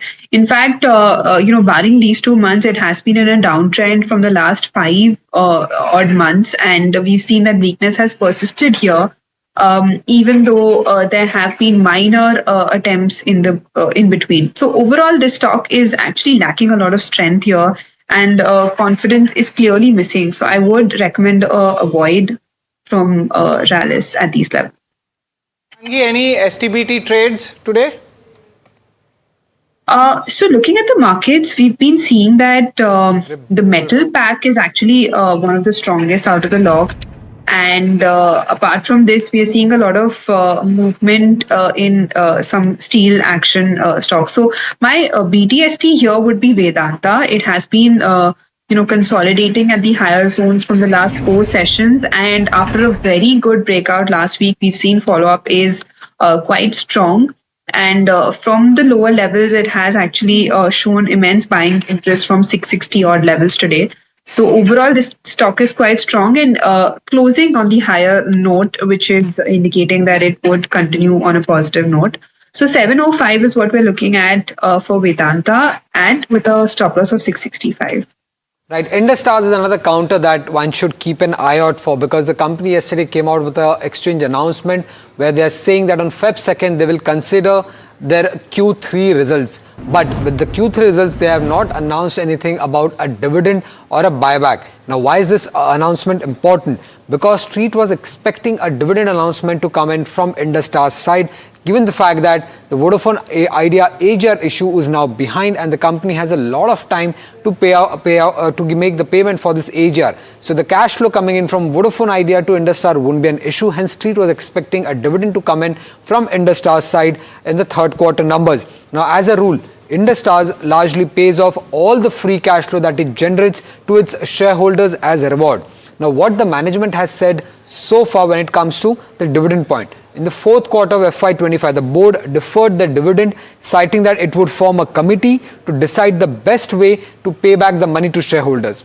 In the first quarter of FY26 result, the company said that the board will be relooking at decision of giving dividend at the end of the financial year FY26. In the second quarter of FY26, board said that they will consider and is committed to distributing the cash to shareholders, and the timing still remains at the end of this financial year Q4. But they also said that this is the case because there was no clarity when it comes to Vodafone Idea AGR issue. But given the fact that this clarity has come in, Street was expecting this amount to come in. Now, what could be the quantum of dividend if at all the company announces a dividend by the end of FY26? Now, for FY26, the company is expected to generate a free cash flow of close to 5,400 crore rupees, which is nearly 5% of the company's market capitalization, which means that the dividend yield could also be as much as 5% for Industar in FY26. Now, there are 3 possibilities why the company has so far not announced any dividend. Possibility 1 is the fact that the company is sticking to the guidance of announcing a dividend at the end of this financial year. Second possibility is that they are still analyzing their investment plans when it comes to the Africa business foray, and hence they are yet not announcing this dividend because they still do not know how much capital expenditure they will be doing in Africa, and hence they do not know the free cash flow that will come in by the end of this financial year. And the third possibility is that Reliance Jio might likely shift few of its tenancies out of Industars to other tower companies on renewable. Now, Jio contributes around 12 to 13% to the top line, and if that happens, then the company's cash flow could take a hit, not in FY26, but in FY27 at least. Okay, so that's with regards to where, Indus Towers goes. And if you look at Indus Towers as well, the stock from today's lows has recovered quite a bit now. Shivangi, any view when it comes to Indus Towers? And in turn, I would want to look at a Vodafone as well, because that stock, none of us have spoken about of this one since quite some time. It's languishing around those 10 levels. Let's just pull up a 1-month chart. That range has always been 8 to 12. Currently, you're at 10. Anything on Indus and Vodafone? So here, when we look at this entire space, of course, Bharti Airtel is one stock which I would start looking at. And we've seen that this stock has actually seen a lot of weakness from the last 20 odd sessions. Now, if we pull out a chart of Indus Tower or a Vodafone, we've seen that, in line with the broader market, these stocks have actually not done quite well. And they've, kind of given up most of its gains of the last 1 month. So overall, I'm not expecting such comeback here at these levels. One could actually consolidate over here and a little wait and watch at these levels. Not recommend to start accumulating here. That's pretty interesting on that. But let's just point out Thangamel Jewelry. The stock is up 4% and of course on back of earnings coming in and some kind of a good volume move as well. See a sharp recovery also come after the fall. Your views on this, Shivangi? Absolutely. This has been one stock which has moved right from the start of the session today. We've seen volatile cues in between, but overall, it has made a good volatile day. We've seen that it is closing on a better note, higher than its opening levels, but then again, the swings are quite high. So I would recommend if one is trading in this stock to, strictly maintain a stop loss and do it on an intraday basis because of the volatile nature. But the levels that we could watch out is 38.30 levels on the downside, and on the upside, one could look at 4,020 odd levels. Okay, so that's with regards to Thangamel. Let's just quickly put up all the metal names on the screens as well, because that is pretty interesting when you talk about what's happening there. Hind Copper, Hind Zinc, Hindalco, JSW, all of these have been trading in the positive. Shivangi, do you see Hind Copper, Hind Zinc sustaining the kind of up moves that have already come in so far? So definitely, Hiral, these two stocks are quite positive, and we've been quite bullish on both of these names since we've seen that, of course, metal stocks and especially copper has also started to show signs of strength from here. If you look at Hindustan Zinc, this has been one of the most resilient stocks in the past few months. And even Hindustan Copper is holding at the life high levels currently, with good momentum. So would definitely recommend people to keep holding this stock, and one could also start accumulating at these levels because the support levels are quite intact. If we talk about the levels, Hindustan Copper next is what we're looking at, 580 levels, and Hindustan Zinc, one could actually look at the next targets of around about 720 zones. Okay, so that's with regards to where the metal names are concerned. Apart from that, Credit Access Grameen, AU Small Finance Bank, a spectacular set of numbers that both these companies have reported, and you've seen a strong reaction come in there as well. AU Small Finance Bank, though, trading under pressure. Shivangi, what are charts indicating for both these names? So looking at AU Small Finance Bank, actually we've seen that the stock has actually not really performed in line with the overall broader sector. Now, if you look at the other banks in the same sector, we've seen that there has been much more strength. Of course, AU Bank has performed on a month-on-month basis from the last 4 months, but the kind of volatile swings that we've seen in this stock from the last 5-6 trading session has actually made it quite volatile. So overall, we would expect some bit of swings to continue here, but my preferred pick would still be some of the PSU names that one can look at. For that matter, SBI is quite positive for the positional basis. Even PNB is looking quite good, and one could look at these stocks on a positional basis. Vodafone Idea is another counter that remains in focus. It has increased prices of some of its family postpaid packs by around 7 to 9 odd %. Earlier, the 701 plan, which had 2 connections, is now costing 751. The 1201 rupees plan is now costing 1301, and the 1401 rupees plan, which had 5 connections, is now costing 1525 rupees. Now, earlier, These plans were very much comparable to Bharti Airtel in terms of charge per GB, but right now post this hike, they are nearly 7 to 9% expensive compared to Bharti Airtel. So it would be interesting to see whether Bharti Airtel also takes cues from this and increases its postpaid plan or not. Shivangi, quickly, any view on Vodafone Idea on charts? Yes, so we just discussed the entire space as of now, and we've seen that there has been some bit of volatile cues off lately, but my recommendation would be a little wait and watch on all these stocks, which includes Vodafone, Indus Tower, Bharti Airtel. Of course, positionally, Bharti Airtel is quite strong as a portfolio stock, but on an immediate trading basis, one could actually wait. All right. Thank you very much, Shivangi, for joining in and giving your technical views at India market close. But now let's look at the market closing, how things are shaping up. And of course, market staged the recovery, but it's not very convincing. If you look at it, it's still, 70 points down. It's below the 25,200 mark. But yes, comfortably above the 200 DMA levels and the 25,000 levels. Nifty Bank, better placement and still down 600 points. But the majority of the pain which we had seen earlier, the broader market pain, that has actually recovered. But still 1:2 in the favors of bears. Let's pull out the Nifty stocks and show you what the stocks have been doing in the constituents. Largely we see it's even Stevens Eternal will be coming out with its number. Stock is near its day's high level, up 5%. Interglobe Aviation and the steel related stocks also buzzing in trade. But what's not working are your two big banks, HDFC Bank and ICICI Bank. Apart from that, Tata Consumer, Trent are also taking the pain. But yes, today was a very volatile session and a big range was there which we saw. Let's see the sectors which is moving, or most probably most of the sectors are in red. A slight up move coming back in metals and the infra and the oil and gas space.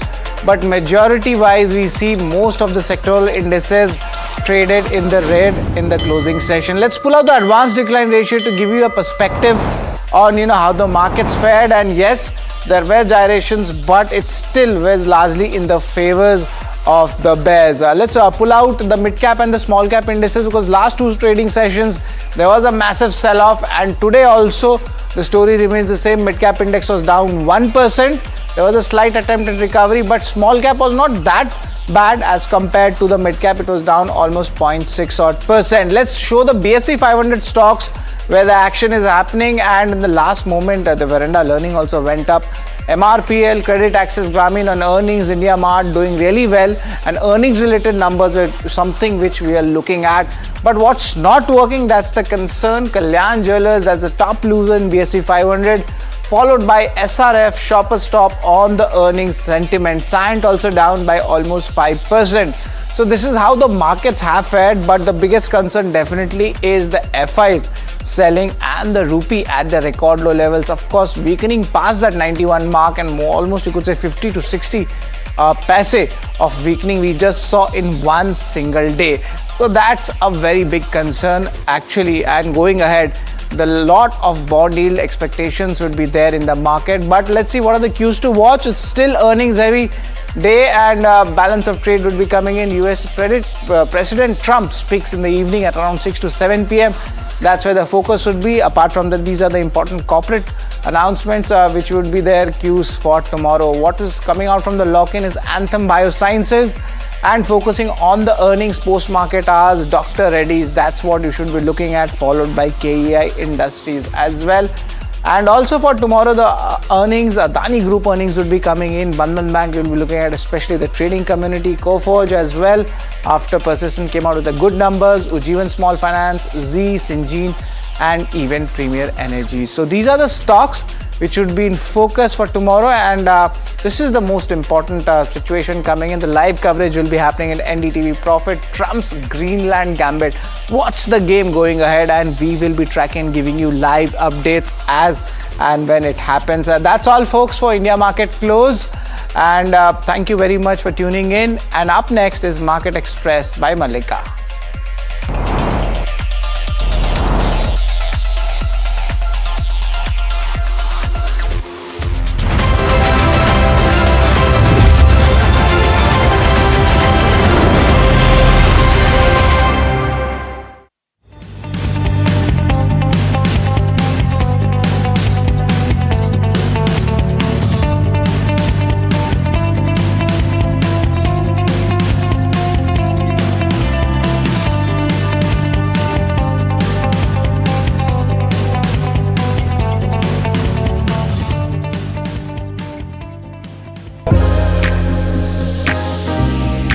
is Davos, a picturesque Swiss ski town, which for 1 week every January becomes the epicenter of global power and ideas.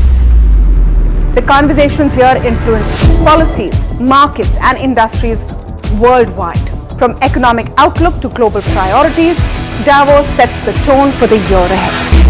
And NDTV Profit will be on the ground.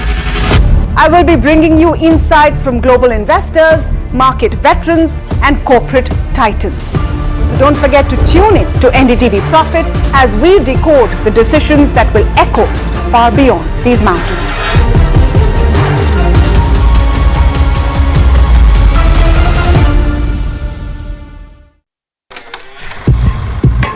लोग कहते हैं कि जिंदगी एक film की तरह होती है, लेकिन मेरी जिंदगी सिर्फ एक फिल्म नहीं, एक ब्लॉकबस्टर फिल्म है। बचपन से पता था मेरे सपनों में दम है, आगे नहीं सबसे आगे जाना है, स्टार नहीं सुपरस्टार बन के दिखाना है। नाम मिला, फेम मिला, प्यार।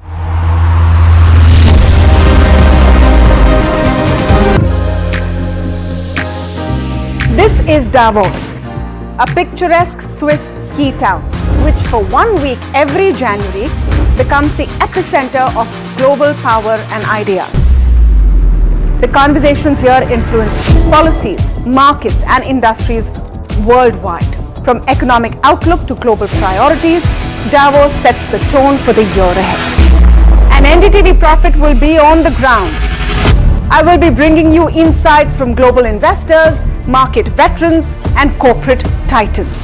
So don't forget to tune in to NDTV Profit as we decode the decisions that will echo far beyond these mountains.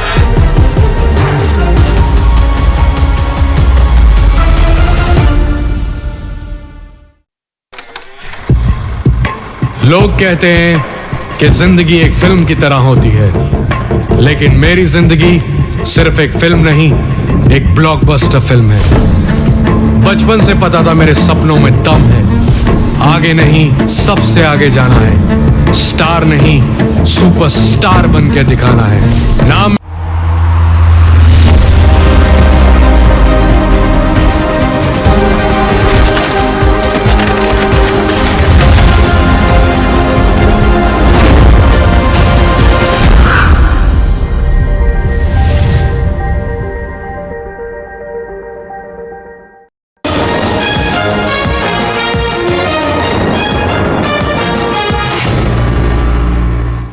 Hello and welcome viewers, you're watching Market Express and I'm Malika Mishra. Let's get straight into the show and first check the markets. It was a day of high volatility on Dalal Street as benchmarks saw sharp swings between gains and losses in trade throughout the day. Nifty, after giving up the 25,000 level in morning, saw a sharp recovery of near 300 points, eventually ended around 25,150 odd levels.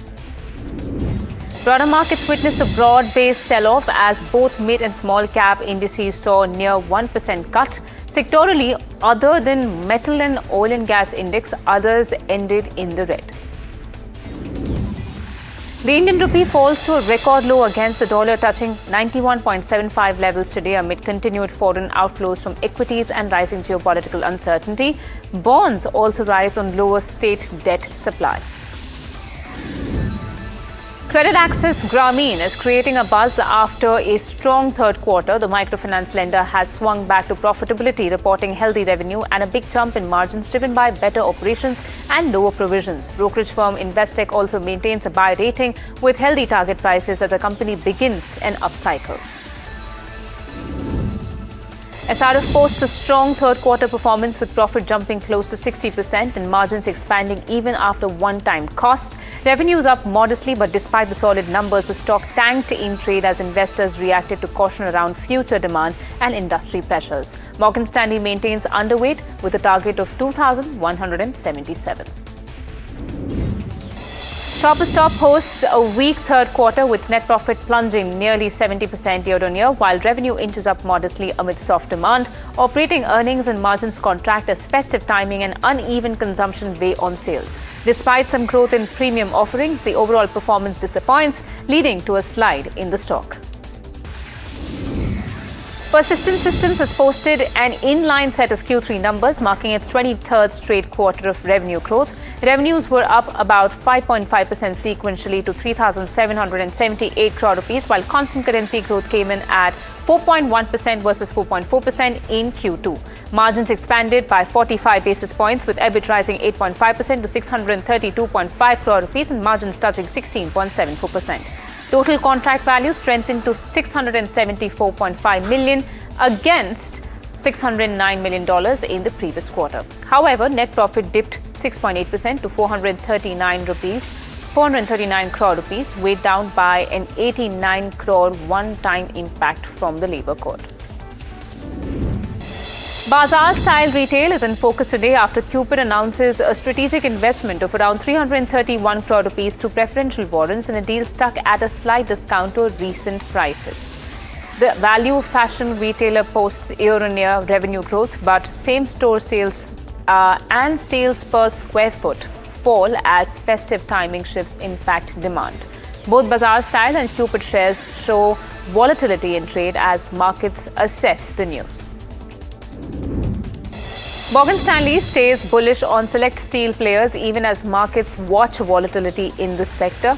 The brokerage favors names with strong pricing power and domestic demand support, but it also flags risks from capacity additions and pricing pressures. Our desk looks at which steel stocks make the cut and why analysts see spreads and supportive macro trends driving the sector.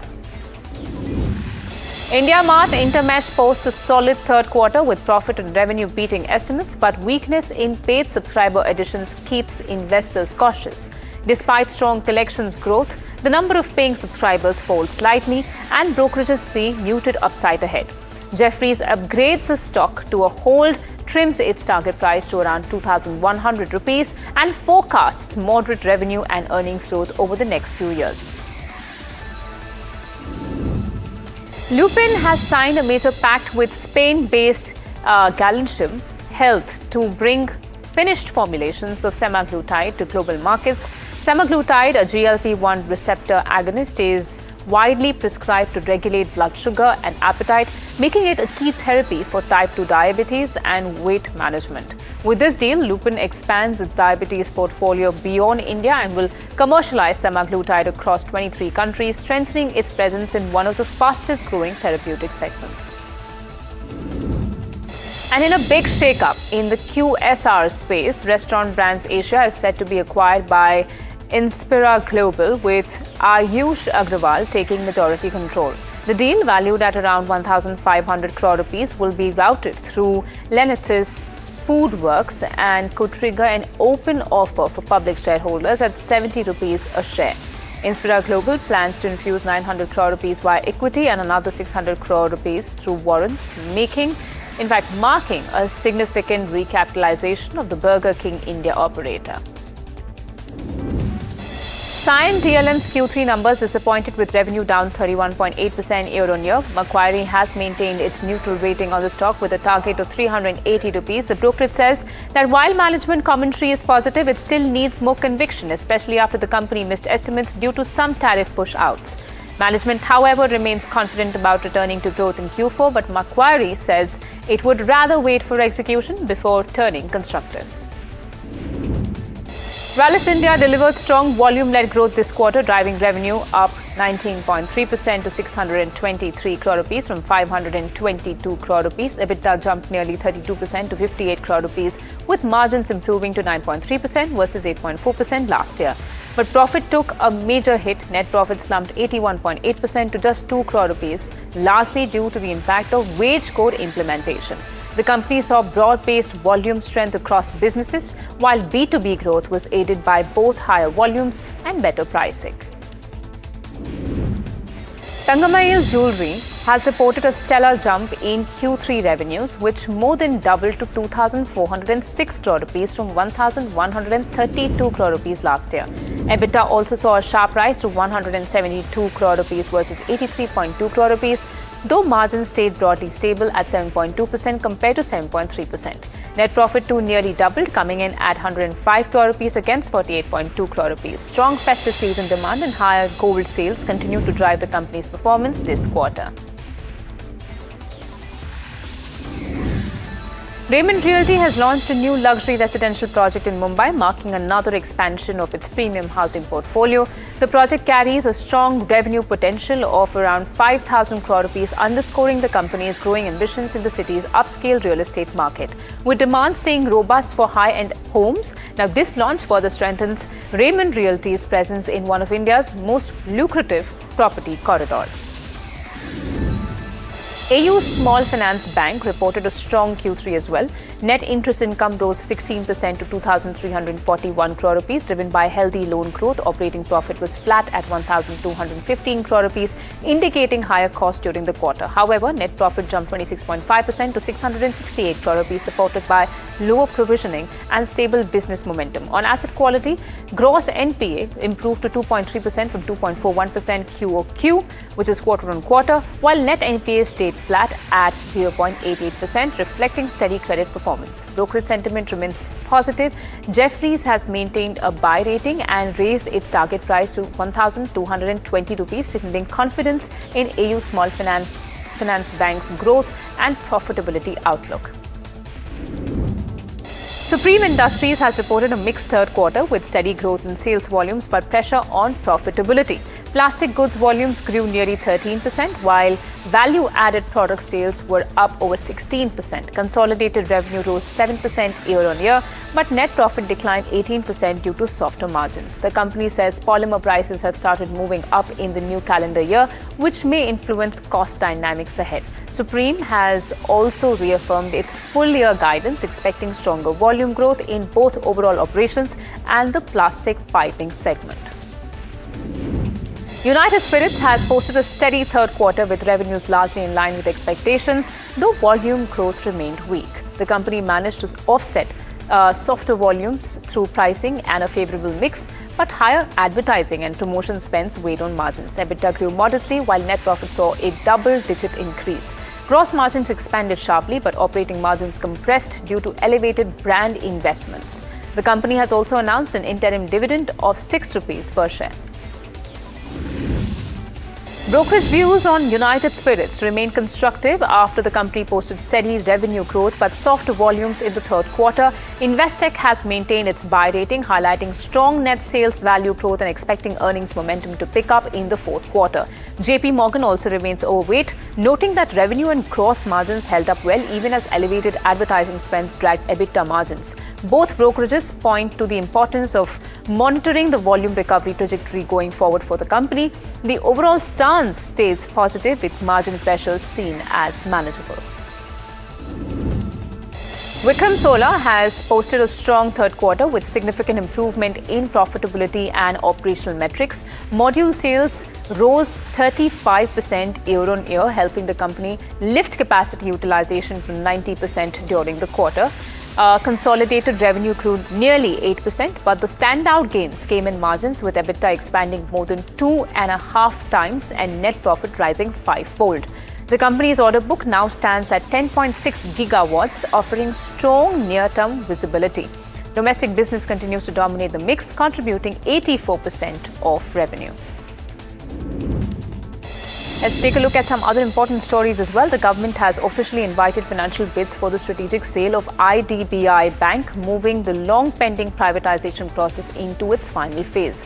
Bids have been sought after all key regulatory clearances came through, clearing the path for serious contenders to make their offers. Potential bidders have been given 4 weeks to submit final financial bids. The government is aiming to declare the winning bidder by end March 2026, signaling a clear timeline for closure. Among the front runners, are Fairfax Financial and Kotak Mahindra Bank, both seen as strong contenders. And importantly, NDTV Profit's earlier news break on this development now stands confirmed. Netflix has stepped up its takeover bid for Warner Bros. Discovery, switching to a fully all-cash offer while keeping the deal value unchanged at $82.7 billion. The revised proposal offers $27.75 per share in cash, replacing the earlier mix of cash and Netflix stock. The move has won unanimous support from the Warner Bros. Board, which says the all-cash structure gives shareholders greater certainty and immediate liquidity once the deal closes. This shift comes as Netflix fends off a competing $30 per share hostile bid from Paramount Skydance, which has been pushing for more disclosure and even took the matter to court earlier this month. Netflix has also beaten Wall Street's revenue expectations for the holiday quarter, crossing a major milestone of 325 million subscribers worldwide. The streamer posted $12.1 billion in revenue from October to December, slightly above analyst forecasts of $11.97 billion.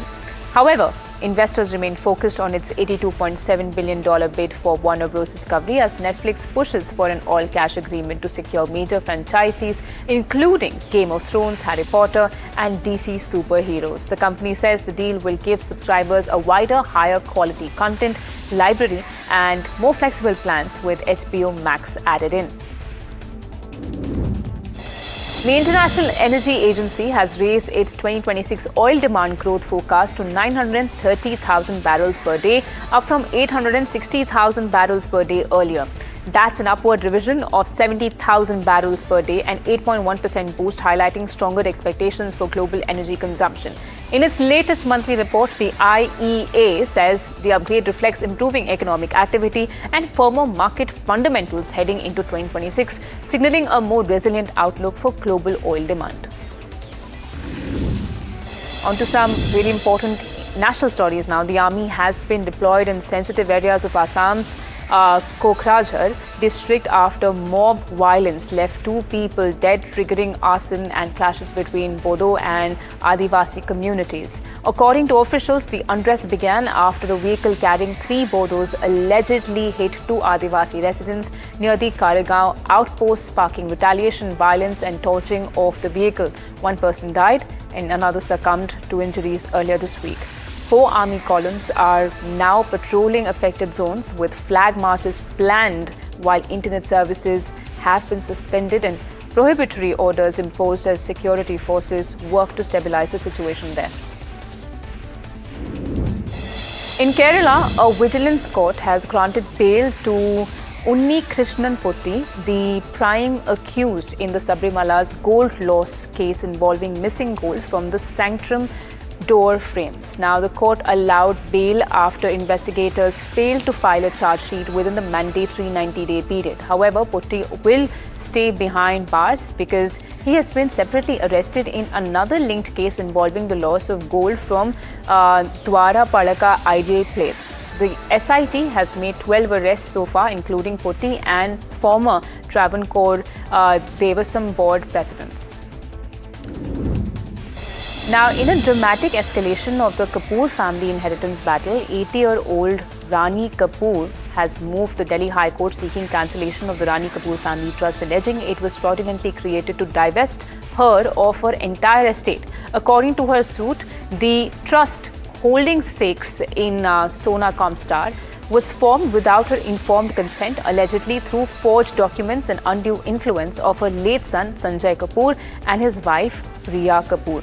She claims she was made to sign papers after a 2017 stroke and only discovered the alleged fraud after Sanjay's death in June 2025. The petition names 23 defendants, including Priya Kapoor and several grandchildren.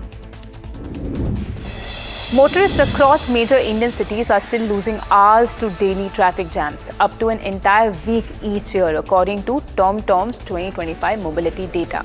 Bengaluru ranked as the world's second most congested city with average speeds of just 16.6 km per hour and a 15-minute commute covering barely 4.2 kilometers. Pune also featured in the global top 10, coming in at 5th position. Mumbai showed some improvement with congestion down 3.3 percentage points from 2024, yet commuters still lost 126 hours a year at average speeds of 20.8 km per hour. Meanwhile, Delhi's congestion worsened to 60.2%, costing motorists 104 hours annually. Mexico City topped the global list for the worst traffic. On to some international stories. Israel's Prime Minister Benjamin Netanyahu has accepted an invitation from US President Donald Trump to join the new Board of Peace, a body initially designed to support efforts to end the conflict in Gaza. Netanyahu's office confirmed the move in a post on X, noting that the board could eventually expand its mandate to address conflicts beyond Gaza. And viewers, that's all the time on today's Market Express, but on to our Budget for Bharat series. We put the spotlight on the auto sector. The industry is cruising on strong momentum. GST 2.0 has powered a 5% growth last year and an impressive 18% surge in Q3. But to keep this pace going, the sector has a clear budget wish list. Here's what the big players across passenger vehicles, commercial vehicles and farm equipment want from Budget 2026. India's auto industry is on a dream run aided by the GST 2.0 cuts, and in calendar year 2025, the industry recorded 5% jump in wholesale sales. The main jewel in the crown for the industry was the Q3 performance, in which wholesales for the industry recorded an 18% jump. But in order for a smooth ride, the industry has a budget wish list, and they believe that if the government can make certain announcements, then this dream run will continue. Skoda Auto Volkswagen India is of the view that the upcoming budget should have announcements for the further growth of the EV segment. As the union budget approaches, after the successful and welcome implementation of GST 2.0, the industry will be looking for policy continuity and long-term clarity. Sustained support for domestic manufacturing and increased allocation for road and transport infrastructure will be key priorities. Rationalizing the inverted duty structure for EVs will strengthen domestic manufacturing and competitiveness and will further accelerate India's transition to sustainable mobility. Continued focus on building the EV ecosystem alongside measures that support household disposable incomes will be essential to sustain demand momentum and reinforce the sector's role in India's broader economic growth. On the other hand, the CV and farm equipment players are of the view that the government has already been proactive with policies like GST 2.0 and RBI interest rate reductions. However, they expect the government to continue its growth-led initiatives and reforms for the agriculture sector. We are just a few weeks away from the union budget. What are your expectations from Ashok Leyland's perspective? Government these days is so proactive that we don't need to wait for a budget really. One thing that the government should consider is really coming up with some program or some scheme around scrappage of the old vehicles. The government in the past 4 to 5 years have done all the positive gestures and announcements as far the farming community is concerned. In terms of visibility, in terms of incentivization, in terms of ensuring the money reaches the farmer. We are a 1.4 billion population today in India. We have to be self-sufficient. In many areas, we are self-sufficient. We can also become a food basket for the world. And also, as I mentioned slightly earlier, that in mechanization, we're only 47% in comparison to America and Canada at 90%. So I think that is the opportunity which the government and the industry and the farming community need to work towards in convergence. I would certainly hope it's a consumption and a growth-led budget. As long as the domestic growth and the domestic demand continues to be robust, the industry will perform. And lastly, as we've been discussing exports, if there are some things that can be done to be able to help and boost exports, if there are some policy interventions that can be brought in there, that would be most welcome. If there are some policy corrections on duty drawback and things like that, and those conversations are on, the government has been considering a few of these things to strengthen the general capability of Indian exportability. That's the only thing we can continue to push for. India's auto industry expects to continue its journey on the fifth gear, all thanks to GST 2.0 cuts. The industry also believes that in the upcoming budget, the government makes certain announcements through which the government can increase the EV infrastructure across the country. Besides that, the industry has also suggested to bring in a scrappage policy for commercial vehicle segment, and at the same time, the industry has also demanded that the government must make certain announcements and certain policies which can increase farm mechanization across the country. The industry believes that if the government is able to support the industry in the long term, then nothing can stop India from achieving the tag of becoming the largest auto industry in the whole world. With video journalist Suraj Singh, this is Danish Anand for NDTV Profit. And viewers, in a breaking news at the moment that could raise many of your eyebrows as it did mine, Dipinder Goyal has resigned as the eternal CEO and Goyal will take charge as vice chair and director of, and in fact, Eternal appoints Albinder Singh Dhinsa as the CEO, the current CEO. Now, this is an extremely important news because I'm not sure if this was expected. My colleague Mahima, who tracks the proceedings and the major updates of the company, joins us on the phone line. Mahima, was this expected? Right. So, Malika, I think this is a big update coming in. He's posted a letter out to shareholders saying that he's going to step away as the group CEO and has now appointed Albinder Dindasa, who's going to be the new group CEO of Eternal. He's founder of Grofers as well as the co-founder for Eternal and runs Blinkit right now as a CEO. He's mentioned that, off late he's found himself drawn to a set of new ideas, and that is why, he's stepping down. He'll, however, still remain on the board and as a board of directors and as well as remain as the vice chairman of Eternal, but stepping down as the group CEO. Probably what changes is that from here on it's going to be Albinder who's going to make the decisions going forward. Plus, the entire press release says that their alignment in terms of ESOPs is not going to change. Looking ahead, the idea of Eternal is going to stay as it was earlier as well. And in terms of Dipender Goyal, he said that his involvement in long-term strategy as well as culture, leadership, etc. for Eternal still will continue going forward.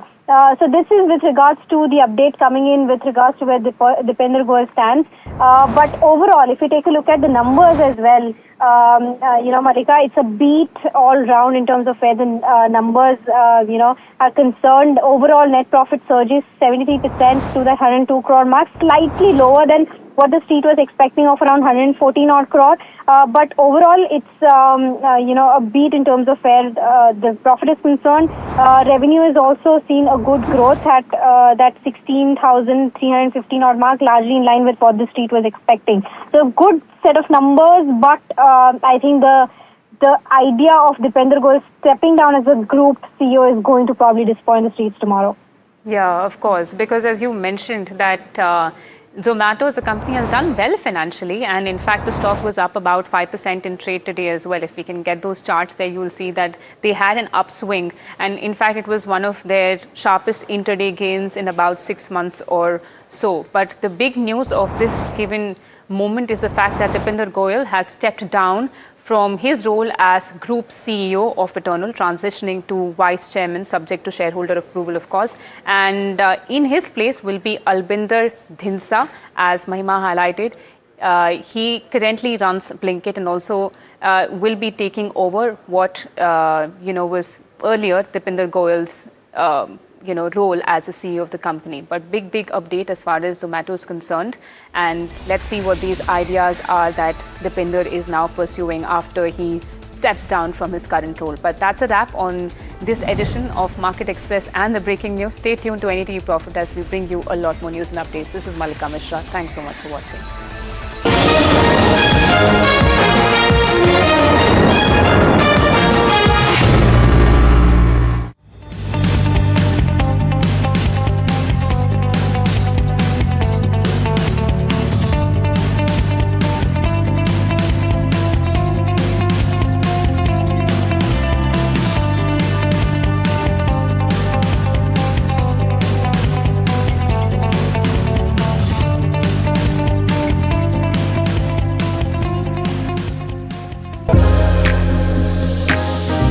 This is Davos, a picturesque Swiss ski town, which for 1 week every January becomes the epicenter of global power and ideas. The conversations here influence policies, markets, and industries worldwide. From economic outlook to global priorities, Davos sets the tone for the year ahead. And NDTV Profit will be on the ground. I will be bringing you insights from global investors, market veterans, and corporate titans. So don't forget to tune in to NDTV Profit as we decode the decisions that will echo far beyond these mountains.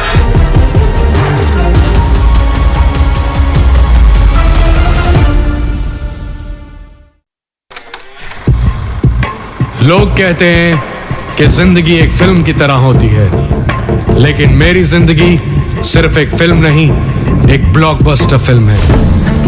बचपन से पता था मेरे सपनों में दम है, आगे नहीं सबसे आगे जाना है, स्टार नहीं सुपरस्टार बन के दिखाना है। नाम मिला, फेम मिला, प्यार मिला, I was not just running, I was flying. सबकी जुबां पे बस एक ही नाम, yo Honey singer.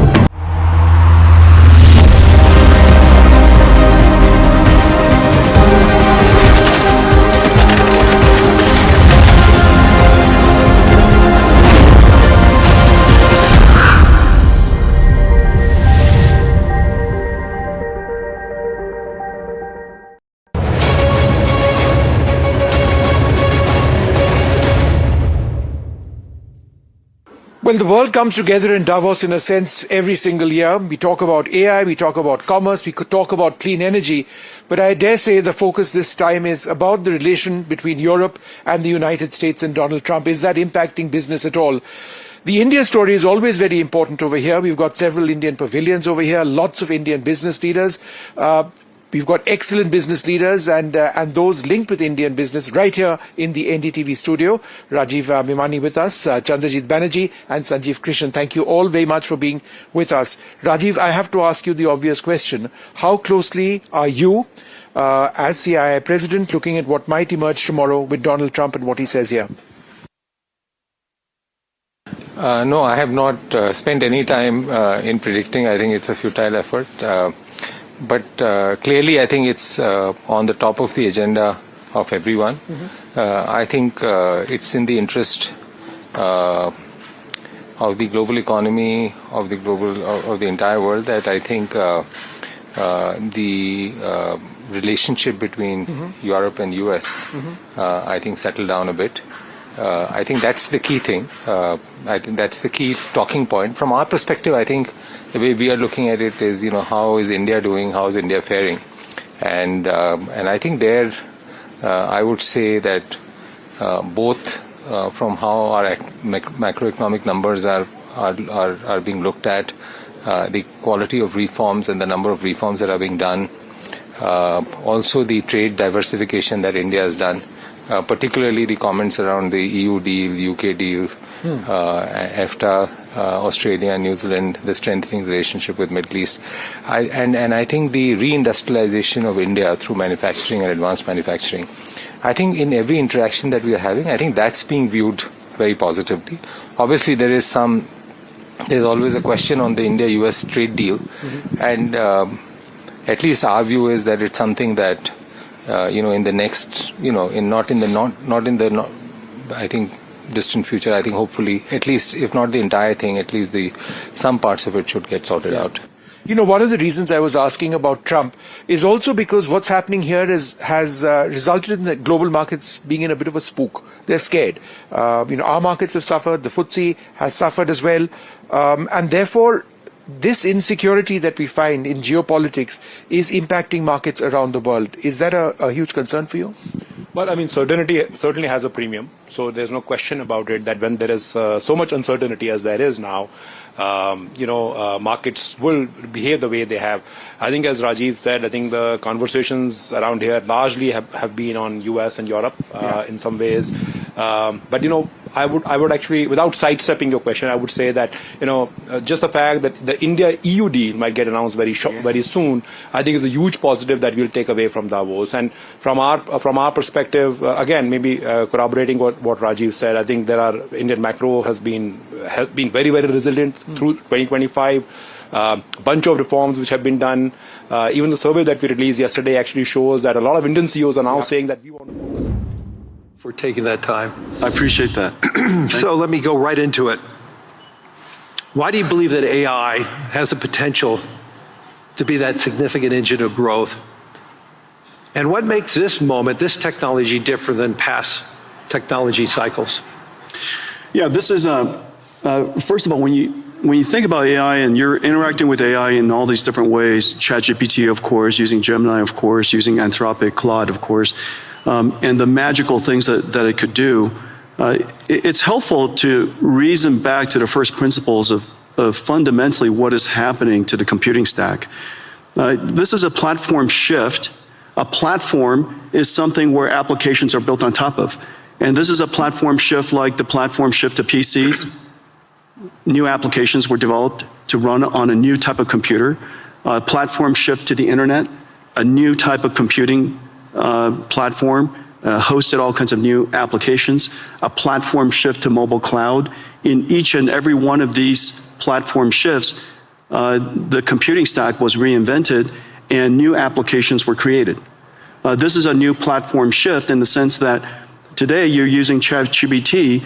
It's important to understand that itself is an application, but very importantly, new applications will be built on top of ChatGPT. New applications will be built on top of Anthropic Claude, for example. And so it's a platform shift in that way. AI is really easy to understand if you realize what it can do that you could never do before. Software in the past was effectively pre-recorded. Humans would type and describe the algorithm or the recipe for the computer to execute. It was able to process structured information, meaning you've got to put the name, the address, their account number, their age, where they live. You create these structured tables that software would then go and retrieve information from. We call it SQL queries. SQL is the single most important database engine the world's ever known. Almost everything ran on SQL before now. Now we have a computer that can understand unstructured information, meaning it can look at an image and understand it. It could look at text and understand it. It's completely unstructured. It could listen to sound and understand it, understand the meaning of it, understand the structure of it, and reason about what to do about it.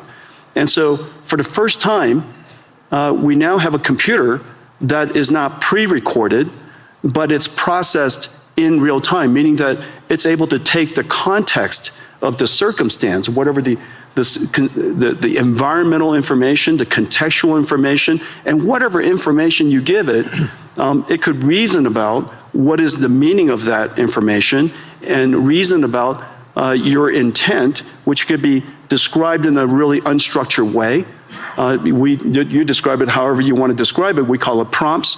But you describe it however you like to describe it, and to the extent that it can understand your intention, it could perform a task for you.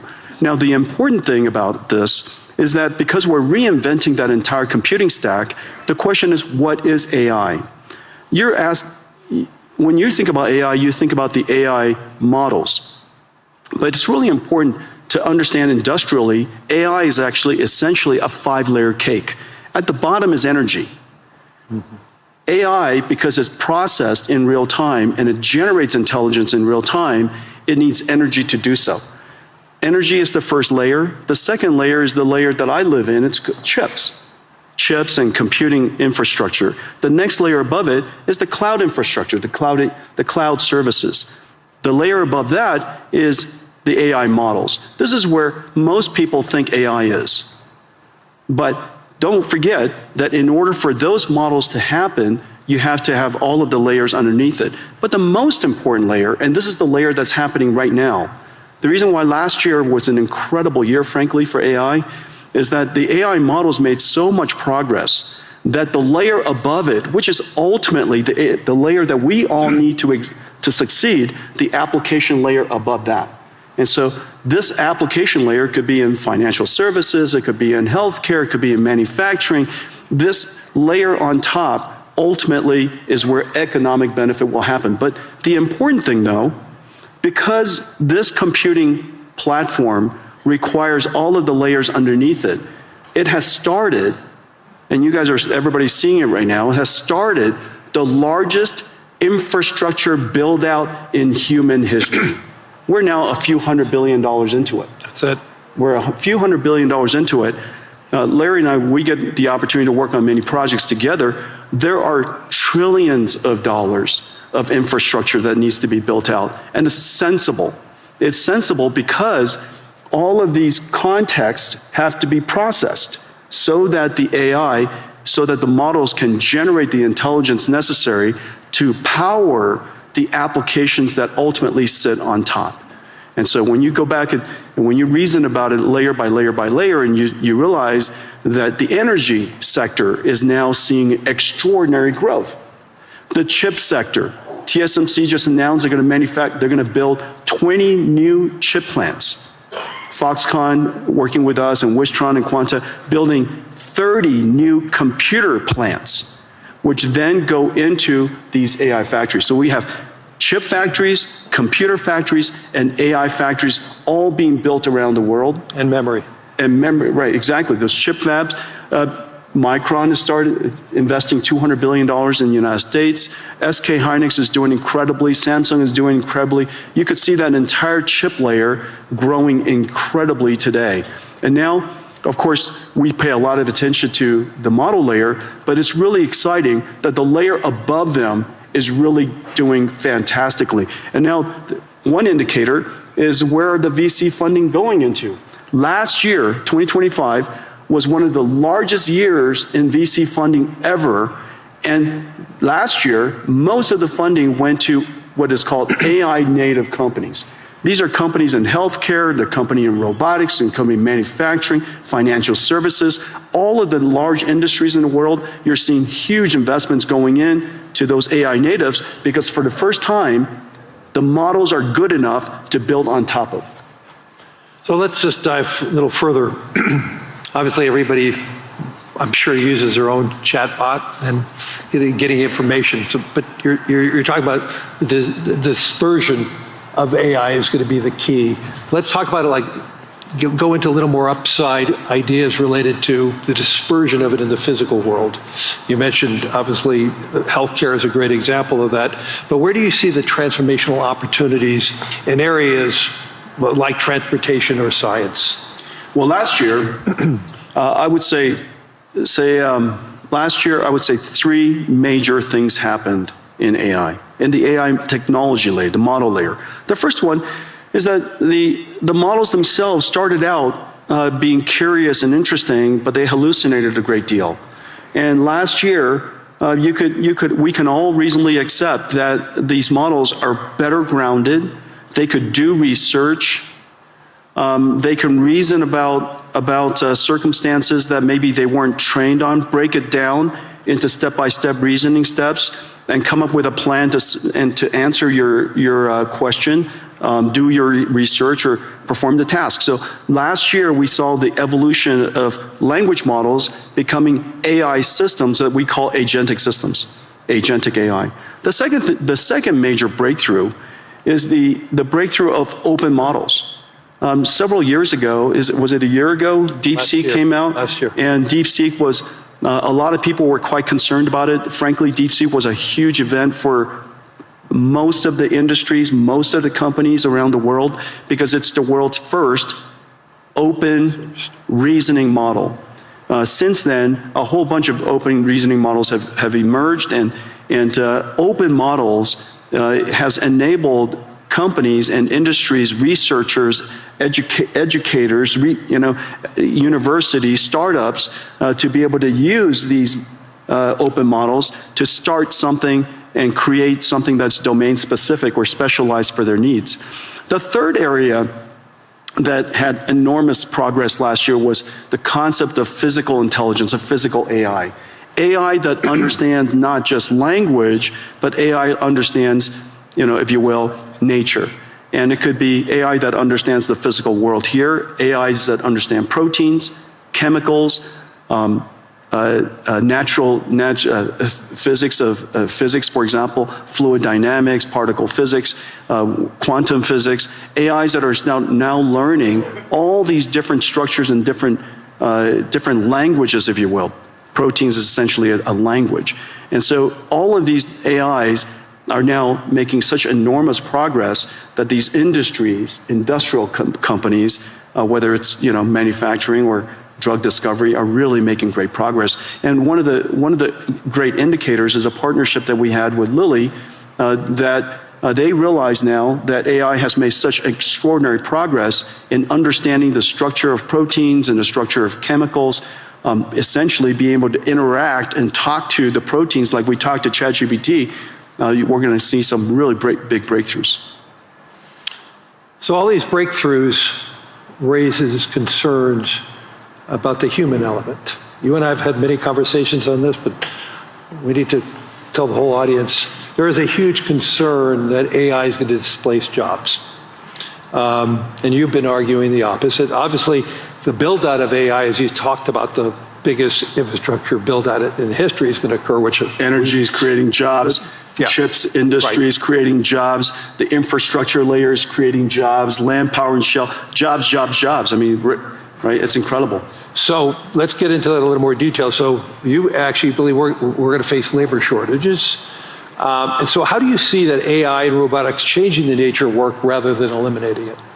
Yeah, there's several different ways that we could think through it. First of all, this is the largest infrastructure build out in human history. Yep. That's going to create a lot of jobs. And it's wonderful that the jobs are related to tradecraft.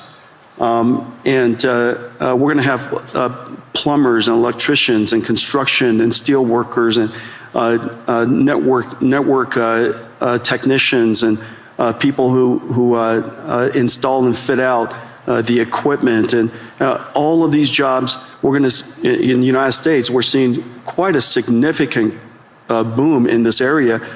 Salaries have gone up, nearly doubled. Yeah.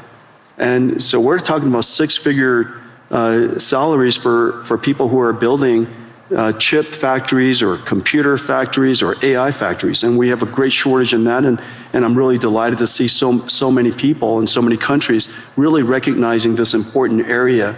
You know, everybody should be able to make a great living. You don't need to have a PhD in computer science to do so. And so I'm delighted to see that. The second thing to realize, and so we theorize about the automation of tasks and things like that, and what is the implication to jobs. You know, I'll just offer some anecdotes. These are real world anecdotes of what has actually happened. Remember 10 years ago, one of the first professions that everybody thought was going to get wiped out was radiology. And the reason for that was the first AI that became superhuman in capability was computer vision. And one of the largest applications of computer vision is studying scans by radiologists. Well, 10 years later, it is true that AI has now completely permeated and diffused into every aspect of radiology. And it is true that radiologists use AI to study scans now. The impact is 100%, and the impact is completely real. However, not surprisingly, I say not surprisingly, if you reason from first principles, not surprisingly, the number of radiologists have gone up. Is that because of lack of trust or is that because the human interaction with the results of AI is a better outcome? Exactly. The reason for that is because a radiologist, the purpose of their job is to diagnose disease, to help patients diagnose disease. That's the purpose of their job. The task of the job includes studying scans. The fact that they're able to study scans now infinitely fast allows them to spend more time with patients, diagnosing their disease, interacting with the patients, interacting with other clinicians.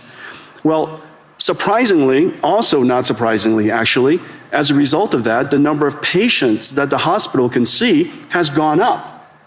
Because, you know, there are a lot of people waiting a long time to get their scans done.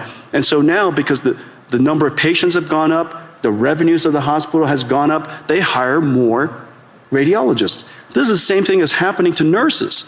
We're 5 million nurses short in the United States. As a result of using AI to do the charting and the transcription of the patient visits, nurses spend half of their time charting. Documenting. And now they could use AI technology, and one particular company, Abridge, they're a partner of ours doing incredible work. As a result of that, the nurses could spend more time visiting patients. Human touch. That's right. And because you can now see more patients, and we're no longer less bottlenecked by the number of nurses, more patients could get into the hospital sooner. As a result, Hospitals do better, they hire more nurses. And so surprisingly, AI is increasing their not surprisingly, AI is increasing their productivity. As a result, the hospitals are doing better. They want to hire more people. You have too many people waiting too long to get into hospitals. And so these are two perfect examples. Now, the easiest way to think about what is the impact of AI on a particular job is to understand whether the job, what is the purpose of the job, and what is the task of the job.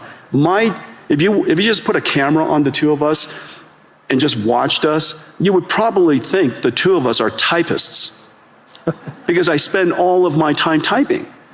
And so if AI could automate so much word prediction and help us type, then we would be out of jobs. But obviously that's not our purpose. And so the question is, what is the purpose of your job? In the case of radiologists and nurses, is to care for people. And that purpose is enhanced and made more productive because the task has automated. To the extent that you can reason about each one of the people's purpose versus the task, I think it's a helpful framework. Let's move this beyond the developed economies. Help me understand how AI is going to broaden the world and help the world. I read an Anthropic piece this past weekend that basically said the utilization of AI most recently is very dominant by the educated society. And they're even seeing the educated component of each society being heavily more utilized. And obviously they're using it against their own model Claude, so it may have its own biases. So how do we ensure that AI is a transformational technology, maybe like what Wi-Fi and 5G was for the emerging world? And when you intersect that, what does it mean for the emerging world? And John, how do we broaden the global economy? And two, getting back to the whole job situation with robotics and AI, there is going to be some substitution there. And there's substitution in the United States already going on. We may be creating more plumbers and electricians, but we probably need less analysts at financial institutions. Lawyers need less because they're able to accumulate the data faster. So let's just pivot on to the emerging world for a second, in the developing world. How do you see that play out? Well, first of all, AI is infrastructure, and there's not one country in the world, I can't imagine, that you need to have AI as part of your infrastructure, because every country has its electricity, you have your roads, you should have AI as part of your infrastructure. Of course, you could always import AI, but AI is not so incredibly hard to train these days, and because there are so many open models, these open models with your local expertise, you should be able to create models that are helpful to your own country. And so I really believe that every country should get involved to build AI infrastructure, build your own AI, take advantage of your fundamental natural resource, which is your language and culture, develop your AI, continue to refine it, and have your national intelligence be part of your ecosystem. And so I think that's number one. And number two, remember, AI is super easy to use. It's the easiest software to use in history, and that's the reason why it's the fastest growing and most rapidly adopted. I mean, in just a couple of 2-3 years, it's coming up to almost a billion people. I think, first of all, Claude is incredible. Anthropic has made a huge progress, huge leap in developing Claude. Yep. We use it all over our company. The coding capability of Claude, its reasoning capability, its ability is just really incredible. And anybody who's a software company really ought to get involved and use it. On the other hand, ChatGPT is probably the most successful consumer AI in history. And its ease of use and its approachability, I think everybody should get involved. And whether it's somebody in a developing country or a student, it is very clear that it is essential to learn how to use AI, how to direct an AI, how to prompt an AI, how to manage an AI, how to guardrail the AI, evaluate the AI. These skills are no different than leading people, managing people, things that you and I do all the time. So in the future, instead of biological, carbon-based AIs, in the future we're also going to have digital versions of AIs, silicon versions of AIs, and we'll have to manage them. They're just part of our digital workforce, if you will. And so I would advocate that for the developing countries, build your infrastructure, get engaged in AI, and recognize that AI is likely to close the technology divide. Right. Because it is so easy to use and so abundant and so accessible. And so, I'm actually fairly optimistic about the potential of AI to lift the countries that are emerging, and for many people who haven't had computer science degree, all of you can be programmers now, And so in the past we had to learn how to program a computer. Now you program a computer by saying to the computer, "How do I program you?" And if you don't know how to use an AI, just go up to the AI and say, "I don't know how to use an AI. How do I use an AI?" And it would explain it to you. And you say, I like to write a program to create my own website. How do I do that? And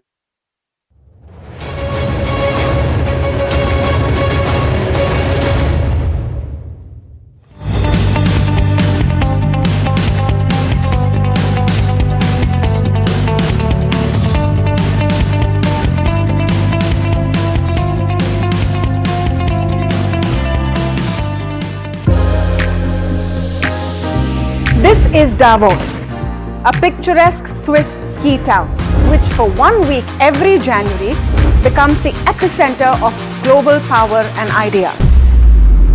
The conversations here influence policies, markets, and industries worldwide. From economic outlook to global priorities, Davos sets the tone for the year ahead. And NDTV Profit will be on the ground. I will be bringing you insights from global investors, market veterans, and corporate titans. So don't forget to tune in to NDTV Profit as we decode the decisions that will echo far beyond these mountains.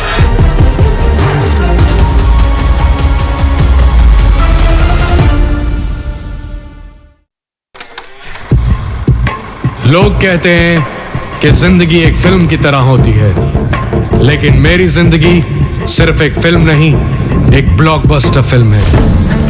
बचपन से पता था मेरे सपनों में दम है, आगे नहीं सबसे आगे जाना है, स्टार नहीं सुपरस्टार बन के दिखाना है।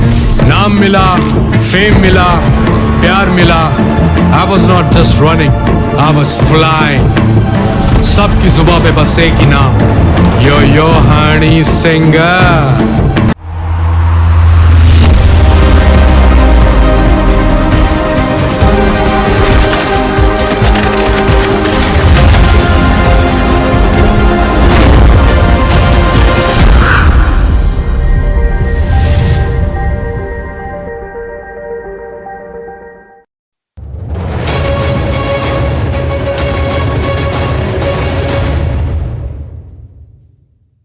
Well, the world comes together in Davos in a sense every single year. We talk about AI, we talk about commerce, we could talk about clean energy, but I dare say the focus this time is about the relation between Europe and the United States and Donald Trump. Is that impacting business at all?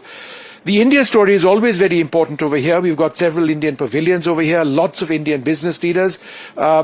We've got excellent business leaders and those linked with Indian business right here in the NDTV studio. Rajiv Mimani with us, Chandrajit Banerjee and Sanjeev Krishnan. Thank you all very much for being with us. Rajiv, I have to ask you the obvious question. How closely are you, as CII President, looking at what might emerge tomorrow with Donald Trump and what he says here? No, I have not spent any time in predicting. I think it's a futile effort. But clearly, I think it's on the top of the agenda of everyone. I think it's in the interest of the global economy, of the entire world, that I think the relationship between Europe and US, I think, settle down a bit. I think that's the key thing. I think that's the key talking point. From our perspective, I think the way we are looking at it is, how is India doing? How is India faring? And I think there, I would say that both from how our macroeconomic numbers are are being looked at, the quality of reforms and the number of reforms that are being done, also the trade diversification that India has done, particularly the comments around the EU deal, UK deal, EFTA, Australia, New Zealand, the strengthening relationship with Middle East. I think the reindustrialization of India through manufacturing and advanced manufacturing, I think in every interaction that we are having, I think that viewed very positively. Obviously, there's always a question on the India-US trade deal, and at least our view is that it's something that in the next, I think distant future, I think hopefully, at least if not the entire thing, at least some parts of it should get sorted out. One of the reasons I was asking about Trump is also because what's happening here has resulted in the global markets being in a bit of a spook. They're scared. Our markets have suffered. The FTSE has suffered as well. And therefore, this insecurity that we find in geopolitics is impacting markets around the world. Is that a huge concern for you? Well, I mean, certainty certainly has a premium. So there's no question about it that when there is so much uncertainty as there is now, markets will behave the way they have. I think, as Rajiv said, I think the conversations around here largely have been on US and Europe in some ways. But I would actually, without sidestepping your question, I would say that just the fact that the India-EU deal might get announced very soon, I think is a huge positive that we'll take away from Davos. And from our perspective, again, maybe corroborating what Rajiv said, I think Indian macro has been very, very resilient through 2025. Bunch of reforms which have been done. Even the survey that we released yesterday actually shows that a lot of Indian CEOs are now saying that we want to focus on India, not so much necessarily wanting to align themselves with the global business. And again, the trade basket diversification beyond, some places where there are challenges that India has seen is enormous, including in sectors which are labor intensive. And I think there are many positives that we'll take back from Davos. Yeah. One of the best aspects of the India story of late is the IMF having projected their numbers, GDP growth numbers for India upwards. And that upward movement comes despite the fact that we continue to suffer from tariffs from America. What does that say about the state of India's economy? See, Vishnu, we find that capacity utilization in India pretty strong. Sectors after sectors are, investing. Adding on to investments, number one. Number two, if you really look at the health of the Indian economy as such, it's resilient, it's strong. If you really look at the way the private sector is doing very well. Second, if you really look at how the banks are today, well flushed, and the health of the banks are much improved than what it was earlier. Next, if you really go in, you find the rural demand. All the top voices from Davos right here at NDTV Profit, and we're speaking with Mohit Joshi, CEO and MD of Tech Mahindra. Mohit, are you liking Davos so far? We're speaking at a very sunny time, so it's nice and warm. No, it's been wonderful, right? I mean, obviously, like anybody in our business, you have to be in Davos every single year, and I've completed more than a decade over here. But this year has been nice. I think the participation has been very broad and extensive. Thankfully, it's been sunny, it hasn't snowed, and a good set of meetings, a good set of dialogue. So, yes, so far, very good. What do you think is going to happen in the Trump address? Is that something you're looking forward to? That is unfortunately beyond my pay grade. My hope is that given the fact that all the leaders are over here in Davos, that we find some amicable solution and we step off the ledge in a manner of speaking. Certainly, I think the market reaction yesterday has been quite negative. And so hopefully, as always, the world finds a way through the latest crisis. Mohit, if I look at you, and I don't want to use the word turnaround, but definitely the vast improvement in the numbers for Tech Mahindra since you took over. It's displaying in the stock and everything that you've done. For you as a leader in the industry you are, do you see more challenges ahead, more headwinds ahead because of what's happening geopolitically, what's happening with the rupee, what's happening with discretionary appetite, etc. in the United States? How do you look at it? So look, I think there is no denying it that the past 3 years have been challenging for the industry, especially in terms of growth, right? And so for us, it was doubly difficult because we were seeking to drive a turnaround and a transformation within the period. But so far, we have managed within the constraints that the market has set for us. When I look at Tech Mahindra specifically, I do feel that our geography exposure is helping because while we get about half of our revenue from the Americas, about a quarter of our revenue comes from Europe, about a quarter again comes from India, Middle East, Africa, and Asia Pacific and Japan. So geographically, we're quite well distributed, right? Again, from a sectoral perspective, our largest exposure is to telco. Telco is a very national business, right? It is largely a domestic business pretty much across the world. Manufacturing, again, has seen a resurgence across the globe. That is our second largest vertical. Financial services, healthcare, and life sciences, and retail. Again, these are businesses where we're looking to establish a very strong challenger position. So I do feel that, surprisingly for a company, of our size, the calibration that we have, sort of the spread that we have, has actually worked out quite well for us. Obviously, in addition to this, a lot of the steps that we've taken to focus the organization, to drive an increase in productivity, and to really build the organization for the future, a lot of those bets have thankfully paid off so far, though clearly too early to declare victory. So I'm just going to come to the first part about telecom and a nationalistic business in that sense. Concerns over there from the American context. Also, do you think that the concentration of business coming from America will have to strategically shift, or you'll wait for this crisis, quote unquote, to tide over? No, I think, look, telecom obviously has been a business that has been challenged over the past, over the past 4 or 5 years. There was that huge wave of investment that happened in 5G. And I feel most telecom companies have really struggled to monetize the revenue from 5G, right? But over the past 1 year or so, we have seen signs of stabilization and growth in the business. Our Americas business has done exceedingly well. Telco business has done exceedingly well in the recent quarter. So after a long time, we had both quarter-on-quarter and year-on-year increases. Our European telecom business is doing really well, but that's been driven more by the consolidation, where we've been winning in terms of consolidation. And Asia Pacific continues to be a growth area from a telecoms perspective, right? As far as the Americas is concerned, look, candidly, it is too large a market to ignore, right? The fact of the matter is that the American market in terms of enterprise technology is by far the single largest in the world. Just to give you an example, the top 10 banks in the US spend more than the top 100 banks in the world if you exclude the American banks, right? So clearly the spend pools there are so large, the innovation being driven is so large, the ecosystem partnerships, whether it's with the Microsoft or AWS, it is a market that you can ignore at your own peril. Fair enough, but for what Indian IT companies provide and the requirement from this, two challenges there. One is AI, and is that going to really work for companies which largely provide services? Will the requirements reduce? And I know you're on top of your game on AI, so I see that smile on your face. But the second one also, if it's become very nationalistic, polarized, is it going to be tougher to do business there? For example, would you feel safe sending Indian employees there with what is happening with immigration, etc.? The fact of the matter is that obviously we're picking out individual instances and building a narrative out of it. I have, lived in the US for 10 years. I've been living in the UK for the past 16 years.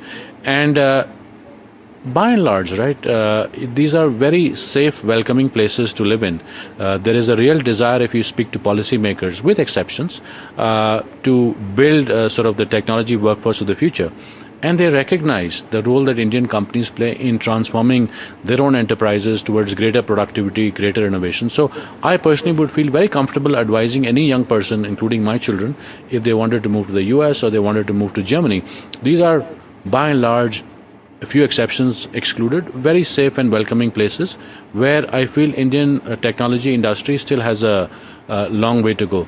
As far as your other question is concerned, look, this business, the IT services business is always being transformed, right?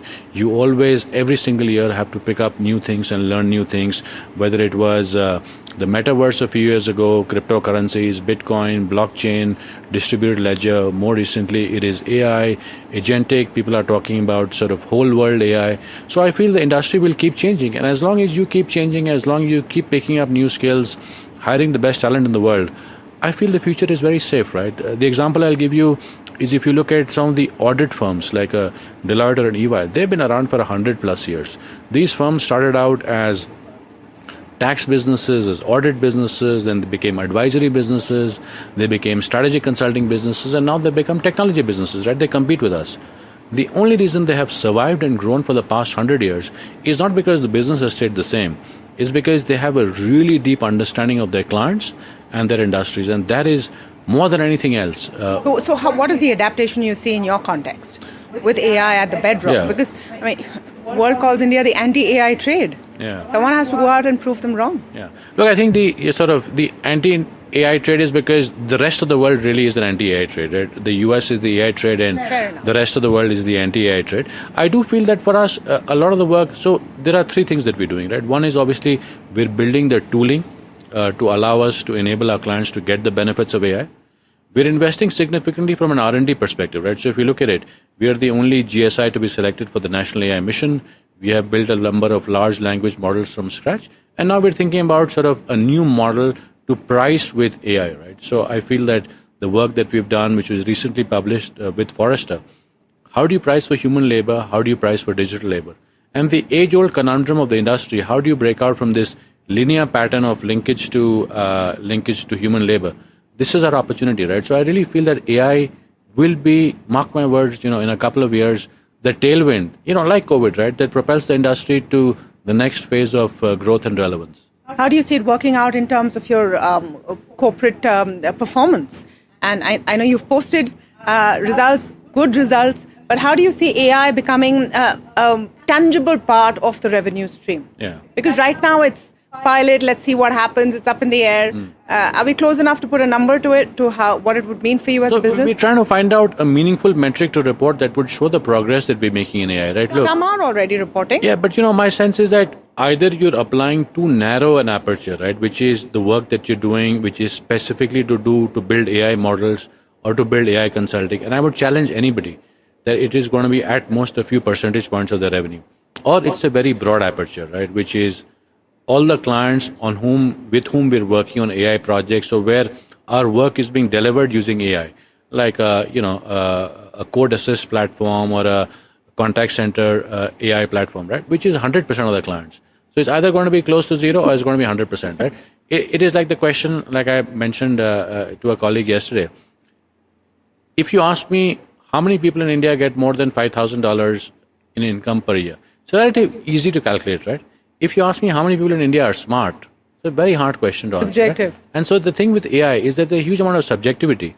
And so to come to that common benchmark is what we've been trying to accomplish. Okay. We're speaking ahead of the budget, Mohit. I'll ask a couple of questions only because Sure. I know you have another meeting to rush to. That's how Davos is. What do you hope to see from the budget this year in the context of the geopolitical climate and how India needs to remain resilient? So look, I think from a budget perspective, clearly some of the tax changes that have happened have given a boost to the economy, right? And I think it's very important that we build India as a significant consumption economy as well as an export economy. And I feel a lot of the steps to drive consumption have been very productive. I feel the government also has been quite forward-looking in terms of the National AI Mission. We're really proud of our part there. One of the things that our teams are doing, which is very interesting, is to build a large language model in Hindi so that students from class 6 to class 12 can ask physics-related questions and to learn physics effectively. I think it's a remarkable model, right? Because the number of physics teachers and good math teachers is very limited, especially in the vernacular languages. So to allow students to learn physics in their own language by querying a model is very powerful.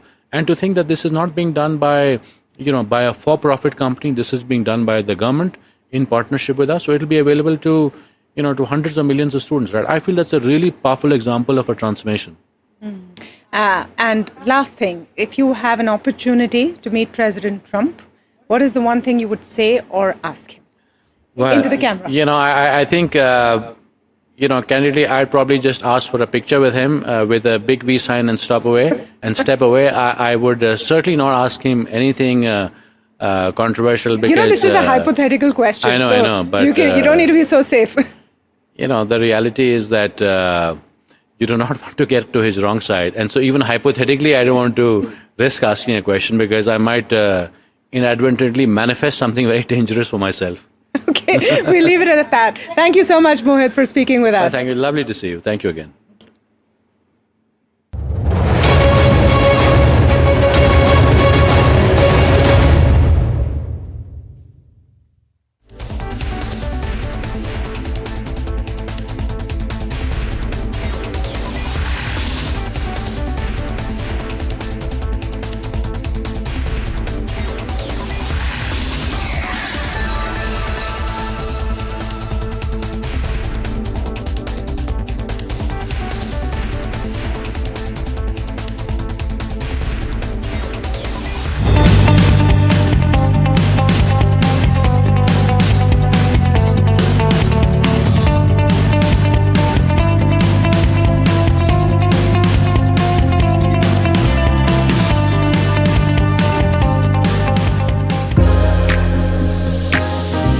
This is Davos, a picturesque Swiss ski town, which for 1 week every January becomes the epicenter of global power and ideas.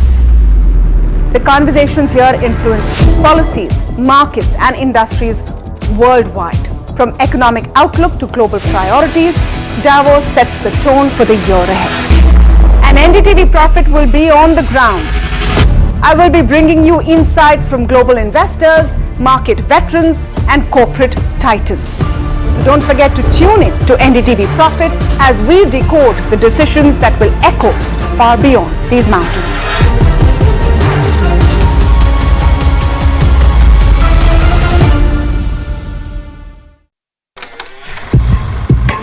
लोग कहते हैं कि जिंदगी एक film की तरह होती है, लेकिन मेरी जिंदगी सिर्फ एक फिल्म नहीं, एक ब्लॉकबस्टर फिल्म है। बचपन से पता था मेरे सपनों में दम है, आगे नहीं सबसे आगे जाना है, स्टार नहीं सुपरस्टार बन के दिखाना है। नाम मिला, फेम मिला, प्यार मिला, I was not just running, I was flying। सबकी जुबां पे बस एक ही नाम, यो यो हनी सिंगर। लेकिन फिर ब्लॉकबस्टर कहानी में आया एक ट्विस्ट, 7वें आसमान से सीधा गिरा मैं जमीन पर। फिर क्या, खुद पे काम दोबारा शुरू, फैंस ने फिर प्यार दिखाया, फिर स्टार नहीं सुपरस्टार बनाया। है ना मेरी जिंदगी एक ब्लॉकबस्टर फिल्म। शुक्रिया आपकी प्रेयर्स का और आपके प्यार का। कॉन्सर्ट्स तो आपने बहुत देखे होंगे, but this is gonna be concert of a lifetime, क्योंकि मेरे फैंस ही हैं मेरी विक्ट्री, मेरी हिस्ट्री, मेरी glory. So come and witness yo yo Honey Singh, this is my story.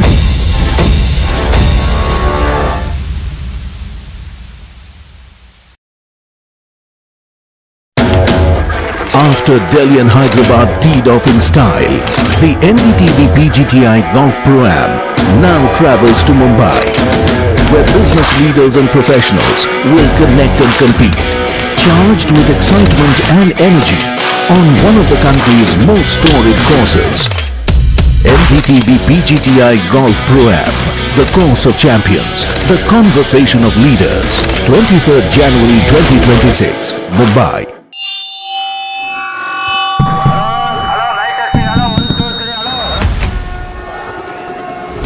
This budget, India speaks from every direction, from metros to mandis, from factories to farms. NDTV Profit reports from 36 states and union territories. With our ear to the ground and our pulse to what people want. Watch Budget for Bharat, only on NDTV Profit. What Bharat wants, what Bharat expects. We are listening. Before the Finance Minister speaks. Budget 2026, the growth agenda. Only on NDTV Profit, for your profit. A very special moment for us as we announce NDTV Master Stroke, the NDTV Art Awards. M3M presents NDTV Master Stroke Art Awards. An odyssey of creative brilliance, where the masterpiece meets its ultimate recognition. NDTV bringing this subject forward would have a great integrity, of putting it forward where people could understand the importance of art. This award that is being started, I'm sure is going to be amazing. Art for India and for Indians is an expression of our Atmanirbharta. It's actually quite a formidable jury, so I think we'll reveal a lot more as we go along. This is an amazing platform, I think, today what you're doing. I have always had this inclination towards art, and if we don't collaborate and bring those artists forward, give them a platform, who else will? Honoring the masters who define our cultural landscape, M3M presents NDTV Master Stroke Art Awards. Coming soon on the NDTV network.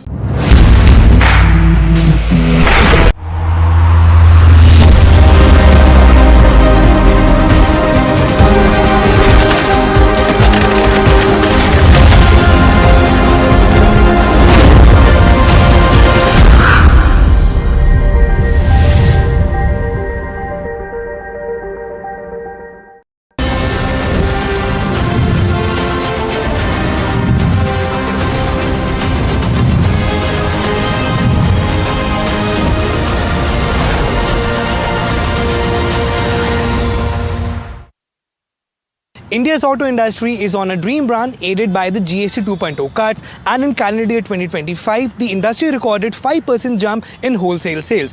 The main jewel in the crown for the industry was the Q3 performance, in which wholesales for the industry recorded an 18% jump. But in order for a smooth ride, the industry has a budget wish list, and they believe that if the government can make certain announcements, then this dream run will continue. Skoda Auto Volkswagen India is of the view that the upcoming budget should have announcements for the further growth of the EV segment. As the union budget approaches after the successful and welcome implementation of GST 2.0, the industry will be looking for policy continuity and long-term clarity. Sustained support for domestic manufacturing and increased allocation for road and transport infrastructure will be key priorities. Rationalizing the inverted duty structure for EVs will strengthen domestic manufacturing and competitiveness and will further accelerate India's transition to sustainable mobility. Continued focus on building the EV ecosystem alongside measures that support household disposable incomes will be essential to sustain demand momentum and reinforce the sector's role in India's broader economic growth. On the other hand, the CV and farm equipment players are of the view that the government has already been proactive with policies like GST 2.0 and RBI interest rate reductions. However, they expect the government to continue its growth-led initiatives and reforms for the agriculture sector. We are just a few weeks away from the union budget. What are your expectations from Ashok Leyland's perspective? Government these days is so proactive that we don't need to wait for a budget really. You know, one thing that the government should consider is really coming up with some program or some scheme around scrappage of the old vehicles. The government in the past 4 to 5 years have done all the positive gestures and announcements as far as the farming community is concerned.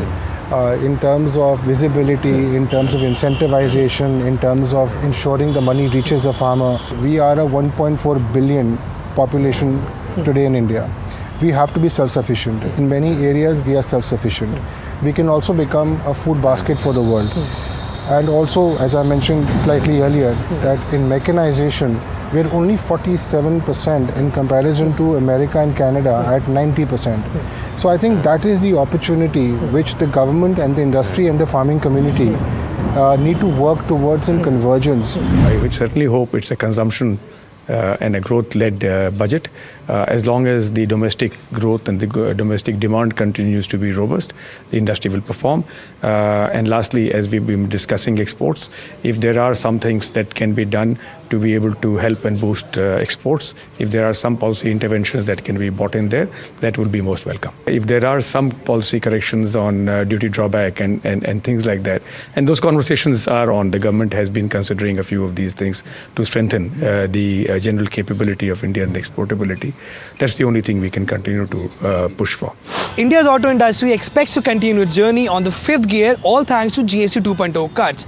The industry also believes that in the upcoming budget, the government makes certain announcements through which the government can increase the EV infrastructure across the country. Besides that, the industry has also suggested to bring in a scrappage policy for commercial vehicle segment, and at the same time, the industry has also demanded that the government must make certain announcements and certain policies which can increase farm mechanization across the country. The industry believes that if the government is able to support the industry in the long term, then nothing can stop India from achieving the tag of becoming the largest auto industry in the whole world. With video journalist Suraj Singh, this is Danish Anand for NDTV Profit.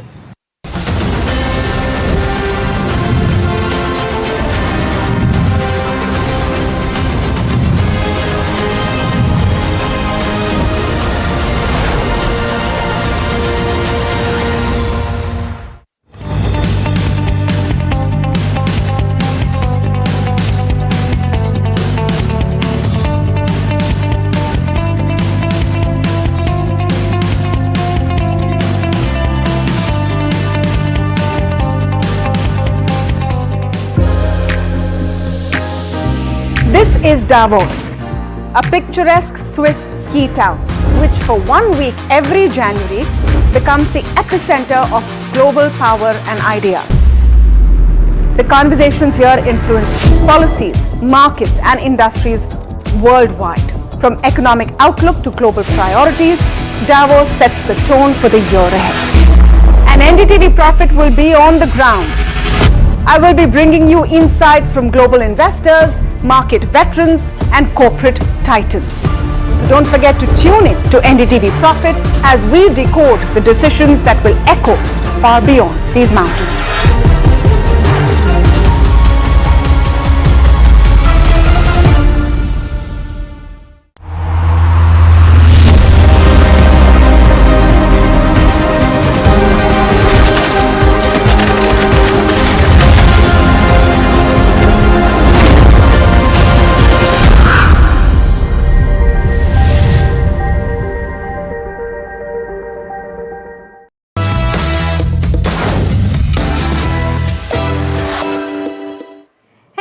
You're watching Your Money Matters here at NDTV Profit. I'm Mahima Vachrajani, and today we're going to discuss about two very important things. One, the budget, and two, as to how the markets are going to look forward from here on. We've seen a free fall in the past 2 days, and what can you expect going forward? How can you construct your portfolio is going to be the second topic that we're going to take up. But before that, budget is around the corner, and it's important to understand as to what should you expect from the government, what were the changes that actually took place in the last budget, and in terms of what your expectations from the budget should be. And to discuss all of this, we are joined by Anant Ladda, who is the founder for Invest Aaj for Kal, joining us now. Anant, always a pleasure speaking with you. My first question to you is, before we go on to the expectations, if you can help our viewers quickly understand the brief of what happened in the last budget and what were the highlights. Hi, firstly, thank you so much for having me on the show. Always fun discussing interesting topics with you. I feel the biggest thing which happened in last budget was that income tax up to 12 lakh was effectively made tax-free. At the same time, rebates and standard deduction were increased. This was the biggest highlight of last budget. Along with it, we had some other features like 100% FDI limit was increased, NSS withdrawal was made tax-free, MSME support was increased, credit guarantee was doubled to 10 crores, which was actually good for the MSME segment. Even duties were cut on EV. So we had some different positives in the last budget, but the biggest positive or the biggest highlight was tax relief up to 12 lakh rupees. Okay, all right. Now, going forward from a personal taxation point of view, what do you think are the expectations that, people have today in terms of what changes need to be made? And, this probably, if you can, help us break it down into different categories as to, this is the most important thing that needs to be done. This, could be taken up in the next budget and so on. If you can help us break that down.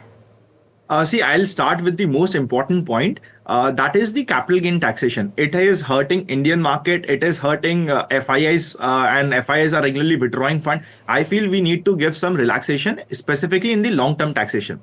I'll also explain the logic behind it. till 2004 we had long-term taxation in India, but in 2004 long-term taxation was removed, and an STT was introduced. STT was even increased in the coming years. Eventually, what we saw was recently STT is already there. Plus, income taxation on long-term capital gain is also introduced. So, kind of, we have double taxation specifically on equity investments.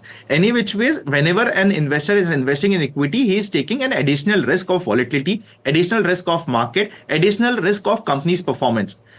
Plus, punishing him with more taxation, I think it is not a welcome step. We can probably see some relaxation in income tax, specifically on the capital gain side, is what I'm expecting. This is my first and the foremost expectations from this budget.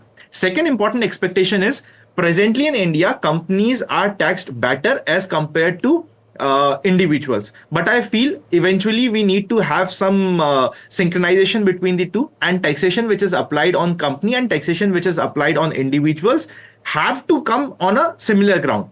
So we might see some reduction or some relaxation in individual taxation. Obviously, they'll mange more, so we will be expecting that this 12 lakh limit will be further increased to maybe 14 lakhs or 15 lakhs, further increasing the tax bracket of India and further motivating individuals to increase taxation. So these three are, I feel, the most important pointers as far as I am concerned. Somewhat less important pointers, but which might be considered, is at times we have many families where either one of the couple is earning. So there has to be an option of dual filing of the returns, which will give them benefit of taxation, and keeping both the individuals in mind, they might get a greater deduction. So this might be on the cards. Next important point might be increasing the 44 AD or 44 ADA limit. So these might be some additional pointers, but the first three are the most important pointers. Specifically, capital gain taxation is for me the most important pointer, looking at the regular outflows which we are seeing from FIS. In 2026 also, I think more than 25,000 crores has flown out of India, specifically from FIS. Already rupee is depreciating. So we need kind of some good news in the market, and this will be a cherry on the cake. Anant, are you expecting any changes in terms of where new tax regime is concerned, further relief for somebody who's opting for the new regime, and make it more attractable so that more people shift to the new regime? Absolutely, yes. I think department is quite clear that they want new regime to flourish, and they kind of want to remove the old regime. So if they keep their stance, which I think they will, obviously the limits will increase, benefits will increase, and probably people will be more attracted towards filing their tax regime in the new tax regime. So yes, absolutely yes. I am very sure something bonanza will be coming for the new tax regime filers. All right. Just one last question, Anand, because you must be talking to a lot of people, right? Just want to understand, from the last budget, the relief that we already got in the new tax regime, right? Has that actually, kind of translated into savings? Did that feel light on pocket? What is the conversation looking like when you talk to people? See, I feel the biggest benefit was that people have started filing their returns. A lot of people were not filing their returns, but now they're filing their returns. Once they file their return, they have what we call white key income in their bank account, and they can probably get more loans. It is easy for them to process their file. It is easy for them to buy a property, buy an asset. Everything is becoming simpler. Still, I feel we have a long way to go. We need to educate people further, importance of having a proper return, filing a return. Maybe it's a nil return, but we need to file it and we need to show it. We need to further educate people. But yes, we are on the right direction. And if this limit is increased to 15 lakhs, I think it will be a big plus for the complete budget. Absolutely. And I think all of us will be hoping for that to happen. Anand, thank you so much for giving us those details and, of course, taking us through the highlights of the budget, as well as what can you expect from this particular budget. So thank you so much for taking out the time and speaking with us at NDTV Profit. Thank you so much. All right, the second topic that we're going to discuss today is with regards to where markets stand. Now, we've seen a free fall in the past 2 odd days, and you as an investor or you as a trader, what should you do next? What changes should you make in terms of where your portfolio stands? Should this be a buy on the dip strategy? All of these questions are going to be answered in this next segment. And to take us through all of these questions, we are joined by Sachin Relekar, who's the equity fund manager at Axis AMC, joining us now. Sachin, thank you so much for taking out the time. My first question, probably a worry that a lot of investors have right now, is with the kind of free fall that we've seen. A lot of people know that this is on account of geopolitical uncertainty that's going on. You know, we've seen European markets 2 days straight of red. We've seen Asian markets also not, cheering the kind of commentary coming in from the world leaders, but just want to understand as to what is happening, and as an investor, should one be worried or this should be a buy on the dip strategy? So, as you're also alluding to certain things, what is happening is the genesis of that is more towards the global uncertainties. Rather than there are anything to do with the domestic situations per se. We have a very stable policy environment. We are likely to have a budget on the 1st of the next month. So those things are happening as per the expectations. I don't see any major policy changes also to happen in the near term or even in the medium term. These are something which are continuing for last more than a decade. Also, the reform direction domestically has picked up quite a lot. So those things are there. But at the same time, globally, if you see, there are a lot of uncertainties, starting with the change in the administration in US, and that has come out the change in the policy towards the trade, towards the geopolitics, and the shifting of macros is actually in alignment with that. So what we're seeing now, and some of that actually we are seeing in last year, April 2nd, 2025, when the reciprocal tariffs got announced first time. And that time also global markets reacted very in a jittery fashion. And now I think the similar things are also again playing out. If you closely see what exactly has happened is the hard currencies are actually depreciated. The dollar has depreciated against the dollar. The capital has moved into the safe haven asset like gold. It's the strongest performing asset class in the last 1 year or so. And followed by that, the industrial commodities also have performed quite strongly. The reflection of that is actually the weaker currencies is there. And this also has an impact on the long term or the riskier asset class, wherever some element of uncertainty is there, which is where the equities have got impacted. India also is going through a trade negotiation, and there is some bit of a delay or some bit of a versus expectation, some kind of uncertainty is there in the minds of investors. And that has affected the Indian markets to an extent. But however, the majority of the fall in the market in our assessment is actually explained by how the global macros have shifted, and how the discounting rates or the risk premium, which is reflected in the long-term bond yields, is actually affecting the valuations over here. And the other part of your question was how investors should respond to this and how they can adjust. So basically, all these things need to be taken into account. But at the same time, as I started with saying that the domestic outlooks and where our focus is, majority has remained unchanged. And we had seen in the previous major crisis also, some of these things actually sentiment-wise also change also very fast. It's unpredictable. I also have to say that. But I don't think the outlook-wise, from a company position point of view, has changed very, very drastically because of this. There are companies which have linkages or direct impact from trade negotiations, etc. But overall listed space does not have a very large linkage. And therefore, I think one need not have to be really defocused from the investment framework or the discipline which is there. Understood. So then, Sachin, you talked about valuations, but do you think that the current correction that we've seen, and even 2025 was an year of consolidation, right? Do you think now there is some comfort in terms of where valuations stand? You see, large cap valuations are closer to long-term averages. That's not a discomforting space. First of all, I'm talking about the top 100 names. The mid-cap valuations also have moved or ticked down, like they were about closer to 2 standard deviation from the long-term averages.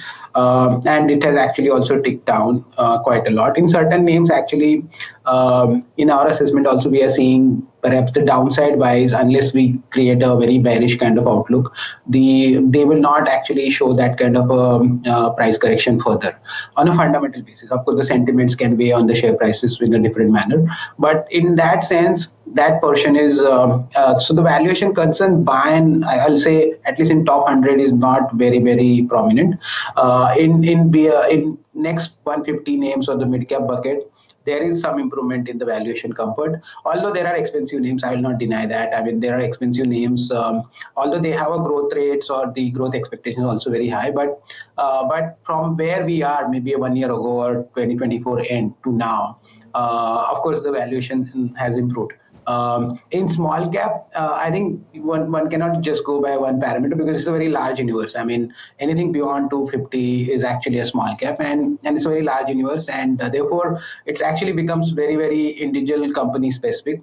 And over there, if I just take that same barometer or same measurements, then perhaps the valuations are not cooled off as much. But as I said, the individual names can differ quite a lot in that segment, and that basket is much wider. Perhaps I'll not use the same parameter over there.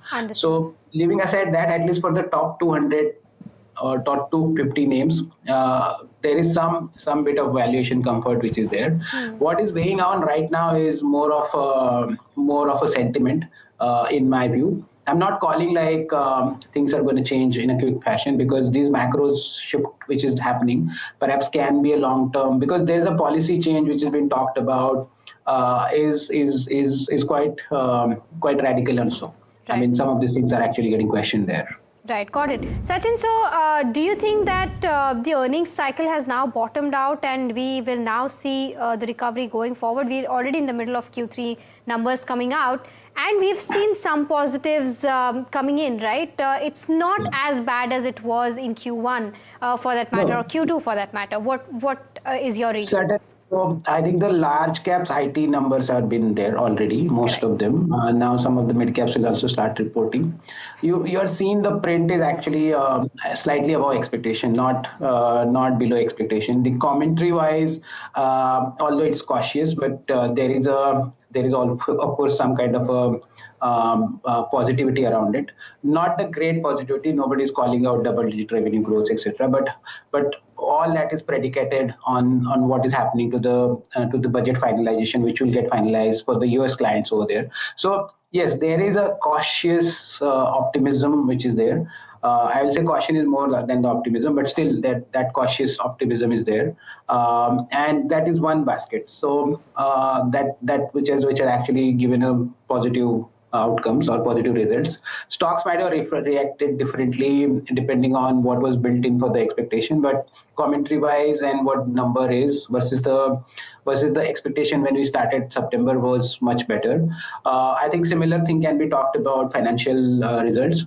They have corrected some of the companies which have reported numbers, but if you look at the stability, the earning quality, so all those parameters are good. So banks have reported healthy growth, the margins have been much more stable, and the asset qualities have actually continued to be very stable. So all the three parameters which matters for the financial names or the lenders per se has been quite healthier. So those are the buckets which are reported. So in a way, the outlook on just from those names is not suggesting any kind of negativity per se.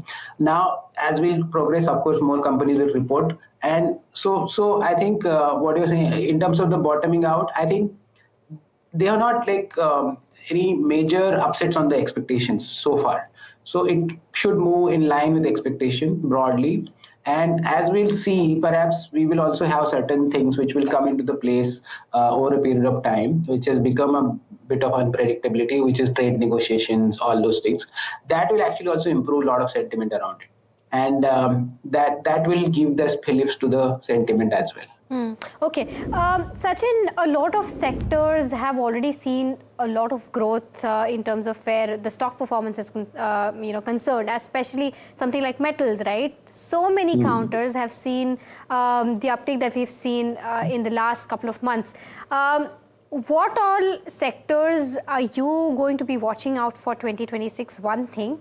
And secondly, would metals still be on your radar considering the run-up it's seen in the past couple of months? Yeah, industrial commodities are definitely on our radar. Although our ownership in that space is very minuscule as of now.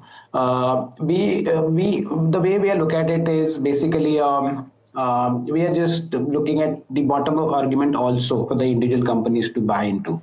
While as I said, the hardening of bond yields or depreciation of dollar per se is actually reflected into the precious commodities rising, and that is also followed by industrial commodities which are continue to go up. The one way of hedging that is either buy the mining stocks which are into those commodities, which are unfortunately is not available in the Indian listed space, and then there is industrial commodities like aluminum and maybe to an extent silver, which is where one can allocate. We are, as I said, that is something we are watchful about, but we are also assessing the bottom-up arguments in that, and perhaps we're also looking at what is the long-term averages for the metals which have been projected by the global analyst also, and how much is factored into the valuations.